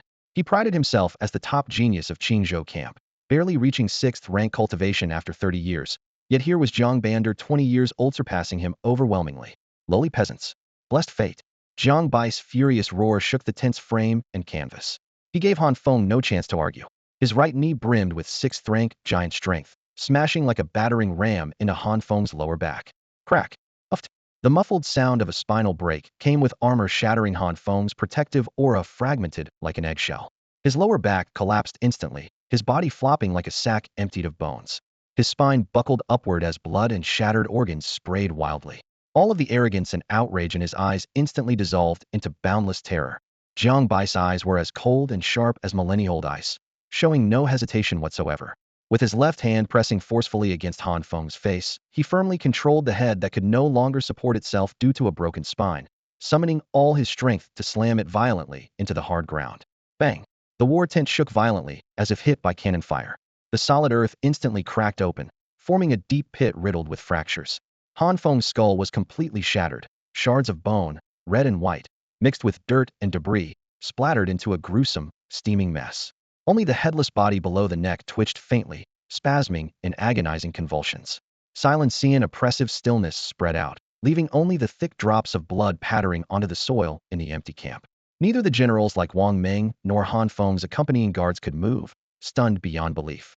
They never imagined that in the blink of an eye, Han Feng, just a low-level 6th-rank trainee, would be taken down by a single strike from Jiang Bei. You've got some nerve. How dare you kill Lord Han? One of the guards behind, the first to recover, screamed with burning rage, bloodshot eyes glaring as he instinctively drew his sword. The other guards' faces changed abruptly, their anger spiking to its peak, their bodies trembling slightly. None of them could believe that Jiang Bei, without even the rank of captain, would have the audacity to do something so outrageous. Bang!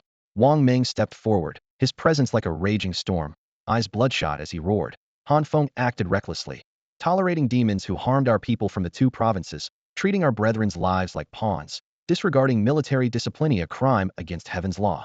Under the laws of our great Qian army, betraying our forces, harming comrades, or inflicting innocent suffering, none are lesser than capital offenses punishable by death and extermination of 9 clans. Reporting this to the general, the commander will surely tear him apart. Xiong Hai's anger flared wildly, his beard bristling as he pointed at the chaotic heap of blood and flesh, shouting, "Exactly. This beast killed the fathers and brothers of my Ren unit. Committing such a horrific blood, dead in my territory, no god or king could save him now." Lord Jiang's killing was just and thorough. Slowly, Jiang Bei stood upright, flicking his hand to shake off the blood-stained palm print. His indifferent movements chilled those around him. His eyes, cold and sharp as ice blades, swept over Han Feng's stunned guards, his voice brittle and cutting like steel. "Listen carefully. This blood debt stains the land of my Ren unit.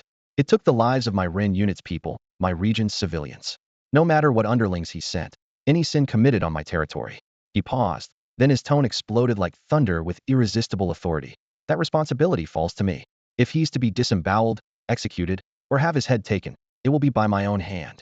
The resolute force behind his words left Han Feng's guards utterly speechless, unable to argue. Jiang Bei's words were not only righteous, but his overwhelming presence crushed any objection. "Throw this beast's corpse out," Jiang Bei ordered coldly, his gaze devoid of any warmth. "Yes." Wang Meng and Xiong Hai responded immediately, moving swiftly and decisively. Seeing the situation settled, Han Feng's guards panicked and hurriedly followed, escorting the headless corpse without lingering, rushing out of the Rin unit's camp towards Qingzhou. Go quickly. You must report this to General Han. They urged anxiously. Thus ended a bloody and shocking trial. Jiang Bei is outrageously arrogant. General Han will never let this go. The body of Han Feng, his head severed, was carried silently by his bodyguards out of the Rinzi camp gate. Drops of blood fell onto the dusty ground, forming a streak of crimson.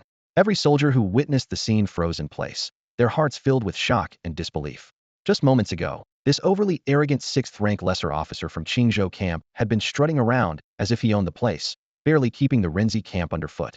Only half an hour earlier, Han Feng had stormed into Commander Jiang's camp without so much as a greeting. He ordered every unit captain to assemble immediately for training. As for the squad leaders, he dismissed Jiang Bei and his men as if they were invisible with a single disdainful remark. You don't even have the right to stand before me. Han Feng's status as the 6th-rank lesser officer of Qingzhou camp, plus his brother's position as one of the 4 great generals, made the soldiers furious but too afraid to speak up. When Jiang Bei himself entered the tents, all the troops inside broke into cold sweats. Han Feng's furious roar still echoed outside, and everyone wondered what kind of humiliation Jiang Bei would face if he even came out alive. The shocking outcome was a severed, headless corpse violently thrown outside the camp entrance. 6th-rank lesser officer Han Feng was dead. The news spread like wildfire. Soon everyone learned that Han Feng, acting for selfish reasons, had caused the deaths of countless innocent townsfolk in Wanhua County. Jiang Bei had lashed out in righteous fury and executed him on the spot. Though the gunfire and shouting ceased, it unleashed a tidal wave of emotions, first horror at Han Feng's crimes, then awe at Jiang Bai's decisiveness, followed by long-suppressed jubilation. Finally, the Rinzi camp had its own 6th-rank lesser officer. As the bodyguards carried the corpse away, the news traveled ever farther. Pingyang Prefecture and Xianyang Prefecture caught wind of it, and soon all of Qingzhou was shaken. An unheard-of squad leader had dared kill the younger brother of Han Qixian, one of the 4 great generals. The name Jiang Bei instantly became the hottest topic in every tea house and tavern across Qingzhou. Who is this guy? Why haven't I heard of him before? Bold and powerful, that one. Han Feng's crimes were utterly unforgivable, got what he deserved. But if his brother Han Qixian finds out, won't he go mad? Inside Rinzi camp, the mood was just as heavy. Xiong Hai furrowed his brow and whispered to Wang Ming, Commander Jiang is powerful, we finally have hope. But if news of Han Feng's death reaches Qingzhou camp and gets to his brother Han Qixian, what then? No matter how strong Jiang Bei is, he's no match for that general.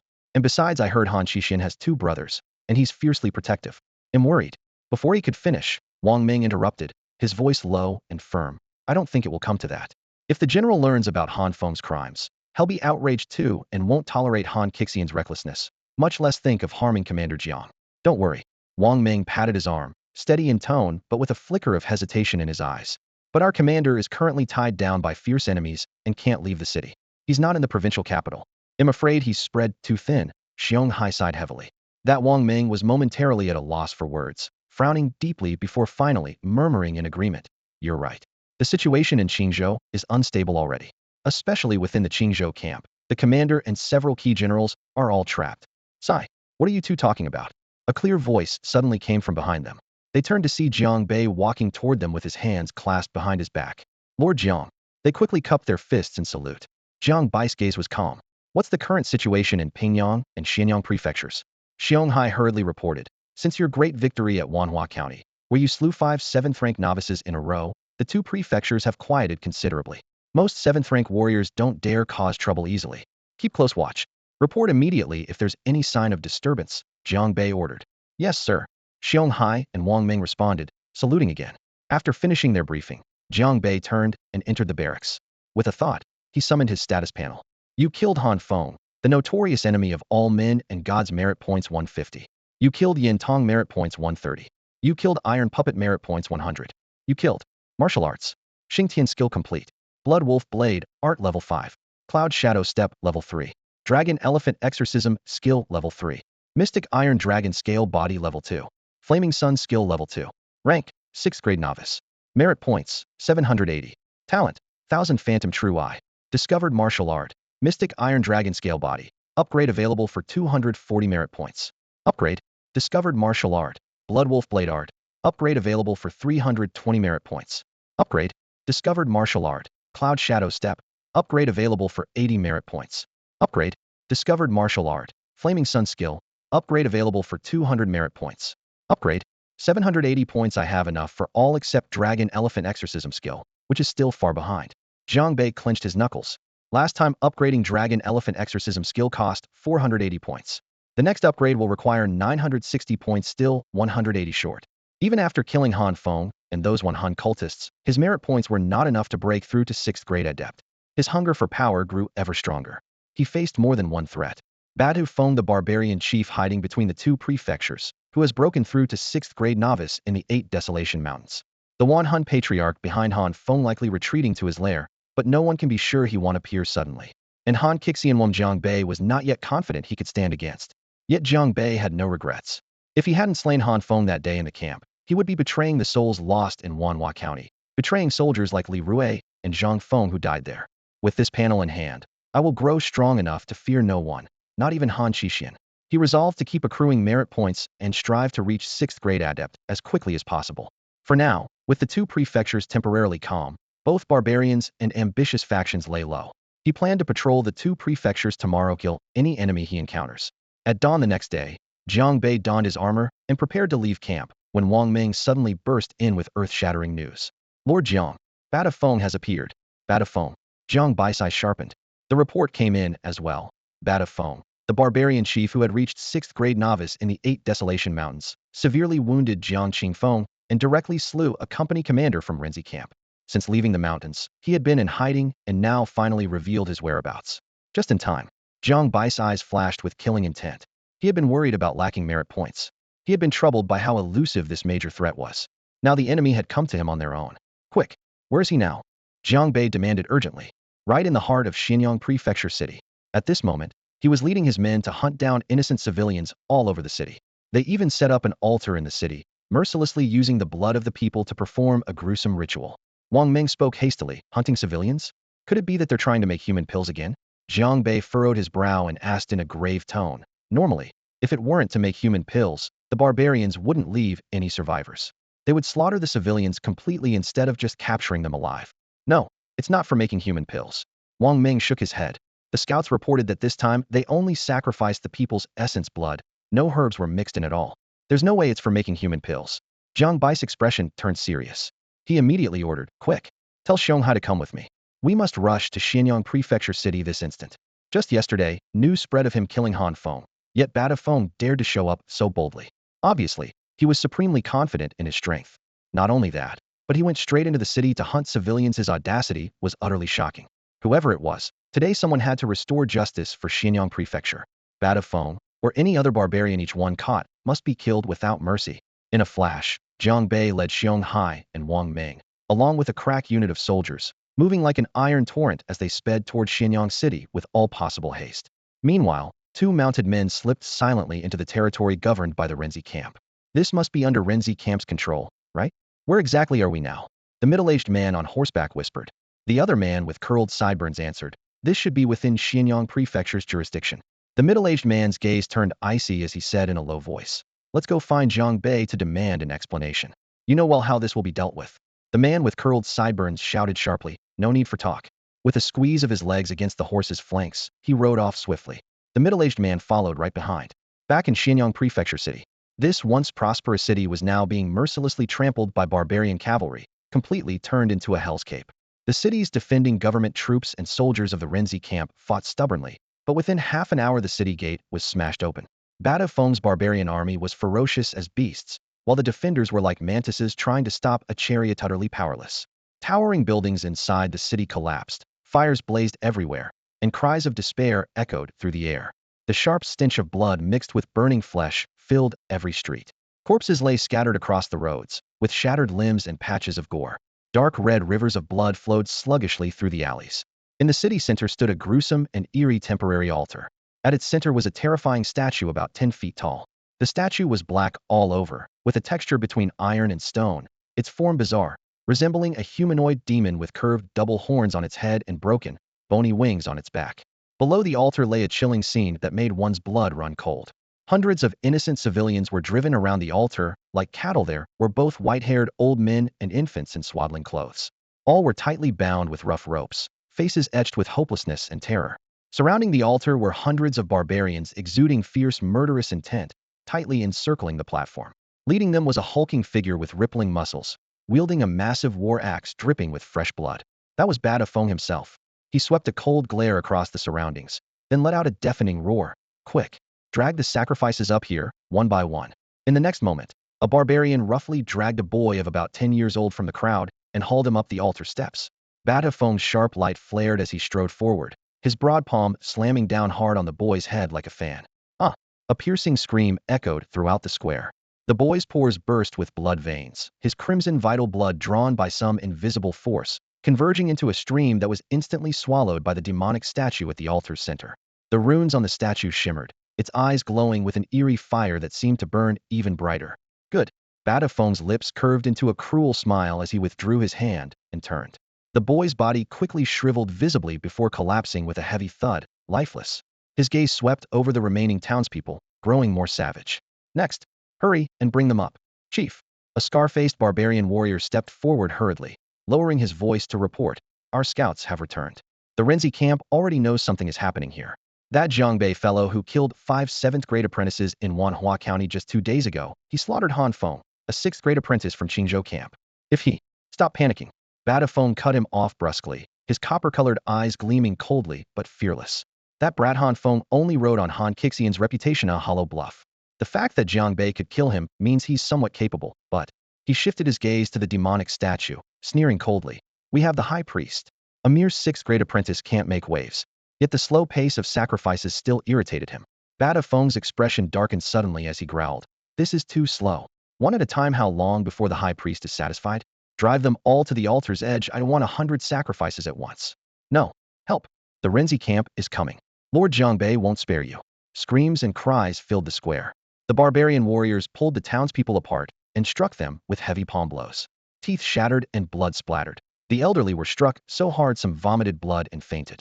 Bada Feng's crazed laughter was hoarse and twisted. Jiang Bei, the bastard who killed Han Feng? Big reputation, sure, but he won't come, nor save you.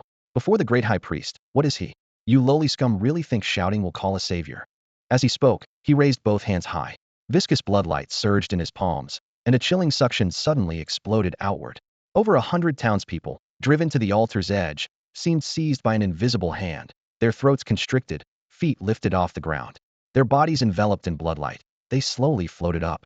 Blood seeped from their skin, condensing into a mist that rushed toward the statue at lightning speed. At this critical moment, boom! A terrifying explosion louder than distant thunder erupted from the flank of the altar plaza. The outer defenses, hastily constructed by barbarians, seemed to be struck by a meteor, instantly turning into a storm of flying bricks and stones, unleashing a sweeping white-gray wave of dust in all directions. In the midst of the swirling cloud, a figure suddenly tore through the air wrapped in blazing crimson-gold flames and trailing a sonic boom, slicing through the atmosphere like a comet igniting the night sky, charging straight at Bada Feng, the altar's core. The figure was Jiang Bei himself.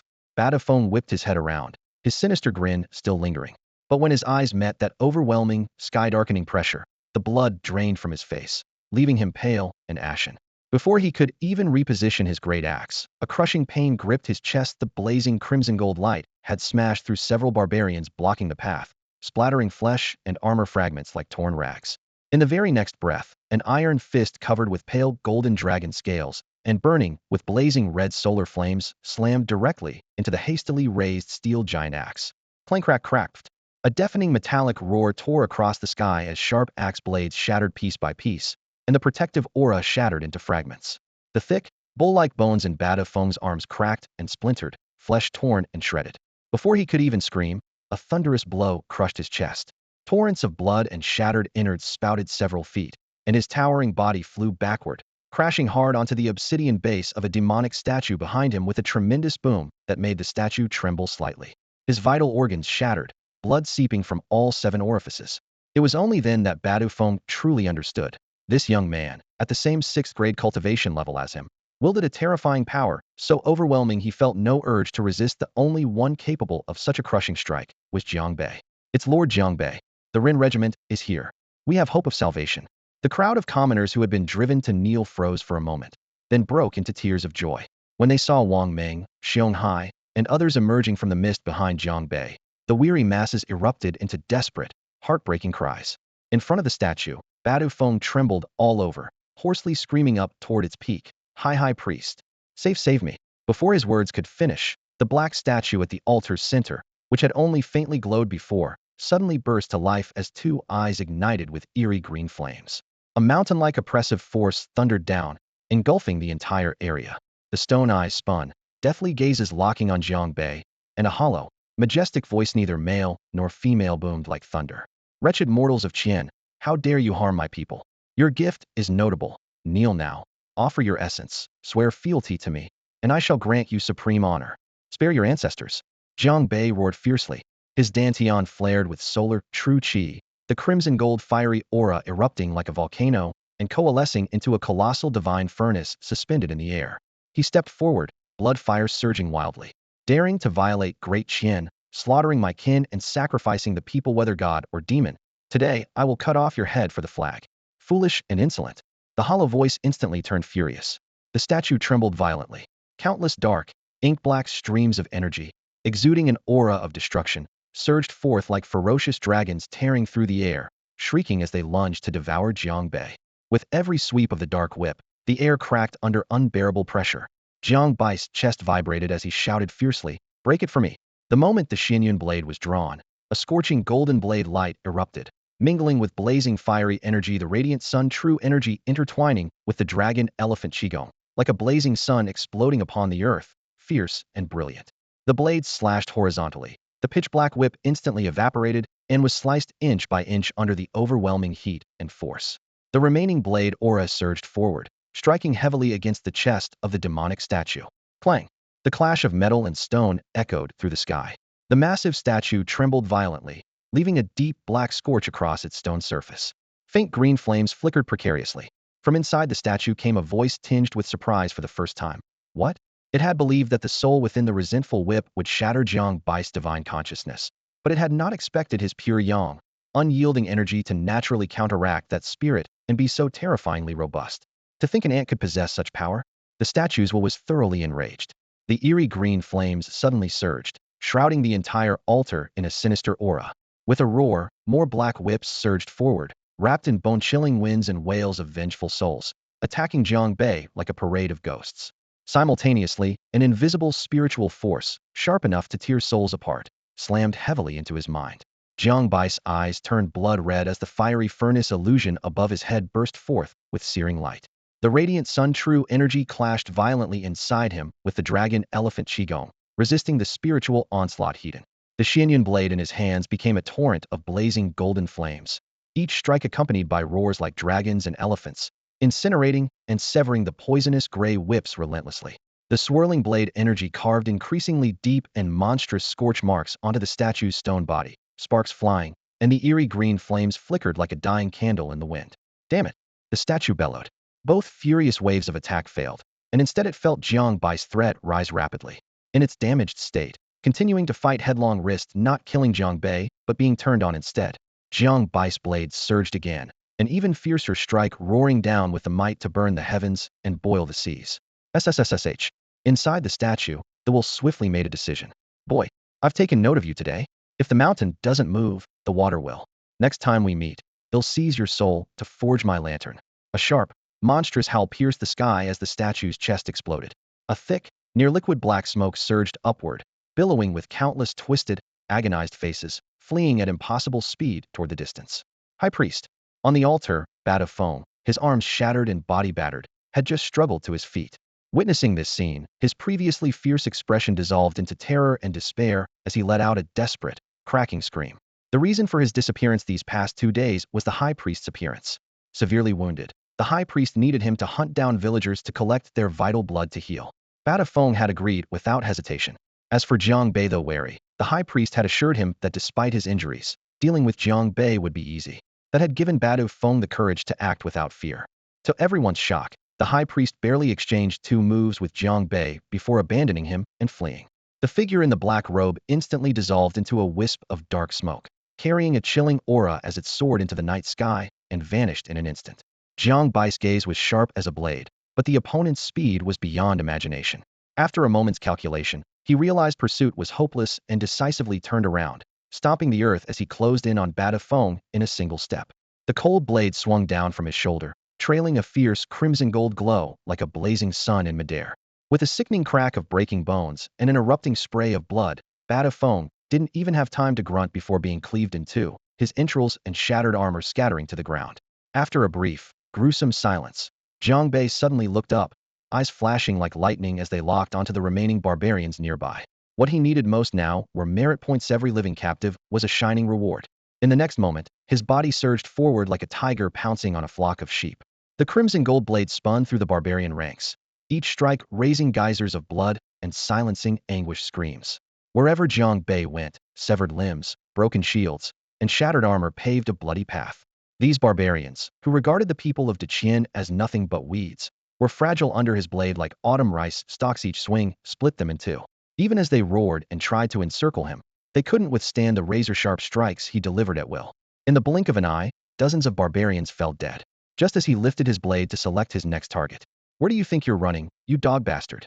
A thunderous roar exploded from afar. Jiang Bei halted mid-action and turned toward the sound.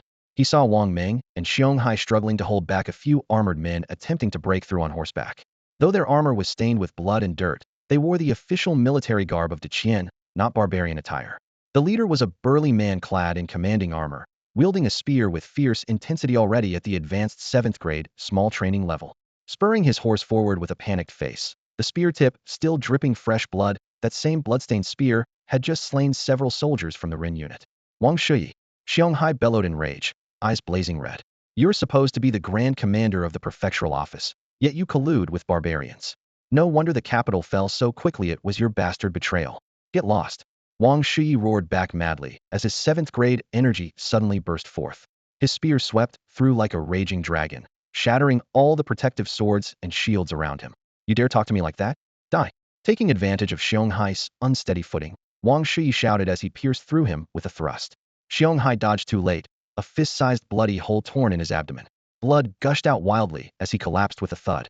"You're so damn bold." Wang Ming's eyes nearly bulged out from fury, his whole body trembling with rage. Wang Shui cast a cold glare and raised his spear once more, ready to wipe out Wang Ming as well. But before he could strike, a sudden chill ran down his back. Instinct made him snap his head around. Jiang Bei stepped through the blood, his killing intent like an unyielding mountain collapsing. "Damn! Jiang Bei is coming. Run." Wang Shui's face turned pale as all courage drained away. Clenching his horse's flanks with fierce desperation, he spurred it forward madly, trampling over his own Ren unit soldiers in front as he fled for his life. Seeing Wang Shui grievously wound Xiong Hai with a single stab and trample their comrades from the Renzi battalion underfoot, Jiang Bai's eyes rapidly darkened with killing intent. His roar thundered through the air, "Beast, die!" Before the words even fell, his figure transformed into a streak of fiery golden lightning, tearing through the air as he charged forward. Wang Shui spurred his horse at a wild gallop, moving fast, but beside Jiang Bai's cloud shadow step, his speed still seemed sluggish. Jiang Bei, reacting swiftly, arrived behind Wang Shui in an instant and shouted fiercely, "Die!" His fury exploded like a volcanic torrent. His left hand, like a dragon breaking through the sea, surged forward carrying the blazing true chi of the fiery sun and the imposing dragon elephant energy, and accurately locked onto the back of Wang Shui's neck. "No! Spare me!" Wang Shui screamed in terror, his soul shattered. His once arrogant dominance vanished in a flash. Jiang Bei showed no hesitation. His fingers suddenly exerted force, palm strike erupting like a volcanic blast, gripping the terrified Wang Shui tightly. With a thunderous crack, Wang Shui's head, neck vertebrae, and one side of his chest burst apart like a watermelon crushed by a giant hammer. Blood spurted out in a fountain, stunning all who witnessed the scene. Although Wang Shui was a levels-even minor apprentice with decent skill, he was as insignificant as an ant before Jiang Bei. Without glancing at the bloodied mess, Jiang Bei flashed to Xiong Hai's side. There, a horrifying impalement wound gushed fresh blood from Xiong Hai's abdomen, his pupils instantly contracting in pain. Jiang Bei quickly retrieved a secret medicinal ointment from his pocket, one gifted by Su Qi long ago, and skillfully applied it to staunch the bleeding. Then, Jiang Bei barked harshly, "Wang Ming, quickly! Take Battalion Commander Xiong back to camp immediately and have the best military doctors treat him with all efforts. Stop the bleeding at any cost. Wait for me to return." "Yes, Lord Jiang." Wang Ming's eyes brimmed with tears, but his gaze was resolute. He immediately ordered his squad leaders to carefully lift Xiong Hai and hurriedly depart outside the city. Meanwhile, Jiang Bai's gaze swept back to the battlefield, locking onto the remaining barbarians. Without hesitation, he burst forward like an arrow released from a bow, his mysterious cloud blade once again slashing fiercely. Within less than half an hour, all barbarians inside Xianyang City were wiped out, their bodies strewn across the ground, no survivors left alive. Jiang Bei comforted the frightened civilians one by one and ordered soldiers to begin clearing the battlefield. Then, he strode over to the side and eagerly opened his status panel. The screen displayed, "You have slain the heinous Bachifeng, gaining 170 merit points. You have slain the traitor Wang Shuyi, gaining 100 merit points." The martial arts list clearly showed: Perfected Xing Tian Gong, Blood Wolf Blade Technique Level 5, Cloud Shadow Step Level 3, Dragon Elephant Demon Suppression Technique Level 3, Mysterious Iron Dragon Scaled Body Level 2, Fiery Sun Technique Level 2. Current rank, Level 6 Minor Apprentice, total merit points, 2,160. The 1,000 Illusions True Eye Talents detected. Martial Skill Dragon Elephant Demon Suppression, upgradable, requires 960 merit points, upgrade. Martial Skill Mysterious Iron Dragon Scale Body, upgradable, requires 240 merit points, upgrade. Martial Skill Blood Wolf Blade Technique, upgradable, requires 320 merit points, upgrade. Martial Skill Cloud Shadow Step, upgradable, requires 80 merit points, upgrade. Martial Skill Fiery Sun Technique, upgradable, requires 200 merit points, upgrade. Seeing the numbers on the panel, Jiang Bai's eyes lit up. This battle had been immensely rewarding. Every martial skill met the upgrade threshold. Without hesitation, he found a quiet corner, concentrated his mind, and immediately elevated the Dragon Elephant Demon Suppression Technique to the next level. Boom. The moment Jiang Bei surged upward, his dantian erupted like a volcano struck by a meteorite. Years of accumulated Longxiang Gang Qi and fiery Yang True Qi violently exploded within him. Frenzied currents of energy rampaged through his meridians. Deep within his bones, thunderous rumbles echoed. Beneath his skin, faintly golden dragon scale patterns suddenly solidified into armor, golden light swelling intensely, with streaks of crimson flame flickering through. His blood and qi ignited under the extreme heat, boiling wildly and continuing to expand. Scorching waves of energy burst from his body's surface as a phantom furnace gradually took shape. Amid deafening dragon roars, it coalesced and soared, finally manifesting as a majestic, blazing golden-red Kiblood dragon coiled above Jiang Bai's head. He snapped his eyes open, lightning flashing in his gaze as he looked up at the great dragon's phantom, clearly feeling an immense, unparalleled power within his qi and blood had become a dragon. This meant he had reached the peak of the qi blood phase. The 6th grade grand refinement was complete.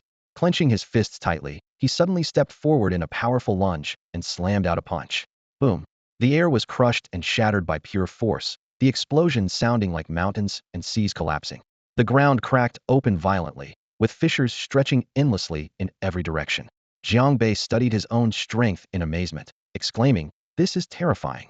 At this moment, no matter if Han Feng or Bada Feng reappeared, they would not be able to withstand this punch. Coupled with his other martial skills and fiery Yang True Qi, opponents below the 5th grade were simply outmatched.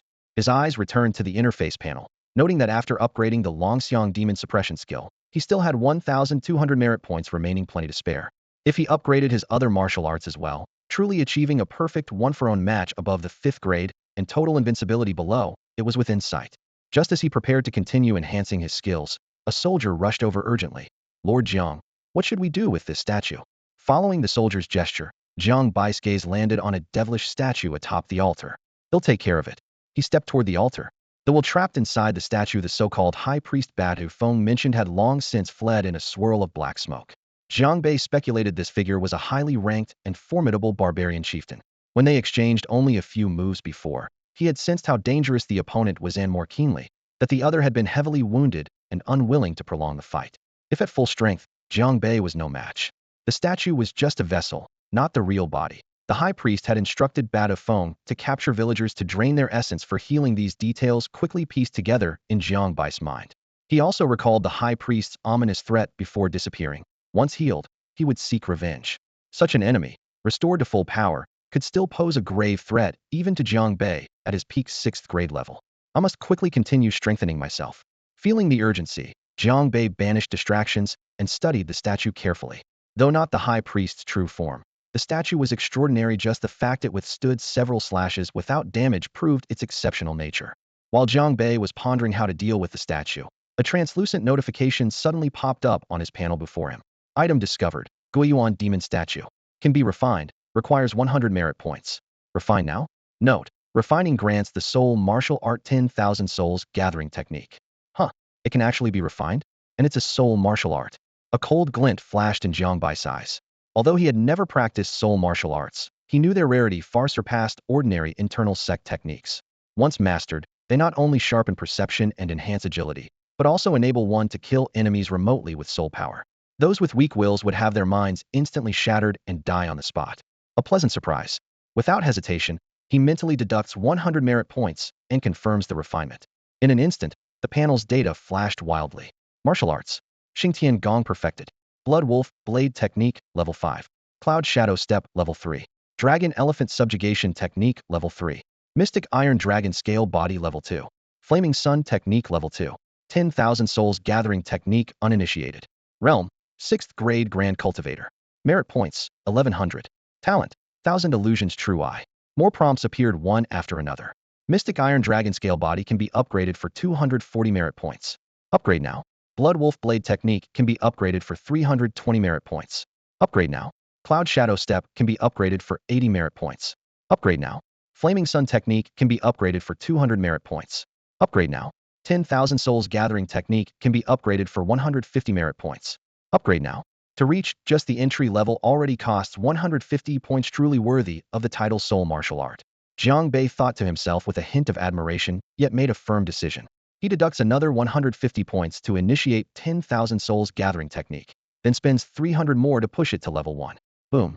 A deep humming rose from the depths of his sea of consciousness as a surging power flooded in like a tidal wave. Roaring wind thundered in his ears, and his blood surged wildly. After a moment, he opened his eyes again, standing where he was, yet now able to easily detect every leaf flutter or speck of dust trembling 100 meters away. With a slight shift of will, he locked onto a battered stone pillar in the distance. Shush! A faint pale white glow appeared between his brows. An almost invisible soul beam shot forth like lightning, shattering the stone pillar inch by inch with crackling sounds, turning it into a cloud of dust. So this is soul power. Jiang Bai's lips curled slightly. Now with 10,000 Souls Gathering Technique, he could shatter an enemy's will even before they made a move.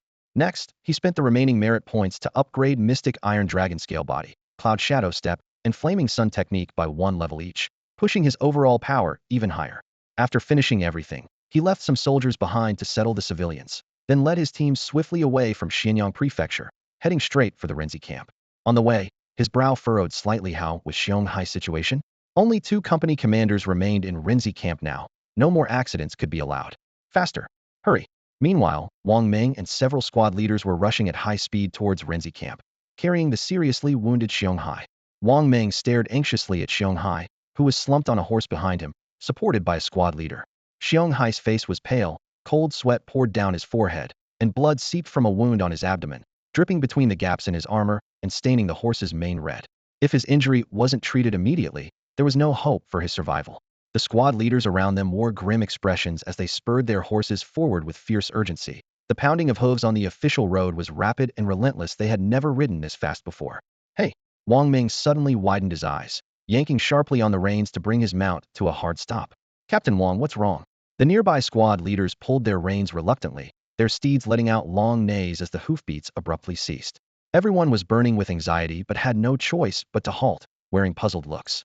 Following Wang Meng's gaze, they saw 2 riders blocking the middle of the road ahead, standing side by side and barring the way completely. The 2 men on horseback were silent. The one on the left appeared to be a stern, cold-faced man in his 40s. The other had a sharp gaze and a distinctive twisted mustache. A heavy, formidable aura radiated from them, making everyone feel like their breath was caught in their chests. These were opponents beyond their ability to confront. Gentlemen, may we trouble you to let us pass? We have a critically wounded man whose life is hanging by a thread. We can't afford any delay, thank you kindly.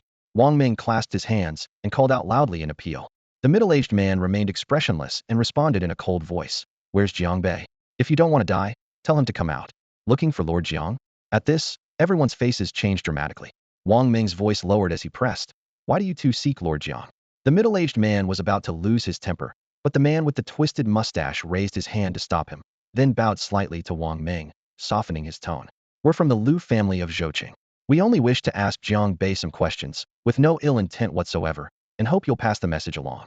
No ill intent. They all doubted the words deeply but dared not say so openly. The Liu family, the foremost prominent clan of Qingzhou. Despite changes of governors, the Liu family had always remained powerful, even surpassing the governor's authority during its peak. When the governor or the Qingzhou garrison commander met the head of the Liu family, they had to show great respect. The Liu family coming to look for Lord Jiang now was definitely not a good sign. Revealing Lord Jiang's whereabouts could put him in great danger. Wang Ming's mind raced, his expression darkening even more. Seeing their silence, the middle-aged man's eyes turned cold. Still not talking? We just paid a visit to the Rinzi battalion. Jiang Bei wasn't there. We asked around. No one knows where he is. The secrecy is really well maintained. It turned out these two had been sent to investigate the death of Liu Yun, the Liu family's sixth son. The news of Liu Yun's death had enraged the family head, who ordered them to find the killer at any cost. Their clues showed Liu Yun had last visited the Dingxi battalion in search of Qin Yang, and then both had moved into territory controlled by the Rinzi battalion.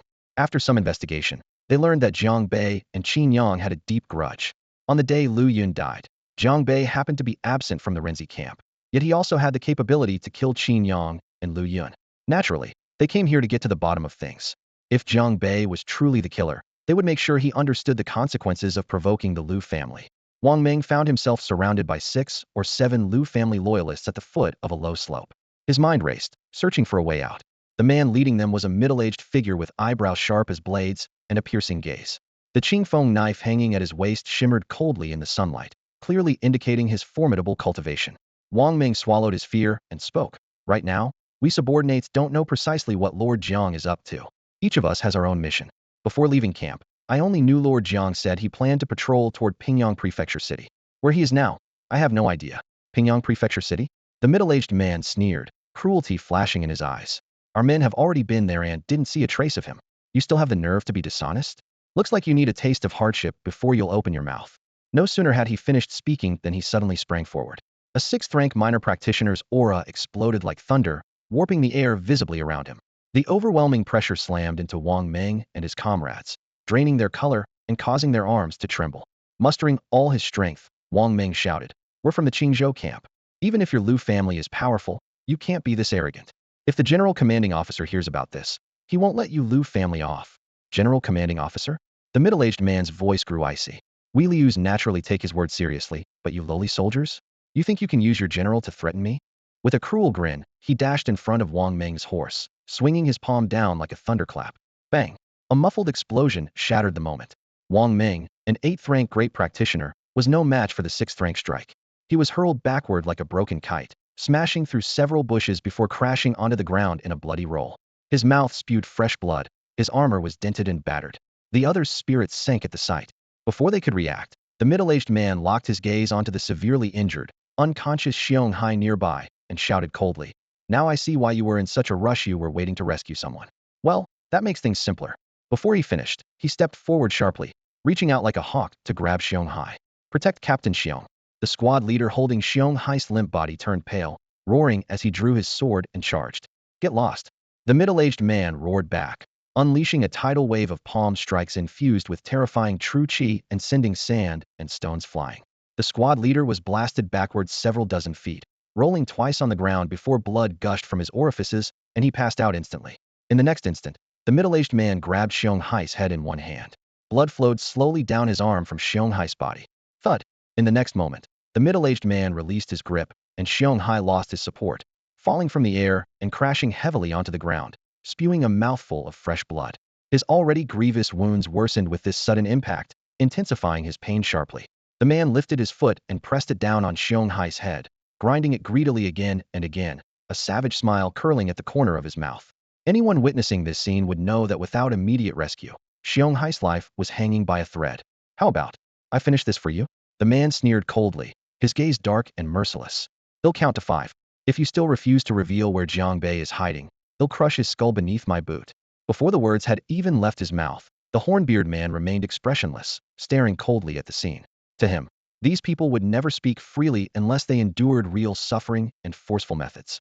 Although the middle-aged man's approach was extreme, even cruel, it was effective, direct, and unforgiving. 5. While counting icily, the man pressed even harder with his foot against the side of Xiong Hai's skull. With a sharp, grating crunch of bone, Xiong Hai's pale face instantly turned blue and purple. The wound on his abdomen burst open under the immense pressure, blood spraying uncontrollably. He coughed up bloody foam continuously, emitting hoarse, choking sounds, overwhelmed by unbearable agony. 4. The man's voice was as hard as iron as he stepped down again. The squad leader's bloodshot eyes widened in fury, veins bulging, their rage almost explosive. Watching their respected battalion leader being trampled like trash tore at their hearts like a cruel knife. "You beast! Let go of Captain Xiong." Several fearless squad leaders shouted with blazing eyes, drawing their waist knives and rushing forward. But to the middle-aged man, they were nothing but struggling ants, barely worth serious attention. He sneered, lazy to even move his foot, and casually flicked his free left hand as if swatting flies. A tremendous force of sixth-grade energy instantly condensed into a giant invisible palm, roaring outward. Uft, uft, uft. With muffled thuds, 3 squad leaders at the front were struck in their chests by the invisible blows. Ribs shattered, blood mixed with shattered organs sprayed wildly, and their bodies flew backward like broken kites, smashing heavily against the hard ground, bones and muscles broken, instantly losing the ability to fight back. 3. The middle-aged man treated this as a trivial matter and continued his countdown coldly. He pressed down even harder on Xiong Hai's head. Bastard! Seeing his comrades slaughtered so mercilessly, Wang Meng's eyes suddenly filled with blood, roaring like a wild beast. Gritting his teeth, he drew his sword in the opposite hand, throwing off his tattered clothes and mustering his last strength to pounce toward the middle-aged man, fierce as a tiger. At this moment, the horn-beard man, who had been watching coldly all along, finally acted. His figure flashed quickly with astonishing speed, striking first. His withered fingers clutched Wang Meng's sword wrist like steel hooks. Crack! A sharp, bone-breaking sound rang out as Wang Meng's wrist shattered brutally. His battle sword slipped from his grasp and fell to the ground. Without using energy, the horn-beard man relied on pure physical strength alone, shaking fiercely, and Wang Meng's towering body was violently thrown down. Wang Meng spat blood and collapsed weakly, utterly powerless to resist. 2. The middle-aged man's grin grew darker. Xiong Hai's head beneath his boot was nearly crushed beyond recognition, blood seeping continuously from his mouth. Only one last step remained to completely end the life of one of the 2 remaining captains in the Renzi battalion. Wang Meng closed his eyes in pain, blood leaking from the corner of his mouth, his heart tormented and torn. He could not choose. The enemy was overwhelmingly strong, impossible to fight, but revealing Lord Jiang's hiding place would put Jiang's life in grave danger. Lord Jiang had just fought a fierce battle with Batafeng and was no match for these 2 sixth-rank experts from the Liu family. Wang Meng felt a storm of pain and torment inside. He hated betraying Lord Jiang, yet seeing Xiong Hai lying there gravely wounded made him unable to turn a blind eye. His heart wavered, and he was willing to sacrifice himself in Xiong Hai's place. With a cold and resolute tone, Wang Meng declared, "They'll count to Onif the dying isn't him. Then it will be one of you here, all of you." How still refusing to speak?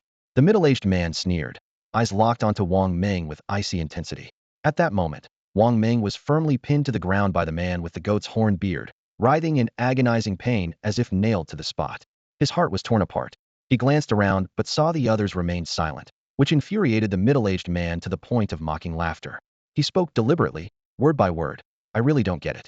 You're all severely injured, your lives hanging by a thread, yet you stubbornly protect that Jiang Bei and won't reveal where he's hiding. Did he save you? Or promise you some reward? Never mind. Since you're so tight-lipped, then none of you will be left alive. If you die, no one will ever know we're out here in the wilderness. Even your commander won't be able to find us." Before he finished speaking, a cold gleam flashed through the man's eyes as he stepped forward and forcefully stomped down on Xiong Hai's head, intending to crush it on the spot. At that critical moment, a thunderous explosion shattered the air, even louder and more violent than rolling thunder. Time seemed to freeze, the atmosphere thickening with searing heat and ripping winds of a furious storm. A dark golden figure tore through the void like a meteor, faster than lightning, radiating an all-consuming, soul-freezing intensity as it charged forward. The middle-aged man panicked, unable to identify the newcomer, when an enraged punch erupted. The fist carried explosive energy, like a volcanic eruption bursting forth with earth-shattering force. The man tried to defend himself, but his feeble guard was instantly torn apart like paper. With terrifying precision, the punch struck the man's right leg just as he stepped on Xiong Hai. From thigh to sole, the horrific impact shredded flesh and bone alike, sending blood and fragments flying. His leg was instantly crushed, as if run over by a hydraulic press, completely shattered. "Ah!" The man screamed in unbearable agony as his large frame was violently thrown backward, blood spraying wildly. His arrogance and cruel laughter vanished without a trace, replaced by sheer terror and searing pain. As his body twisted out of balance midair, the dark golden figure's left hand shot out like a dragon emerging from the sea, blurring with speed, firmly seizing the man's skull and repeatedly smashing it against the ground. Boom, boom, boom. The earth shook violently, dust swirling as the man's head was struck dozens of times. His skull caved inward, flesh mangled, the cracking sound of shattered bone chilling to the core. His spine cracked sharply while torrents of blood gushed out. The scene was gruesome beyond words. Yet it wasn't over. Just as everyone thought it was finished, the figure raised his right foot and stomped down with tremendous force. Bang! No. One of the man's arms exploded instantly under the crushing blow, splattering flesh and blood everywhere. Then the other arm and his remaining leg were smashed one after another with a series of explosive thuds. Bang! Bang! Bang! Reducing all his limbs to pulp. His body lay immersed in an ever-spreading pool of blood. The horrific carnage was a level of brutality none present had ever witnessed in their lifetimes. With that final, crushing stomp on the middle-aged man's chest, his heart was shattered, and he died on the spot. In a flash of lightning speed, the once arrogant sixth-rank novice who had been boasting moments ago now fell lifeless to the ground like a slaughtered beast at the hands of that shadowy figure, without even a trace of resistance. Only then did the man with the curled goat-horn beard, who had been coldly watching from the sidelines, suddenly turn pale with shock. His face drained of all color, trembling violently as if he had just witnessed the most horrific nightmare imaginable.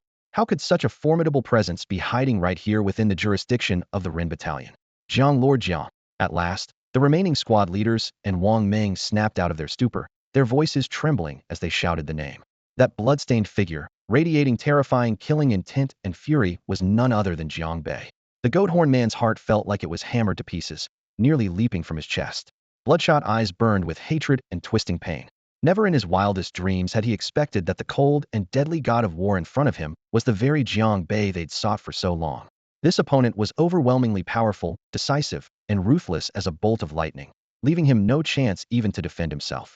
Thinking back to how they had threatened Jiang Bei with the middle-aged man just moments ago now seemed downright laughable. It's your turn. Jiang Bei's voice was as cold and final as the tolling of a death bell, striking deep into the goat-horned man's heart. Before the words even faded, Jiang Bei's body transformed into a streak of blazing golden lightning tearing through the air, rushing straight at the goat-horned man's rigid, stone-like frame. Terrified, the goat-horned man trembled uncontrollably, screaming as he unleashed twin hands glowing with eerie cyan energy, trying to block the attack and desperately push him back.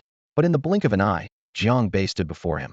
The combined power of the dragon elephant subduing demon technique and the flaming sun true gaunt struck out like crashing waves, utterly overwhelming all resistance. With a single sweeping palm strike, heavy as a massive fan and covered with impenetrable dragon scales resembling an ancient millstone, Jiang Bei unleashed unmatched force, slamming into the goat-horned man's crossed arms. Crack, crack, crack. The sharp sound of bones breaking flayed the air and shook the very soul. Despite pouring every ounce of strength into his arms, they snapped under absolute force, shattering like broken chopsticks into pieces.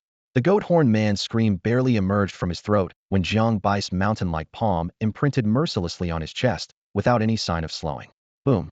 A muffled explosion like distant thunder ripped through the air as the goat-horned man's chest violently caved in. A blood-soaked, basin-sized hole tore open his back, his organs pulverized into mush, spine shattered, and bones jutting out grotesquely. His massive body flew dozens of yards away like a broken sack, crashing through a thick tree trunk before crumpling to the ground limp as wet soil.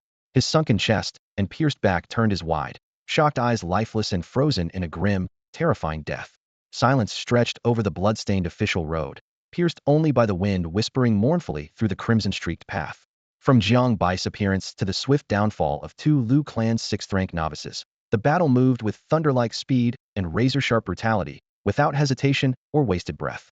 Wang Meng and the remaining squad leaders stood rooted, stunned and aghast at the shocking scene. They had worried Jiang Bei would tire after killing Badafeng and struggle against the two novices. But now it was clear Jiang Bei had dispatched these two with far greater ease than slaying Badafeng. Though these sixth-rank masters came from prominent families and were no pushovers, before Jiang Bei they were nothing more than futile, broken dogs. Without a glance at the direction where Yang Jiao's body had fallen, Jiang Bei moved in a flash to stand beside Xiong Hai. Half kneeling, his fingertips pressed gently against Xiong Hai's neck. The fierce killing intent on his face vanished instantly, replaced by a grave solemnity. Without hesitation, he poured his pure yang fire true qi into Xiong Hai's body, steadying the nearly scattered pulse channels. Then he produced a secret medicinal ointment from his belongings, tore open the seal, and carefully applied it to the torn flesh and broken veins. After tending to Xiong Hai, he lifted his gaze to sweep across the battlefield. Wang Meng and the few remaining squad leaders were all heavily wounded, bleeding profusely, their faces pale but still standing with great effort. Jiang Bei knelt down, handing out medicine, applying salves to their wounds, and slipping in pills to stop the bleeding. Using his qi, he sealed their critical injuries. Jiang, Lord Jiang, we can still hold on. Take Xiong Hai back to Camphi's near death. Wang Ming's lips were pale, but he bit back pain to urge. You all head back as well? Jiang Bei nodded. Cradling Xiong Hai across his arms, he dug his heels into the horse's flanks. The steed reared and galloped forward with the speed of a shooting star. The mountain wind cut like a blade as Jiang Bei pushed the horse to its limit. In less than the time it takes to steep a cup of tea, they burst into Rin camp. The war trumpet had not sounded, but Jiang Bei had already barged into the medical tent and laid Xiong Hai on a bamboo cot. What happened? Why is Captain Xiong in such bad shape? The camp doctor almost cried out at the sight of Xiong Hai drenched in blood. Treat him immediately. Spare no expense, save his life. Jiang Bei ordered grimly. Yes, Lord Jiang, rest assured. The doctor called over 3 assistants at once. They clipped his nails, cleaned the wounds, stilled the bleeding, and swiftly stitched him up in a blur of movement. Jiang Bei stood guard outside the door without leaving for a moment. A full hour later, the doctor emerged, sweat pouring down his face. How is he? Jiang Bei stepped forward. Out of danger, but by a hair's breadth, the doctor exhaled. Thanks to you stabilizing his pulse and applying the secret ointment in time. Otherwise 10 lives wouldn't cover the cost. Still, he barely clings to life. Whether he recovers fully is uncertain. The injuries are severe. Hearing saved, Jiang Bei felt a weight lift from his chest. Take care of Xiong Hai and the others properly. No mistakes can be made. Understood. The doctor bowed and returned inside to continue treatment. Jiang Bei turned and headed toward another barracks. Along the way, his eyes caught the message board. You have slain the notorious Lu Chong, merit points 160. You have slain Lu Jingfeng, merit points 130. At these names, his gaze darkened sharply. He pushed open the barracks door. Inside, several bamboo beds were arranged in rows. Wang Ming and the others lay upon them, fresh blood seeping through their bandages. The military medic had just finished. At least their wounds were temporarily stabilized. How are the injuries? Jiang Bei asked. Much better, Lord Jiang. Wang Ming forced a smile. Just rest for a day or two, and we can fight again. Then, anxious, he pressed, what about Xiong Hai? Don't push yourself. Xiong Hai is out of immediate danger. That's a relief. Wang Ming exhaled deeply. Jiang Bai's expression darkened. Those 2 men, were they from the Lu family? Yes. Both from the Lu clan of Zhoucheng, Wang Ming nodded. They said they wanted to ask you some questions, but their tone was hostile, clearly with ill intent. They tried forcefully to get us to reveal your location. We would rather die than comply. Jiang Bei listened silently, his face growing sterner. The Lu family. He recalled Lu Yun, whom he killed last time, indeed from the Lu clan, and of some rank, or they wouldn't have sent 2 6th-rank operatives to spy. The Lu family, the foremost noble house of Qingzhou, wielded overwhelming power. Now that Lu Yun has died, he is the first person to be investigated. Since Lu Chong and the others haven't returned, the troubles ahead will likely only grow worse. Jiang Bei knew that he had completely fallen out with the Lu family, but he had lost count of how many enemies he had made. One more or one less made no difference. The urgent priority now was to strengthen himself. As long as he became powerful enough to crush any enemies, he could suppress all troubles with overwhelming force. With this thought, he once again pulled up his personal status panel. Martial arts. Xing Tian Gong perfect. Blood Wolf, Blade Technique, level 5.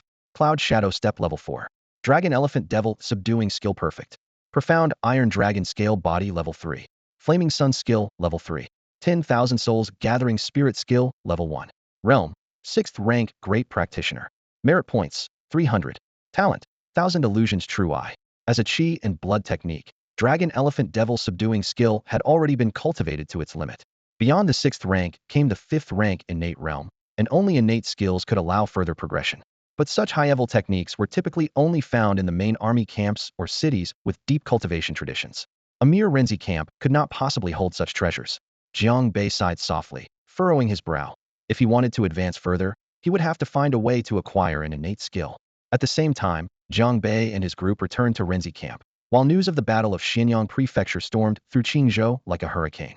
Jiang Bei led the army to breach the city and executed the 6th-rank minor practitioner Badu Feng and dozens of barbarians in the street. This achievement was the first time people truly recognized Jiang Bai's terrifying strength. Even more shocking was that he was still under 20 years old, held only the rank of squad leader, yet had become the unquestioned backbone of Renzi camp. The news caused an uproar across King's. No one expected such a prodigy to emerge from such an insignificant small camp. Qingzhou Fengshua Mountain. Here, the land was frozen year-round, snow thick as cotton and fierce winds howling. Deep within the vast snowy ridges, occasional beast roars mingled with an ominous aura of destruction.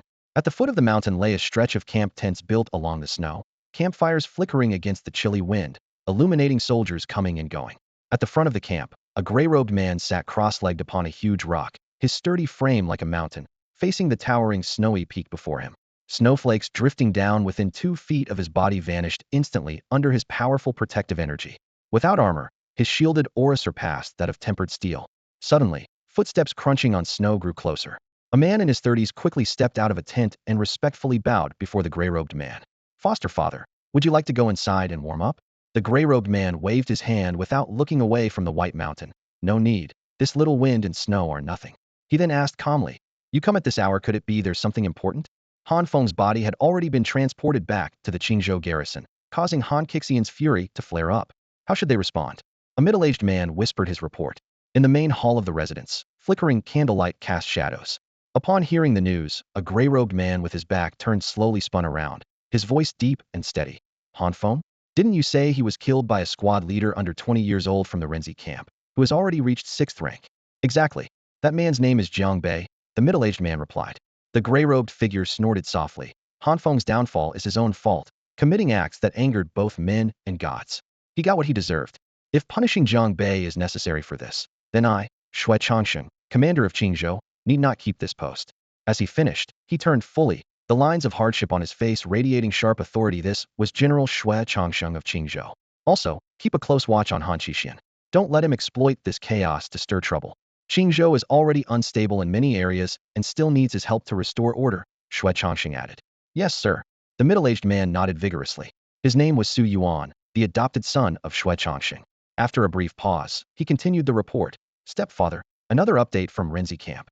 Jiang Bei led a team to slay another 6th-rank minor Lianman warrior." Shui Changsheng's eyes flickered with surprise. Under 20, and already slain 2 6th-rank warriors? Renzi camp truly hides a rare gem. Su Yuan went on. However, in Xianyang City, Xian Yu appeared. He used the Ghost Abyss demon statue to refine his essence and heal his wounds. After exchanging 2 moves with Jiang Bei, he slipped away. His current whereabouts are unknown. "Xian Yu?" Shui Changsheng's brows tightened sharply. "I thought no 5th-rank enemies remained within Qingzhou. Didn't expect him not only to stay but to infiltrate Xianyang City. Looks like he intends to restore his full strength and make a comeback. Stepfather, if this isn't stopped soon, once Xian Yu fully recovers, our Qingzhou garrison will lack any 5th-rank master capable of confronting him," Su Yuan said, worry etched across his face. Shui Changsheng made a swift decision. "You and Chang Rue depart immediately for Renzi camp. Track down Xian Yu at all costs. She must not be allowed to recover." "Understood." Su Yuan saluted, though his brow remained furrowed. Xian Yu's escape is mysterious. Even injured, killing him won't be easy for Chang Rue and me. We must prepare for the worst if he truly recovers. Just as I anticipated. Shui Changsheng nodded, then spoke sternly. "Issue the order, summon Jiang Bei from Renzi camp to the provincial city. If Xian Yu can't be found, you will personally escort Jiang Bei here." Su Yuan's eyes brightened. "Stepfather, are you saying?" Shui Changsheng smiled faintly. "This young man lacks an officer rank, but has already proven himself in battle, saving many civilians from disaster. If I don't reward or promote him, wouldn't that demoralize the army? Go quickly." Command received. With Jiang Bai's help and more resources for training, Qingzhou's forces will surely gain a formidable general. Su Yuan responded eagerly, spirits lifted. Such a talent must not remain buried in Renzi camp. Qingzhou faced turmoil both inside and out, and Jiang Bei was the dawning hope to turn the tide. With that thought, he wasted no time, spurring his horse forward, charging through the snowy mountain paths straight toward Renzi camp. 2 days passed in the blink of an eye. The afternoon sunlight filtered through the clouds, casting mottled patterns outside the central command tent of the Ren camp. Jiang Bei stood by the long table, swiftly reviewing and annotating intelligence reports sent from various outposts under the jurisdiction of the 2 provinces. Over the past couple of days, the barbarians and other restless factions had, unexpectedly, gone quiet. No provocations, no scouting incursions. Yet a dark cloud loomed heavily in Jiang Bai's heart, refusing to dissipate. To Jiang Bei, those barbarians no longer posed a true threat. What kept him awake at night was the high priest.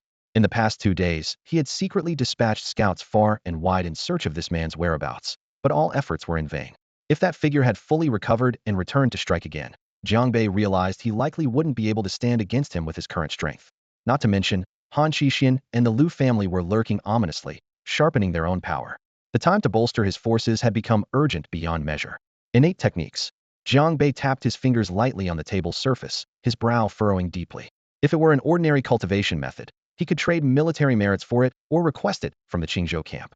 But innate techniques were among Qingzhou camp's rarest treasures, carried only by the commanding general himself. Anyone wishing to view them needed the general's explicit permission. Jiang Bei had no certainty he could requisition such a technique on the strength of a mere letter of appeal. Lord Jiang. A shout came from the camp gate. Wang Ming's figure appeared slightly thin, but his steps were noticeably more agile than 2 days prior after treatment. He still couldn't fight, but could move freely. Wang Ming hurried up, lowering his voice. 2 men came outside. I don't recognize them, but they claim to be sent from Qingzhou camp. Qingzhou camp. Jiang Bai's expression tightened instantly. He set down the documents and strode toward the gate. Before the entrance stood 2 unfamiliar men side by side. The one on the left wore a pale moon-colored robe, his waist bound with a jade belt, demeanor calm and composed. The right one was clad in black armor, his gaze sharp as lightning, with faint energy rippling subtly around him. Seeing Jiang Bei approach, the man in the blue robe smiled courteously and cupped his hands. You must be Brother Jiang Bei. Indeed, a man of fine presence. I am Su Yuan, and this is Chang Rui, the commanding general's personal guard. So it's General Su and General Chang, please come into the camp. Jiang Bai's heart stirred.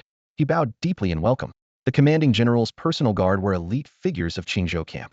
For them to appear at Ren camp in person was no small matter, and he dared not be negligent. From what he sensed, both Chang Rui and Su Yuan were high-level 6-stage cultivators. Though Su Yuan did not state his position clearly, he was certainly on par with Chang Rui. Once inside the central command tent, hardly had greetings been exchanged when Chang Rui got straight to the point. Brother Jiang, did you previously encounter Xianyu in Xianyang City?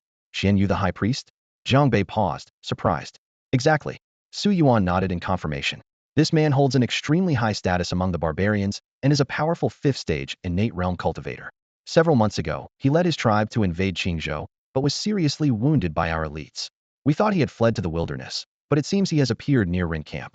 5th stage? Jiang Bai's face darkened, his heart suddenly sinking heavier. He had long understood the terror the high priest posed, but hadn't realized he had reached 5th-stage power. Even Qingzhou's strongest could only severely injure him, not kill him. If Xianyu fully recovers and comes seeking revenge, how could Jiang Bei possibly withstand him? The commander sent the 2 of us here to track down his whereabouts. In the end, we did find him, but his secret technique was too bizarre. He turned into a wisp of black smoke and vanished in an instant, impossible to catch. Su Yuan furrowed his brows, his gaze fixed on the lingering smoky traces in the distance. He added in a low voice, judging by the way he fled, he's probably planning to secretly recuperate here before striking back. Jiang Bai's heart sank, and he pressed. With Xianyu's smoke escape moving that fast, are we really unable to kill him? It's not entirely hopeless. Su Yuan shook his head. To hold him down completely, you need someone at the innate realm, that is, a rank 5 expert. Unfortunately, the several rank 5s in the Qingzhou camp are all tied up by strong enemies and can't be freed. Hearing this, Jiang Bai's chest tightened, making the thought of breaking through to rank 5 feel even more urgent. After a brief silence, Su Yuan suddenly changed the subject. Brother Jiang, we have another military order on this mission. His eyes landed on Jiang Bei. The commander wants us to escort you into the Qingzhou camp in the provincial city. Wang Ming and the other squad leaders had been quietly listening, but these words struck like thunder in their ears. Their eyes went wide with excitement, barely able to contain their joy. The commander personally summoned Lord Jiang. This has never happened in our Ren squad before. This is a tremendous honor. Though they lowered their voices, their enthusiasm could not be hidden. Over the years, members of the Ren squad had earned rewards for their deeds, but none had ever been directly called by the commander. Jiang Bai's heart suddenly raced. Being summoned into Qingzhou camp meant he was likely to gain access to the long-coveted innate techniques. Su Yuan didn't want to delay and urged immediately, no time to waste. Let's depart now. The Ren squad will be temporarily under General Chang's command. Jiang Bei hesitated. Xianyu is still in the territory. If he shows up, can General Chang handle it alone? Chang Rui stepped forward, pounding his chest firmly. Don't worry. We ran into him just yesterday, and he fled in embarrassment. He probably won't dare show up in the next few days. I can keep watch alone. Jiang Bei nodded, then asked, how long will it take for Xianyu to fully recover his injuries? Chang Rui pondered for a moment. When we saw him yesterday, some barbarians were secretly delivering medicinal pills. If the supply continues, and the pills are enough, it'll be about 4 or 5 days at fastest, 8 or 9 days at worst. 4 or 5 days. Jiang Bei quickly calculated the round-trip time to the provincial city and found it ample. He immediately cupped his fists in thanks. Then the Ren squad is entrusted to you, General Chang. Rest assured. Chang Rui saluted in return. With arrangements settled, Jiang Bei mounted his horse with Su Yuan, spurring toward the provincial city. At the camp gate, Wang Ming and the others waved their hands in farewell. Lord Jiang has achieved such outstanding feats by his own efforts alone in our Ren squad, Wang Ming murmured with burning eyes.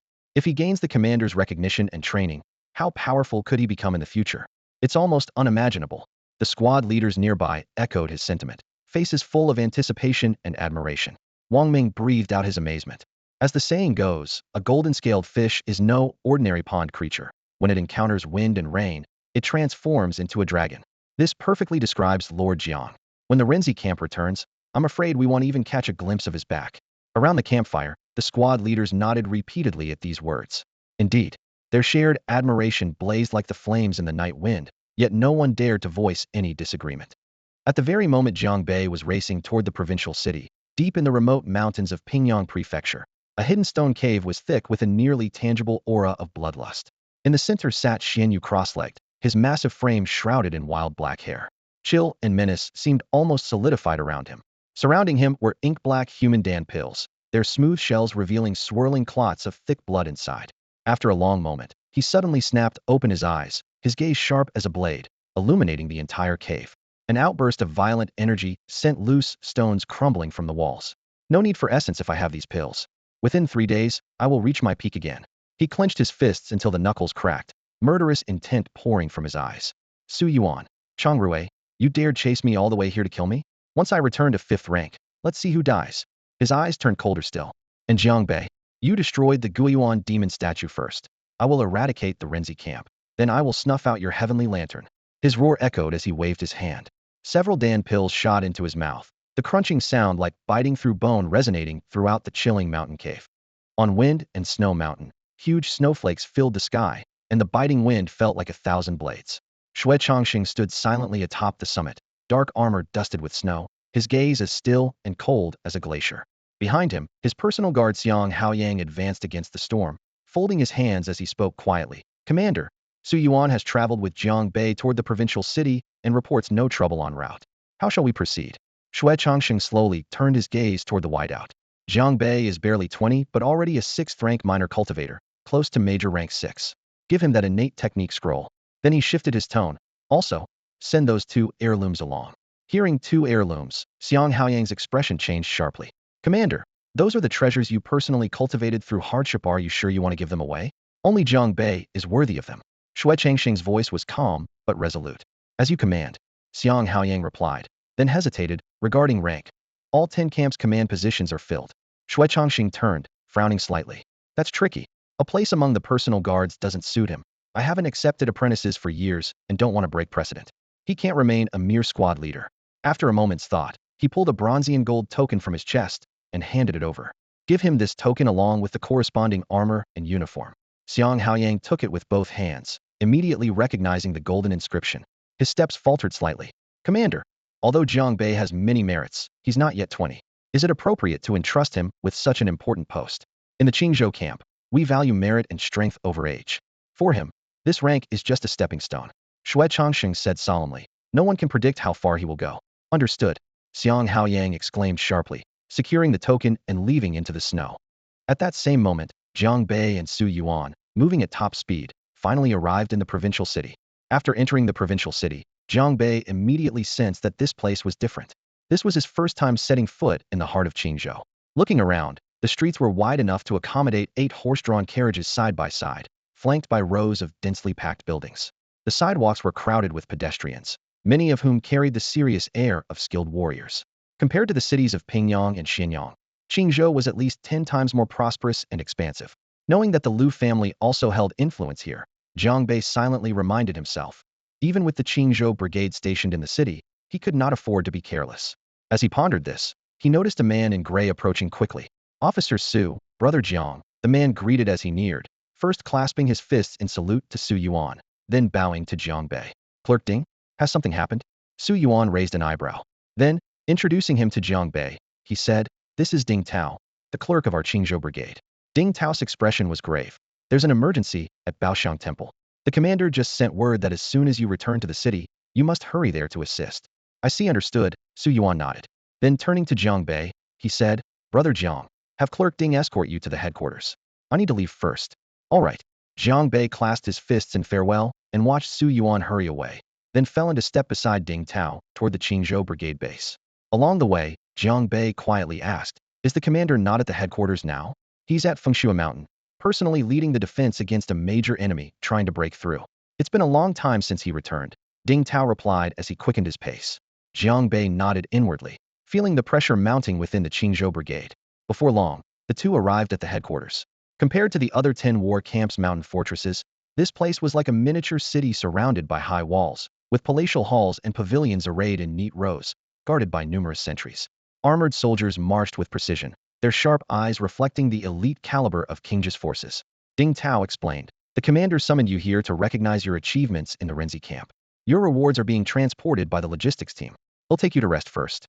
They passed through the training grounds and turned into a row of secluded residences. As a door opened, a familiar figure emerged. "Commander Jiang," Jiang Bei exclaimed with delight, immediately clasping his fists. It was Jiang Qingfeng, the captain of the Renzi camp. His left arm was wrapped in white bandages, but with his right hand, he gave a firm pat on Jiang Bai's shoulder, eyes full of pride. "No need for formalities. After I was severely wounded, I worried every night that no one could stand against Bada Feng in the Renzi camp. I never expected you, kid, would surprise me so greatly winning big, even personally slaying Bada Feng. The Renzi camp has truly produced a dragon." "Commander Jiang is too kind," Jiang Bei replied humbly. Jiang Qingfeng laughed heartily, "No humbleness needed. Even the commander personally summoned you to the city that says it all. Come, let's go inside and rest." Jiang Qingfeng gestured invitingly and led Jiang Bei deeper into the residence. Meanwhile, deep within the courtyard, a man stood shirtless, practicing martial arts, drenched in sweat. He stabilized his stance and centered his breath, his fists and elbows cutting through the air like wind. Only after throwing a final powerful hook did he throw his head back and let out a long roar, sweat rolling down his well-defined muscles. Standing nearby, his attendant Zhao San was ready, holding out a towel with both hands. Ma Yong took the towel, wiping his sweat as he called out loudly, "Zhao San, do you think I have a chance this time to become the deputy general of the garrison army?" Zhao San hurriedly nodded with a smiling but respectful face. "Lord Ma, you must be joking. Isn't this position vacant just for you?" "You've got away with words," Ma Yong chuckled softly, but his eyes burned with fierce determination. "The deputy general commands 10 battalions, standing equal with the 4 great generals. This isn't a title you just snatch. But for this position, I'm ready to give my life. No one's taking it from me this time." Inside the Qingzhou battalion, the 4 great generals each controlled a region under the commanding general. Above them stood the garrison general, who commanded all 10 battalions with authority surpassing even the 4 generals. Below him were 2 deputy generals who assisted the chief and ranked on par with the 4 generals. Recently, 1 deputy general died in an accident, leaving a vacancy. Ma Yong had trained day and night, building connections, all for this coveted post. After wiping his sweat, he suddenly remembered something. "By the way, that bastard who killed my brother Han Feng, has he come to the main camp yet?" "Yes, that man's called Jiang Bei. Based on the timing, he should have arrived." Zhao Sen answered in a low voice. Ma Yong's eyes darkened instantly. "If not for Han Feng sacrificing himself to save me back then, where would I be today? Yet he died at the hands of a mere squad leader. I swear, I will avenge Han Feng. I want rest as a man until this debt is settled." No sooner had he spoken, his ear twitched, catching footsteps outside the yard. A cold smile curled on his lips. What a coincidence, they're arriving now. The footsteps crossed beneath the arched gate, and Jiang Bei, Jiang Qingfeng, and Ding Tao walked in side by side. "Hold it." Ma Yong stepped forward, stretching out his long arm to block the 3, his gaze razor-sharp as it locked on Jiang Bei, who gave him permission to enter. The 3 exchanged tense looks. A cold glint flashed in Jiang Bai's eyes. Ding Tao stepped forward and bowed slightly. "Lord Ma, this is Jiang Bei. The commanding general summoned him to the main camp. We were just bringing him to rest." "Rest?" Ma Yong sneered. "What place do you think this is? Ding Tao, how long have you been in the main camp? And you've already forgotten the rules. You bring anyone in?" He raised his hand and pressed down on Ding Tao's shoulder, squeezing hard with 5 fingers. Ding Tao's face immediately turned pale, and his knees trembled. Jiang Qingfeng could no longer hold back, and stepped in front of Jiang Bei. "Why shouldn't he come in? The commanding general is about to promote him and reward him. Of course, he qualifies." "Promote? To what? He's just a lowly squad leader. By the rules, a squad leader isn't even allowed inside here."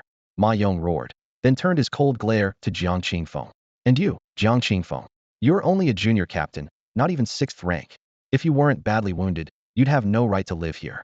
And yet you dare to defend someone else? Who do you think you are? You?" Jiang Qingfeng's face flushed with anger, his whole body trembling at the insult. Ma Yong sneered coldly, then fixed his gaze on Jiang Bei, his expression turning dark and vicious. "So you're the bastard who killed brother Han Feng? Want to get in? It's simple, beat me first. If you don't have the guts, then get lost." Jiang Bei glanced back calmly, silently thinking. There are fools causing trouble even in the main camp, no wonder they're defending Han Feng.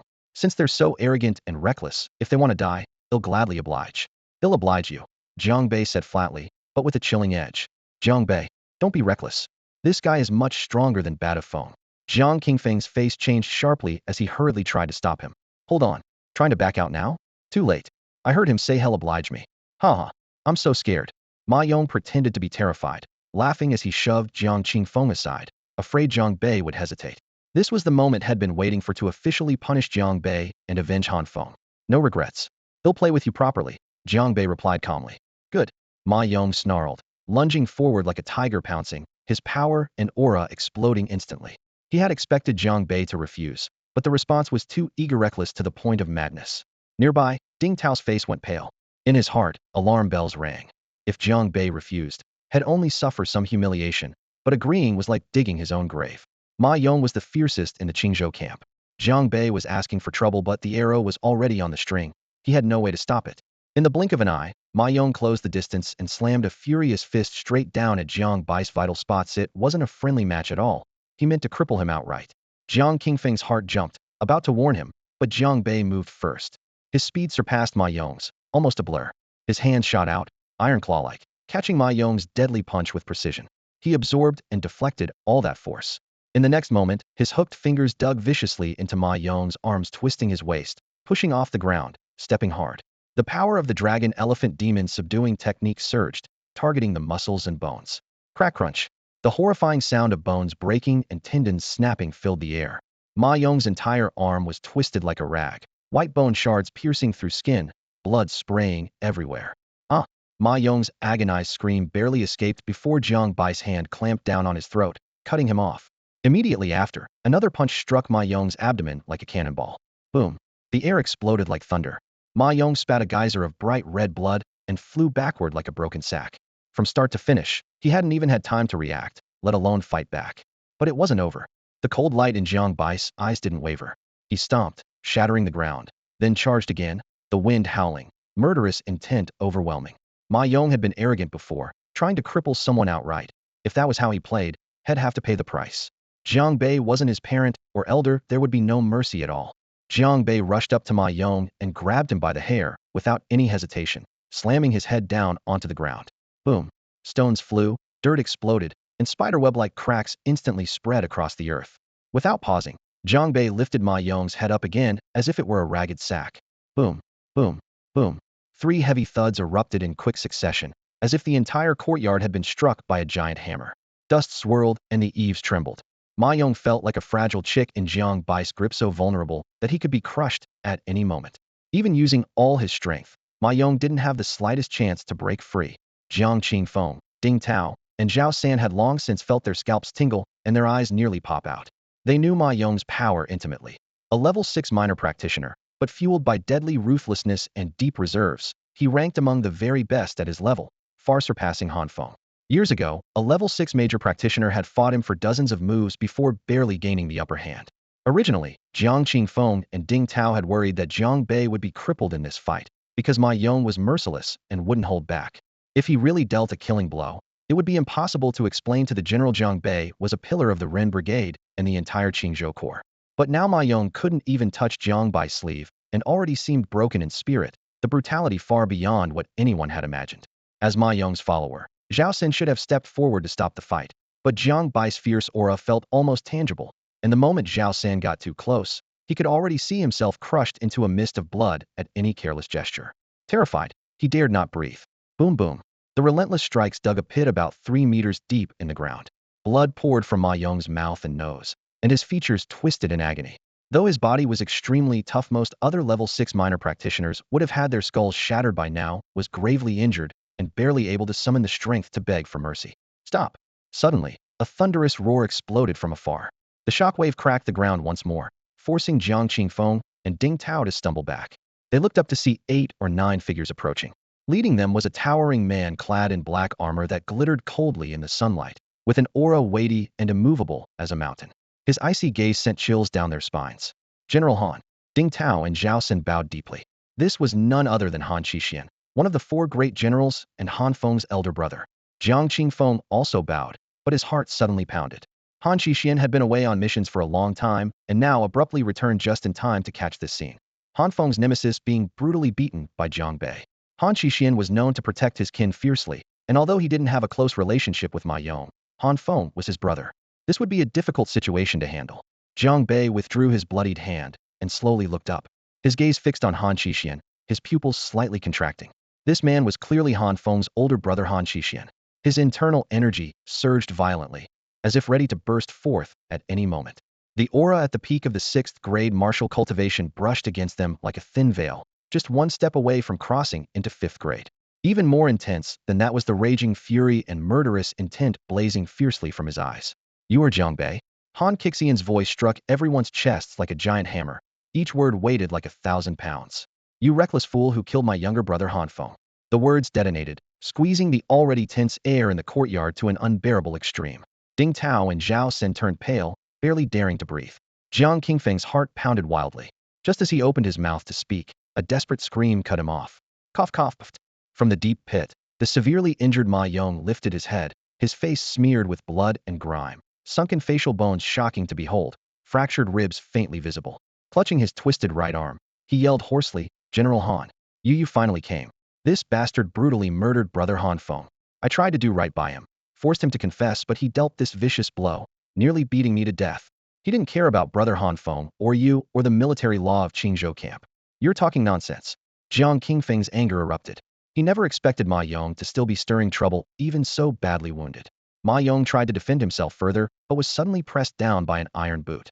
Jiang Bai's heavy foot landed hard on his skull, forcing him back into the pit's floor. The pressure increased until a sickening crack sounded, the sound of Ma Yong's skull fracturing as blood gushed out. Han Shixian didn't even bother to care if Ma Yong lived or died. The only thing left ringing in his ears was that accusation, igniting an inferno of rage inside him. He stepped forward, and the heavy bluestone cracked underfoot. Good. Very good. His eyes locked onto Jiang Bei, who was still pinning Ma Yong down. Han Qixian's voice like a cold blade. A mere squad leader vermin dares to kill my own brother, cripple my fiercest warrior? Disregarding Qingzhou camp's military law as meaningless? Treating me, Han Shixian, like some clay statue? Who gave you such gall? Then, his gaze swept around, his murderous intent almost tangible as he roared. Where are my guards? Here. 7 guards, their presences sharp as knives, stepped forward together, weapons drawn in unison. The gleaming blades transformed into a tide of ice-headed fury surging toward Jiang Bei. Capture this beast at once. Kill without mercy if he resists. As ordered, the 7 black-clad figures scattered like lightning. The clash of swords, roaring palm winds, and the sound of blades cut through the air, swiftly cutting off all of Jiang Bai's escape routes as layers of deadly intent wove into a lethal net. Han Qixian's eyes turned cold and steely. These 7 were battle-hardened veterans, perfectly coordinated. He was certain that Jiang Bai's temper would push him to fight back, and once he made a move, even if his strength was formidable, he would be torn apart completely. But faced with this encirclement enough to instantly cut down any typical 6th grade novice fighter, Jiang Bei did not even draw his Xianyun blade. Instead, his figure flickered like lightning as he darted into the center of the crowd. His feet slammed the ground with explosive force, tendons crackling, and blood energy surged up like a violent tornado. Boom! A tremendous force, far beyond anyone's expectations, exploded outward from Jiang Bei with a deafening roar. A visible ring-shaped shockwave tore through the air in all directions, instantly sending dust and debris billowing from the ground. Crack! Crack! Crack! The 3 guards leading the charge seemed to strike an invisible bronze wall. Their steel broadswords and iron fists twisted and shattered amidst the ear-splitting crunching. Their protective chi shattered into fragments like thin paper torn apart by the brutal power. An overwhelming divine force slammed heavily into their chests. Before they could even scream, blood sprayed wildly as their burly bodies were blasted backwards several yards, crashing into the courtyard wall with bricks exploding under the impact, and they lost consciousness on the spot. The next 4 guards were hit like a lightning strike. The wild chi surged ruthlessly through every pore, shaking their internal organs and causing blood to seep from their eyes and noses. Their forward momentum was violently stopped, then reversed by the counterforce, staggering them several yards backwards. Each step dug deep craters into the blue stone ground as they clumsily retreated, barely regaining their balance. Their faces turned pale as paper, filled with shock and disbelief. With a single stomp, the offensive of the 7 guards was utterly destroyed. 3 severely wounded, for forced backhand, an eerie silence fell over the courtyard. Han Qixian's pupils constricted to needles. His chief guard behind him gasped sharply. This kid had already severely injured Ma Yong before, suggesting he had reached the 6th rank's grand practice level. To instantly defeat 7 guards in that realm was truly top tier. Thinking this ignited Han Kixian's fury even more. Ma Yong's life or death was secondary, but these 7 guards were his trusted confidants of many years. Wretched brat, today I will make you regret ever coming to this prefecture. Han Qixin roared, stomping the ground, his figure rocketing forward like a cannonball toward Jiang Bei. He knew if he didn't intervene personally, he could never suppress this rage today. Before his fist could arrive, a fierce wind swept through the courtyard as an obliterating black qi surged. Jiang Qingfeng and the others struggled to breathe under its overwhelming pressure. The black flame-like fist swiftly closed in, and Jiang Bai's eyes sharpened, ready to counterattack. At this critical moment, a voice filled with supreme authority thundered across the sky. Impudent. The thunderous command rolled from the courtyard's arched gate, instantly overpowering Han Kixian's murderous intent, even freezing the air itself. Everyone's hearts trembled as they turned toward the sound. Under the archway stood Xiang Haoyang, commander's personal guard, his expression cold and steely as he stood tall. He raised a badge high-shaped like flickering flames with edges inlaid with dark gold cloud patterns. The badge was forged from ancient, enigmatic black iron that was neither jade nor iron, with a bold, vigorous character Shui emblazoned in the center. This was the Commander Shui Changsheng's official token, the Shui badge.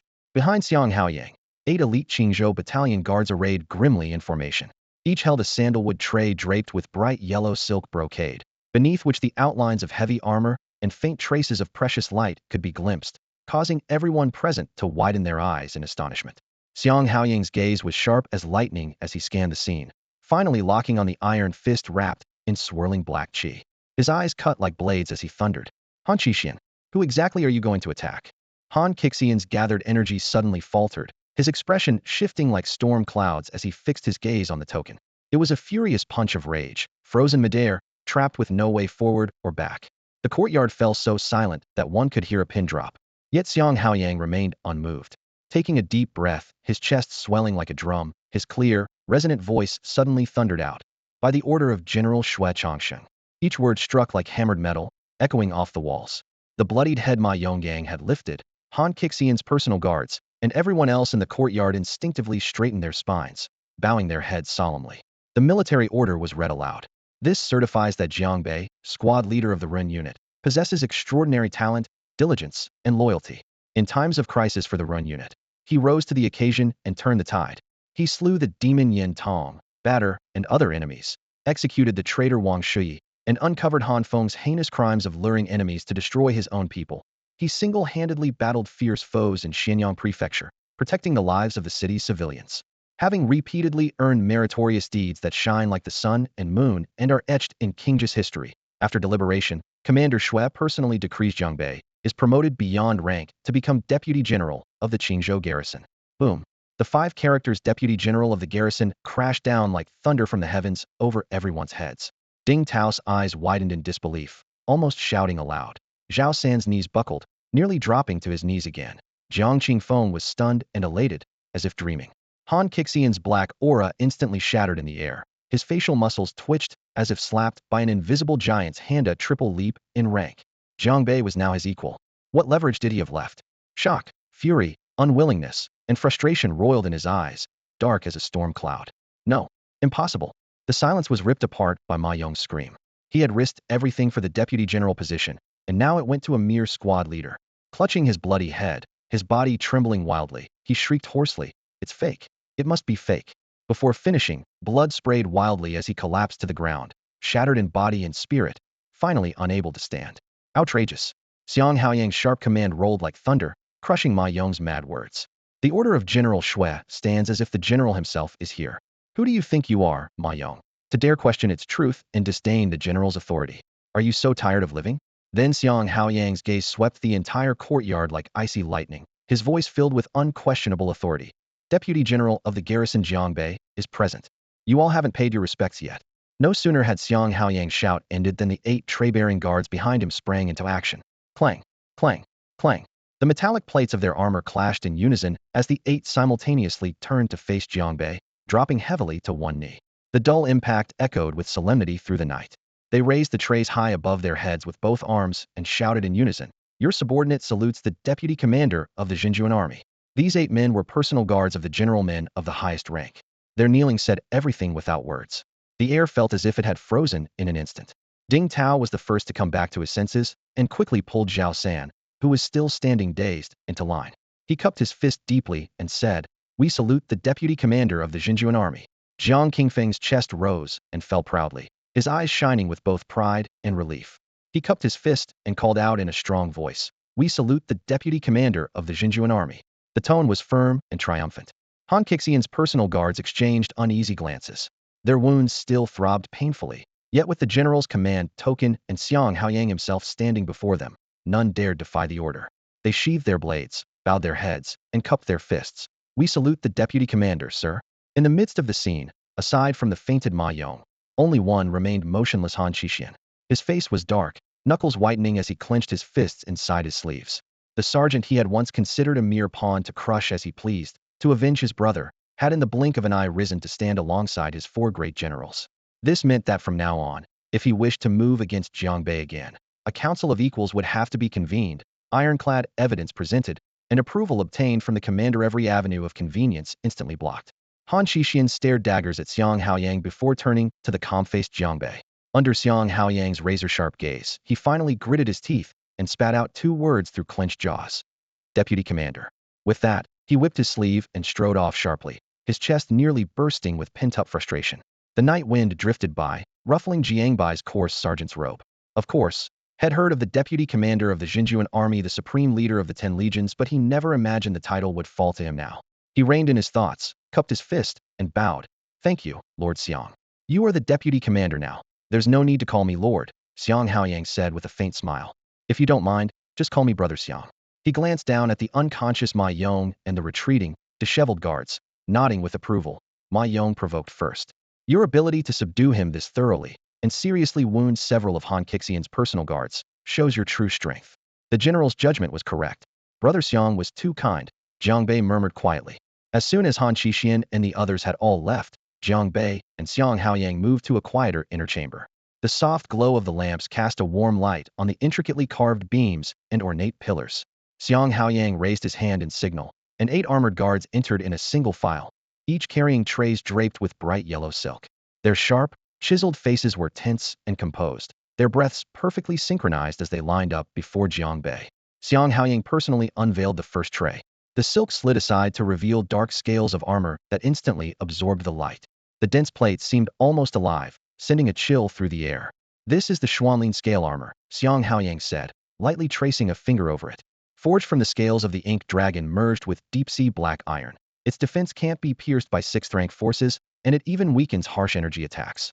When you lead troops into battle from now on, this armor will protect you completely. It's the exclusive gear for the deputy general of the army.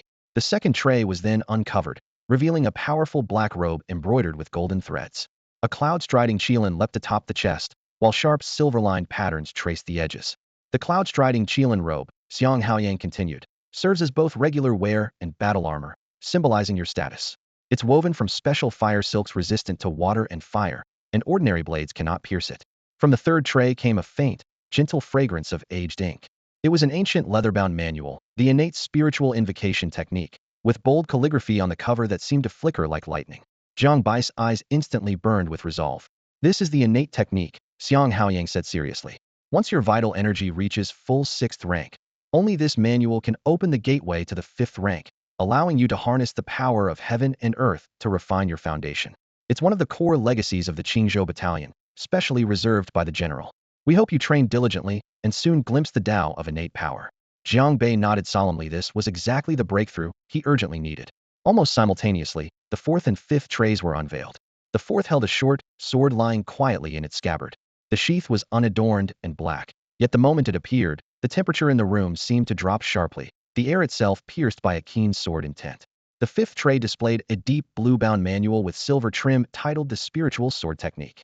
Jiang Qingfeng, who had been suppressing his excitement, suddenly widened his eyes and exclaimed aloud, This is Yunji. The general actually gifted you this sword." Xiang Haoyang nodded, staring at the sheathed short sword with reverence. "Correct. The sword, named Yunji, was the general's prized flying sword during his wild youth. It has tasted the blood of countless foes. Its sharpness is concealed within the scabbard, but when summoned by thought, the flying sword soars through the air to strike its target. The spiritual sword technique is the supreme method to master this sword, refining the mind and spirit. It complements the innate technique perfectly. Only those with great achievements, great willpower, and great potential can wield these together. The general sees you as a reflection of his younger self and hopes you will surpass him. Jiang Bai's gaze fixed unwaveringly on that short sword by thought. The flying sword would leap into the air and kill in an instant. He had never imagined the Qingzhou battalion still possessed such a treasure, and that the general entrusted him with his most trusted flying sword. With the innate technique and this flying sword, his strength was bound to soar to unprecedented heights. Besides the armor, robes, innate techniques, flying sword, and secret manuals, the other three trays were neatly arranged with alchemical pills, spirit plants, crystal sand, and other cultivation resources, filling the air with the scent of herbs. These items held almost no significance for Jiang Bei's strength was boosted directly by his stats, and he had never taken any pills before. Yet, since the gifts were bestowed by the general as an official reward, he couldn't refuse and nodded readily. Xiang Haoyang immediately waved his hand, ordering his guards to send all the trays to a newly prepared quiet residence within the camp. That courtyard would become Jiang Bai's foothold in the main camp, available for him to stay at any time. After exchanging a few more pleasantries with Xiang Haoyang, Jiang Qingping, and others, Jiang Bei took his leave. Pushing open the courtyard gate, he didn't pause but strode directly inside the main building. Raising his hand, he closed the door behind him, then eagerly retrieved the innate technique manual, innate soul drawing technique, along with the bundled spirit sword manual, quickly flipping through the pages. As he turned the final page, the familiar pale golden interface suddenly appeared. Martial arts. Xingtian skill perfect, blood wolf saber technique level 5, cloud shadow step level 4, dragon elephant demon suppression skill perfect, mysterious iron dragon scale body level 3, flaming sun skill level 3, 10,000 souls gathering spirit technique level 1, innate soul drawing technique not initiated, spirit sword manual not initiated. Realm, 6th grade great refinement. Merit points, 360. Talent, 1000 illusions true eye. Discovered martial art, cloud shadow step can be improved, cost 160 merit points, improve. Discovered martial art, spirit sword manual can be improved, cost 100 merit points, improve. I have the innate technique in hand, but my merit points are still far short. Jiang Bei stared at the interface and sighed softly. Following past patterns, pushing the innate soul drawing technique to level 1 and breaking through to 5th grade would require at least 18 to 1900 merit points. I can't just wait around in the provincial city. I need to hurry and kill enemies to earn merit points. Or how will I face Xinyu a few days from now? His brows furrowed tightly as his fists clenched slightly. His gaze fell on the prompt line for the spirit sword manual. If I can't advance the innate technique right now, then he'll try the power of the flying sword first. Upgrade. As the thought settled, 100 merit points were instantly deducted, and the spirit sword manual advanced from not initiated to initiated. In the next moment, a flood of sword-controlling formulas, hand seals, and energy flow methods poured into his mind like a torrent. Jiang Bai's expression remained calm as he channeled more merit points deducting 200 and raised the spirit sword manual to level 1. Memories and experience surged within him.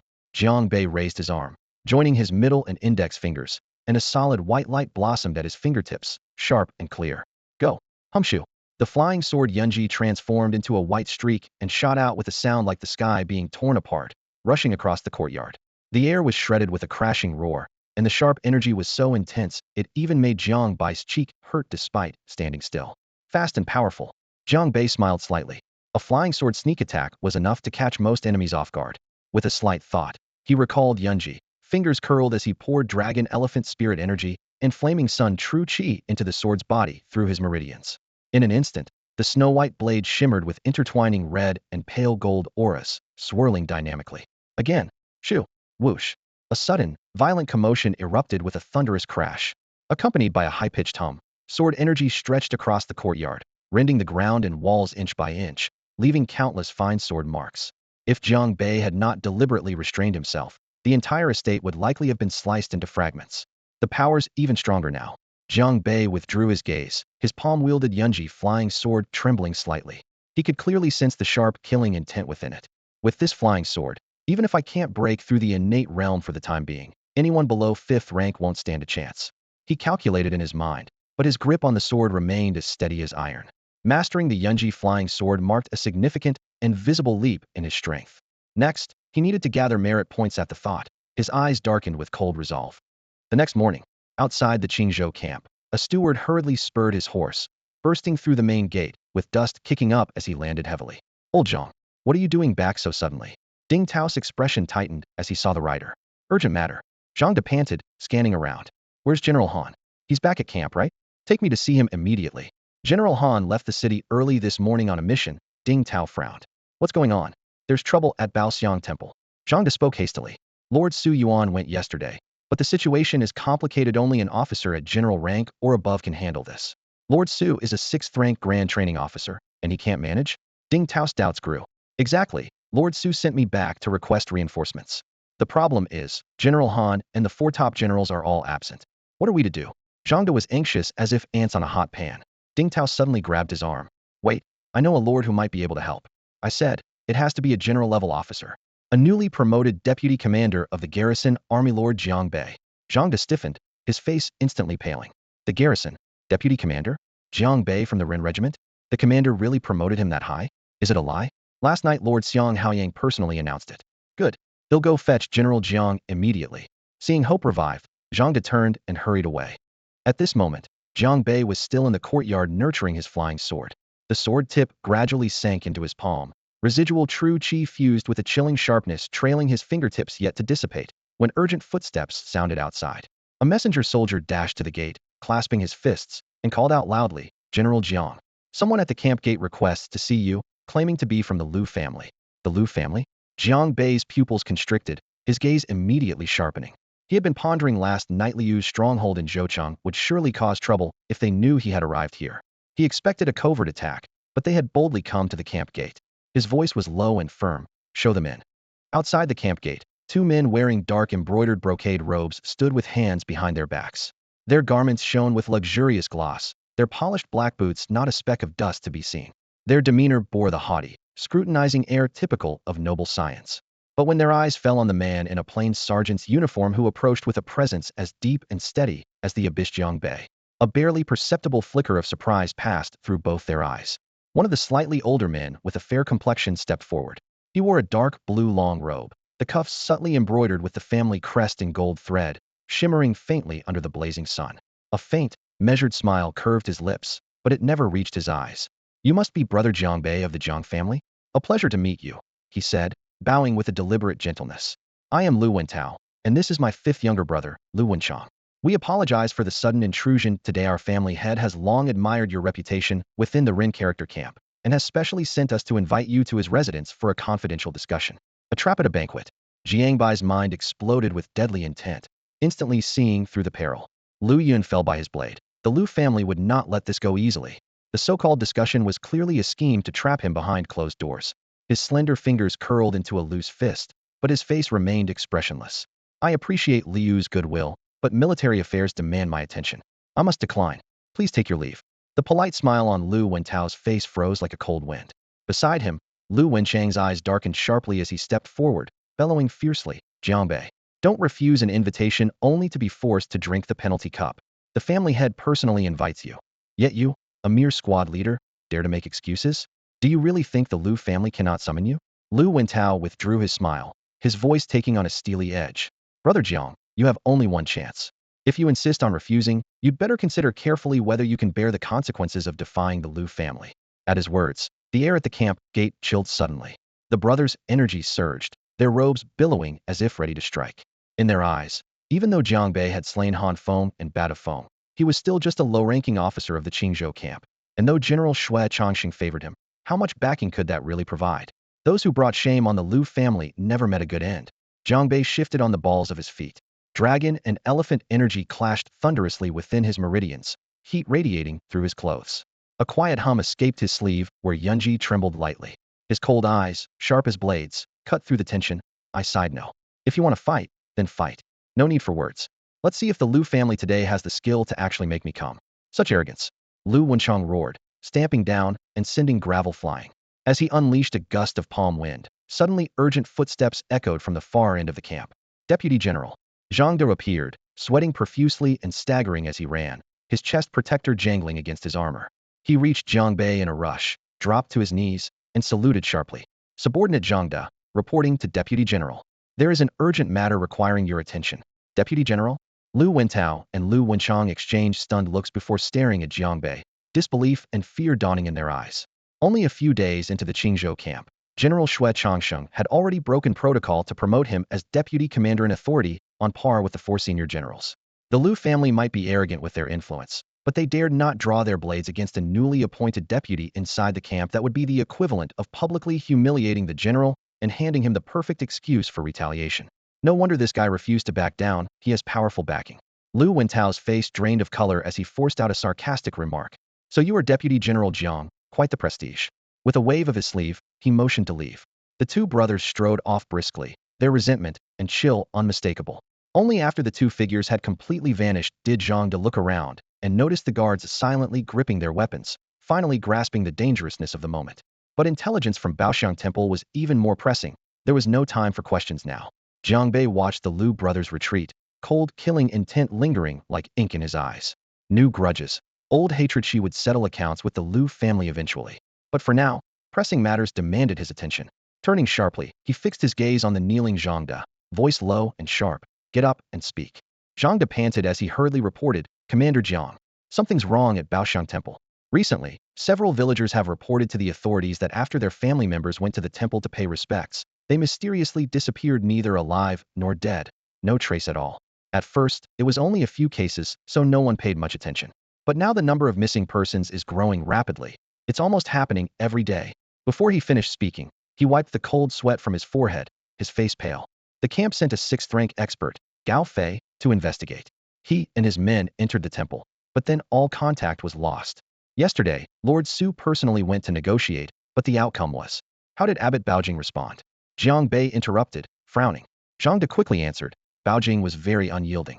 He insisted there was no problem at the temple and instead accused Gao Fei of trespassing in a forbidden area and offending the gods, so he was detained for reflection.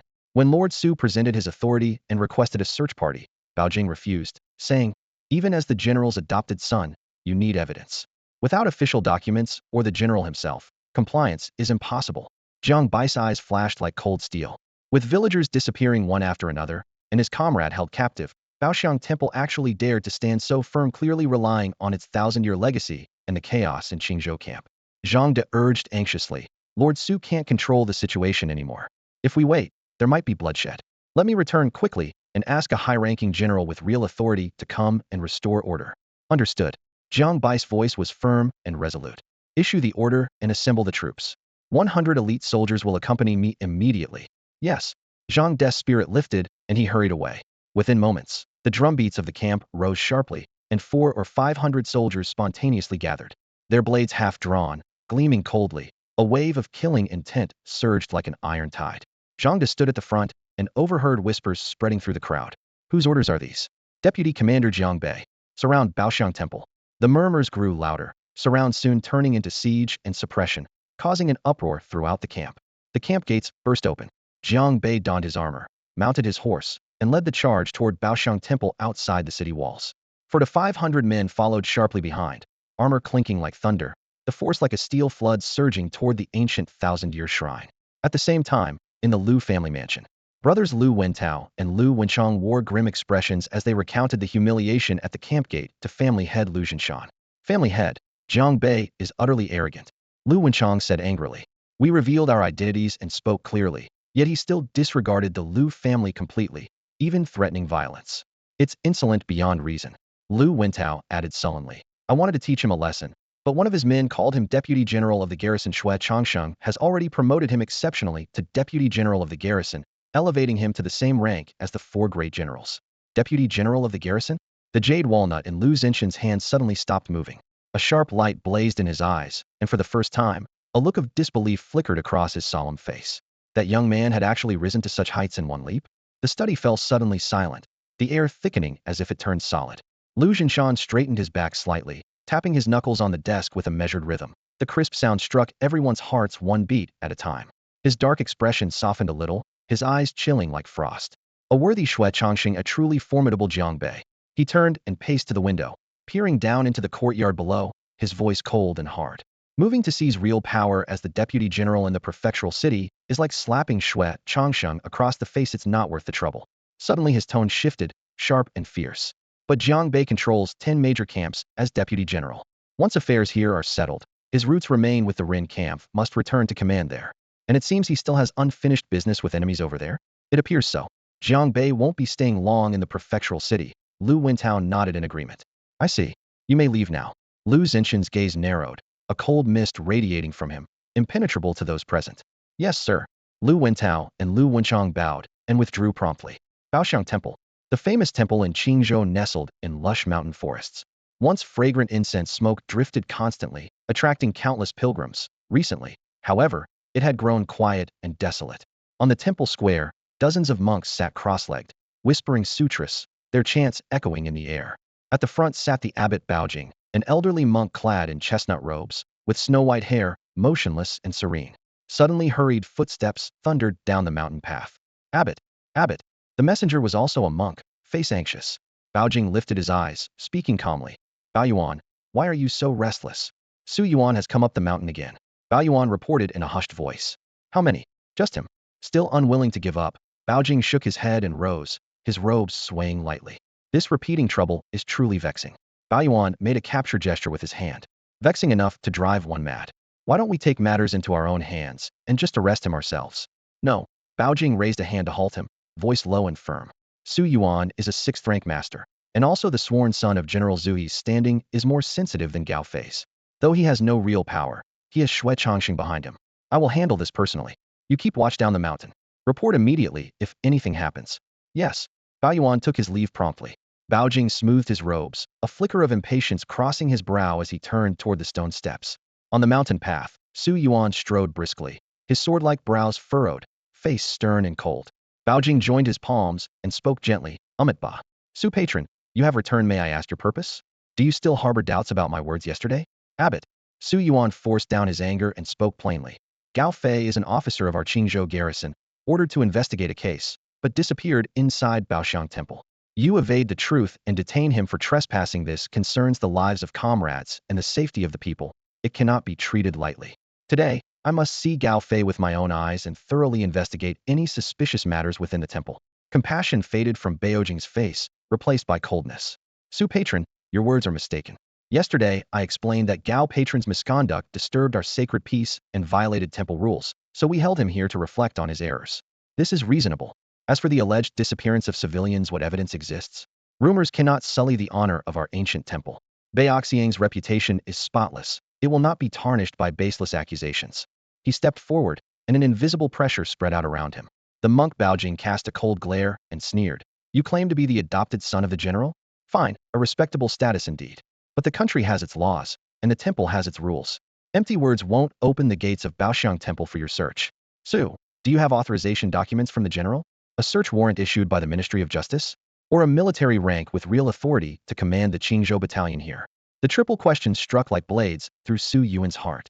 Though he was a 6th-grade martial artist and the general's foster son, his current role was merely a special envoy, without official power to mobilize troops or investigate. Baojing's insistence on procedure, each question reasonable, made him feel deeply stifled. No. Baojing's lips curled with mockery. With no proof in hand, you expect to bully Baoxiang Temple on your adoptive father's name? Su, you are seriously underestimating this holy place. The Buddha's sanctuary must not be disturbed. Please leave. Baojing. Su Yuan roared. The people's lives are at stake, my comrades are missing, and you call me a disturber? If I don't find Gao Fei today, I will not leave this mountain. He swung his sleeve fiercely, a deadly intent flickering beneath. Baojing's face grew cold. Su Yuan, out of respect for the general's reputation, I have endured repeatedly. Do you really think Baoxiang Temple is made of paper? Leave now, or don't blame me for showing no mercy. I will have to invite you to keep company with High Patron Gao. Before he finished speaking, a fierce light flashed in his eyes, and several formidable warrior monks advanced in unison, the air thickening with tension. In the center of the square, Su Yuan clenched his fist so tightly his knuckles whitened. Alone, and even as a 6th-grade master, he was powerless to force his way through the temple gates. Baojing raised a hand, signaling attack, as the atmosphere grew charged. Suddenly a low rumble. The sound of heavy footsteps rolled up from the foot of the mountain like thunder, the killing intent piercing the sky. All the monks in the square turned their gaze toward the mountain path. At the top of the stairs, a black banner with red trim embroidered with the brutal words Qingzhou Battalion appeared first. Behind it surged a flood of steel 400 or 500 elite soldiers of the Qingzhou Battalion. The troops wore standardized leather armor, blades and spears partially drawn, arranged in tight ranks, advancing relentlessly up the hilltop. Their measured footsteps thundered like war drums, shaking the ground, and cold, lethal intent instantly filled the entire square. With a clatter, the armored troops spread out, forming a semicircle that sealed off the entire area, their blades gleaming like ice. Ordinary monks paled and trembled. The cold indifference and malice vanished from Beijing's face in an instant, replaced by shock. He never imagined the Qingzhou battalion would actually mobilize troops to surround the temple and arrive so quickly and with such numbers. A force this large required a general with real authority to order the deployment. Who was it? Which general of the Qingzhou battalion had come? General Han. Is that General Han Qixian arriving? Su Yuan's heart jolted, joy nearly bursting through his chest. The tension that had gripped him suddenly eased, his breathing growing steadier. At the Qingzhou camp's main base, only one person could have mustered such a large force to arrive so swiftly besides one of the four great generals Han Qixian, who had just returned to camp 2 days ago. Jiang Bei had already brought back intelligence from Baoxiang Temple. Although Han Qixian and Su Yuan were never on good terms, duty called in Su Yuan was certain he would come to reinforce them. Raising his eyes, Su Yuan searched the fluttering, proud banner with eager gaze, hoping any moment now to spot that familiar armored figure beneath its shadow. But at once, his pupils constricted sharply, and his whole body froze beneath the flag did not stand Han Qixian.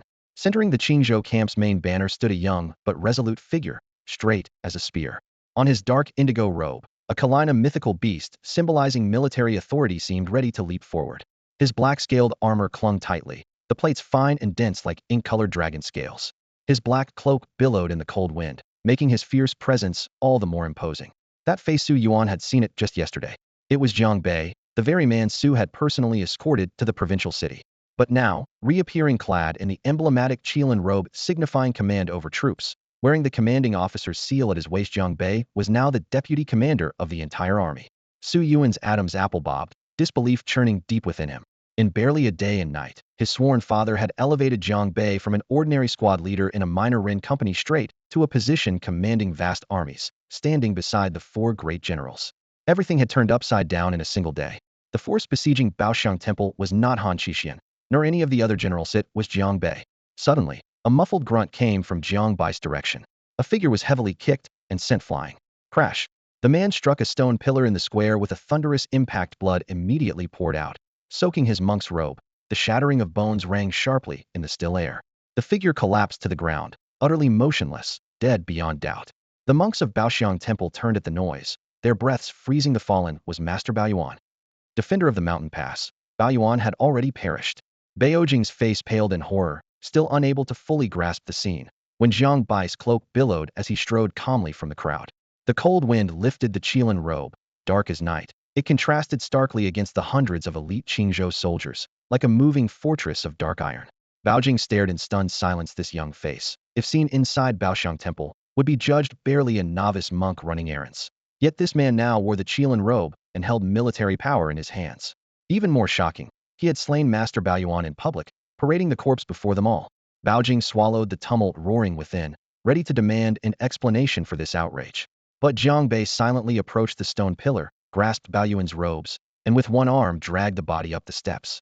Fresh blood trailed down the stairs in a gruesome line, sharp and hideous. Each step left a bloody imprint, as if stitching earth and sky together with a crimson thread. At the temple gate, Jiang Bai's wrist flicked sharply, hurling Baoyuan's corpse deep inside the temple. Blood splattered violently across the hall. Beijing's face went deathly pale. This was a grave desecration of the Buddha's sacred place. This man, how dare he be so brazen? Yet Jiang Bei paid it no heed whatsoever. He turned around, leaning his back against the towering temple of Baoxiang, facing Baojing. Jiang Bai's shoulder armor glinted coldly in the sunlight like metal, and he slowly raised his hand, extending only one finger. His eyes were as calm as a dry well, but the chill within them was sharp enough to freeze. One instant sticks time. If the person I seek does not appear, this place will become Baoxiang Temple's grave. No sooner had his voice fallen than 400 or 500 elite soldiers from the Qingzhou camp stepped forward in unison, their boots crushing the blue bricks with a crisp, resonant sound. Clang! Swords and knives slid forward, half a sheath simultaneously, hundreds of cold blades interlacing into an icy net of death. The blades didn't move, but the fierce killing intent hit, like a tidal wave of ice flooding the entire square. The monks chanting abruptly stopped. Each one turned pale, shrinking back under the eaves without daring to breathe. Su Yuan felt his blood surge, anger transforming into burning resolve in his chest. He lifted his head to look up at the figure standing on the stone steps, draped in a Qilin cloud-patterned war robe, clad in grim armor, whose imposing presence rose like a mountain, stirring Su Yuan's spirit. Beijing's expression darkened to its extreme, his heart clenched as if gripped by an invisible giant hand. Last night, he had been able to easily control Su Yuan, But the young man before him was the true general wielding life and death, a god of slaughter. He nearly shouted, "Quick! Bring out Master Gao at once. What are you waiting for? Go now." His sharp voice rang with fear and urgency, leaving no trace of the calm composure of a Buddhist monk. Soon, two martial monks staggered, dragging out a figure Gao Fei. Gao Fei's clothes were tattered, blood-stained with crusted wounds, his exposed skin covered in whip marks and scorched scars. His left arm hung at an unnatural angle. His breathing was faint, as if a gust of wind could snuff it out. "Gao Fei!" Su Yuan lunged forward, catching the nearly lifeless man in his arms. His hands were icy cold. His eyes instantly reddened as he gritted his teeth and stared daggers at Baojing. "Baojing, is this what you call calm reflection? Is this Buddhist mercy?" Baojing's face twitched with shame, unable to meet Su Yuan's gaze, much less Jiang Bai's on the steps. He hastily pointed at several martial monks nearby. It was them. These few people used torture without authorization, defiling the purity of the temple. He then bowed repeatedly. "General, please judge wisely. It was these sinful fools who acted on their own. This was never my intention.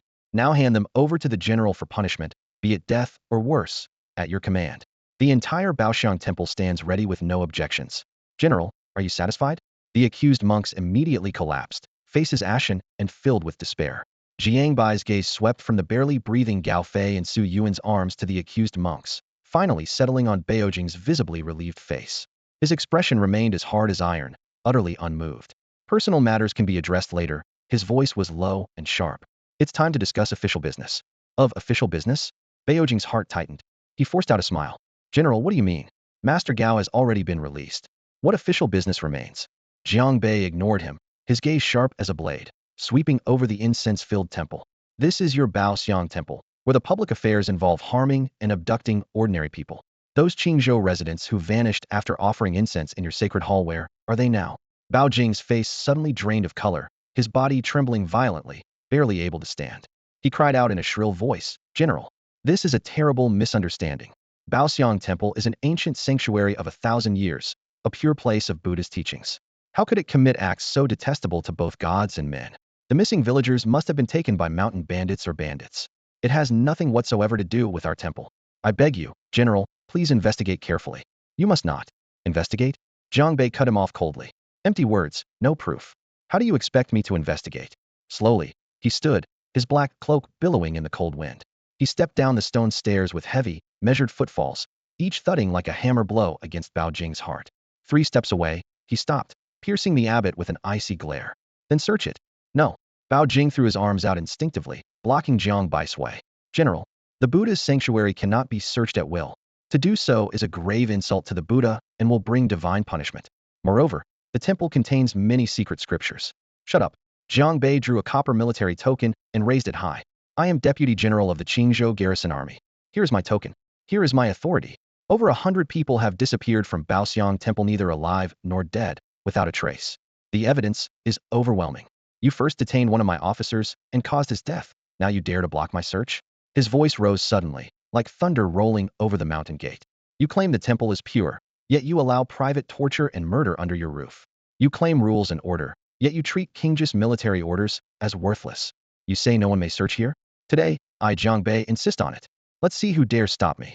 Before his words even fell, his eyes turned knife-sharp and his arms swung down. "Arrest them." Clang, clang, clang. Like tigers unleashed, elite soldiers of the Qingzhou garrison charged forward.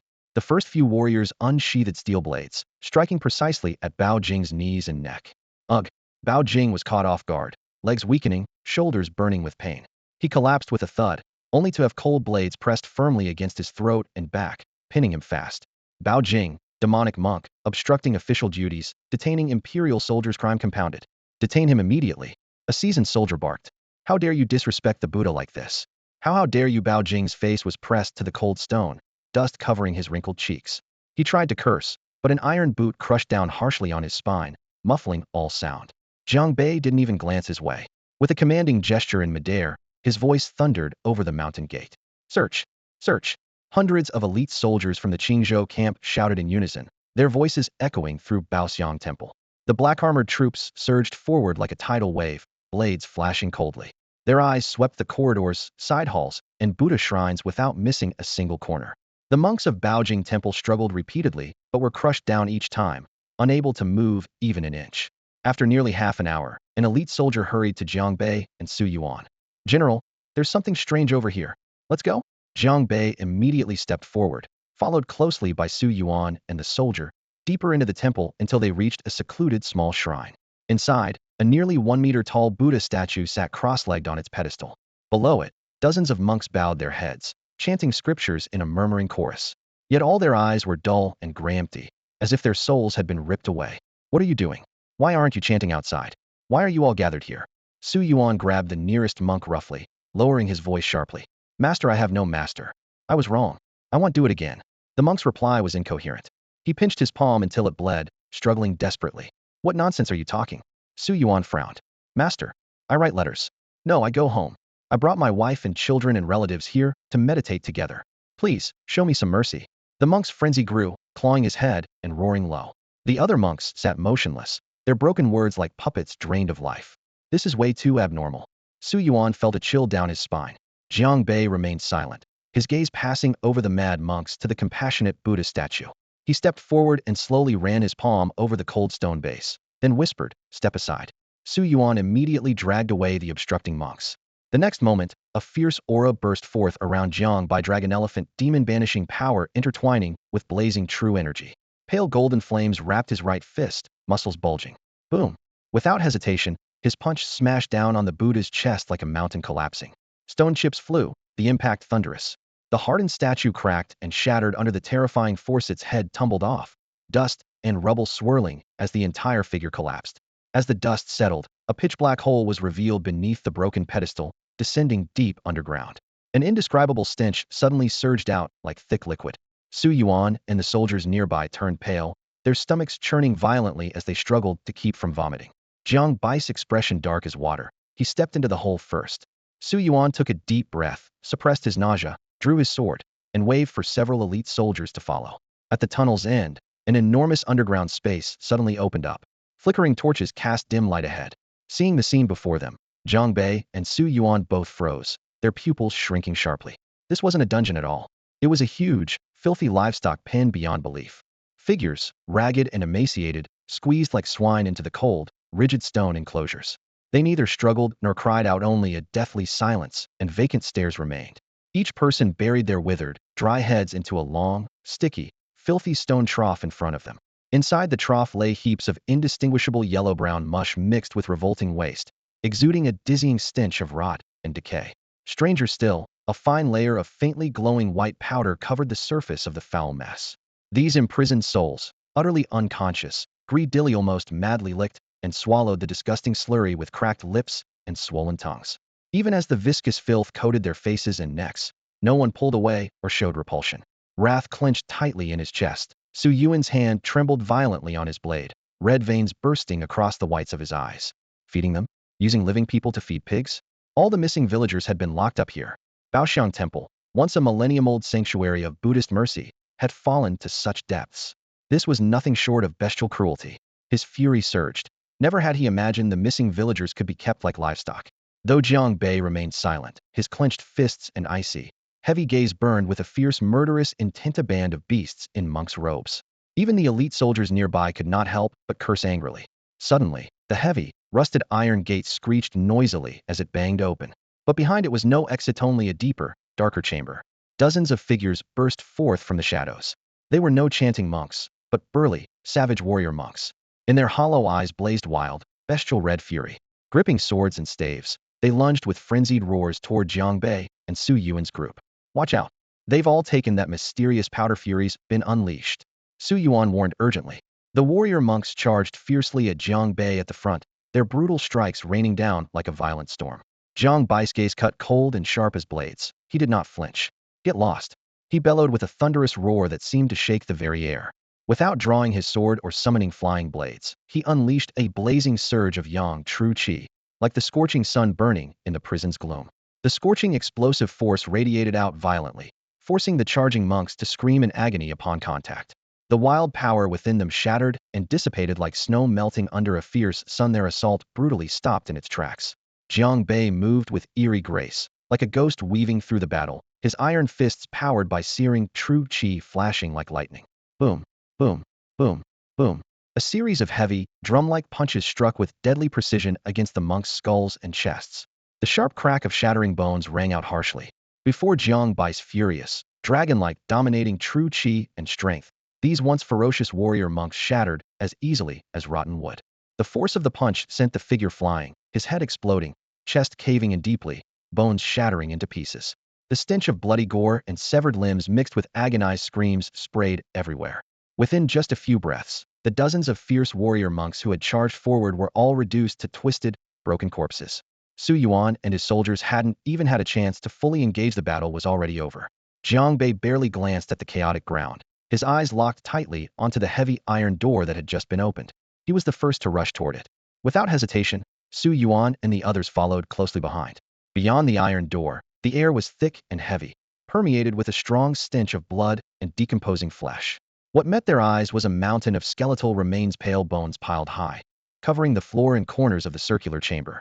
The bones were a mix of old and new, some whole, others broken and decayed, but massively outnumbering the living prisoners kept outside. It was clear that those prisoners were eventually brought here. At the center of the bone pile, sitting cross-legged on a meditation cushion, was a figure. His hair and beard were completely white, face withered, eye sockets sunken but glowing with an eerie green light. His skin was like dried, cracked bark.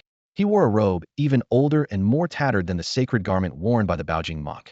With each breath he took, pure energy extracted from the bones seemed to be drawn toward his mouth and nose. Still couldn't take you down. The old monk's eyes snapped open, the green flames inside flashing with shock. Baoqing, you're not dead? Su Yuan's surprise grew. Then he quietly explained to Jiang Bei, this is the former abbot of Baoxiang Temple, Baoqing. If you hadn't seen him a few times, you wouldn't recognize the revered old abbot, now fallen into this half-human, half-ghost state. Killing intent blazed fiercely in Jiang Bai's eyes. Baoxiang Temple, from top to bottom, was steeped in filth. Looking at the carnage, he couldn't imagine how many innocent lives Baojing monk must have destroyed. Rage surged within him, his vital energy and true chi boiling like hot water.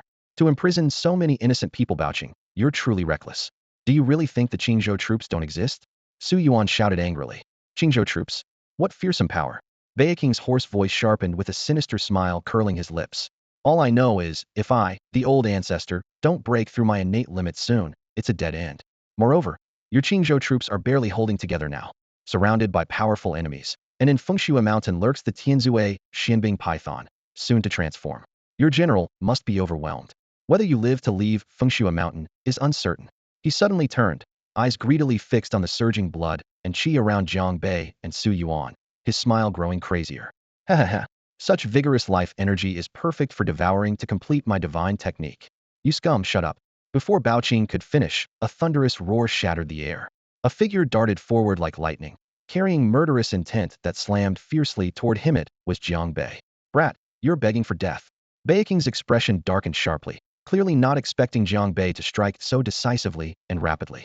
Suddenly, he slammed a palm down onto the meditation cushion, which shattered along with the surrounding bones. That cold, rotting aura instantly soared to its peak. Jiang Bai's fist surged forward, engulfed in blazing crimson flames, tearing through the air as it slammed straight at Baoqing's face. Roar! Baoqing let out a fierce shout, pushing his palms forward. A chilling wind sliced through the chamber like blades. Dark, turbulent energy swirled violently, instantly condensing into a twisted, grimacing ghost-face shield. Boom!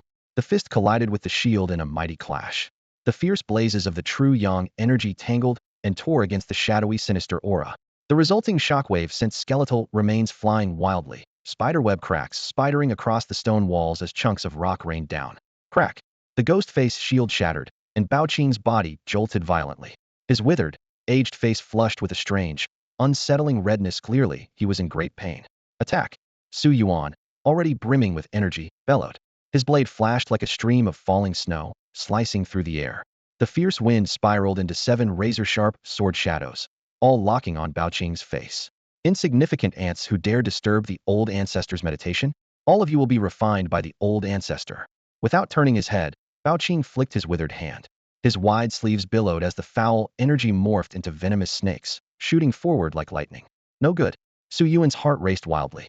He twisted his sword stance to defense as his protective energy instantly coalesced. Sick. The bone-corroding, metal-melting energy tore through his protective true energy, crashing against the blade with a thunderous clang. Clang. The clash sang with the sound of metal and iron. A surge of poisonous force engulfed Su Yuan's tiger mouth, splitting it open. His sword nearly slipped from his grasp. Gasping, he was blasted backward, slamming heavily into the skull-strewn wall. Blood dripped from the corners of his mouth. Though also a 6th-grade grand cultivator, Su Yuan was still new to this rank. How could he compete with Bao Qing, who was brushing the threshold of innate stage? See, the power of half-step innate is beyond the comprehension of mortals. After devouring you all, the old ancestor will surely ascend to innate. Bao Qing hissed victoriously. A dying man talks too much. Jiang Bei roared, crushing the bones beneath his feet as he dashed forward like a raging dragon. Bao Qing's expression shifted dramatically. His withered claws crossed, ready to unleash another burst of energy. At that very moment, Jiang Bai's eyes flashed with an eerie glow. 10,000 souls gathering spirit technique soul suppression. Without warning, an invisible wave of soul force crashed into Bao Qing's mind sea. Bao Qing's mind felt as if pierced by 1,000 needles. His energy dissipated instantly. Streams of black-red blood oozed from his orifices. Clutching his head, he staggered, racked with unbearable agony. The instant his defense fell, whoosh, a piercing sword whistle tore through the silence. A blinding white streak of light shot out from Jiang Bai's side like a lightning bolt, cutting the air with a sharp, shrieking sound. This is the Yunji flying sword. Su Yuan, struggling to get up, saw this and his pupils constricted sharply. If Jiang Bai's soul technique had already shocked him, then the appearance of Yunji flying sword made him nearly unable to believe his eyes. As Xue Changsheng's adopted son, he knew well how highly the latter valued this sword. It was said that he would only bestow it upon one with great potential and lofty ambition. There were many skilled soldiers in the camp who had achieved great feats, yet the adoptive father never bestowed the Yunji flying sword on any of them. Unexpectedly, it was given to Jiang Bei. This is disastrous. The Yunji flying sword surged forward wrapped in blazing sword light, and Beiking's sharp scream echoed through the chamber. Enduring the excruciating pain as his soul and body seemed to shatter, he gritted his teeth and twisted his torso fiercely, trying to deflect the crimson gold sword beam with his shoulder. Shing! The sword's edge grazed past him, severing flesh and bone alike. Bao Qing had seriously underestimated Yunji's sharpness. His left arm was cleanly severed at the shoulder. Blackish-purple blood sprayed like a fountain, splattering against the pale bone walls and immediately hissing with corrosive sound. Pain combined with soul-shaking shock sent him into a frenzy of agony. Spitting blood wildly, his eyes were wide with horror and disbelief. What kind of flying sword was this? What sword technique was he facing? Its speed was like thunder, and its sharpness unparalleled. With his half-step innate body and supplemented by spirit energy, he should not have failed to block this strike. Yet the sword beam severed his entire arm outright. Fear instantly twisted into madness. I will kill you. His remaining right arm suddenly bulged, veins throbbing like coiled dragons. He poured the last of his sinister spirit energy into his arm bones, vowing to fight Jiang Bei to the death. To him, having nearly reached the threshold of innate power but still losing was an unbearable humiliation. But Jiang Bai's gaze was as cold and unyielding as broken ice, leaving no chance for counterattack. His fingers struck swiftly spirit sword art, scattered star slash. The hovering Yunji flying sword flared brighter, its blade vibrating at high frequency, ringing throughout the chamber. Shush, shush, shush, shush, shush. In an instant, dozens, even over 100 beams of crimson gold sword light blasted out, intertwining into a canopy-like sword net that tightly sealed off all of Beiking's escape routes. Each beam emitted a piercing shriek as it tore through the air, carrying the force of annihilation. The sinister spirit energy had barely taken shape before being shredded by the sweeping sword light. Uft, uft, uft. The brittle sounds of flesh and blood splattering rained down. Beiking's withered body twitched and writhed within the sword net like rotten wood thrown into a high-speed cutter. His leg flew off, his head shot upward, his torso was bisected waist-high, and the remaining fragments were pierced and shredded by dozens of sword beams. A moment ago, he was roaring about refining Jiang Bei, but in the next, he was nothing more than an irrecoverable pile of flesh and bone fragments. Shi Yuan stood frozen nearby, his eyes nearly popping out of their sockets. Several elite comrades behind him were equally speechless, unable to utter a single word. Bao Qing, a monk who had already touched the threshold of innate power, was slain by Jiang Bei so swiftly. Not a single intact corpse was left behind. They stared in shock at the young man clad in a Qilin robe, feeling as if their chests had been struck by a heavy hammer. Only moments ago, they had doubted the former governor's decision to parachute him into the post of deputy commander of the garrison army. But now, having witnessed him execute Bao Yuan in the Baoshang Temple Square, suppress Bao Jing, and swiftly slay Bao Qing, who was on the verge of reaching innate cultivation in the underground chamber, all their doubts were mercilessly shattered. Only instinctive awe remained. If someone like him wasn't worthy to wield the military tally, Then who in Qingzhou could possibly take up the role? Let's go. Jiang Bai's expression was cold and indifferent. He flicked his fingers, and the Yunji flying sword zipped back into his hand. He wiped blood from the sword's spine as it dripped down. The group returned to the surface and immediately assigned tasks. One squad descended into the secret chamber to count bodies and carry out civilians, while another sealed the temple gates to prevent any escapees. Just as the arrangements finished, hurried footsteps came from afar. Zhang De's face turned pale. He rushed over, shouting, "General, Monk Bao Jing is trying to escape. He still dares to run? Truly reckless." Su Yuan's face changed instantly. Jiang Bei furrowed his brow. His figure shot forward like lightning, landing in the temple square in the blink of an eye. The square was chaotic. Since most of the main force had entered the temple to confiscate treasure, Bao Jing had taken advantage of the gap and suddenly erupted, roaring with fierce energy. His blood-red eyes frantically scanned the surroundings, forcing several dozen elite soldiers back into a half-circle formation. Several wounded troops lay scattered across the ground, blood soaking into the cracks between paving stones. "Let me go, or none of you will live." Bao Jing's whole body was stained with blood, his aura violent and wild. He knew very well that if the secrets of Baoxiang Temple reached the governor's office and Qingzhou garrison, his death was certain. Rather than wait to be executed, he would rather burn all bridges. As long as Jiang Bei and Su Yuan remained distracted inside the temple by Bao Qing, these soldiers couldn't stop him. Another moment of delay, and he could escape. "Everyone, get lost!" he bellowed, his aura exploding like thunder. Like a ferocious beast, he violently tore a gap in the encirclement. Suddenly, a ripping sound of flesh tore through the clamor. Bao Jing's body stiffened. A freezing cold spread from his chest. He looked down to find a bloody hole gaping open in his chest. A palm-sized flying sword hovered there, its tip dripping blood. Before he could cry out, the flying sword exploded, transforming into a streak of light. A piercing strike split open his brow, blood spraying out. Bao Jing's eyes instantly dimmed as his body went limp. On the verge of death, he summoned his last strength and turned his head. At the far end of his vision stood Jiang Bei in the shadow of the hall's doorway. The Qilin robe on him was still stained with fresh blood, the mark of his battle with Bao Qing. But only moments had passed since the others had descended into the underground chamber. He had already slain Bao Qing and appeared again. How is this possible? The question exploded in Bao Jing's mind. But no answer came. Darkness quietly closed in, dragging his consciousness into the abyss. His life was extinguished completely. By the time Jiang Bei returned to the main camp in the prefectural city, evening was fast approaching and the sky was growing dim. Stepping into his own courtyard, he didn't rest or bathe. Instead, he immediately began reviewing the day's battle. The monks Bao Jing and Bao Yuan had been mere side notes. The real threat was Bao Qing in the subterranean chamber. This man had been raising villagers while forcibly boosting his cultivation through dark arts, pushing his power to the very threshold of the innate realm. Even Su Yuan, who had reached the advanced 6th rank, couldn't last more than a few rounds against him. Fortunately, Jiang Bei, Swan Peju Shengong, and Ling Jianzhu were formidable enough that he was confident. Though he hadn't yet broken through to the innate realm and advanced to the 5th rank, there was no rival beneath 5th rank who could defeat him. The results proved his judgment correct. With a thought, a familiar translucent light screen expanded before his eyes. "You have slain the deeply sinful Bao Qing, merit points 230. You have slain the colluding and evil Bao Jing, merit points 200. You have slain Bao Yuan, merit points 180. Martial arts. Xing Tian Gong complete. Blood Wolf, Blade Technique, level 5. Cloud Shadow Steps, level 4. Dragon Elephant Demon, Subduing Gong complete. Mystic Iron Dragon Scale Body, level 3. Flaming Sun Gong, level 3. Wan Peju Shen Gong, level 1. Innate Spirit Summoning Technique, not yet leveled. Ling Jianzhu, level 1. Realm, Advanced 6th rank. Merit points, 2500. Talent, Qianhuanzhen, Yin 1000 Illusions True Eye. New Martial Art discovered. Innate Spirit Summoning Technique. Upgrade available requiring 1800 merit points. Upgrade. New Martial Art discovered. Mystic Iron Dragon Scale Body. Upgrade available requiring 480 merit points. Upgrade. New Martial Art discovered. Blood Wolf Blade Technique.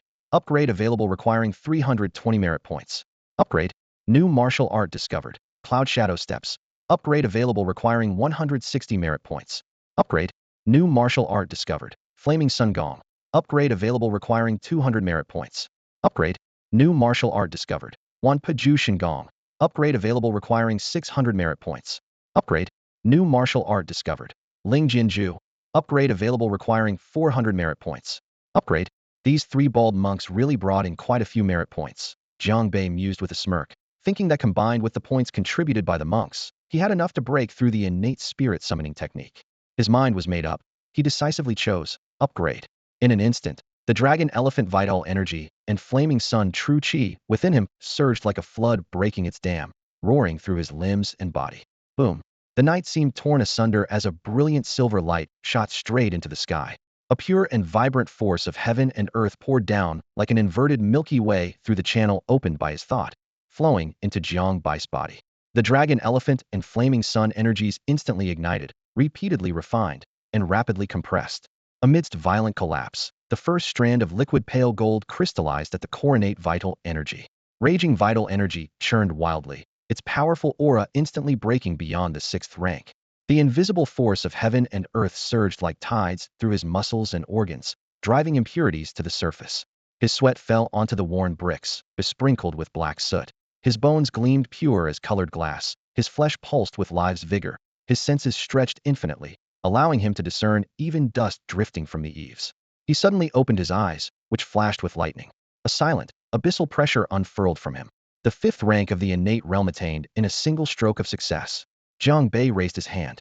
Pale golden vital energy swirled within his palm, scorching hot, yet harmless to the skin. Drawing in the celestial force, he refined the innate vital energy. This was the power of the fifth rank. Jiang Bai's eyes flickered as he sensed the overwhelming power of the spirit energy, far surpassing the usual energy field. The surging force inside him pounded through his meridians like a raging torrent, stirring his emotions. People often said there was a great gulf between the sixth and fifth ranks, but experiencing it firsthand, he realized it was no exaggeration. At this moment, compared to his peak strength at the sixth rank, his combat power had multiplied several times over. Even without resorting to soul attacks or the Yunji flying sword, he was confident he could kill Monk Baoqing with a single punch. After a moment's pause, he didn't hesitate to invest the remaining merit points into the Flaming Sun technique and the Spirit Sword art. His spirit energy surged again, his aura bursting forth. Silently, Jiang Bei assessed himself. With his current strength supplemented by soul attacks and the Yunji flying sword, he was already among the elite in the early stages of the fifth rank. Killing Xian Yu shouldn't be difficult. Although by calculations, Xian Yu would take 2 or 3 days to fully recover, Jiang Bei decided to set out immediately, aiming to settle the score before his foe could heal. Clenching his fist until his knuckles whitened, a cold, killing intent flashed like an ice blade in his eyes. It was time to settle this debt. The next morning, after briefly instructing Su Yuan and the others, he selected several guards to accompany him, then spurred his horse out of the prefectural city, riding straight toward the Renzi camp. At the Lu residence in Qingzhou, in the study, Lu Wenchang paced steadily as he clasped his hands and reported, "Head of the family, Jiang Bei has left the city and is returning to the Renzi camp." "Oh, finally going back." Lu Zhinshan set down his teacup, a cold smile curling at the corner of his mouth. "This makes things easier. Tian'er is currently in Dafeng Prefecture, only half a day's journey from Renzi camp. He's negotiating some affairs with the prefect. Let him take care of a little errand on the way." A gleam flashed in Lu Wenchang's eyes. "You mean, the eldest young master is nearby?" "Exactly."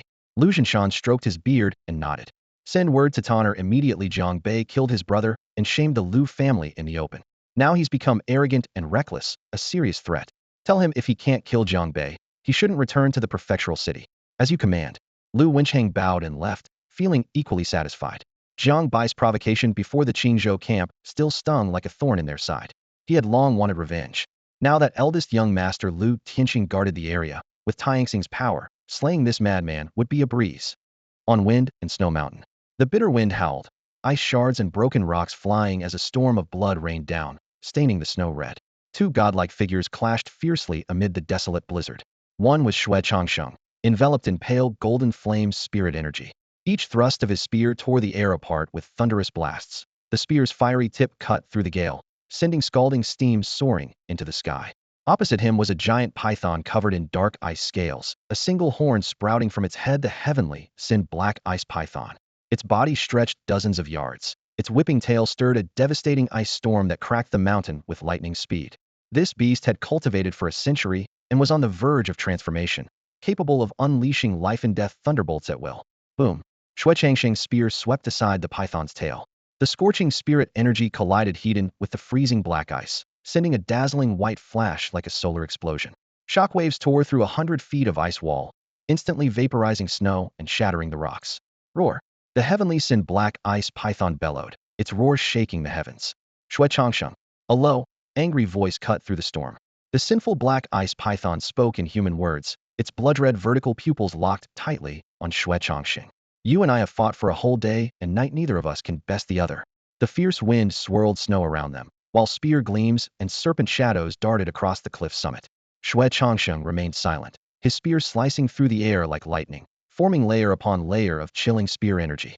The black ice python's massive snake body swung wildly, narrowly weaving through the spear's deadly arcs, its cold laughter echoing. In the snowy mountain, the environment favors me. The worse the weather, the stronger I become. Why do you pretend you can kill me here? Before the words had even finished, an otherworldly black light surged from its body. Its ice-like scales reflected a pale, deadly glow. With a sweep of its giant tail, boulders shattered against the cliff face. Then it spun rapidly, whipping up a blizzard that completely obscured the view. Instantly, a frozen torrent blasted from its blood-red jaws, carrying shards of ice straight at Xue Changsheng. With the gust howling around him, Xue Changsheng's spear danced fiercely, weaving white streaks through the air. The spear's force shattered the ice shards on impact. Just as he steadied himself, the black ice python vanished into the swirling snowstorm, its mocking voice drifting away.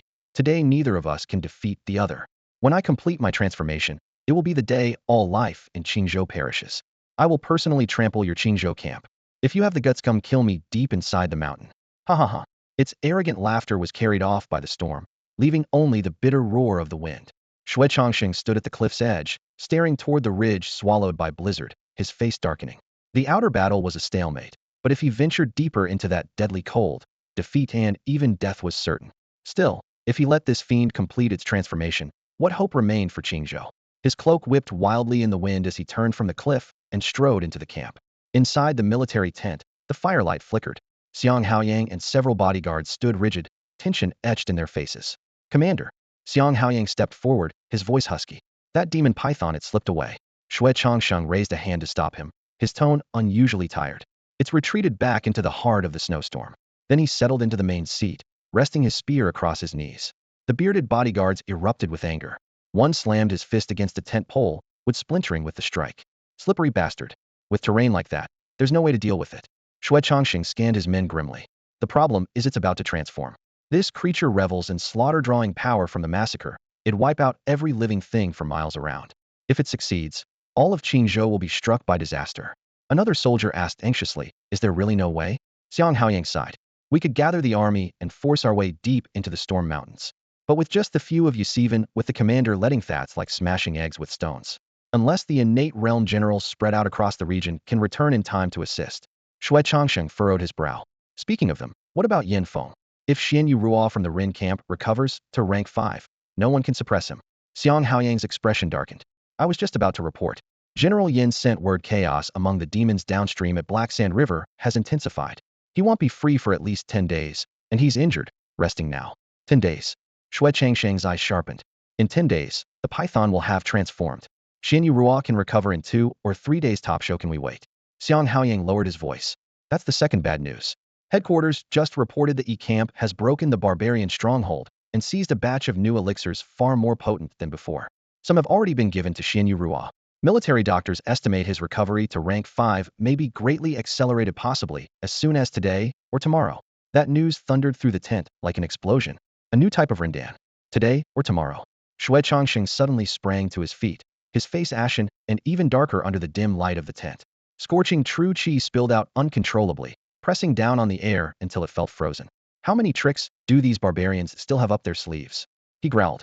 If Xianyu recovered to rank 5 prematurely, his gaze swept over the elite 6th rank guards beside the military table. Each was top tier among the 6th rank. But who could withstand a peak, cunning 5th rank Grand Priest? Even Chang Rui couldn't hold him off. General Yin Feng had yet to return, and we're stuck here, trapped by that monstrous python. Who else in Qingzhou camp can face him? One guard questioned with worry. Qingzhou camp, there's truly no one left. Xue Changsheng clenched his fist until the knuckles turned white, his voice filled with desperation and helplessness. Right, Commander. Suddenly, Xiang Haoyang looked up with urgency. Su Yuan sent a pigeon post. Jiang Bei left the prefectural city this morning, heading straight for the Rin camp. Looks like he's trying to finish this while Xianyu is still severely wounded. What? He's heading back?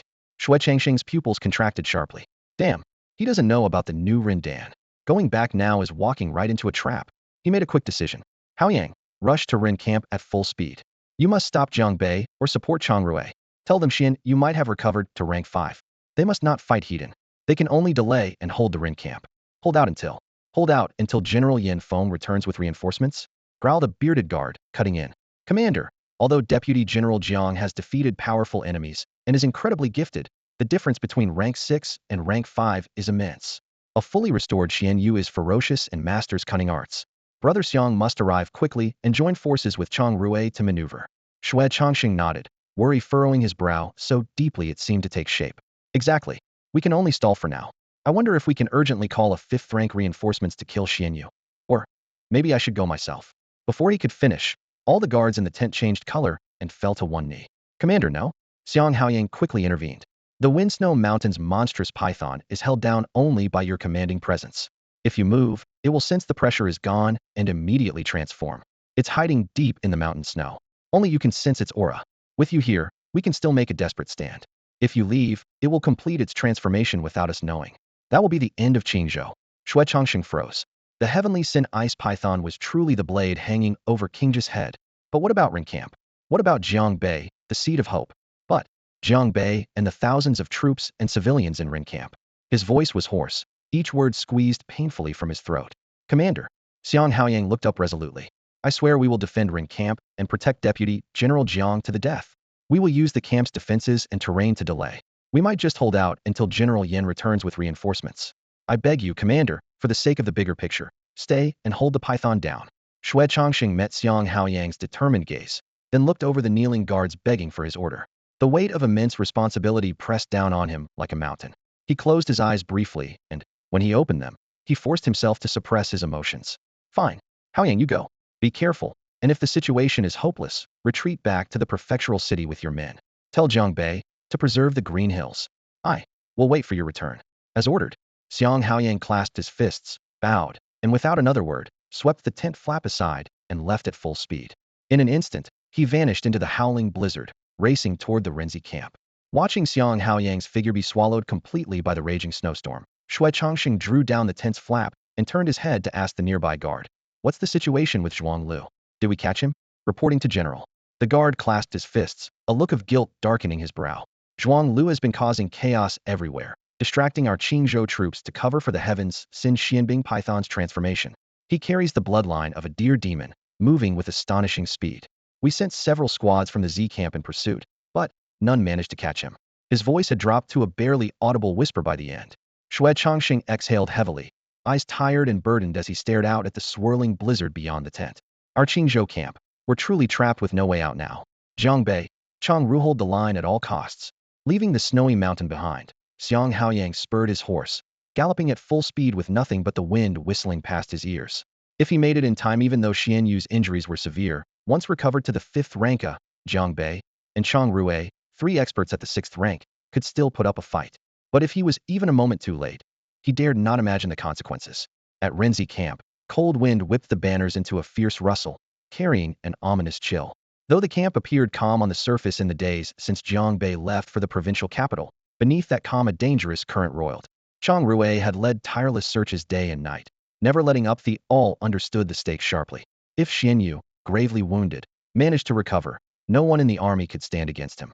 They had to find him before that happened. At that moment, a slender figure hurried across the frost-covered ground. Her azure robe fluttered fiercely, brows knit deeply with indelible worry. It was Yuro. She went straight to Chang Rui, who was inspecting the training grounds, and bowed in greeting. Lord Chang, my husband has been gone to the province capital for several days without any word. I cannot help but feel anxiety in my heart. Is he truly safe on this journey? When Jiang Bei rushed out of camp that day, he only said he was heading to the capital for urgent affairs. Now several days had passed without news, leaving Yuro restless and sleepless. Chang Rui stopped at her voice and turned around, a stern face softening into a faint smile. Stroking his beard, he calmly said, Sister-in-law, rest assured. Brother Jiang's journey is not perilous, it's fortunate. The general personally summoned him to commend his heroic feat of turning the tide in Xianyang City and slaying Bado Feng, planning to reward and promote him. It's a great honor, there's no danger. At most, he will return triumphantly the day after tomorrow. Yu Rao's tightly wound nerves finally relaxed, a visible breath of relief escaping her lips. The tightly clenched edge of her garment loosened with it. I see. Thank you for telling me, my lord. I can rest easier now. Before she finished speaking, sudden commotion arose at the camp gate. Wind and dust swirling, Wang Ming rushed into the training grounds, saluting with clasped fists. My lord, your subordinate has returned. How did it go? Chang Rui's gaze sharpened. Wang Ming wiped sweat from his brow, panting as he replied. On the border between Xianyang and Pingyang prefectures, and all the surrounding villages and hills, we combed through every inch inside and out. There's no trace of Xian Yu's vanished into thin air. He must be hiding somewhere extremely secret to heal. Chang Rui's expression darkened even further. He lifted his head to look at the heavy, leaden clouds overhead and spoke in a low voice. As expected, he's cunning. If we can't find him soon, by our previous estimates, in 2 or 3 days at most, he will have healed and returned to the terrifying power of the 5th rank. Speaking of which, his tone deepened with urgency, hoping Brother Jiang would return from the provincial city soon otherwise before he could finish whoosh. A savage horn blast pierced the air, shredding the camp's silence like a rift in the underworld itself. What followed was an overwhelming roar of fury, the thunderous clashing of weapons, and blood-curdling screams chilling to the bone, all sweeping wildly from the west. Explosions of blood-red light erupted along the ramparts, dust billowing into a crimson tornado. Chang Rui and Wang Ming instinctively looked up, only to see a scarlet storm soaring skyward at the horizon.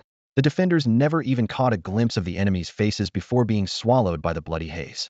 Amid the smoke, a towering shadow flickered in and out of sight.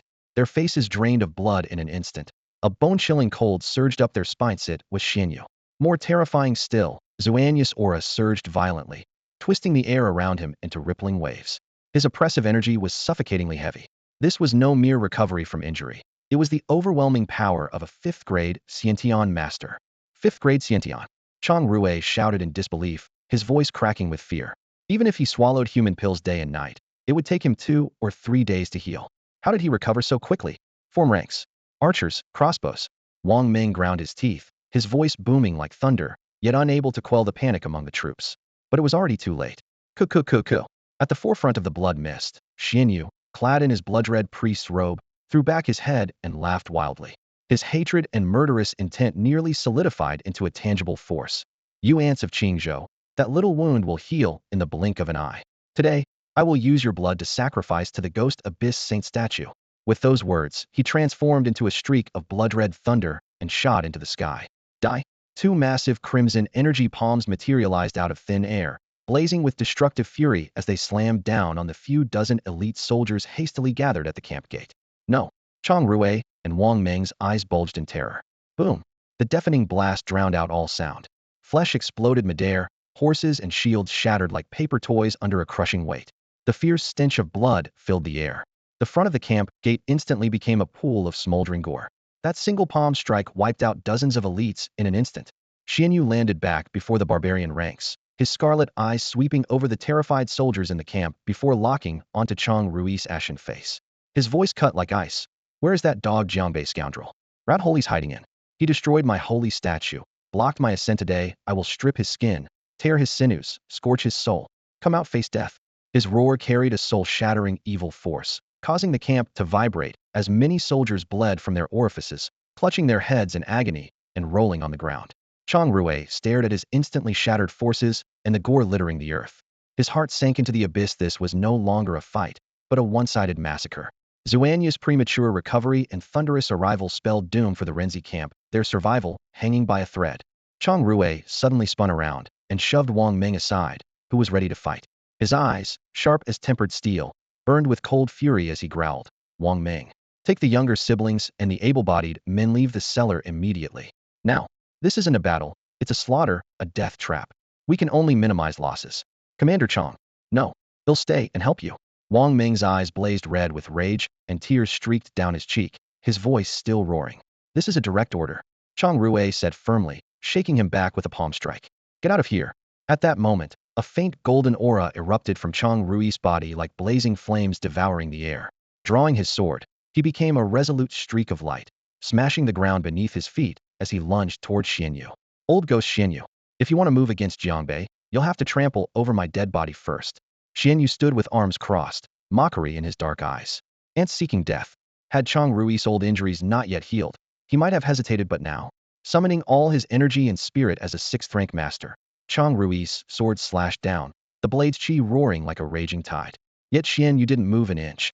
He simply flicked his fingers.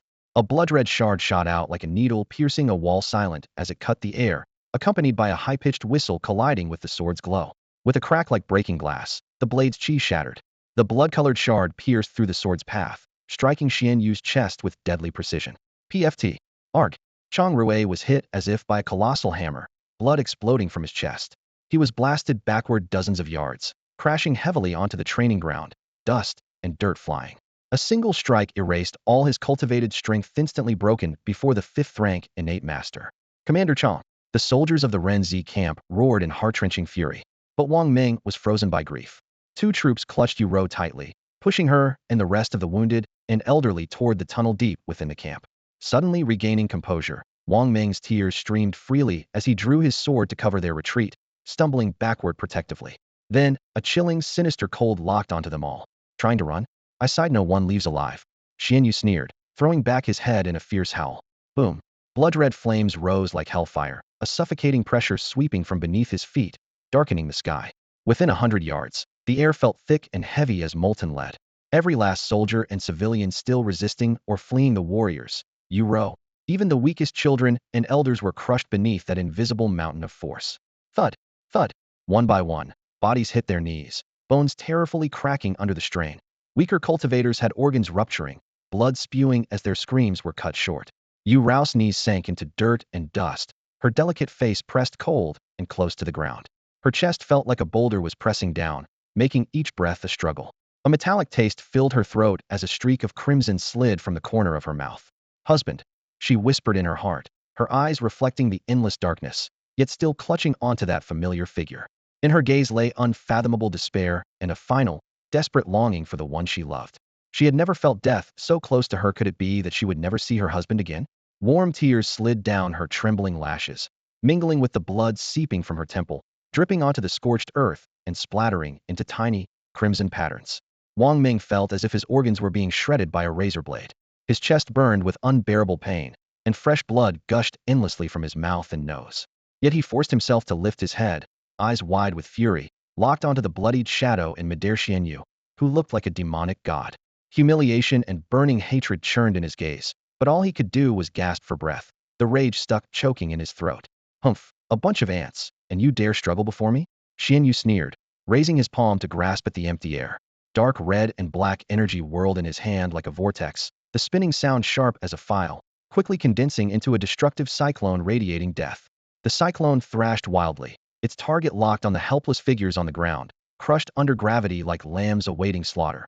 Wang Ming, Yu Rou, and all the soldiers and civilians of the Renzi camp. You, how dare you? From a distance, Chang Rui's eyes shrank in horror. He forced his battered chest to rise from the rubble, struggling to stand. Oh ho, still able to get up? Looks like I've been too gentle. Xian Yu coldly laughed, holding the cyclone steady with one hand. His other palm descended from the sky. Boom. Rocks exploded, dust billowed. Splat. Chang Rui's barely raised body was slammed back down with immense force, his limbs and head sunken into the earth. Blood sprayed like mist, and he was powerless to rise again. That's better, obedient little ants. Xian Yu looked down on them all, a sick joy burning deep in his pupils. Too bad Jiang Bei isn't here. Otherwise it would be a pleasure to let him watch me kill you ants with his own eyes. Before he finished speaking, the cyclone in his palm suddenly accelerated, spinning like a raging dragon. Crimson-black blades of energy surged outward. With a fierce swing, he hurled it downward. In an instant, the cyclone exploded in size, blotting out the sky, spreading waves of annihilation. Wherever it passed, rocks shattered, air was torn apart by shrill howling winds. In moments, the entire Renzi camp would be reduced to a bloody mist. A moment of desperate crisis. A piercing, clear, timeless wail suddenly tore through the battlefield, like the ringing of metal and iron across ages. Then, a streak of crimson gold flame shot through the sky. Faster than sound, beyond the limits of the eye, it surged toward the all-consuming destruction cyclone. The sword's spirit gleamed with righteous fury, determined to cut through all evil and burn away the world's darkness, ripping open the thick blood clouds. SSSK? There was no deafening explosion, only the crisp sound of leather being sliced by a blade. Xian Yu's eyes contracted sharply as he watched his once feared cyclone be effortlessly pierced by the fiery golden streak, like a fragile paper illusion. The stream of light precisely struck the cyclone's core, causing a violent explosion of elemental energy. Red flames roared, devouring the fading power. Boom. The cyclone violently convulsed, the raging energy inside forced to detonate. The spherical energy mass collapsed inward before shattering into countless crimson shards and chaotic winds. Shockwaves howled outward, whipping up dust storms. At the same time, the terrible gravity pressing down on Wang Ming, Yu Rou, and all the soldiers and civilians of Renzi camp suddenly receded like a retreating tide. Cough, cough, cough. The survivors, gasping and coughing violently, struggled to catch their breath. The crushing pressure that had threatened to tear their chests apart instantly lifted, yet every bone in their bodies still throbbed, as if struck by a heavy hammer. They staggered to prop themselves up, their terrified gazes all fixed on the direction from which the sword's deadly light had come. The rising smoke and dust slowly parted like a curtain. Through the haze emerged a tall, imposing figure, engulfed in a killing intent so icy it suffocated, and radiant true energy burning like a scorching sun piercing the sky. He strode swiftly on the wind, each step causing the ground to tremble faintly. His dark, glimmering Xianlin scale armor clung tightly to his frame, and his cloud-stepping Qilin war robe rustled fiercely. Under the glow of his true energy, the Qilin embroidered on the robe seemed ready to leap from the cloth. Husband. Yu Rao's beautiful eyes instantly blurred with tears, barely daring to believe that figure etched into her heart was truly standing before her again. Relief from near death mingled with deep anxiety surged through her. Lord Jiang, Wang Ming shouted hoarsely, his eyes blazing fiercely. It's Jiang Bei's back. Chang Rui lay bloodied and helpless, unable to rise. When he lifted his gaze, a sharp shock rattled his chest, but deeper anxiety overtook him. The enemy was a 5th-rank innate Xinyu. Even though Jiang Bei had reached the peak of 6th rank, wielding only a flying sword, it was nearly impossible to defeat a fully empowered 5th-rank foe. Coming here alone wasn't it certain death? At the same moment, Xinyu froze in shock. The sword strike that shattered his proud assassination technique in an instant caused his pupils to contract sharply. Yet when the figure of the sword's master emerged from the dust and mist, his shock twisted into madness. A savage grin crept across his lips as he howled toward the sky. Ha! Heaven favors me. Jiang Bei, you reckless little pest. I was just fretting over how to find you. And here you are, delivering yourself right to me. No need to search. Today, before these mere ants, I'll rip out your soul and refine your spirit, avenging the desecration of my sacred statue and the obstruction of my Tao.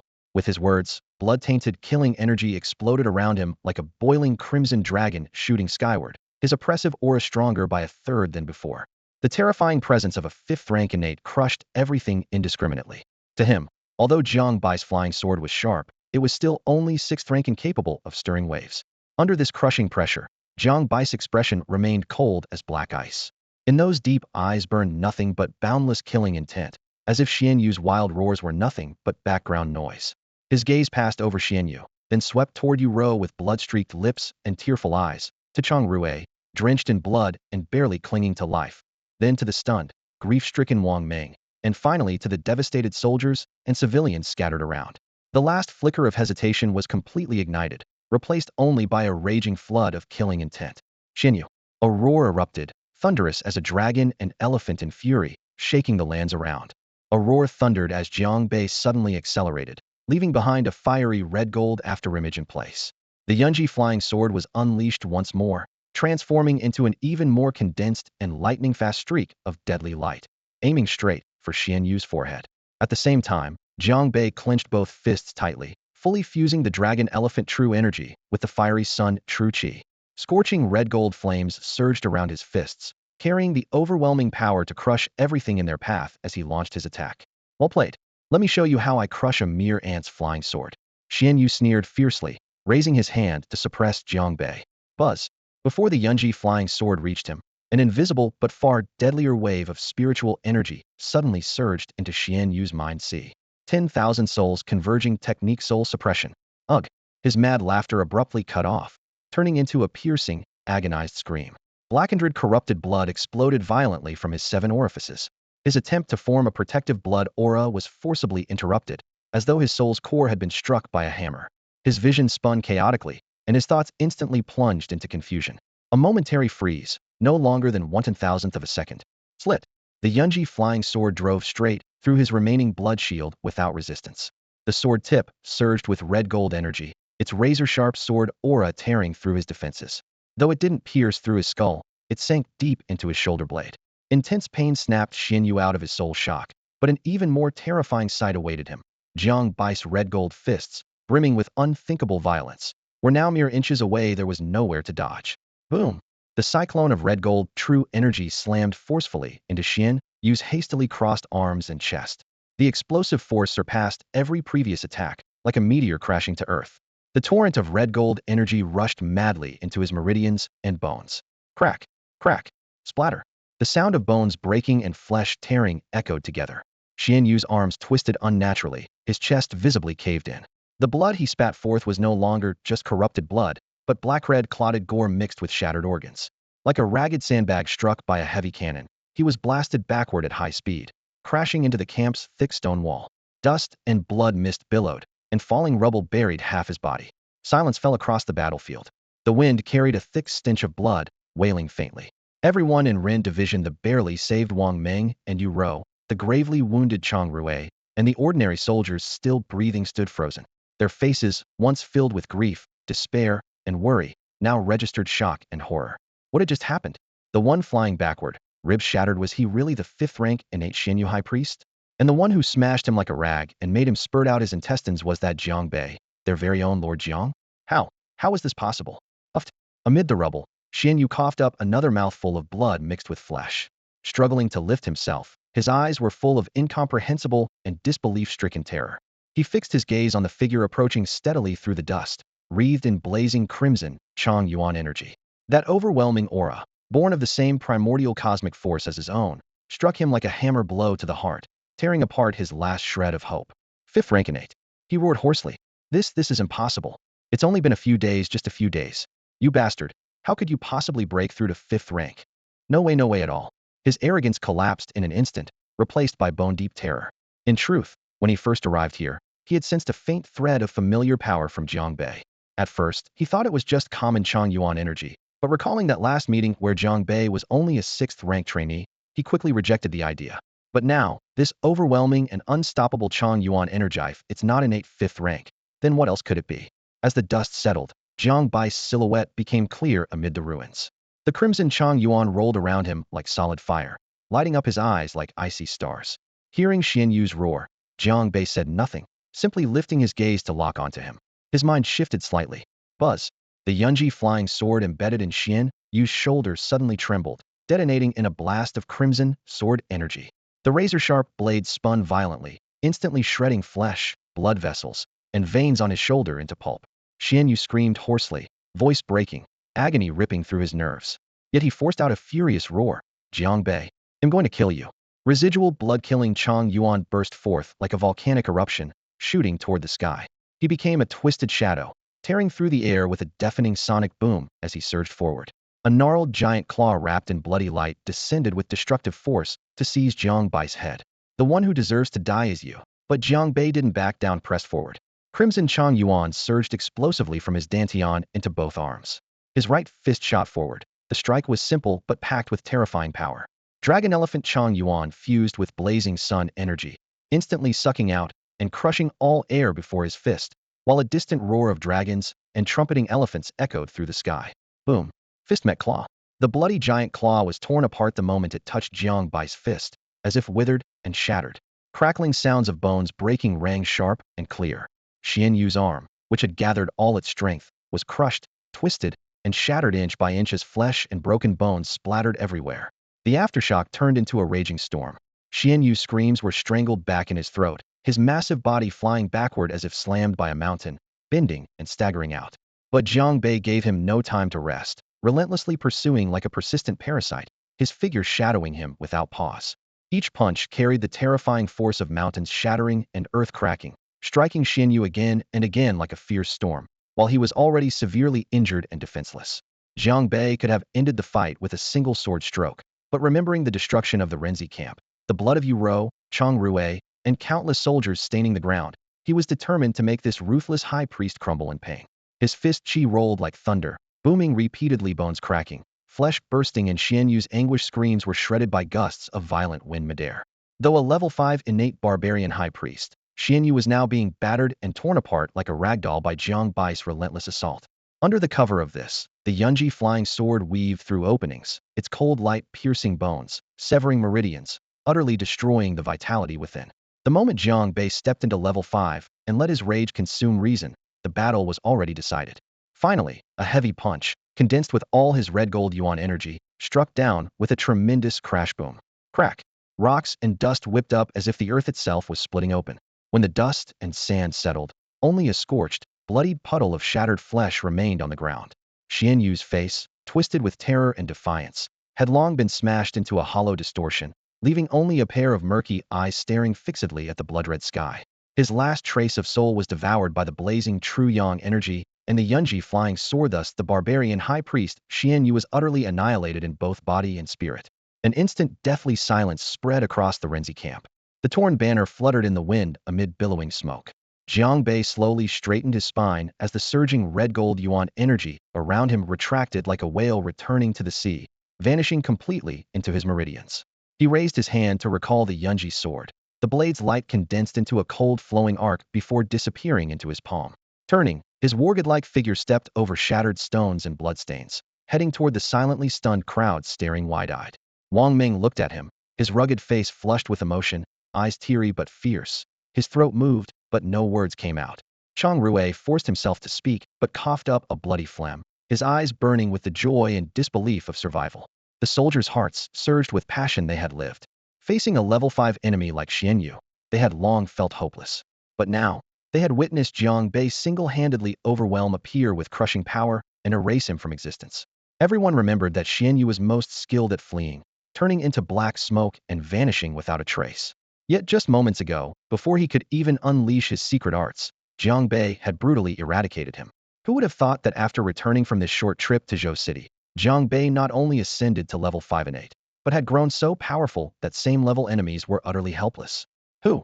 Husband Yu, ignoring the bloodstains and ripped armor on her body, staggered forward and grasped Jiang Bei's arm tightly, tears streaming down. I thought I'd never see you again. Jiang Bei raised his left hand, still unstained with blood, gently wiping away the tears and dirt on her cheek. The eyes that had been cold as black iron just moments before now held only warmth and tenderness. He lowered his head, his voice low and resolute. It's all right now, Ruer, he whispered. With me here, they'll never let anyone hurt you again. Giddy up, giddy up. Meanwhile, Xiang Haoyang was racing toward the Renzi camp, nearly whipping the precious dragonblood colt bred by the Qingzhou unit until its skin was raw and bleeding. The dragonblood colt's hooves beat a relentless rhythm like drums, kicking up swirling dust, while the air was torn by piercing howls. Xiang Haoyang leaned forward, clinging tightly to the horse's back, his whip flashing wildly. His heartbeat thundered in his chest, almost deafening. The closer he got to the Renzi camp, the clearer the roaring fierce wind and trembling vibrations became. This terrifying commotion was no ordinary feat. Xiang Haoyang furrowed his brows deeply, certain beyond doubt that Xian Yu had fully recovered and was attacking the camp. Jiang Bei and Chang Rui were likely already locked in battle with him. Faster, even faster, he growled hoarsely, nearly snapping his whip handle. Panic surged within him like an icy flood, chilling every organ. Jiang Bei, Chang Rui, you must hold on. Just as the horse's hooves were about to cross another hill, the deafening roar abruptly stopped. The world dropped into a suffocating, oppressive silence. Xiang Haoyang's breath caught. The fight was over? Already? Could it be that Jiang Bei and Chang Rui had? His knuckles turned white, unwilling to imagine what kind of hell awaited beyond the ridge. After cresting the hill, the shattered Renzi camp came into view. Walls had collapsed, smoke and dust billowed in the air that still crackled with residual fierce energy, and the pungent stench of blood assaulted his nostrils. Xiang Haoyang slammed on the reins. The dragonblood colt neighed sharply and came to a stop. His eyes swept quickly across the camp. There was no sea of corpses as he had feared. Instead, many soldiers were staggering up with each other's support, faces pale with shock, but burning with exhilaration and desperate relief. A familiar figure suddenly appeared. Chang Rui. His face was deathly pale, bloodstained, supported by 2 soldiers, but alive. A wave of relief rushed through Xiang Haoyang's chest. Nearby, several soldiers carried a bloodied, mangled, severed head past. Xiang Haoyang glanced instinctively and his pupils constricted sharply. The twisted, grimacing, unblinking face belonged to the barbarian high priest, Xian Yu. Xian Yu was dead? The shock threatened to tear his mind apart. Forcing his breath steady, he followed the soldier's gaze toward the center. Jiang Bei stood like a spear amid the ruins. His cloud-stepping Qilin robe was spotless and fluttered sharply in the wind. What shocked Xiang Haoyang even more was the faint but palpable fierce energy rippling around Jiang Bei. Primal 5th grade, fierce energy. Jiang Bei had broken through. Under the peak strength of Xian Yu, he had forced his way into 5th grade and beheaded him. A storm of emotions surged in Xiang Haoyang's chest, soon replaced by uncontrollable joy. Qingzhou unit had gained another 5th grade warrior. Brother Xiang. Chang Rui finally noticed him and called out hoarsely. Jiang Bei also heard the voice and turned toward them, striding over. Old brother Xiang, why are you here? Xiang Haoyang took a deep breath, steadying the storm raging in his chest, and spoke urgently. Jiang Bei, the general-in-chief sent me on a critical warning. The barbarians have delivered a new type of Rindan to Xianyu, far more potent than before. His recovery to 5th rank will be significantly accelerated. The general is deeply worried about your safety and that of the Renzi camp. He commanded me to come here at all costs. I never expected. His gaze fell on the battered head lying on the ground, then caught sight of the lingering chi ripple around Jiang Bei. Suddenly, his face broke into a flash of excitement and elation. I never imagined you. You've already stepped into 5th rank ahead of time. And you personally slew this fiend. Our Qingzhou camp finally has another pillar of the sky. Jiang Bei retracted his chi and nodded. So that's why Xianyu's recovery was so rapid. Fortunately, I arrived in time, otherwise the casualties would be unthinkable. Brother Xiang, how is the situation with the general? Chang Rui quickly seized the moment to ask. Yes, how's the front line holding? Xiang Haoyang's expression hardened as he answered in a low voice. Sigh? That Tianzue Xian ice python is probably about to transform any moment.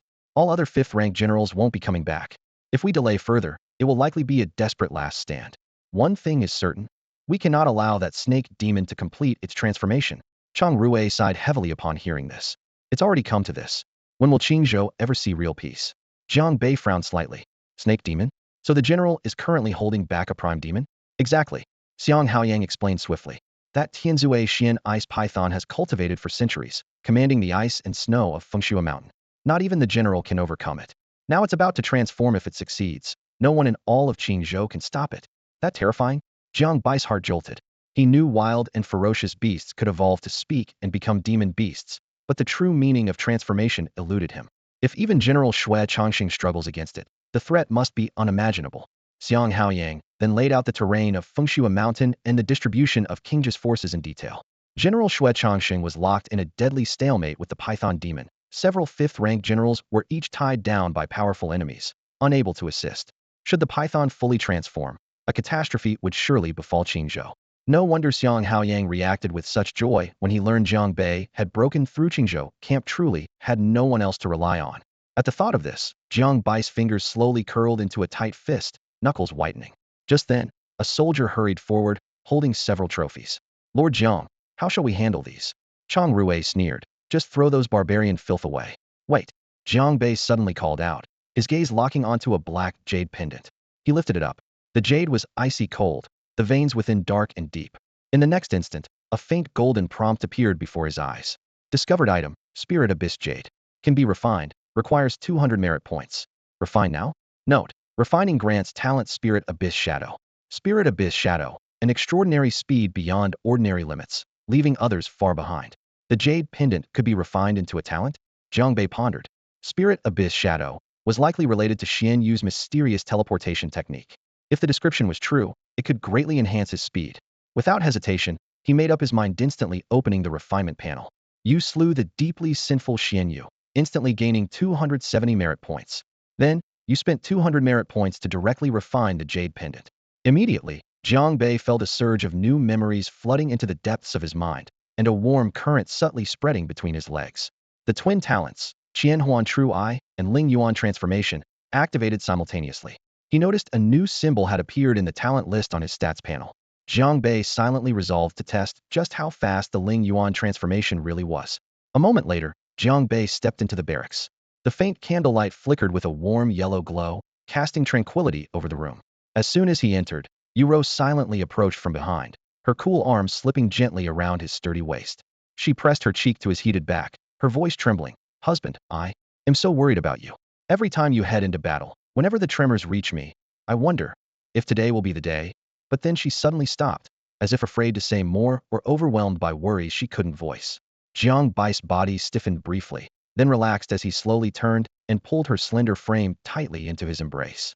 He didn't offer empty comforts. Instead, he lowered his head and rested his chin on her hair, voice steady and resolute. I know you're scared, Ruer, but every time I go out, I come back. Yuro looked up at him with eyes blurred by tears and full of tenderness. You always say that, but this world is so dangerous, blades flashing, enemies closing in. You carry a burden like a mountain on your shoulders, struggling on the edge of life and death every day. When will we have a calm place, somewhere safe, where we don't have to worry so much? There will be, Jiang Bei said, gently wiping the tears from her face with his thumb. Though his voice was low, every word struck firm as rock. Ruer, I am your husband. Protecting you is my foremost duty. But now, I'm not just Jiang Bei, I am also the deputy commander of the Qingzhou battalion. He paused briefly, his gaze drifting toward the smoke spreading beyond the camp. Qingzhou was on the brink of chaos, the people living in fear like lambs waiting to be slaughtered. Once that Xian Bing python revealed itself, the city would be destroyed, its people perish. Brothers of Battalion Renzi. Even all of Qingzhou would have nowhere to hide. Wearing the Qilin war robe and holding the military command, the heavy responsibility weighed down on his shoulders. If I only seek peace for my own family while demons run amok and the land shatters, I cannot accept such peace. I would never be able to keep it. What I want is to secure this land beneath your feet first, so that I can truly protect you. Ruer, trust me. Yu Rou stopped crying, lifted her face. Tears stained still there, but her gaze grew steady. She whispered, I trust you. No matter what storms come, you are my husband, and I will always trust you. I will be here waiting for your safe return. All right. Jiang Bei smiled gently for the rarest moment and held her close, as if shielding all the raging storms beyond the door. Half an hour later, Jiang Bei left the barracks, thinking to himself, he'll test the speed of Ling Yuan transformation. Next, I hope it won't disappoint. Without hesitation, he left Battalion Renzi, and with a focused thought, he unleashed the Cloud Shadow Step. His figure streaked like lightning, tearing across the sky. Boom. At that moment, his speed was like a thunderclap splitting the horizon apart. Jiang Bei moved through the northern mountains as before, relying on his Yunying step, but this time, empowered by the Lingyuan shadow transformation talent, his speed skyrocketed several times over. In the blink of an eye, he had flown tens of miles along the winding forest paths, leaves swirling beneath his feet without time to settle.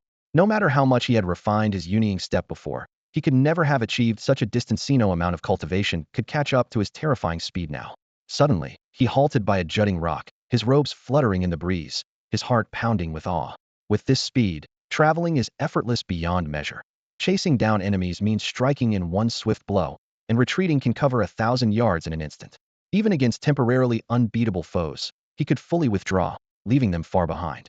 Touching his nose, Jiang Bei thought wryly that this unexpected talent was like a trump card he could flip at any moment, a satisfied smile curling at the corners of his lips as he prepared to leave.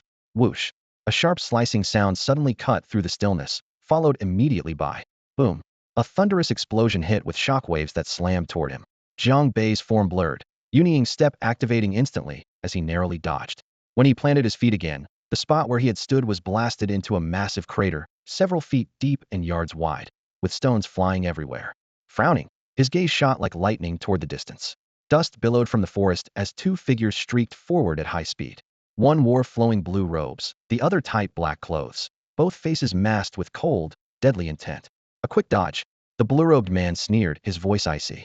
I plan to catch you at Ren Camp, but running into you now saves trouble. We'll finish off the others at Ren Camp, too won't take much effort.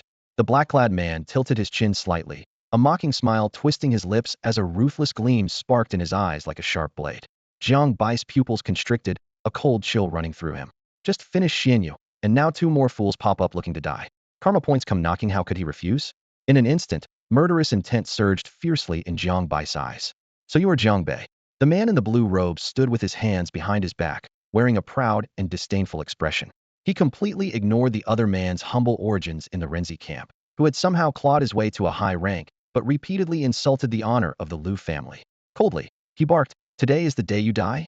The man in black sneered harshly. "What's the point of talking to a corpse? Bring me his head, and I'll grant you a swift death." Before he finished speaking, his figure suddenly lunged forward. His right palm instantly transformed into a huge black claw, ridden with bone-chilling cold wind, tearing through the air to strike at the crown of Jiang Bai's head. Still, the man in the blue robe remained calm and unfazed. Both he and the man in black were formidable experts at the 6th grade Great Refining realm, known for their ruthless and cold-blooded killing methods. Once he struck, Jiang Bei would surely die. In the black-clad man's eyes, he already saw the horrific image of Jiang Bai's brain splattering in the next moment. However, facing this grim reaper-like attack, an icy light suddenly flashed in Jiang Bai's eyes, yet his body did not even move. A roar rang out, tearing through the sky. A cold snort thundered like lightning. Suddenly, the dormant Qi Jin innate Gaoyuan inside Jiang Bei exploded forth, releasing a tremendous oppressive aura. The charging man in black's expression changed abruptly from ferocious to shock and fear. In his eyes, he clearly saw the blazing Qi Jin flames swirling around Jiang Bai's body, almost tangible and truly breathtaking. What terrified him even more was the undeniable fact that this was a real 5th grade innate Gaoyuan. 5th grade. The man in black's heart clutched violently, hopeless panic flooding over his entire body. Jiang Bei casually raised his hand, his index finger slicing lightly through the air. A sharp sound like SHHH rang out. It wasn't the deafening clash of swords, but a razor-sharp Qi Jin sword energy shot explosively from his fingertip. Empowered by the 5th grade Gaoyuan, the sword energy's cutting power was even more fierce and piercing. The black-clad man's claw, covered with sinister black Gaoyuan energy, was fragile as paper beneath the sword light. Along with his wrist and forearm, it was sliced clean off, the wound scorched black and glossy like a mirror. Immediately, the Qi Jin flame gushed from the severed arm like sparks hitting an oil barrel, quickly engulfing the entire limb in a devouring blaze. The man in black howled in pain, but his scream was swallowed by the raging fire the moment it began. In an instant, the 6th grade great refining expert turned into charred ash, scattering in the cold wind without a trace, leaving not a shred of flesh behind. Instant kill. Instant death. Not even a bone left. The atmosphere around them suddenly grew heavy and tense. The man in the blue robe's eyes opened wide. His face, once full of arrogance and contempt, was instantly overtaken by fear. Trembling all over, his eyes nearly bulged out. 5th grade. He muttered in disbelief. Jiang Bei is really 5th grade. What kind of joke is this? Jiang Bei only recently stepped into the 6th grade. How is it possible he's broken through to the innate realm? The man in blue's mind was filled with a mix of shock and doubt. A 5th grade strength in the Qingzhou camp, and such a young one at that? A monster, an utter monster. Gasping for breath, losing all reason, he turned and fled desperately, completely abandoning his previous arrogance. His fleeing figure gradually vanished into the cold wind, pursued relentlessly by the shadow of terror. He summoned every ounce of strength he had, pushing his speed and agility to the limit. The man in the blue robe fled wildly through the forest, desperate and disoriented. His earlier arrogance when coming to kill Jiang Bei completely vanished. Now he looked like a beaten stray dog. Trying to run? A cold voice exploded right behind him. A faint gleam shot from Jiang Bai's feet in an instant. His innate skill Lingyuan's shadow transformation suddenly triggered. His figure blurred into lightning, instantly overtaking the blue-robed man who was charging ahead, and he suddenly blocked his way. The speed. The blue-robed man's heart shattered. He barely had time to think before instinctively slamming out a palm. But Jiang Bei clenched his fingers tightly. Crack. Ah! A piercing, agonizing scream echoed. The entire palm was crushed into a bloody pulp. Pain swept over him like a wave. He dropped to his knees, pounding his forehead frantically on the ground like a desperate man smashing garlic, sobbing and crying. Please spare me, sir. Please spare me. I was blind. I offended your heavenly authority. I swear I'll tell everything. It was my family. The Liu clan sent me. The Liu clan? Jiang Bai's eyes darkened sharply. Again with your Liu family. Tell me, who sent you? Who was that person just now? Before the question finished, the blue-robed man's pants instantly soaked through. He wailed incoherently. It was the eldest young master. Liu Tianxing, the eldest young master of the Liu family. He ordered us to take your life. The one who just died was Wei Wuchang, the deputy leader of the blood martial sect. It was all arranged by the eldest young master. It's got nothing to do with me, sir. Blood martial sect? Wei Wuchang. Suddenly a fierce and furious shout came from behind. Xiang Haoyang arrived like a storm gale, first casting a sharp glance at Jiang Bai's murderous gaze, then staring fixedly at the kneeling man. His face darkened drastically. Jiang Bei. On my way here I saw bloody footprints and charred ashes all over the ground. It was you. Jiang Bei nodded calmly. Yeah, careless fools. He said that man was the deputy leader of the blood martial sect. I took him out without a second thought. Xiang Haoyang sucked in a cold breath, furrowing his brows deeply. The blood martial sect. That demonic cult has wreaked havoc in Qingzhou for years. Its followers practice evil arts and commit all sorts of atrocities. The provincial government and Qingzhou army have pursued them for years, but never wiped them out. How did their deputy leader sneak here? And Liu Tianxing, the eldest Liu clan's son, is behind this? He suddenly stepped close to the blue-robed man, his voice booming like thunder. Spill it. Where are Liu Tianxing and the leader of the blood martial sect now? What are they plotting in secret? Speak up. The blue-robed man nearly fainted from fright, crawling and trembling. In Dafeng capital. I'm just following orders. All I know is they're conspiring something big. I really don't know details. The eldest young master hides his movements carefully. He only said he was using the treasure land in Dafeng City for some purpose. The rest, I truly don't know. Please spare my life. Spare me. Dafeng capital Liu Tianxing Li Wanhun. A heavy, ominous shadow descended over Xiang Haoyang's mind. The Liu family heir and the notorious demon sect leader conspiring together and hiding in Dafeng capital near the Renzi camp. They are surely brewing a catastrophic disaster. A fierce gleam flashed in Jiang Bai's eyes. His fingers clenched again. Crack. Another one of the blue-robed man's intact arms was broken off brutally. His wails pierced through the woods. Jiang Bai's voice was cold as a frosted blade. Worthless. Then lead the way. To Dafeng capital. He glanced at Xiang Haoyang, a fierce battle intent flickering in his eyes. Since they were nearby, He might as well see with his own eyes what kind of spectacle this eldest son of the Liu family and the leader of the blood martial sect were putting on. The situation at Qingzhou camp was urgent. Jiang Bei desperately needed a large number of merit points to improve his cultivation. 5th rank was strong, but far from enough to face the bloody storm ahead. The Liu family and the blood martial sect held firm in Dafeng Prefecture, which was undoubtedly a rich mine of merit points. And on top of that, Liu Tianqing, eldest son of the Liu family, actually dared to send someone to kill him? Then he would see for himself who would fail to greet the dawn first. While the world feared Liu Tianqing, Jiang Bei never flinched. Anyone who dared move against him would pay with the life of the Liu family's eldest son. Xiang Haoyang caught the bone-deep murderous intent radiating from Jiang Bai's eyes and realized the matter left no time to lose. Taking a deep breath, he nodded firmly. Let's go.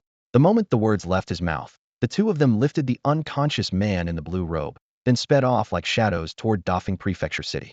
Night cloaked Dafeng Prefecture City in stillness, as quiet as death. At the city's heart lay a sprawling, secluded mansion chilling to the bone. Passing through layers of side courtyards, the innermost alchemy chamber burned bright as day. Flames roared against the walls, casting twisted shadows. The air reeked of sulfur, burnt flesh, and heavy medicinal odors, an unbearable stench. In the center of the chamber stood a towering alchemy furnace dozens of feet tall, spewing crimson flames. Runes carved along the furnace walls writhed like living things, and as the fire roared, agonized howls pierced the air. Clearly, what was being refined inside was no ordinary medicine.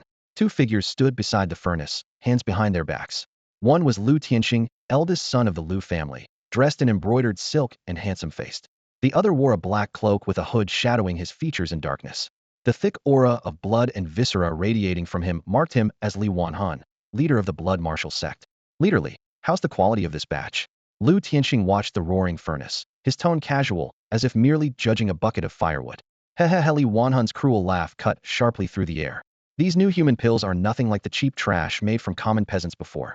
This batch is all peak warriors, none below 9th rank, some 7th ranks mixed in. Their medicinal power is several times stronger than last time. The barbarians over there will be more than satisfied. Lowering his voice cautiously, he added, but this time the commotion is quite big. Though Dafeng's garrison is weak, we can't rule out interference. Once the pills are finished, they'll have to take the troops away immediately. We can't linger here. What's there to fear? Liu Tianqing scoffed, contempt flashing in his eyes. Qingzhou camp is in chaos now. Shuechangsheng is tied up battling that frost snake demon. His few capable 5th ranks are either stuck cleaning a mess at Haisha River or guarding other borders. Who in Dafeng can stop us? Li Wanhan remained uneasy. The Renzi camp is nearby. That Jiang Bei, recently appointed deputy demon suppression general, even led people to level Baoxiang Temple. I doubt Wei Wuchang and the others can take him. Liu Tianqing laughed darkly, sneering, Jiang Bei? Just a lucky mud farmer. Liu Chun and Brother Wei are 6th rank grandmasters. Killing him is like slaughtering a pig or dog. By now, he's probably been torn to pieces and tossed on Renzi camp's mass grave to feed the dogs. A mere warrior who got lucky to climb to 6th rank dares to provoke the Liu family? Sending someone to deal with him was already putting on a big show of mercy.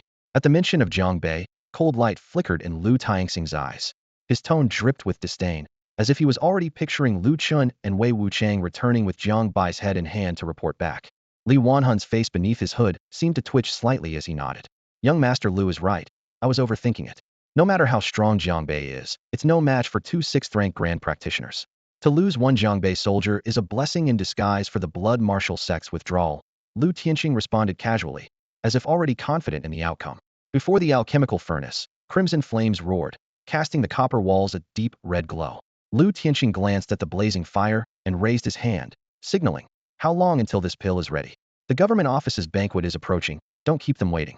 Li Wanhan checked the time, his eyes shifting between the fire and the changing color of the medicinal liquid. About half an incense stick left. Once the pill's aura turns a molten red gold, it will be finished. It won't delay your departure for the banquet. At the mention of government office banquet, a flicker of something eerie yet respectful gleamed in the eyes beneath his hood. Young Master Liu, the guests invited, are they really from the heart of the Demonborn? I've heard their power is unmatched. Even generals in Qingzhou camp fear them. Truth or rumor? We'll see with our own eyes soon enough. Liu Tianqing smirked knowingly. The Demonborn threw down big resources to hold Shuechangsheng back and ensure the heavenly sin frozen python completes its transformation. This envoy is said to be unfathomable, stationed in Qingzhou. If Shuechangsheng wants to escape, he'll have to think twice. He chuckled lightly. As for Qingzhou camp, they're nothing but crickets after the autumn harvest. A sharp intake of breath escaped Li Wanhan. He pressed on. If Qingzhou really is shaken to its core by the Demonborn, And that frozen python, what will happen to your Lu family? Where the nest is destroyed, no egg remains intact. Lu Tianxing's smile faded, replaced by a grave seriousness. This tide of events is unstoppable by mortal hands. The Lu family has already made contingency plans. We'll seize every advantage we can from this chaos, open channels, and when the winds turn, we'll withdraw to safeguard our roots. He did not say where they intended to go, but his meaning was clear. Qingzhou wouldn't be their permanent refuge. Li Wanhun remained silent, secretly calculating retreat paths. The blood martial sect, rootless as always, could find shelter anywhere once the benefits were secured. Lu Tianxing looked back at the furnace, noting the medicinal liquid had steadied. He moved forward. It should be ready soon. Boom. A thunderous explosion shattered the night, causing the entire mansion to tremble violently. Immediately, the clashing of weapons, crumbling bricks, and the shouts and screams of guards erupted chaotically. Enemy attack. Strong oppo. A scream was abruptly cut off. Lu Tianxing's face turned pale. What's happening? With so many experts posted as guards, how could they be overwhelmed so quickly? The enemy is fierce. We can't. A bloodied servant staggered into the pill room. But before he could finish, a brutal blast tore through the courtyard wall. Crash. The heavy iron gate and part of the wall were blasted off by a violent force, sending rubble, dust, and wind surging inside. Amidst the swirling smoke and debris, two figures stepped into the courtyard like blades slicing through the night. Lu Tianxing and Li Wanhun looked out together, their gazes fixed on the newcomers. Leading was a man clad in a kiln-patterned battle robe, a black cloak draped over his shoulders, radiating an overwhelming presence. In his hand, he carried a blood-soaked corpse. Those deep, piercing eyes swept over the blazing alchemical furnace and the faint, agonized screams emanating from within, erupting with an earth-shattering killing intent. It was none other than Jiang Bei. The firelight flickered across his cold, hard profile. Blood still dripped from between his fingers, a grim reminder of the body he carried. Lu Chun. Right behind him, Xiang Haoyang's entire being surged with intense energy, his rage threatening to burst forth. His gaze locked onto Li Wanhun as he hissed each word through clenched teeth. Li Wanhun. So it's really you. Dare to betray and side with the barbarians, coming here to forge human pills. Scoundrel. The alchemical furnace roared, filling the air with a stinging smell of burnt flesh. Lu Tianxing's once proud expression drained completely to ashen gray. Jiang Bei. He's not dead. What terrified him even more was that both Lu Chun and Wei Wuqing's sixth-rank grand alchemist had fallen beneath Jiang Bai's feet, shattering all his assumptions. Li Wanhun, his hood shadowing his face, froze for a moment. He knew Wei Wuqing's cultivation well. If even he was silently taken down by Jiang Bei, that was terrifying. A dark glint flashed in his eyes, quickly replaced by a lethal resolve. He had almost reached the threshold of innate mastery and believed he might yet kill these two. The courtyard fell into a brief, heavy silence. The furnace's flames lashed against the iron walls like wailing demons. Xiang Haoyang stepped forward a pace, his fury igniting with his aura as he bellowed. Lu Tianxing. Li Wanhun. The Lu family truly has no shame. Colluding with the blood martial sect's fiends to refine human pills for barbarians on our human lands. Do you even respect the laws of the king or human decency? Once the Grand Commander and Prefecture Lord investigate, your entire Lu family will be wiped out, not a single one spared. Hehehe. Xiang Haoyang. A miserable stray dog from the Qingzhou camp dares bark so fiercely? Li Wanhun sneered harshly, a sinister aura swirling at his sleeves. So what if you're sixth-rank grand alchemists? I've slain more than one of you. Young Master Lu, let's strike together. Kill this troublesome fool first, then deal with that brat. Before he finished, his entire body burst into a crimson shadow, his fingers like iron hooks aimed straight for Xiang Haoyang's heart. The distance was less than 10 feet, the air tearing with a shrill roar. Xiang Haoyang's eyes widened in horror as his aura surged, preparing to block. Seeking death. A cold whisper drifted past him. Jiang Bai's figure vanished suddenly, leaving only a blurred afterimage caught in the flames. In the next instant, he appeared before Li Wanhun's claw strike with lightning speed, striking first. No flashy moves, just a single, iron fist wrapped in blazing red-gold energy, sinewy and solid, crashing straight down. Boom. The deafening blast sounded like thunder crashing to earth, green bricks of the courtyard wall shattering into fragments. The blazing red-gold energy swept across, instantly vaporizing Li Wanhun's dark, corrosive aura into black mist. A storm of aura howled, dust swirling, flames whipping backward. The cruel smile frozen on Li Wanhun's face instantly transformed into boundless shock and terror. He suddenly felt an overwhelming, unstoppable, terrifying force surge through his arm bones like a raging torrent. Crack, crack. The sickening sound of shattering bones erupted one after another. Li Wanhun's agonized screams instantly changed pitch. The moment the crimson gold fist energy struck his right arm, it was pulverized into a spray of blood and bone fragments. The recoil slammed into his chest, collapsing his ribcage and causing blood to spurt wildly. His whole body flew backward, crashing heavily against the blazing furnace wall behind him. The lingering energy unleashed a violent shockwave that gouged a deep, brutal crater in the ground. Once proud and untouchable, Li Wanhun now hung like a broken rag on the scorching furnace wall, with a sunken chest, shattered arm, blood pouring from his mouth and nose, and only despair and confusion left in his eyes. His breathing was shallow and erratic, his fighting spirit utterly shattered. Xiang Haoyang was dumbfounded. His scalp tingling. This was his first time witnessing Jiang Bei in action. Total domination, absolute annihilation. Though Li Wanhun hadn't truly reached the nascent stage, he had lingered on the brink for years. Normally, a fifth-rank cultivator would at least trade several blows in battle. But facing Jiang Bei, he was destroyed like a common dog with a single punch.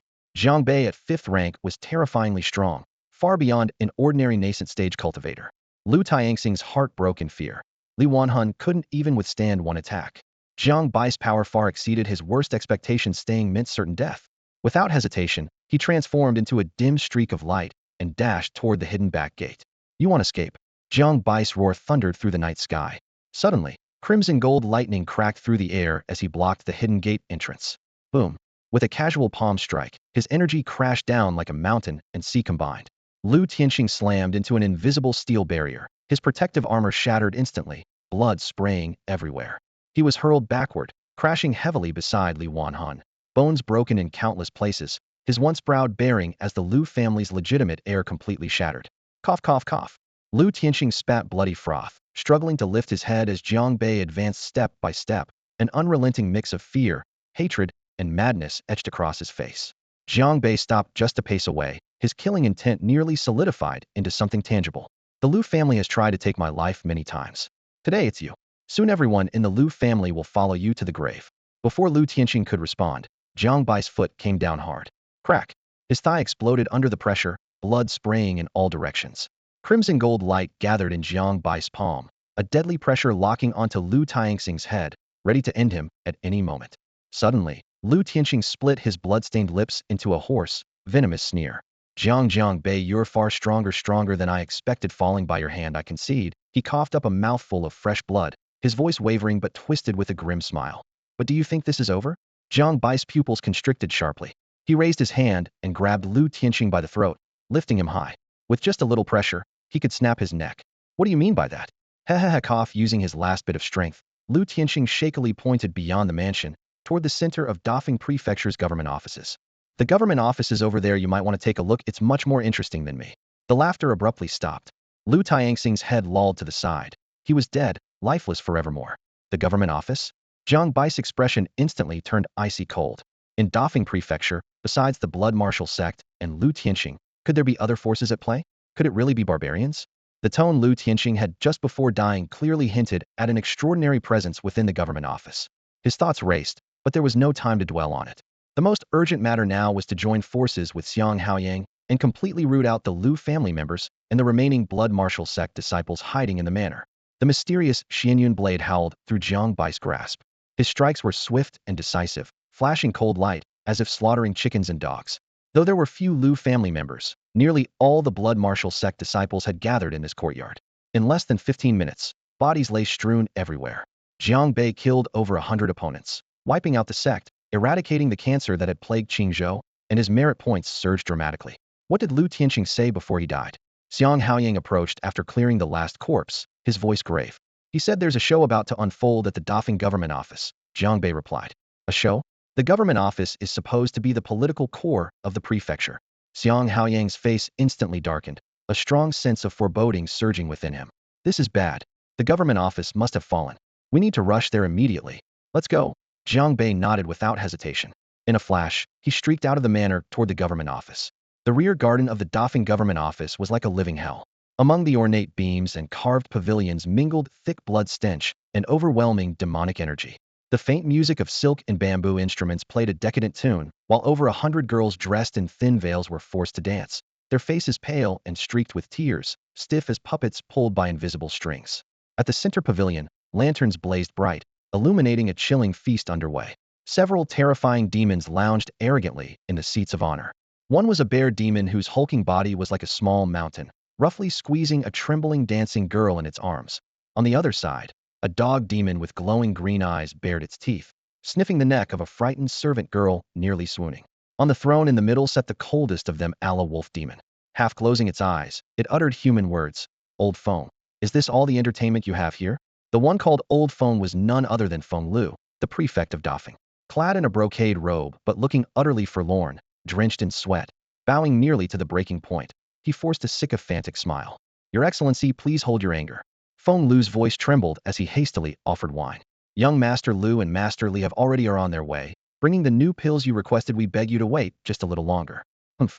Those barbarian pills better taste good, or else all our trouble coming down the mountain will have been for nothing. If this is all the hospitality you can offer, the wolf demon's gaze grew even colder. Then this Dafeng government need not exist. Fine, cause a disturbance so the Qingzhou camp can see. Lazily ignoring the wine, its powerful wolf claws snatched up a charred chunk of roasted meat from the table and stuffed it into its mouth with a crunch.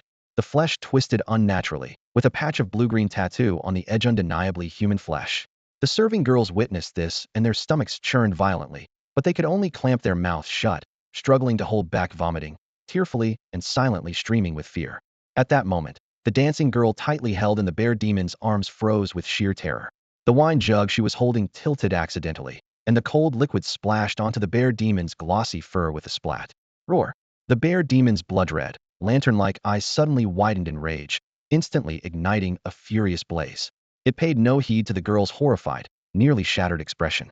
Like a lightning strike, its massive bare paw shot out and grabbed her neck with crushing force. You wretched thing! The deafening roar thundered like a clap of lightning, chilling to the bone. Then came a sickening crack that sent shivers down everyone's spines, abruptly cutting off the girl's scream as blood sprayed wildly. The petite dancer's body was violently torn in two by the savage bear claws, her innards and blood gushing out like a fountain onto the ground. The bear demon opened its blood-red maw without hesitation, stuffing the mangled limb into its mouth. Chewing sounds grotesquely echoing. Feng Lu was immediately struck with utter terror, his legs buckling as he nearly collapsed to the floor. Nearby, several demon minions sneered and growled mockingly, "Trash! Idiot!" But the wolf demon, seemingly sensing entertainment, turned its eerie green eyes to the pale-faced Feng Lu and sneered, "Prefect Feng, what are you afraid of? Fresh blood and flesh are the finest delicacies of our kind. Why sit aside quietly, neither drinking nor tasting a bite? Could it be you disdain your brother's feast as unclean?" Feng Lu broke out in a cold sweat and stammered denial. "No, I dare not. Your Excellency, please calm your wrath. I am simply not hungry." Humph. The wolf demon abruptly rose to its full imposing height, its massive bulk pressing down like a mountain upon Feng Lu. "I see you're deliberately refusing, looking down on our demon feast. Today, it'll make you experience this flavor." With that, it grabbed a piece of roasted meat dripping dark red blood from the table, clearly a human's lower leg. The wolf demon stalked over to Feng Lu and pressed the piece, exuding a smoky burnt aroma mixed with bloody stench, against his tightly closed lips. "Eat." The single word crashed down like thunder. The overwhelming demonic power pressed down on Feng Lu like a physical force, making it almost impossible to breathe. His heart pounded like a drum. He knew if he refused, his fate would be far worse than the dancer's horrific end. Tears streaming, utterly desperate, he shut his eyes tightly. Under the wolf demon's iron clamp grip, he had no choice but to open his mouth and allow the human leg meat to be shoved in.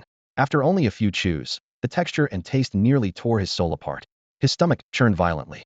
Stifling a retching sound, Feng Lu vomited up bits of meat and stomach acid. His whole body convulsed fiercely as he collapsed, writhing helplessly on the ground like a dying fish. The wolf demon burst into raucous laughter. "Ha ha ha, good. What a nice spit-up. Prefect Feng, you really know your place." But before the laughter even faded, the wolf demon coldly fixed his gleaming green eyes on Feng Lu again. "Old fellow, I find your roasted meat bland and tough, tasteless to chew. Fresh meat is far superior. Now, bring me a newborn baby." These words cast a chilling silence over the garden, freezing everyone to their core. The girls forced to dance suddenly froze, forgetting to cry, only feeling an icy dread rising from within. Use babies as food? The cruelty of these demons utterly shattered the limits of human decency. "No, Your Excellency, absolutely not." Feng Lu pleaded in terror, his voice trembling. Feng Lu felt as if a bucket of cold water had been thrown over him. He raised his head in despair, his face drained of color, lips trembling.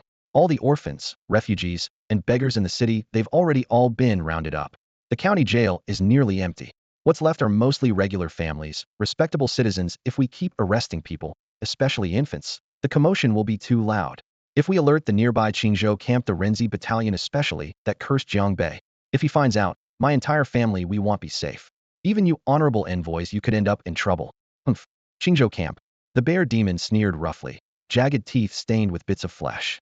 It had just shoved the last chunk of torn limb into its mouth, licking the fresh blood from its claws, and interrupted Feng Lu with a hoarse grunt. We're here to cover the transformation of the divine punishment, Xian Ice Python. If we don't stir up some noise, how else can we distract them? And who's this Jiang Bei to us? Just a low-level camp officer, daring to boss me around? I don't care. I want the tender meat. If you can't get it. Bang. The furry giant's massive paw slammed down on the table, shattering it and scattering dishes. The bear demon pointed and roared at Feng Lu. Then use your grandchildren as collateral. Feng Lu's knees buckled, as if his spine had been drained of strength. He collapsed into the blood and filth on the floor. His official robe was soaked through. He knew there was no way out. These demons saw him as less than an insect. Yai's your servant will obey. His throat was dry and rough like a broken bellows. Summoning his last strength, he shouted toward the garden. Captain Zhang, where are you? Footsteps came quickly. A pale-faced, sturdy man stepped forward. Zhang Peng. Feng Lu dared not raise his eyes, staring blankly at the ground. His fingers trembled, barely able to force out his command. Go do as the envoys ordered. Get to the youngest and most tender. Yes, sir. Zhang Peng clasped his fists and strode off swiftly, the thin blood pooling under his heels. The hall was left littered with shattered cups, a huddled dancer in the corner, and Feng Lu sprawled in a stinking pool of gore, his vacant gaze like that of a corpse. The wolf demon lifted a cup brimming with hot blood wine to the brim and snorted softly, signaling to his companions. The real show is just beginning, brothers. Stay ready. This is only our first step invading Qingzhou. Lord Tianai was right. This cup's for you, little brother. The bear demon, dog demon, and the others raised their cups with a clash of fangs against Pottereating eerie toast. Outside the government office's front courtyard, the night wind was bitterly cold. Zhang Peng had just stepped over the threshold when Constable Lu Qi followed close behind. Boss, those beasts want to eat babies. Lu Qi's voice shook. All the city's orphans and beggars have been delivered to their table. Even the unregistered warriors were captured by the Lu family and the Blood Martial sect, all stuffed into that cursed elixir furnace. Now where do we even find more? Zhang Peng's face went pale as snow, his back soaked with sweat, veins bulging at his temples. He gritted his teeth and growled. Those damn demons and the magistrate actually want us to capture infants who have families? Haven't we already disgraced Dafeng Prefecture enough? Losing so many warriors and refugees, you think the Qingzhou Camp Renzi Battalion is blind? Jiang Bei is right next door. If word leaks and they discover demons hidden in the government office, your family, mine, even the magistrate's entire clan won't survive. We'd all be turned into minced meat. We can't just stand there doing nothing. What choice do we have? Lu Qi was on the verge of tears. You saw those demons inside. That bear monster tears people apart like paper. Even the magistrate was forced to eat them. If we don't go in, we're as good as dead right now. Either way, we're doomed, boss. What if Lu Qi's voice trembled so badly it warped? Suddenly, he grabbed Zhang Peng's arm and whispered urgently, what if we slip away and report this to the Ren camp? Let Jiang Bei come as the deputy general of the Qingzhou camp. He can wipe out those monsters. Zhang Peng's face instantly drained of color. He clamped a hand over Lu Qi's mouth, almost suffocating him. In the pitch-black alley, he scanned anxiously in all directions, afraid of the slightest sound. Once certain nobody was coming, he hissed, are you crazy? Yelling that loud will only attract every ancestor in there. Report it? Call Jiang Bei. Those creatures crawled out from the depths of the demon Vainstire, 100 times fiercer than those barbarians who caused trouble before. I barely looked at that wolf demon, and my calf cramped up. No matter how strong Jiang Bei is, he's still human. If we truly anger those beasts, before the Qingzhou camp even arrives, Dafeng Prefecture will be torn apart, and you and I will be skinned alive. He was about to scold further when, humph, you worthless trash.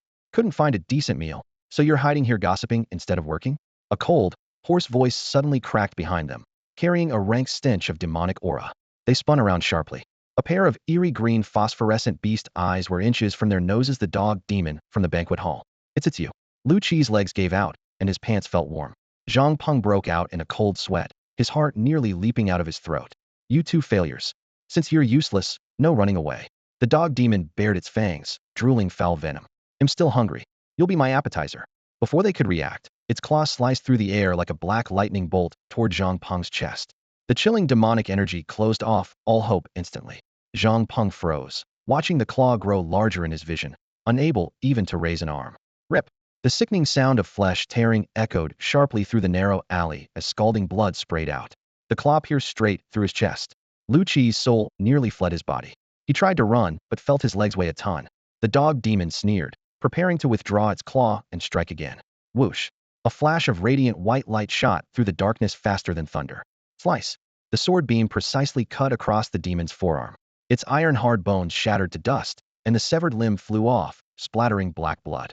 A howl formed and chilling exploded as a huge hand wrapped in blazing golden energy slammed down from the night, gripping the demon's head like iron pincers. Boom. A shockwave thundered like an earthquake and tidal wave. Crash. The head exploded on impact, blasting crimson and white shards everywhere. The headless demonic corpse remained frozen in a lunging pose for a moment before collapsing with a thunderous crash. Blood splattered everywhere as a towering figure stood firm like an iron tower, his cloud-stepping Qilin robe stained deep red with demon blood. Jiang Bei slowly relaxed his fingers, letting the limp dog demon's body slump at his feet. Lu Qi stood there dumbfounded, his face smeared with scorching demon blood, yet all he felt was a bone-chilling coldness seeping through his limbs. The dog demon that a moment ago had blazed with murderous fury, ready to devour him alive, was now a headless corpse oozing black, foul blood, and with a crushed skull. He struggled to lift his head, his pupils dilating nearly to rupture cloud-stepping Qilin robe. A young yet imposing face, it was none other than Jiang, the revered lord of Qingzhou camp. J. Lord Jiang. Lu Qi's voice trembled uncontrollably as he collapsed to the ground, his whole body shaking. Jiang Bai's gaze lingered briefly on him before transforming into two shards of ice, piercing straight toward the government office thick with demonic qi. What audacity! A thunderous roar exploded behind Jiang Bei. Xiang Haoying tore through the wind and lightning, first staring in shock at the remnants of the dog demon, then following Jiang Bai's icy stare deeper into the government compound, lights blazing everywhere, yet the air thick with evil spirits, as if a sinister banquet was in full swing. The majestic human prefecture's office had become a den for devilish beasts. Chest heaving, eyes burning with rage, Xiang Haoyang's voice quavered with murderous intent. This is outrageous. Utterly shameless. Feng Lu, that corrupt official deserves to be cut to pieces. Charge in. Jiang Bai's tone was icy and calm, devoid of joy or ire, filled only with overwhelming murderous intent. Before he finished speaking, he transformed into a flash of scarlet gold, tearing through the night toward the government office. In the back garden of the government office, oil lamps flickered as demons and monsters sat around. Feng Lu slumped on cold, greasy stone slabs, pale as death. Babies, they actually wanted babies. When rounding up beggars and refugees, he could deceive himself into thinking it was a necessary sacrifice, but babies were the flesh and blood cradled in parents' arms. It's over. Once Jiang Bei, the ruthless commander of the Ren camp at Qingzhou, learned that Feng Lu was dining with demons in the prefecture and aiding their evil by kidnapping infants, there would be no chance of survival. Whom to blame? Fate. This miserable world. Why did these cursed fiends pick Dafeng Prefecture? Why did Lu Tianxing and the Blood Martial sect also arrive? Heaven wants to destroy me. Stop crying and dancing, just die already. In his terror, Feng Lu heard a low snarl nearby.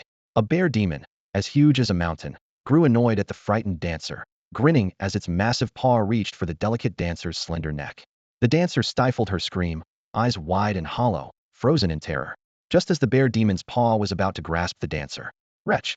A furious roar tore through the licentious air of the government compound like thunder from the heavens. Hiss! A stream of scarlet gold light shattered the window, blazing like fire and earth destruction. The bear demon hadn't even registered the attack before a fist wrapped in blazing yang energy slammed against its mountain-like chest like a charging dragon elephant in a flash. Puffed!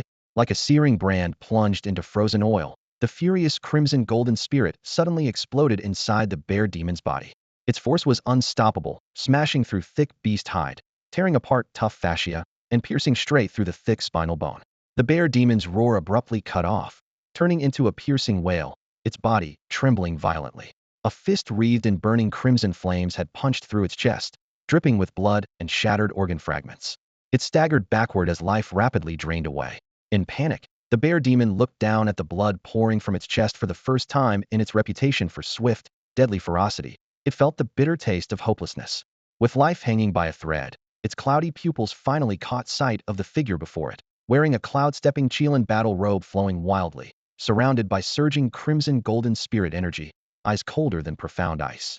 With a mighty crash, the massive body of the bear demon toppled and slammed into a pool of blood, kicking up dust and shards of bone. Inside the hall, all the demons fell silent, watching intently. The previously raging, arrogant demons showed shock and disbelief for the first time. Prefect Feng Lu was so frightened that his knees buckled and he collapsed, trembling violently as if caught in a storm. Jiang Bei stood amid the blood-soaked floor, killing intent rolling over him like a tidal wave. His gaze swept the scene, tearful dancers, plates of roasted meat laid before the demons, scattered limbs, and severed arms. Fury instantly flared in his eyes like a volcanic eruption, his murderous intent nearly tangible. These demons. This was his first direct encounter, and they were brutal beyond imagination. His chest heaved fiercely, and the resolve deep in his heart exploded. Today, not a single one of these demons would leave alive. Cloud-stepping Chilin? A bull demon cried out in grief and fury, while a wolf demon seated in the main seat abruptly locked his glowing green vertical pupils on Jiang Bei. A chilling aura burst forth like a tide, instantly freezing the hot blood spraying from the bear demon into sparkling ice shards. Such audacity!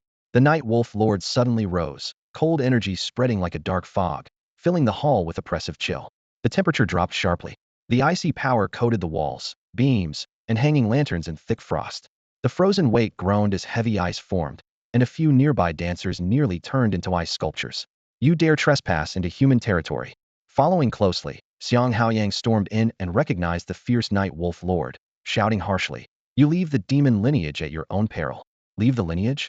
The Night Wolf Lord sneered, bloodthirsty killing intent surging in his eyes. This land of Qingzhou will soon belong to us demons. We plan to flatten your Qingzhou camp outskirts tomorrow, behead several generals, and raise our banner. But it seems you're eager to die fine by me. His glowing green wolf eyes locked tightly on Jiang Bei and Xiang Haoyang, his voice cold as a bone-chilling wind. You destroyed my bloodline and killed my top generals. Today, you'll use your flesh, blood, and souls to worship the death of Bear Pie. You'll wish you were dead. His roar shook the halls, immense demonic power erupting. A visible blue cold wave spiraled outward around the Night Wolf Lord. The ground immediately froze into smooth, mirror-like ice. The hall's thick pillars, carved beams, and hanging lanterns were encased in icy armor, groaning and cracking under the weight. The chilling power solidified everything around, nearly freezing several dancers solid. Trash, shut up. A thunderous shout shattered the silence. Jiang Bai's figure suddenly became a released arrow, surging forward with overwhelming energy, breaking through layers of mystical ice to appear before the Night Wolf Lord in an instant. With a heavy palm strike, Jiang Bei suddenly unleashed his force. Boom. The hall trembled as the 2-meter-tall giant of the Night Wolf Lord was slammed beneath the surface, flesh and bones shattering and flying, his blood splattering everywhere. A heartrending howl tore through the air, finally shattering the lewd atmosphere that had filled the hall moments before.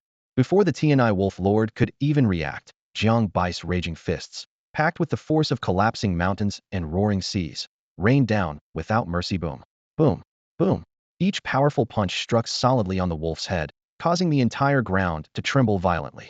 Rocks and dust mixed with blood splattered into the air, filling the space with a metallic, iron-like scent. Once brazen and proud, boasting he would kill the Qingzhou core generals and make them suffer worse than death, the TNI Wolf Lord was suddenly beaten so thoroughly that he couldn't even lift his head. Half his body was crushed deep into the earth like an iron nail hammered into stone, impossible to pull out. Everyone froze on the spot. Xiang Haoyang's pupils constricted sharply, his heart pounding wildly, as if trying to burst out of his throat. The TNI Wolf Lord, a great demon of the Yaomai. From the first glimpse, he had been terrified. Such a formidable demon sneaking silently into Dafeng Prefecture? The TNI Wolf Lord was a demon general, his strength rivaling a 5th-rank human warrior and often surpassing them in combat, thanks to his demonic body. Xiang Haoyang had already steeled himself for a bloody battle with Jiang Bei at the prefectural office. But who would have thought Jiang Bei didn't even need to make a move? Not even the TNI Wolf Lord could unleash a single strike before being crushed on the spot. Such godlike power Xiang Haoyang had never seen. Clearly, Jiang Bei was truly furious, his killing intent ignited completely by these demons' reckless disregard for human life. Beside him, Feng Lu was equally dumbfounded, staring at the scene with disbelief. Jiang Bei, this was Qingzhou Corps' newly appointed Deputy General Jiang Bei. When the TNI Wolf Lord had infiltrated Dafeng Prefecture, he had considered calling Jiang Bei for help, but feared even Jiang Bei couldn't match such a great demon of the Yaomai. Now, this scene utterly shattered his assumptions. Jiang Bei wasn't just strong, was far stronger than the Yaomai. Had he known, he would have sought aid from the Ren Corps directly and avoided committing such a grave sin. Master TNI, strike back. Save Master TNI. Kill this bastard. Only then did the remaining demons in the hall snap out of their shock. Furious at their leader's swift defeat, they screamed and attacked from all directions. 4 or 5 demonic shadows streaked like black wind, closing in on Jiang Bei. Get lost. Jiang Bei didn't even raise his head, his fists still hammering relentlessly, his voice bursting out like a thunderclap from his throat. Boom. An overwhelming pressure mixed with fierce energy exploded into a tidal wave, sweeping through the entire hall. Those demons were sent flying like broken kites, spitting blood. 2 or 3 demon bodies even detonated midair with a horrible blast, blood mist filling the skies. Within moments, those demons were either dead or gravely wounded. None could stand again. A collective gasp echoed through the hall. Demons who could wreak havoc in any Qingzhou prefecture were now scattered in heaps by just one roar from Jiang Bei. Were they truly demons? Or was Jiang Bei the demon? Bang! A deafening crash. Jiang Bei lifted the Tianai wolf lord from the deep pit with one hand before everyone's eyes. The wolf's face was beaten into a pulp, its features utterly twisted and mangled. Demonic blood kept streaming down from the forehead. The life force was drained to its absolute limit. The celestial night wolf lord couldn't even raise a hand, open its mouth, or open its eyes to look at Jiang Bei one last time. Turmoil roiled in its heart. Having left the Tsangua demon vein with its troops to infiltrate Qingzhou was originally a mission to hold off the 5th-rank forces of the Qingzhou camp, buying time for the sinful celestial ice python to take form. If successful, the demon tribe would gain an additional demon king out of nowhere, enabling future invasions of Qingzhou and land expansion without reservation. It only intended to rest briefly in Dafeng Prefecture, passing time with indulgence in drink and pleasures. Seeing Jiang Bei arrive, it didn't take him seriously at all, thinking that a mere swipe of its paw would crush him. But unexpectedly, the one who got crushed was itself. The celestial night wolf lord was certain if Jiang Bei hadn't needed to vent his wrath, it would have died in their first clash already. Boom! Jiang Bei threw another punch, smashing the wolf lord's head like an overripe watermelon, red and white fragments splattering everywhere. The mighty demon general was killed instantly, without ever landing a single blow. Jiang Bei exhaled a grim breath, letting the demon's blood flow down his wrist as his eyes swept the hall. The roasted meat on the table, the dismembered limbs and bloodstains of dancing girls on the floor stabbed painfully at his eyes, the fire in his chest still burning fiercely. He charged at the demons still clinging to life, slashing down the remaining few. Limbs and arms flew wildly, heads exploded in succession, the pungent stench of blood and gore flooding his nostrils. Only when the hall was filled with demon corpses, completely free of demonic aura, did the surge of his martial energy finally begin to settle. Now, Jiang Bei was not only a member of the Ren camp, but also the deputy general of Qingzhou camp and even of the entire human race's garrison. How could he stand idly by when demons were killing his people? If he were strong enough, he would wipe out every last demon to soothe the hatred in his heart. Where do you think you're running? Xiang Haoyang shouted fiercely, lunging forward to grab Feng Lu by one arm as he tried to slip away through a side door, slamming him heavily to the ground. Spare me, sir. Spare me.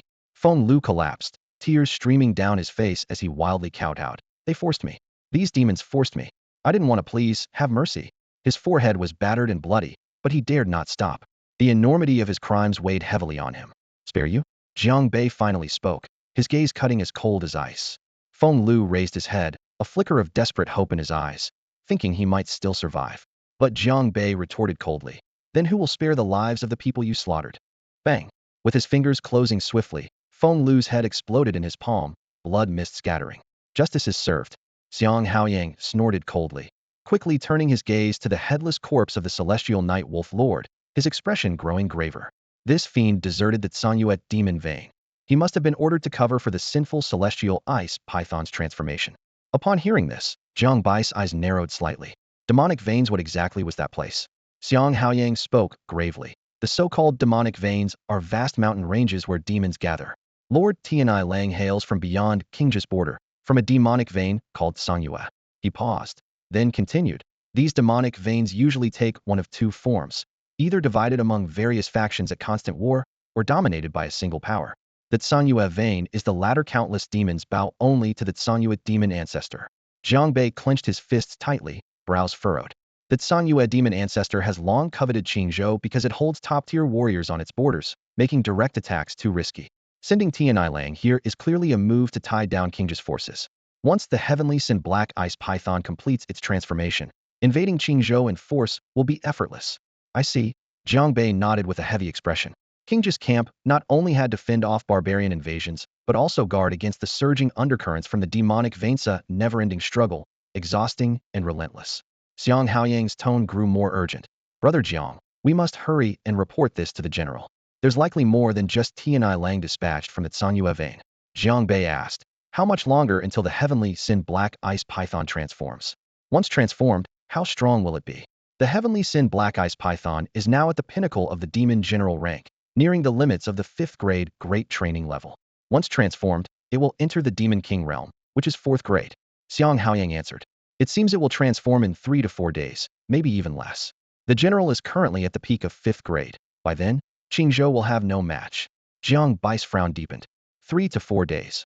All that's happened recently, the treasures of Baoxiang Temple, Xinyu, the Blood Martial sect, and now Tianai Lang has revolved around the rapid rise of the heavenly Sin Black Ice Python.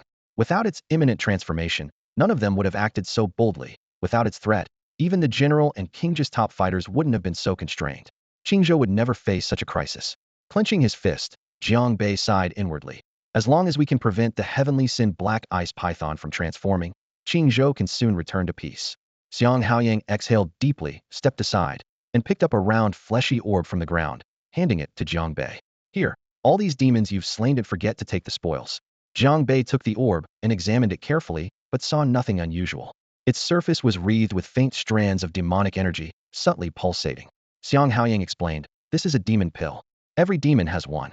High-quality demon pills can be refined into advanced elixirs, or even forged into weapons. A flicker of interest appeared in Jiang Bai's eyes, and without hesitation, he pocketed the demon pill. He then collected the demon pills from the other slain demons one by one. When he picked up Tianai Lang's demon pill, a prompt suddenly appeared before him. Item discovered, Tianai demon pill. Can be refined, requires 300 merit points. Refine now? Below the prompt was a note. Refining grants talent. Absolute Frozen Master's Frost. Gains a power surge in extreme cold with doubled attributes.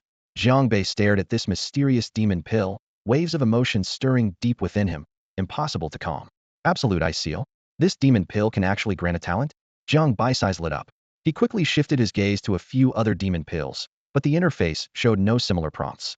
Clearly, only a rare few demon pills possessed inherent talents. Absolute Ice Seal, capable of bestowing frost power at the thought. He immediately connected it to the cold demon energy in the palm strike of the heavenly night wolf lord. Just a trace of it was enough to freeze the entire hall in an instant. The panel also reminded him, in extremely frigid and harsh environments, this power could surge dramatically, doubling its attributes. Such a great opportunity was obviously valuable, but this wasn't the right moment to refine it. After they left the government office, night still hadn't lifted. Jiang Bei suggested, dawn is coming. Let's continue tomorrow. Xiang Haoyang nodded in agreement. It's still dark now, so it won't delay us much. You just used a lot of energy, you should rest too.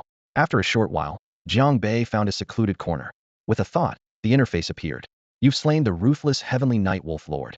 Merit points 400. You've slain bear demon. Merit points 360. You've slain dog demon. Merit points 340. You've slain Li Wanhan. Merit points 350. You've slain Lu Tianxing. Merit points 300. Martial arts. Xingtian skill perfect. Blood wolf blade technique level 5. Cloud shadow step level 4. Dragon elephant demon suppression skill perfect. Black iron dragon scale body level 3. Flaming sun skill level 4. Soul gathering spirit skill level 1. Innate spirit guidance technique level 1. Spirit sword technique level 2. Realm grade 5 minor practitioner. Merit points 4500. Talents 1000 illusions true eye, spirit abyss shadow transformation. Skills available for improvement. Innate spirit guidance technique requires 3600 merit points. Upgrade Black iron dragon scale body requires 480 merit points. Upgrade Blood wolf blade technique requires 320 merit points. Upgrade Cloud shadow step requires 160 merit points.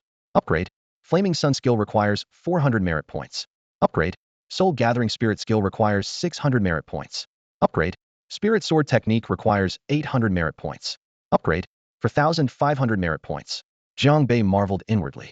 Just the heavenly night wolf lord alone gave him 400 points. Demons were quite lucrative. This trip to Dafeng Prefecture netted him over 4000 merit points. Without hesitation, he immediately spent 300 merit points to refine the heavenly night wolf lord's demon pill.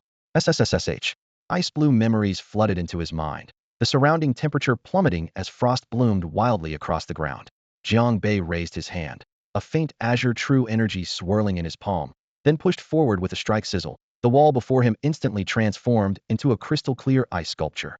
Not bad, he said with a sharp gleam in his eyes, gaining a new formidable attack.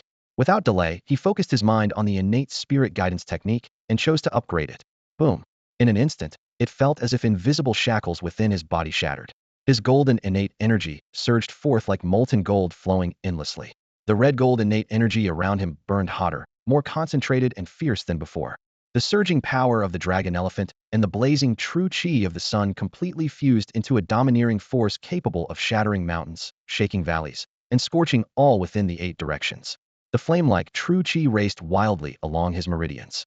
His muscles bulged instantly, veins tightening like steel cables and erupting with a savage strength far beyond before. His bones cracked sharply, sounding like iron blocks hammered repeatedly inside his body, heavy vibrations rolling through every limb and bone. At the same time, his 6 senses pushed to their limit could clearly perceive every pulse of the world's elemental energy in the air, rippling like waves. Jiang Bei suddenly opened his eyes, lightning sparks bursting in his gaze. He lifted his hand and clenched it. The wind and thunder forces of heaven and earth were drawn in, swirling into a twisted vortex in his palm. In that brief moment, he knew for certain had reached the 5th grade great training level. He sprang to his feet and unleashed all his newly gained power. His internal vital energy surged. The dragon elephant strength, blazing sun true chi, and the recently acquired frost power roared in unison. His fist gathered momentum, silently tearing apart the air. Boom! His punch struck down, shaking the ground. The ferocious energy stirred the night sky, making it swirl and roll, blasting a ring of searing white light through the darkness as if day had suddenly broken. Terrifying. Jiang Bai's heart stirred slightly. Now, I must rank among the top in all of Qingzhou. Just then, a name flashed sharply in his mind: the heavenly crime mysterious ice python. According to Xiang Haoyang, that monstrous python had surged in power due to the extreme cold of Fengshui Mountain. Born with mastery over ice, even Xue Changsheng was powerless against it. But now, Jiang Bei wielded the absolute ice seal frost power and could likewise double his strength in the frigid domain. Perhaps the balance of power was no longer as it once was. He clenched his fists, knuckles widening. It's time to set out and end the root cause of Qingzhou's chaos. But before that, there was one thing he had to do: turn to the Renzi camp. The heavenly night wolf lord came from the Tsanyuic demon vein. Deep within that vein, there might be a second great demon lurking. After Zuanya's destruction, the camp was shattered and defenseless. Ru'er couldn't protect herself, and Chang Rue and the others were severely injured. If more barbarian or demon forces launched another surprise attack, even a single 7th grade enemy could reduce the broken Renzi camp to ruins. As both husband and deputy commander of the garrison, he had to secure their safety first. At dawn, the sky showed the faint light of daybreak, with mist rolling gently. Jiang Bei looked up at the morning glow and took in a deep breath of the cold air. Side by side with Xiang Haoyang, they shot out of Dafeng Prefecture. The swift wind hissed past their ears as walls and watchtowers quickly receded behind them. Soon, they reached a fork in the road. I will go to Fengshui Mountain and report to the chief general about the demons descending from the Tsanyuic demon vein, Xiang Haoyang said solemnly, pulling his horse to a stop. Jiang Bei nodded. After I secure Renzi camp, I'll head to Fengshui Mountain. At this, Xiang Haoyang's eyes brightened before he nodded again. Jiang Bei was now a 5th grade great trainer. If he went to the mountain, his chances against the heavenly crime mysterious ice python would undoubtedly improve. Surely, the chief general would spare no effort to facilitate this journey once he learned of it. Jiang Bai's gaze steadied. Once you reach Fengshui Mountain, have the chief general send a 6th grade great trainer here. Renzi camp cannot be left unguarded. Then I will head to Frostwind Mountain and slay that celestial sin black ice python myself, Jiang Bei said calmly. Slay what? Xiang Haoyang almost thought he misheard. From his tone, Jiang Bei wasn't planning to join forces with the general to fight the enemy, but intended to go alone and directly kill the celestial sin black ice python. A sharp gasp escaped Xiang Haoyang. That was a ferocious beast even the general found helpless against. It hid deep within Frostwind Mountain and was nearly at 4th rank in combat strength. Where did Jiang Bei get the confidence? Quick! Suddenly a sharp command cut through his thoughts ahead. Several armored cavalrymen kicked up snow as they raced by. Soldiers from Camp A? Xiang Haoyang's expression stiffened. He spurred forward to block them. Who are you pursuing? One rider, a military leader, recognized Xiang Haoyang and immediately reined in to salute. Lord Xiang, reporting, Camp A and Camp B are chasing the Halferk Zhuang Lu under Captain Yao's orders. Halferk Zhuang Lu? He actually came here? Xiang Haoyang's pupils tightened. That's right. The leader gritted his teeth. That bastard causes trouble everywhere. Sometimes he sneaks into camps to assassinate. Other times he murders rampantly in the Fuqing city office. Knowing we can't catch him, he acts with impunity. That damn Halferk runs wild because of his speed. Xiang Haoyang clenched his fists until his knuckles whitened. Halferk? Jiang Bei raised an eyebrow upon hearing that. Xiang Haoyang lowered his voice to explain. Brother Jiang, you might not know Zhuang Lu is one of the celestial sin black ice python subordinates, a Halferk, a hybrid of demon beast and human. Though humanoid in appearance, he inherited the bloodline of the deer demon, ranks 5th grade in cultivation, and his speed is terrifyingly fast and hard to deal with. He left Frostwind Mountain early, like the pack of demon beasts with Lord Tianyi Lang, aiming to disperse the Qingzhou camp's forces. If we send 5th grade generals to chase him, he leads them on a wild goose chase. If not chased, he massacres cities to bait us out. Several fifth-grade officers have pursued him before, but never caught uponly witnessing his crimes helplessly. Jiang Bai's gaze darkened. Is there truly no one in Qingzhou camp faster than him? There is, but that's the general. Xiang Haoyang gave a bitter smile. If the general leaves Frostwind Mountain, Zhuang Lu will be delighted, and the celestial sin black ice python can transform peacefully on sight. At the thought, his face full of helplessness, it's disgraceful that the proud Qingzhou camp is tormented by a halferk to the point it can barely move, with countless civilians dead or injured. It's shameful even to admit. I see, then he'll take care of Zhuang Lu. Jiang Bei said calmly. Leave him to you? Xiang Haoyang shook his head quickly.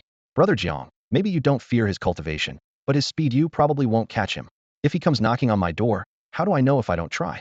Jiang Bei smiled faintly. Once his spirit abyss shadow inside activates, no one can escape his grasp, no matter how fast. Besides, I'm meeting the general soon. Showing up empty-handed looks bad. The general treats me well, so we'll bring Zhuang Lu as a gift. Before the words finished, Jiang Bei transformed into a dazzling golden light and shot into the sky, leaving Xiang Haoyang and the leaders standing dumbfounded. They exchanged looks full of disbelief. Catching Zhuang Lu as a gift? Isn't that a bit too heavy a gift? Chase. Quickly chase. Rescue Captain Ding.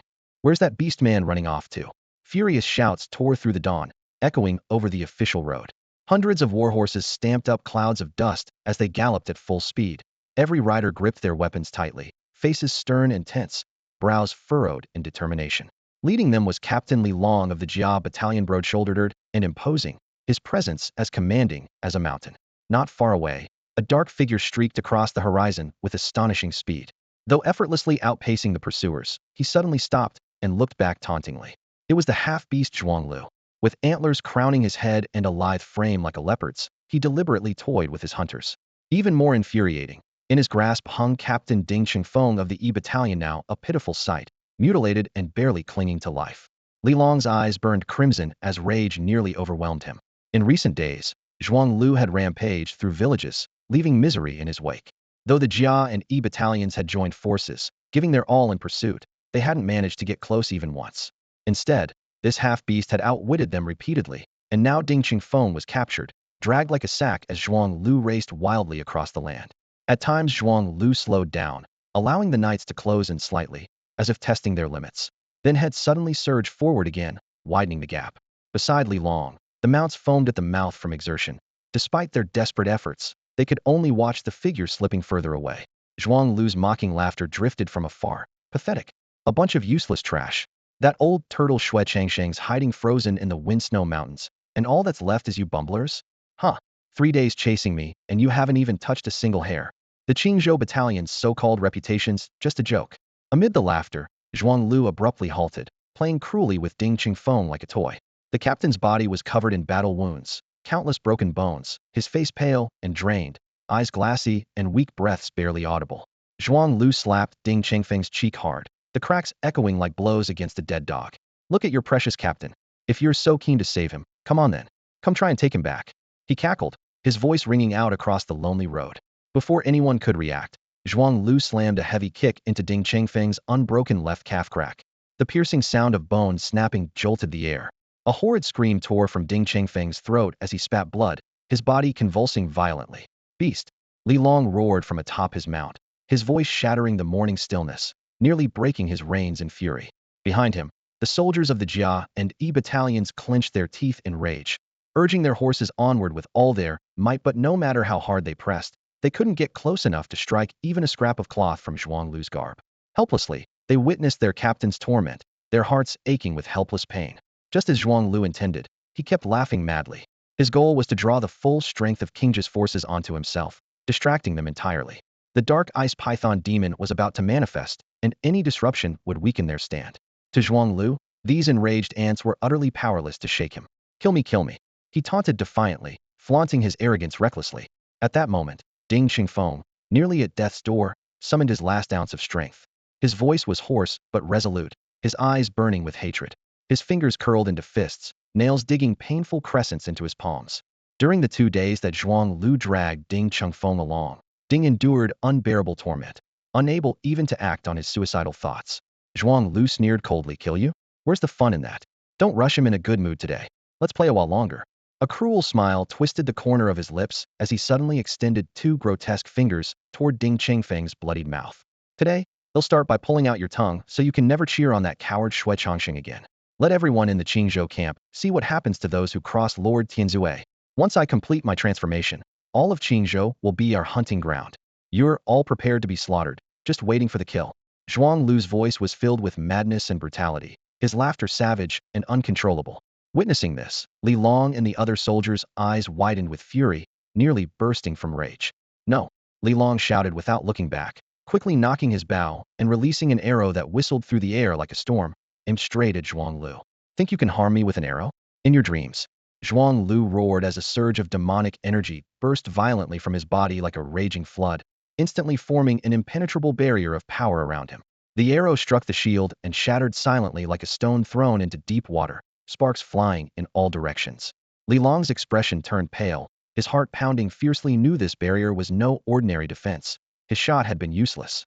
Meanwhile, Zhuang Lu's twisted, menacing fingers still reached toward Ding Chengfeng's bloodied mouth, accompanied by a foul stench, as if about to clamp down on his tongue at any moment. Li Long howled in desperation, spurring his horse forward with all his strength to stop him, but it was already too late. Seeing Ding Chengfeng on the brink of death, the soldiers' faces turned ashen, filled with a mixture of rage and anxiety. But just at this critical moment, whoosh, a sharp rush of wind suddenly tore through the air.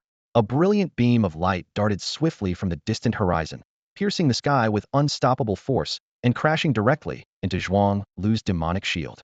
Crack, crack. Several fractures spread rapidly across the barrier, which suddenly exploded like paper tearing apart, fragments scattering everywhere. The streak of light didn't falter and struck down with deadly precision. Squelch. The sharp sound of flesh tearing echoed across the battlefield, blood splattering wildly. Zhuang Lu's right hand, just about to grasp Ding Chengfeng's mouth, was abruptly severed clean from the wrist. Arg! The agonizing pain from the severed limb tore from Zhuang Lu's throat in a blood-curdling scream, his demonic blood gushing like a fountain. His eyes bloodshot and white, pupils shrinking to needles, filled with bewildering terror and disbelief. He looked up and saw a sword of flying blade wreathed in blazing crimson gold flames. Before he could react, he kicked Ding Chengfeng away, then vanished like a ghost at lightning speed.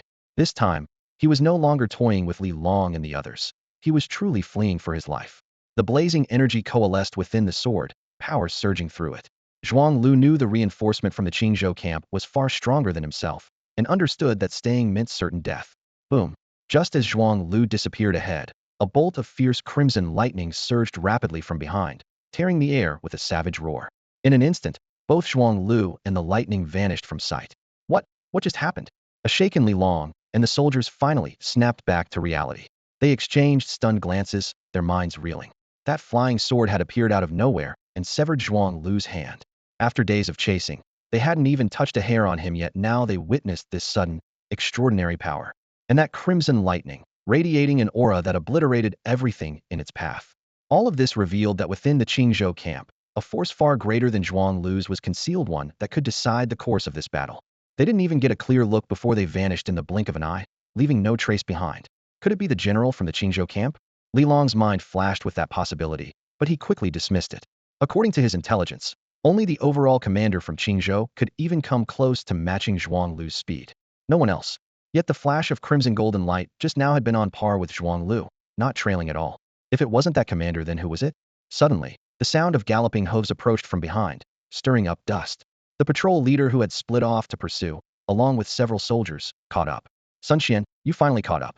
Li Long lowered his voice and pointed ahead with his whip. Sun Xian reined in his horse, gasping for breath. Master Li, where's Zhuang Lu? Why did the pursuit stop? Have you seen General Jiang Bei?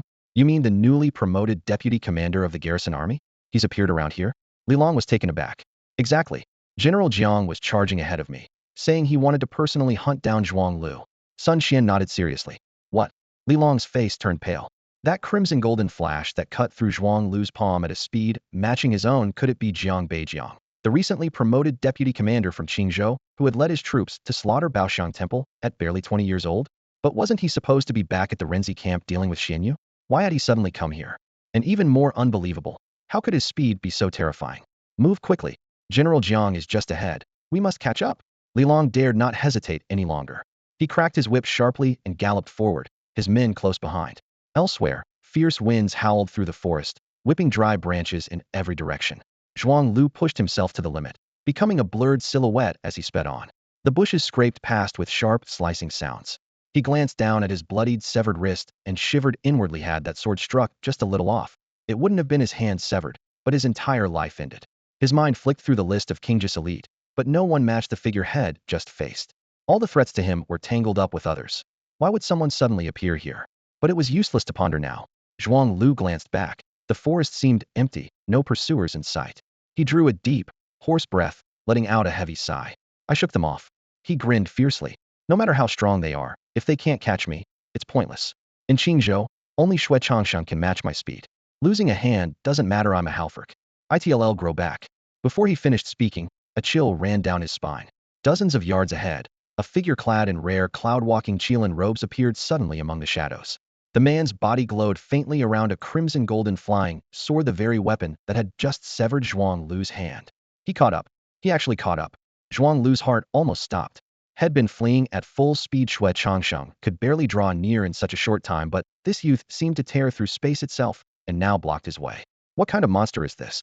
Fear rose in his throat, but words failed before they could escape. You don't deserve to race me. The cold voice thundered through the forest. No sooner had the words fallen than Jiang Bei stepped closer, his 5 fingers like steel pincers clamping onto Zhuang Lu's shoulder. Zhuang Lu erupted with effort, attempting to break free with his usual explosive strength, but Jiang's grip was like a nail sunk deep into stone, unyielding. Then, Jiang's fingers unleashed a terrifying force. Crack!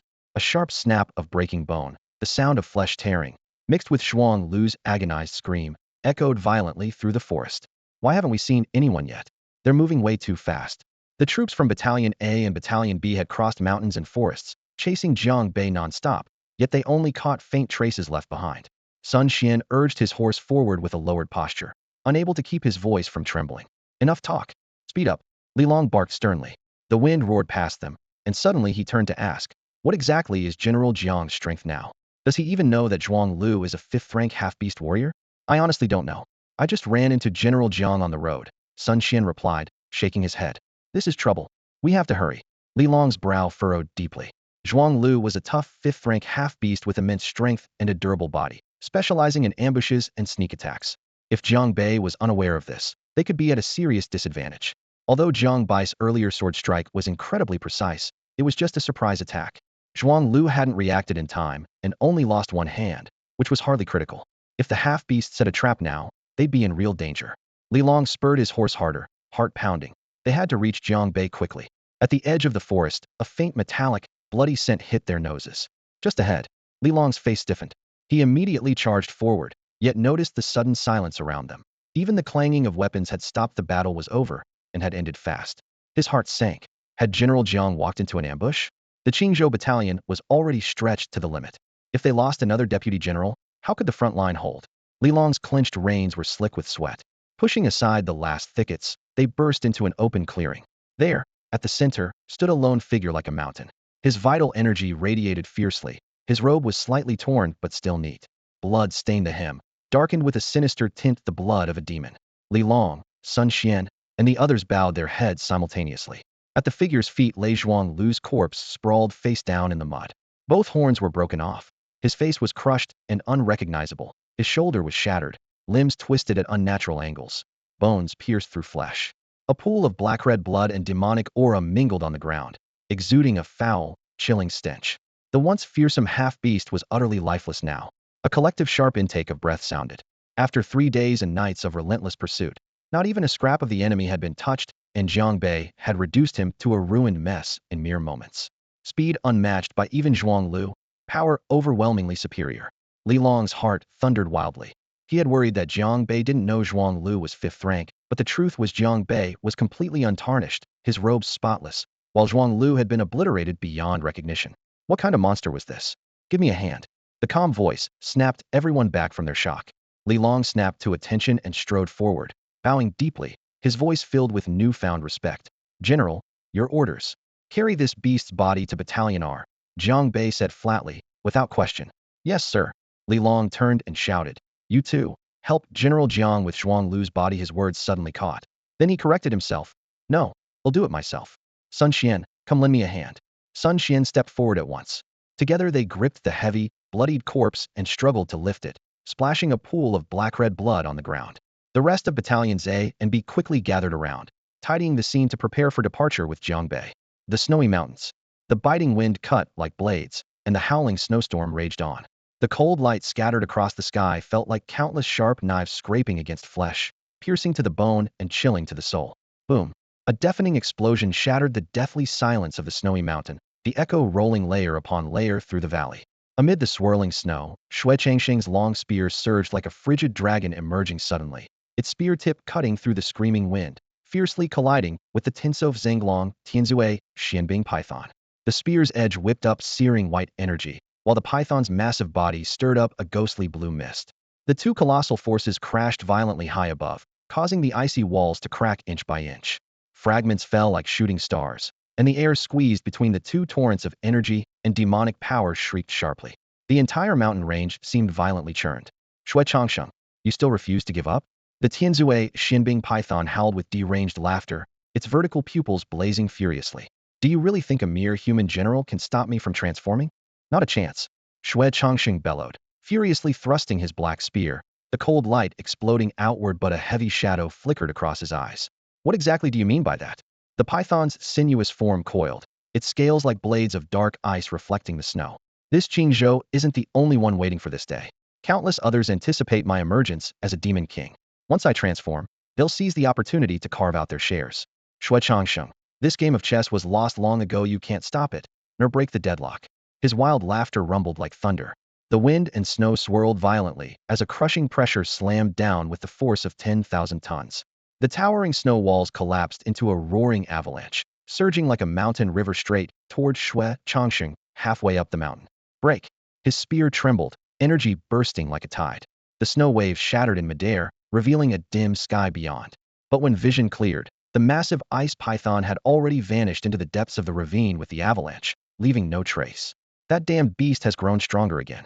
Xue Changsheng planted his spear firmly in the snow, his brow tightly furrowed. If this keeps up, the python could successfully transform at any time. More unsettling still was the mention of a chance if it breaks through. Who exactly will benefit? Ice shards scattered on his iron armor. A cold gleam flashed in his eyes as if he had deciphered some hidden clue. Turning, he strode into the swirling snow, his figure like a lone cold spear heading straight for the camp below the mountain. General, his guards hurried over, panting, their armor coated in snow. General Han Qixian and General Zhou Yuan have already arrived at camp, and General Yan Feng is escorting troops to reinforce us. The other generals are tied down by key positions and can't leave. If we pull back, the demon and barbarian tribes will surely take advantage. What about the prefect's office? Have they dispatched any troops?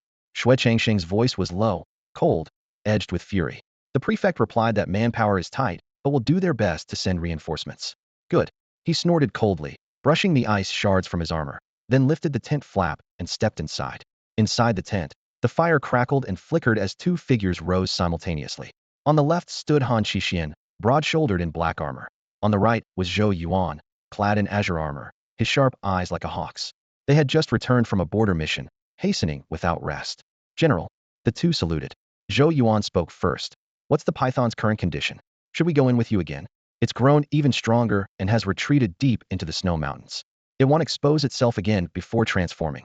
Xue Changsheng set down his still-dripping iron helmet and said gravely, when Yan Feng and the prefect's reinforcements arrive, that will be the final battle. Under no circumstances can it transform. Han Qixian frowned. But just how strong is it now? When the three of us attack with the prefect's forces, what are our chances of victory? Xue Changsheng looked up and met their eyes. Each word was as heavy as cold iron, less than 40%. The tent fell utterly silent for a moment. Han Qixian and Zhou Yuan's faces both went pale. They had known the Tianzue Xianbing python was terrifying, but never imagined to this degree. The abyssal ice serpent had retreated deeper into the mountains, its strength now nearing the fourth rank. Xue Changxing stood in the center of the command tent, his voice steady but heavy with authority. And I suspect there are even more formidable foes in these mountains yet to show themselves. He paused abruptly, his gaze sharpening like a drawn blade.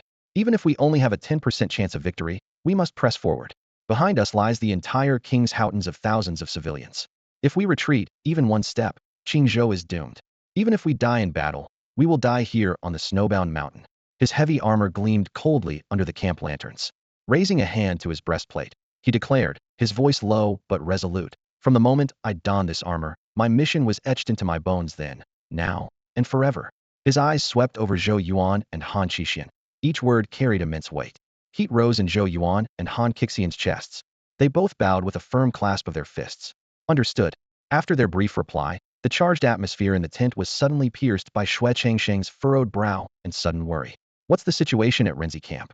If Xianyu has already recovered to 5th rank, then Jiang Bei, Xiang Haoyang, and the others things may be grim. At the mention of Jiang Bei, Han Qixian's face remained composed, but inside, a chill of hatred stirred like ice shards avenging his slain brother, and wounded honor burned fiercely in his heart. If the general's worst fears were true, and Jiang Bei fell to Xianyu's hands, it would be grim justice. General, a sharp voice cut through the night. Xiang Haoyang, covered in frost and dust, burst into the tent. His steps faltered, and he dropped to one knee. Xue Changsheng immediately rose, the clang of his armor filling the tent's space. Haoyang, what of Renzi camp? Has Xianyu reached 5th rank already? Xiang Haoyang looked up, his tone urgent and heavy. Yes. Xianyu unexpectedly advanced to 5th rank ahead of schedule. As expected, Xue Changxing slammed a fist onto the wooden table, causing it to vibrate and a teacup to topple. If he's reached 5th rank, his first target will be Renzi camp. He glanced at Xiang Haoyang, noticing the absence of blood or grime from recent battle. Gritting his teeth, he muttered, "It seems we've arrived too late." A flicker of grim satisfaction flickered across Han Qixian's eyes. If Xiang Haoyang returned relatively unscathed, then Jiang Bai's fate was almost certainly death. Xue Changxing took a deep breath and was about to ask after Jiang Bei when Xiang Haoyang cut in. Jiang Bei isn't dead. A shock rippled through everyone in the tent. Xiang Haoyang straightened his back, his voice like thunder, reporting to the general. Not only is Jiang Bei alive, he has broken through to early 5th rank. When I returned to Renzi camp, he had already slain Xianyu, the 5th rank powerhouse. Then, alone, he went to Dafeng Prefecture to thwart the conspiracy between Lu Tianxing, the eldest son of the Lu family, and the Blood Martial sect to craft the human elixir. On the spot, he killed Lu Tianxing and Li Wanhan, leader of the Blood Martial sect. At the Dafeng Prefecture office, he eliminated the great demon Lord Tian Yi Langjun and other powerful beasts who served as guardians in the abyssal ice serpent's form. Within a single day, he slew 1 5th rank foe, 1 demon general, 6 beasts, and 4 6th rank great practitioners. The tent fell deathly silent, breaths held, the flickering lanterns seeming almost blanched by the sheer magnitude of the feat. Xiang Haoyang lifted his head again to report. Jiang Bei also requested the general assign a 6th rank great practitioner to hold Renzi camp. He plans to come to the snowbound mountain to kill the abyssal ice serpent. Boom. His words fell like thunder crashing through the enclosed tent. Armor plates vibrated softly, and the battle map on the table shifted slightly. For a long moment, everyone exchanged stunned glances. None dared to fully believe what they had just heard. Every person who caught Xiang Haoyang's words was struck dumb with disbelief. Breaking through to the 5th rank. In just one day, he slew a 5th rank warrior and a demon general, defeated 6 demon beasts, and overcame 4 6th rank elite fighters. Now he's headed straight to Fengshua Mountain to slay the heaven-sending mysterious ice python. How is this even possible? Inside the military tent, everyone felt as if struck by thunder. Their grim expectations of the Ren Brigade's total annihilation and even preparing a funeral for Xiang Haoyang were shattered in an instant. No one had expected that what Jiang Bei brought back was such a stunning victory. At barely 20 years old, he had already reached 5th rank and swept through enemy forces of demons, humans, and barbarians alike in one fell swoop. Xue Changsheng's personal guard beamed with delight. Our Qingzhou camp has found its dragon. Zhou Yuan clenched his fist excitedly. I'd heard of the new deputy general's reputation, but didn't expect him to be this strong. I'm still toiling away at training at 20, now I only feel ashamed. The most shaken was Han Qixian. His earlier schadenfreude vanished completely in the face of the news, replaced by overwhelming shock and deep embarrassment. Only moments ago, he had been sure Jiang Bei would die. But now Jiang Bei had not only reversed the tide against Xianyu, he had powerfully advanced his cultivation, breaking through to 5th rank, killing demons, barbarians, and traitors. Excellent, excellent, excellent. Xue Changsheng praised repeatedly, finally allowing himself some relief from the tension over the mysterious ice python. Reflecting on how he personally summoned Jiang Bei into the camp and granted him the deputy general's seal, he felt he had made no mistake. What impressed him most was Jiang Bai's willingness to volunteer to slay the python. Such genuine courage was truly moving. But sobriety quickly returned. Lu Tianxing colluded with the demon cult and sided with the barbarians. If Lu Zhinshan had not tacitly approved, how could he have dared act so recklessly? Once I return to the city, I will demand an explanation, Xue Changxing stated grimly. Then his gaze fixed on Xiang Haoyang. Did Jiang Bei really kill the heavenly night wolf lord from the Zhangyue demon bloodline? Subordinate saw it with his own eyes. Xiang Haoyang replied immediately, saluting. Frowning, Xue Changxing said, as I thought. The mysterious ice python once claimed someone helped it transform. Surely, it was the Sanyue demon bloodline. It seems that Sanyue demon ancestor has long been watching Qingzhou, sending forces to hold us back and pave the python's way. Zhou Yuan added, I've learned that Sanyue demon ancestor is also about to break through, needing countless living beings. If the python succeeds in transforming, Qingzhou will become a blood-soaked prison. Shui Changsheng immediately gave orders. Qixian, you temporarily take Jiang Bai's place and command the Ren Brigade. Send him quickly to Fengshua Mountain. Han Qixian snapped back to attention, suppressing his resentment, lowering his head to obey. Yes, sir. Suddenly Xiang Haoyang interrupted. General, Jiang Bei may not be in the Ren Brigade. Before he left, he said he would first kill Zhuang Lu, a parting gift for you. What? The tent erupted again. Everyone exchanged startled looks. That was the notoriously fierce 5th rank half-beastman Zhuang Lu. Shui Changxing looked surprised but smiled faintly before restoring his composure. The young man's spirit is commendable, but he's reckless in the end. Zhuang Lu is incredibly fast. Even I find it hard to catch him. Zhou Yuan shook his head. It's definitely dangerous. In the same rank, but I'm not confident I could intercept Zhuang Lu without wasting time and risking an ambush. The atmosphere grew heavy once more. Everyone understood clearly. Jiang Bai's challenge wasn't lack of strength, but the need for speed was just far beyond what anyone else could match. Hearing this, Han Qixian's long-suppressed frustration found an outlet, and he couldn't help but sneer coldly. Killing a few people, and you already think you're unbeatable? Zhuang Lu isn't someone you can just chase down at will. Tracking him will take days and entail enormous risks. Shui Changsheng furrowed his brow and said sternly, Qixian, hurry to the Ren camp and check if Jiang Bei is there. Order him to stop pursuing Zhuang Lu immediately and rush to Fengshua Mountain. Tell him I don't want any greetings, just make sure he arrives safely. As you command. Han Qixian clasped his fists, shrouded in snow dust, and strode off swiftly. No sooner had Han Qixian left than Shui Changsheng pulled back the tent flap and stepped outside. Xiang Haoyang and Zhou Yuan followed close behind. The biting wind carried flakes of snow, and Fengshua Mountain was cloaked beneath heavy clouds. Only the thick, rising aura of monstrous energy that billowed upward like smoke remained visible in the deep recesses. The veteran general who had guarded Qingzhou for decades lifted his gaze, feeling a bone-chilling coldness creeping into his eyes. Yet his mind held only one thought: the battle to come would be a matter of life or death, not just for himself, but for the fate of all Qingzhou. Victory was the only option, defeat was unthinkable. General. From the distance, a burly soldier stepped through the snow, his steady aura revealing a 5th-rank cultivator. This was none other than Shui Changsheng's chief guard, Feng Peng. The troops have assembled. Once Yan Feng and the others arrive, we can storm Fengshua Mountain and fight the demon python to the death. Feng Peng reported, clasping his fists respectfully. Good. Shui Changsheng's gaze blazed with determination. With you all, plus Yan Feng, Jiang Bei, and reinforcements from the governor's mansion on the way, this battle. General. A sudden roar cut through the howling wind, abruptly interrupting him. Su Yuan burst through the storm on horseback, frost clinging to his armor. Urgent orders from headquarters. Something terrible has happened. What's the emergency? Speak quickly. Shui Changsheng's heart tightened. The blood-transforming ape lord has appeared at Jiang Bei River. The thunderstorm demon bull showed up in Taiyan Prefecture, and the 9-shadow sparrow demon was sighted in Xianglin Prefecture. Su Yuan rushed out in one breath, each name striking the gathering like a hammer blow. The blood-transforming ape lord, thunderstorm demon bull, and 9-shadow sparrow demon, 3 demon generals of 5th rank, all born from the same Sanyue demon lineage. Zhou Yuan's face turned ashen, fury surging beneath his skin. That Sanyue demon ancestor. To allow the heavenly sin-frozen python to assume true form, it has dispatched 4 demon generals. If the heavenly night wolf lord were added to the list, that would mean 4 demon generals surrounding Qingzhou. How could the camp possibly resist? Shui Changsheng's knuckles cracked as he clenched his fists, thirst for battle mingled with anxiety. Zhou Yuan. Feng Peng, listen carefully. Present. Both men clasped their fists. You two must immediately head to Jiang Bei River and Taiyan Prefecture to intercept these demon generals. Under no circumstances may the civilians suffer. Also, quickly inform Yan Feng not to come to Fengshua Mountain.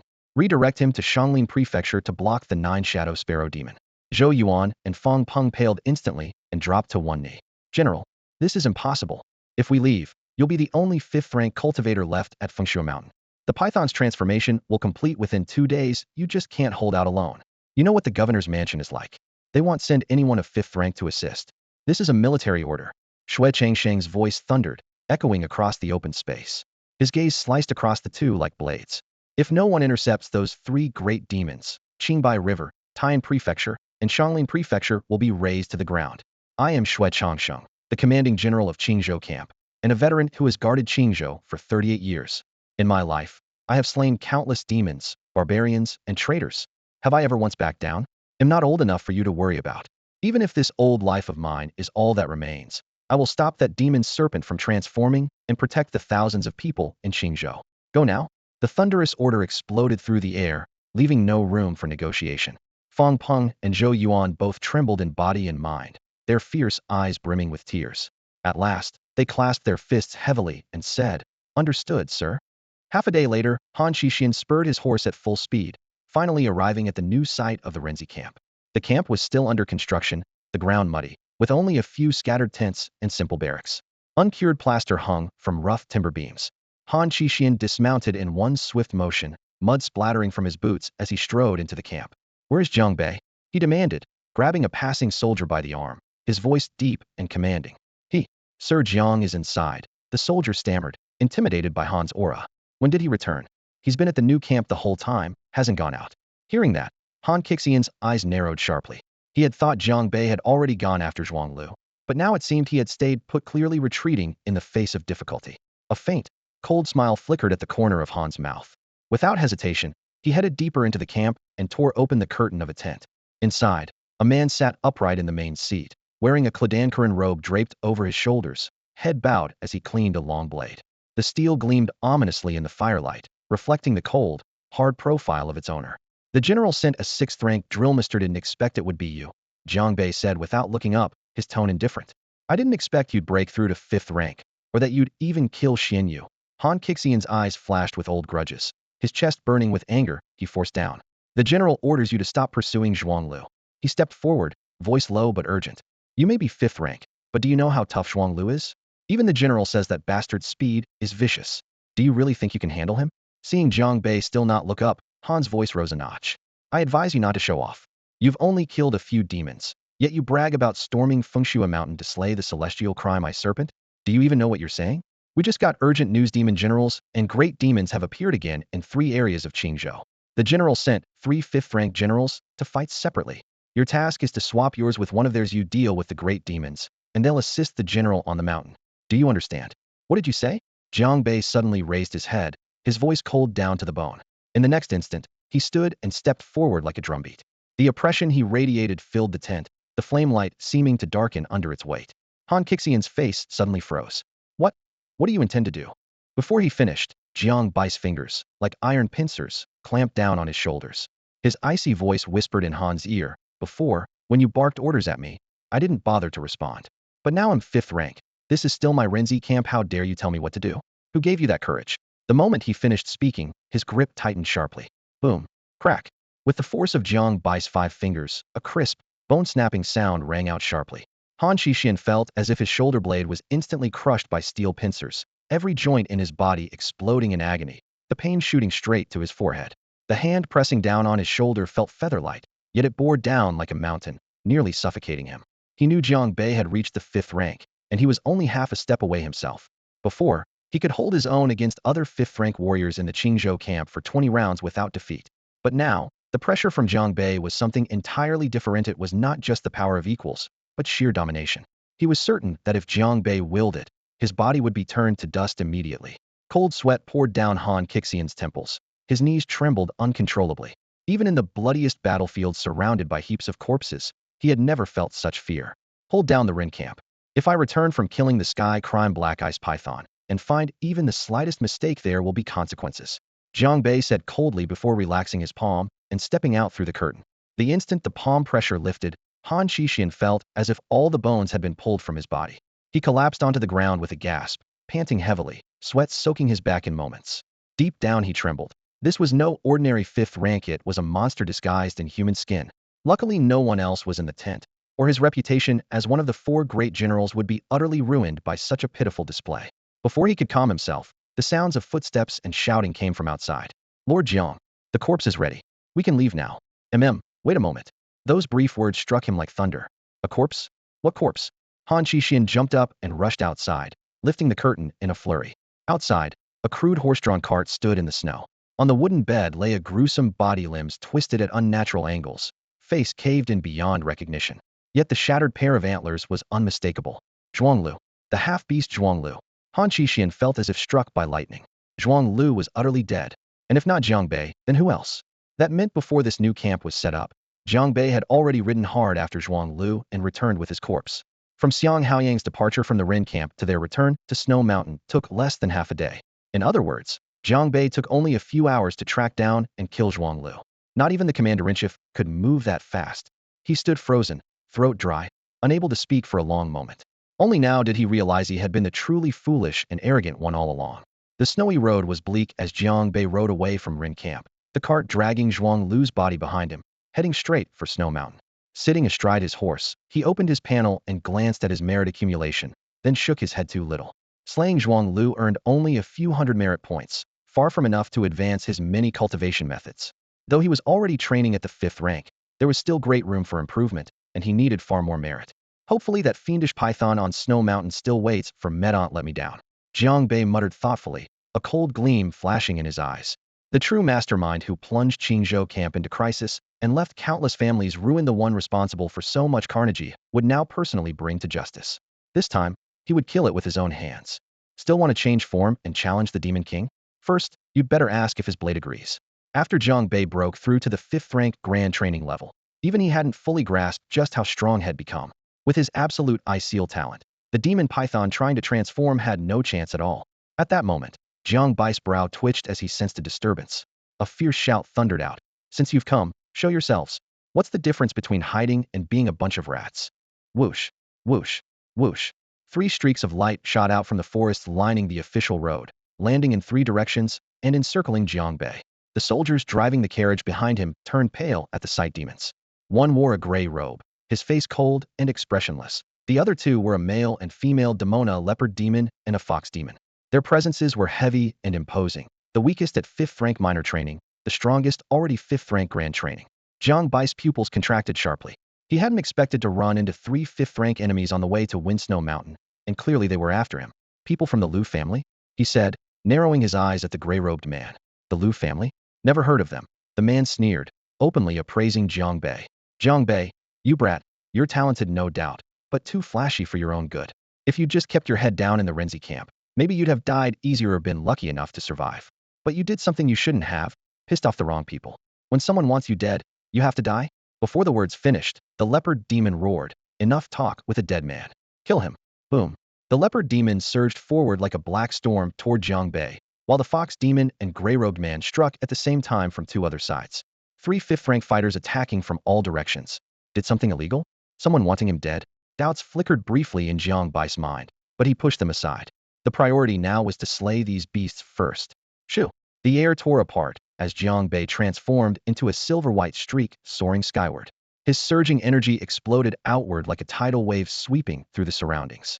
No trace of fear remained, only an all-consuming, boiling murderous intent. In an instant, the center of the official road erupted with a thunderous clash. Boom! The deafening roar echoed endlessly, the battlefield shaking dust and debris into the air from the violent impact. Snow Mountain. Snow swirled wildly as the bitter wind howled.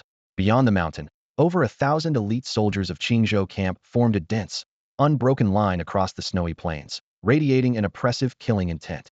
At the front stood Xue Changsheng, clad in dark armor, leaning his spear on the ground like a towering mountain. His energy surged inside, tearing apart the biting cold around him. Behind him were Xiang Haoyang, Su Yuan, and several bodyguards standing in formation. Many were 6th rank grand training officers, but Xue Changsheng was the only 5th rank grand training among them. At this moment, his eyes were closed as if waiting patiently for the right moment.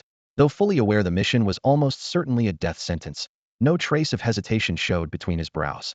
Xiang Haoyang's expression grew grave as he spoke softly. Surely the prefect's mansion would have sent at least 2 5th rank officers as reinforcements? Su Yuan replied in a deep tone, let's hope so. One commander alone just isn't enough. Suddenly, a scout came running up breathlessly. Commander, the prefect's men have arrived. Before he finished, the sound of horse hooves cutting through the wind was heard. 3 armored figures emerged from the edge of the snow line. Xiang Haoyang and Su Yuan's gazes sharpened, fixed firmly on the approaching riders. They wore the prefecture's elite armor and radiated a powerful aura. Each was a fully trained 6th rank officer. The last flicker of hope vanished instantly. Xiang Haoyang's face turned ashen, and Su Yuan sighed heavily. As expected, the prefect's mansion can't be relied on after all. The leader, a lean man, swiftly dismounted and bowed to Xue Changsheng, his words smooth and practiced. Commander Xue, We apologize for the delay. The prefect has been deeply troubled by the mountain demon and winter storm, losing sleep over it. But the province is in chaos, besieged by barbarians and demons alike. All fifth-rank generals have been dispatched, leaving us three no choice but to come at his command to offer what help we can. Help? Shui Changsheng's eyes opened slowly, cold and sharp like an eagle's. Tell the prefect this. The lives of Qingzhi's people are guarded with the lives of the Qingzhou battalion. They are people under the prefect's rule too. If the common folk fall prey to destruction, that guilt rests upon us both. With no further pause, he swung his spear in a wide arc. The spear's gleam cut through the air sharply. Qingzhou battalion into the mountains. A roar burst forth as thousands of soldiers shouted, shaking the snowy plains like unleashed tigers. The three from the prefect's mansion exchanged glances and had no choice but to follow. The mountain pass was narrow, the cold like a blade on exposed skin. Shui Changsheng's dark armor reverberated as surging energy flared. His spear sliced through the snowfall. Boom! Snow exploded in all directions. The ancient frozen earth cracked open into a deep crevasse. The piercing chill was driven back by his powerful aura. In an instant, a wide, clear path formed. The overwhelming force of a peak fifth-rank warrior was on full display. The troops surged forward behind his black-armored figure, plunging into the mountain's heart. It wasn't long before they reached the bitter cold core. In a hollow carved into the icy mountain wall sat a massive cavern several dozen feet high, exuding a chilling demonic aura that transformed into a sinister cloud overhead. Xiang Haoyang, Su Yuan, and the others stared deep into the cave. They clearly sensed the terrifying tumult within a heavenly punishment black ice python was transforming. A moment later, and it would shed its old form. Shui Changsheng stood rooted in the snow, his gaze piercing, voice booming. When I first enlisted, a senior told me this. On the battlefield, one must be ruthless when necessary. Hesitation will never forge greatness. Now I see that is true. Step by step he approached the cave, his spiritual energy surging like bamboo shoots bursting through spring soil with every word. These past few days, I've thought if I had been more decisive, destroyed the python before it revealed its true power, would the Qingzhou battalion have ended up in such a state? Would there have been so many casualties? Would the demons, barbarians, and cultists have had any chance to exploit our weakness? With those words, his momentum peaked. Today, I wait no longer. The monster come out and die? His shout split the sky and shattered the snow curtain. Shui Changsheng sprang forward, his spear swinging. The spear's gleam erupted like a furious dragon rising from the sea, a hurricane of energy crashing into the cavern. Boom! The mountain wall cracked open a massive fissure. The cave collapsed. Wild demon energy surged like a flood. Shui Changsheng, you're courting death. From the roar emerged a colossal black shadow dozens of feet long, kicking up shattered stone and dirt as it rose to blot out the sky. The heavenly punishment black ice python. The chilling vapor billowed and swirled with demonic force, forming a violent storm around its gigantic form. It was only half a step from completing its transformation, its pressure reaching the peak of a fourth-rank demon lord almost stepping into fifth rank. That heavy shadow instantly cast a wave of dread into the hearts of every Qingzhou battalion soldier. Shui Changsheng, you actually think you can stop me from transforming and claiming the throne of the Demon King? Such delusional arrogance. The celestial sin azure ice python roared, shattering the wind and snow. The swirling snowstorm was tossed into a violent vortex by the thunderous sound waves. Its icy blue slit pupils solidified with murderous intent, and its massive serpentine tail thick as a stone pillar swept across, with a devastating arc black demonic energy splattered like ink, carrying shattered ice and rock, hurling them toward the figure floating in the air. This Qingzhou will be my clan's hunting ground sooner or later. You're nothing but an ant trying to block a chariot. The demon python sneered, laughter vicious and wild. An ant blocking a chariot? Then today you'll smash your chariot to pieces. Shui Changsheng roared in fury, a thunderous bellow erupting from his chest, his beard and hair standing on end. He raised his spear high. Its tip erupted with dazzling gold and crimson light, revealing no restraint. The spear became a blood-red streak tearing through the air, aiming precisely for the python's vulnerable spotlight for life. Roar! The azure ice python bellowed again, its demonic power erupting violently. Layers of crystalline ice shields formed around it, crashing headlong into the spear's gleaming aura. Boom! The mountainside trembled, rocks shattered and flew. Gale-force winds whipped ice shards in all directions. Shui Changsheng, die before me. The celestial sin python darted like black lightning, clashing midair against Shui Changsheng. Each collision exploded with deafening crashes, a fierce deathmatch between Qingzhi's top warrior and a peak-level demon. Their previous encounters had been restrained, but now it was total, brutal combat. Demonic energy surged to the sky, and their force shook the heavens. Every spear strike and tail lash ripped through cliff faces, carving deep ravines, sending snow swirling and darkening the sky. Commander, Xiang Haoyang shouted to the heavens, drawing his blade. Qingzhou battalion, charge with me. Charge. The long-suppressed roar thundered through the valley. Led by Su Yuan, over 1,000 elite Qingzhou soldiers surged forth like a bursting dam, crashing through the snow alongside the 3 leaders of the prefecture office. At that moment, the python growled low and furious. Where are my disciples and apprentices? Rip them apart for me. Howl. Wolf demons, bear demons, ice scorpions, snow bats, dozens of demonic forms erupted from cracks in the mountainside and frozen earth, their fangs bared and chilling. Xiang Haoyang cleaved through a charging snow wolf with one blow, eyes cold as steel as he swept the battlefield. No demon generals, just fight them all.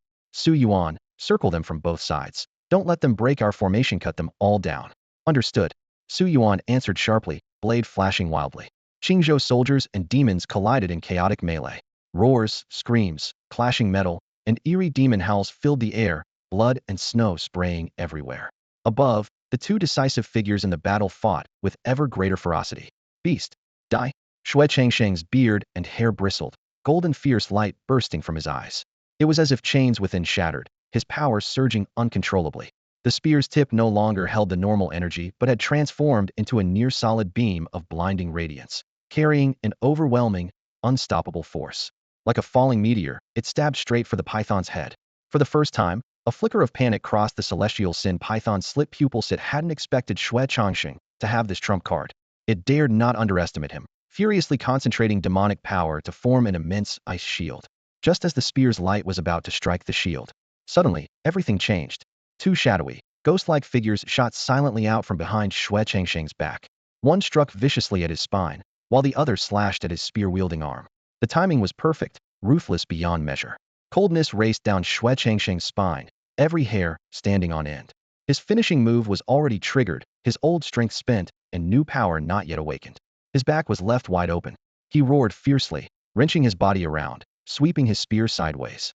The golden aura protecting him burst with a thunderous crack, a sharp tearing sound, then a muffled spurt. The spear's gleaming edge slashed past his arm with a chilling blade of cold light, but it failed to fully evade the strike, driving into his back. A brutal palm strike came from his side and rear, slamming heavily into Shui Changsheng's left shoulder blade. Uft! A muffled crack accompanied an eruption of blood mist. He staggered as if hit by a giant hammer, his sturdy frame shaken violently. Blood sprayed wildly, painting a long scarlet streak across the pure white snow beneath him. Commander! In the distance, Xiang Haoyang and Su Yuan, locked in fierce battle with demons, strained their eyes, their faces contorted with rage as they shouted hoarsely. Shui Changsheng staggered several steps, planting his spear tip firmly into the ground to steady himself. Then, he whipped his head around. Through the swirling snow appeared 2 unfamiliar middle-aged men, each radiating the formidable aura of a 5th-rank master. You, who are you? Blood dripped from the corner of his mouth, his eyes sharp as blades. A noble 5th-rank warrior of the human race, yet you willingly serve as demon hounds, aiding evil tyrants? One of the men sneered coldly. Shui Changsheng, haven't you heard the more you know, the faster you die? This Windsnow Mountain will be your grave. You had no business interfering with Lord Tianzui's transformation. If you accepted fate earlier, you might have survived. Why rush to your death? Accept fate? Survive? Shui wiped the blood from his lips, a fierce gleam igniting in his eyes like thunder shaking the land. I, Shui Changsheng, have guarded Qingzhou for 38 years, slaying demons, crushing barbarians, eradicating traitors, their corpses piled higher than mountains. Who has the right to tell me to accept fate? Who dares? As long as I stand today, this demon python will never transform. Seeking death. The 2 black-clad men's killing intent surged sharply as they lunged forward. At the same time, the heavenly Sin Xian ice python leapt into the air with a thunderous roar, its black demonic powers sweeping out like a devastating storm. For 5th-rank forces intertwined, turning the peak of Windsnow Mountain into a swirling white whirlwind. Shui Changsheng faced 3 enemies alone, his body drenched in blood but refusing to retreat. His armor shattered, long hair disheveled, yet he held his spear like a pillar, its tip howling fiercely. Damn you! Hold him off, will complete the transformation. The Xian ice python howled, its massive form rushing toward the mountain's heart. Fine. The 2 traitors split left and right, blocking all paths with unyielding resolve. Commander Shui, with us here, you won't get anywhere. Then I'll kill you both first. Shui's energy surged explosively as he thrust his spear with blinding speed, the cold light bursting. Blades clashed, sparks flying, gray shadows cleaved, fists met force. In mere moments, they had exchanged dozens of brutal moves. Though his energy and life rapidly drained, he gritted his teeth and fought on stubbornly. Shui Changsheng, no one will save you this time. The gray-clad man sneered, slashing deeply into his abdomen with a long blade. Shui staggered back several steps, his breath ragged and blood surging fiercely. Commander, Xiang Haoying and Su Yuan desperately tried to rush to his aid. Mo! A thunderous roar exploded, and a massive spectral bull, crackling with purple lightning, descended from the sky. Its hooves hit like meteorites, aiming straight at Xiang Haoying. Uft! Xiang raised his sword to block, but the tremendous force sent him flying, blood spurting as he crashed into a snow-filled valley. That bull demon was none other than the thunderstruck demon bull that was supposed to appear in Tyne Prefecture. At the same moment, a blood shadow streaked through the air. Su Yuan's chest was crushed by massive claws, his protective aura shattering. His ribs caved in, and he crashed to the ground, revealing the blood transformation ape lord in the mist of blood. A shrill, piercing scream tore through the wind and snow. A torrential downpour of ghostly blue ice feathers rained down upon the army, leaving behind a scene of carnage and bloodshed. The Nineteen Sparrow Demon spread its wings and soared above. What? All the soldiers of the Qingzhou camp turned pale, their hearts sinking. Even Shui Changsheng's expression darkened instantly like a still, cold lake. At this moment, he fully understood the truth. Those three great demon generals never actually went to Qingbei River, Tyne Prefecture, or Xiangling Prefecture. The supposed three-pronged attack was merely a diversion. The true Moon Demon ancestor's real masterstroke was concentrating all his forces deep within the wind and snow mountains. Joining with the celestial sin profane ice python to set a deadly trap, the target was none other than Shui Changxing himself. If it were just the Sunto transformed celestial sin profane ice python, he might have fought to the death to stop it. Even with 2 additional human warriors rated at 5th rank, there might still be a slim chance. But now, the 3 demon generals had appeared, and he was already wounded. Surrounded by 6 powerful 5th rank fighters, how could he possibly continue this battle? With what strength?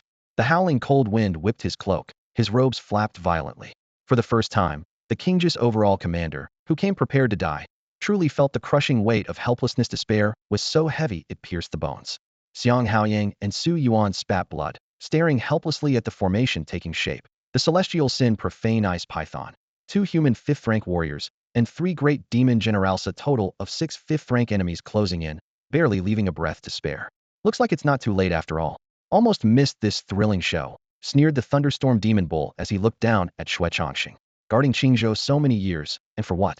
It will all end under my true Moon Demon clan's rule. From above, the Nineteen Sparrow Demon laughed shrill and sharp. Shui Changxing, I warned you from the start. You lost this game the moment you began.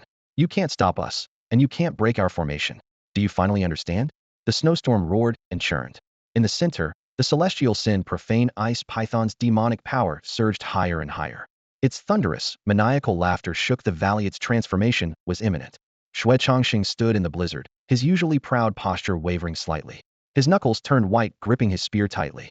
Surrounded on all sides by 6 5th rank enemies, how could he possibly slay the celestial sin profane ice python? How could he save the millions of innocents?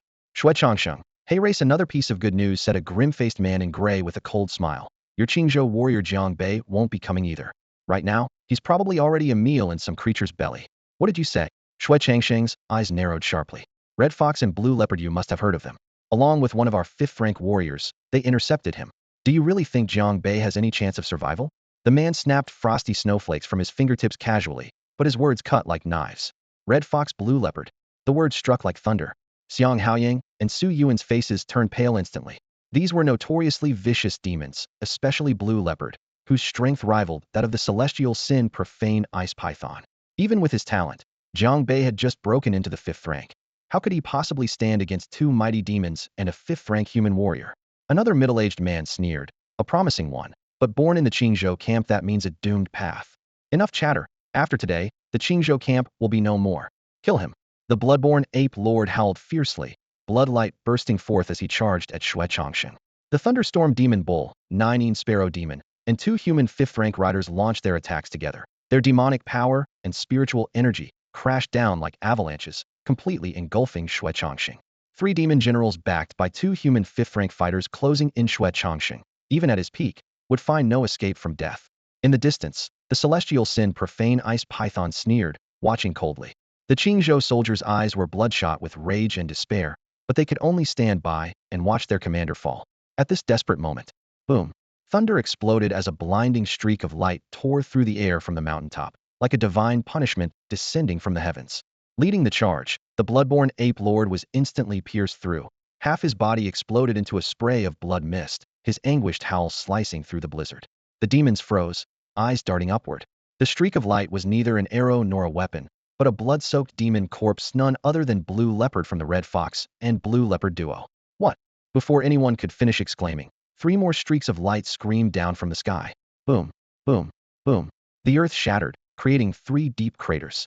The violent shockwaves forced the thunderstorm demon bull and the man in gray several steps back. As dust and snow settled, 3 bloodied corpses lay revealed: the Red Fox, Zhuang Lu, and a gray-robed human corpse. The Red Fox and Blue Leopard, just moments ago subjects of heated discussion, now lay cold and lifeless before them. Their breathing had ceased, and patches of snow and frost still clung to their fur. The thunder-dashing demon ox's wide bronze eyes bulged in disbelief. The gray-clad man and others' hearts pounded like drums, veins twitching on their temples. Besides the Red Fox and Blue Leopard, their most relied-upon 5th-rank warrior, Zhuang Lu, was also unmistakably sprawled dead in the snow. From the depths of the snowstorm came a roar sharp as tearing silk, echoing through the valley.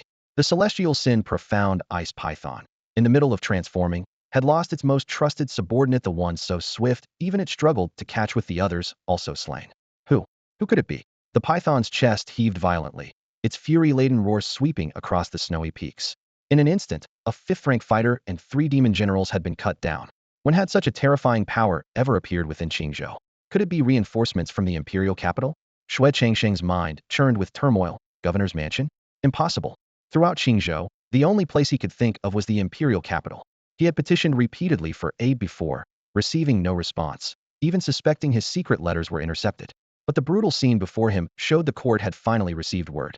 Qingzhou might still be saved. According to the gray-clad man's earlier confession, the Red Fox and Blue Leopard had originally set out to ambush Jiang Bei. Now both were dead. Most likely, imperial experts had intercepted them and, in turn, saved Jiang Bei. No. Shui Changsheng's gaze fixed on Zhuang Lu's corpse, the 3 words welcoming gift exploding in his mind. Zhuang Lu could never have traveled with the 2 demons. The only explanation was the near impossible but most fitting truth. Boom. Thunder cracked, tearing through the stillness. Snow swirled violently as a flash of crimson gold lightning plunged from the mountaintop, too fast for the naked eye to follow. Stop him. Under no circumstances let him interrupt Lord Celestial Sin's transformation. The gray-clad man shouted as he, the middle-aged man, the demon ox, and the 19 sparrow demon lunged at the devastating lightning bolt.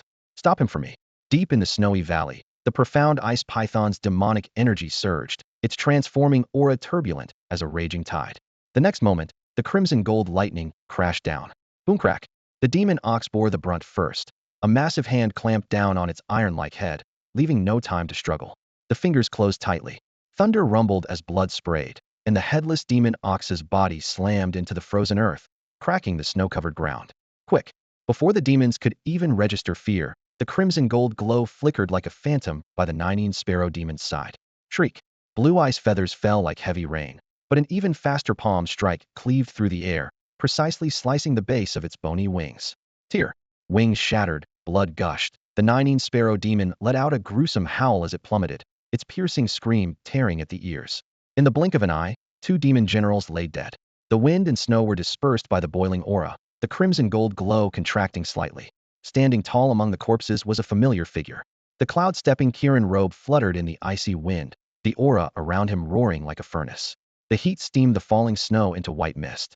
This was no stranger sent by the imperial capital, but the figure all the soldiers of Qingzhou camp knew best: Jiang Bei himself. The battlefield fell instantly silent.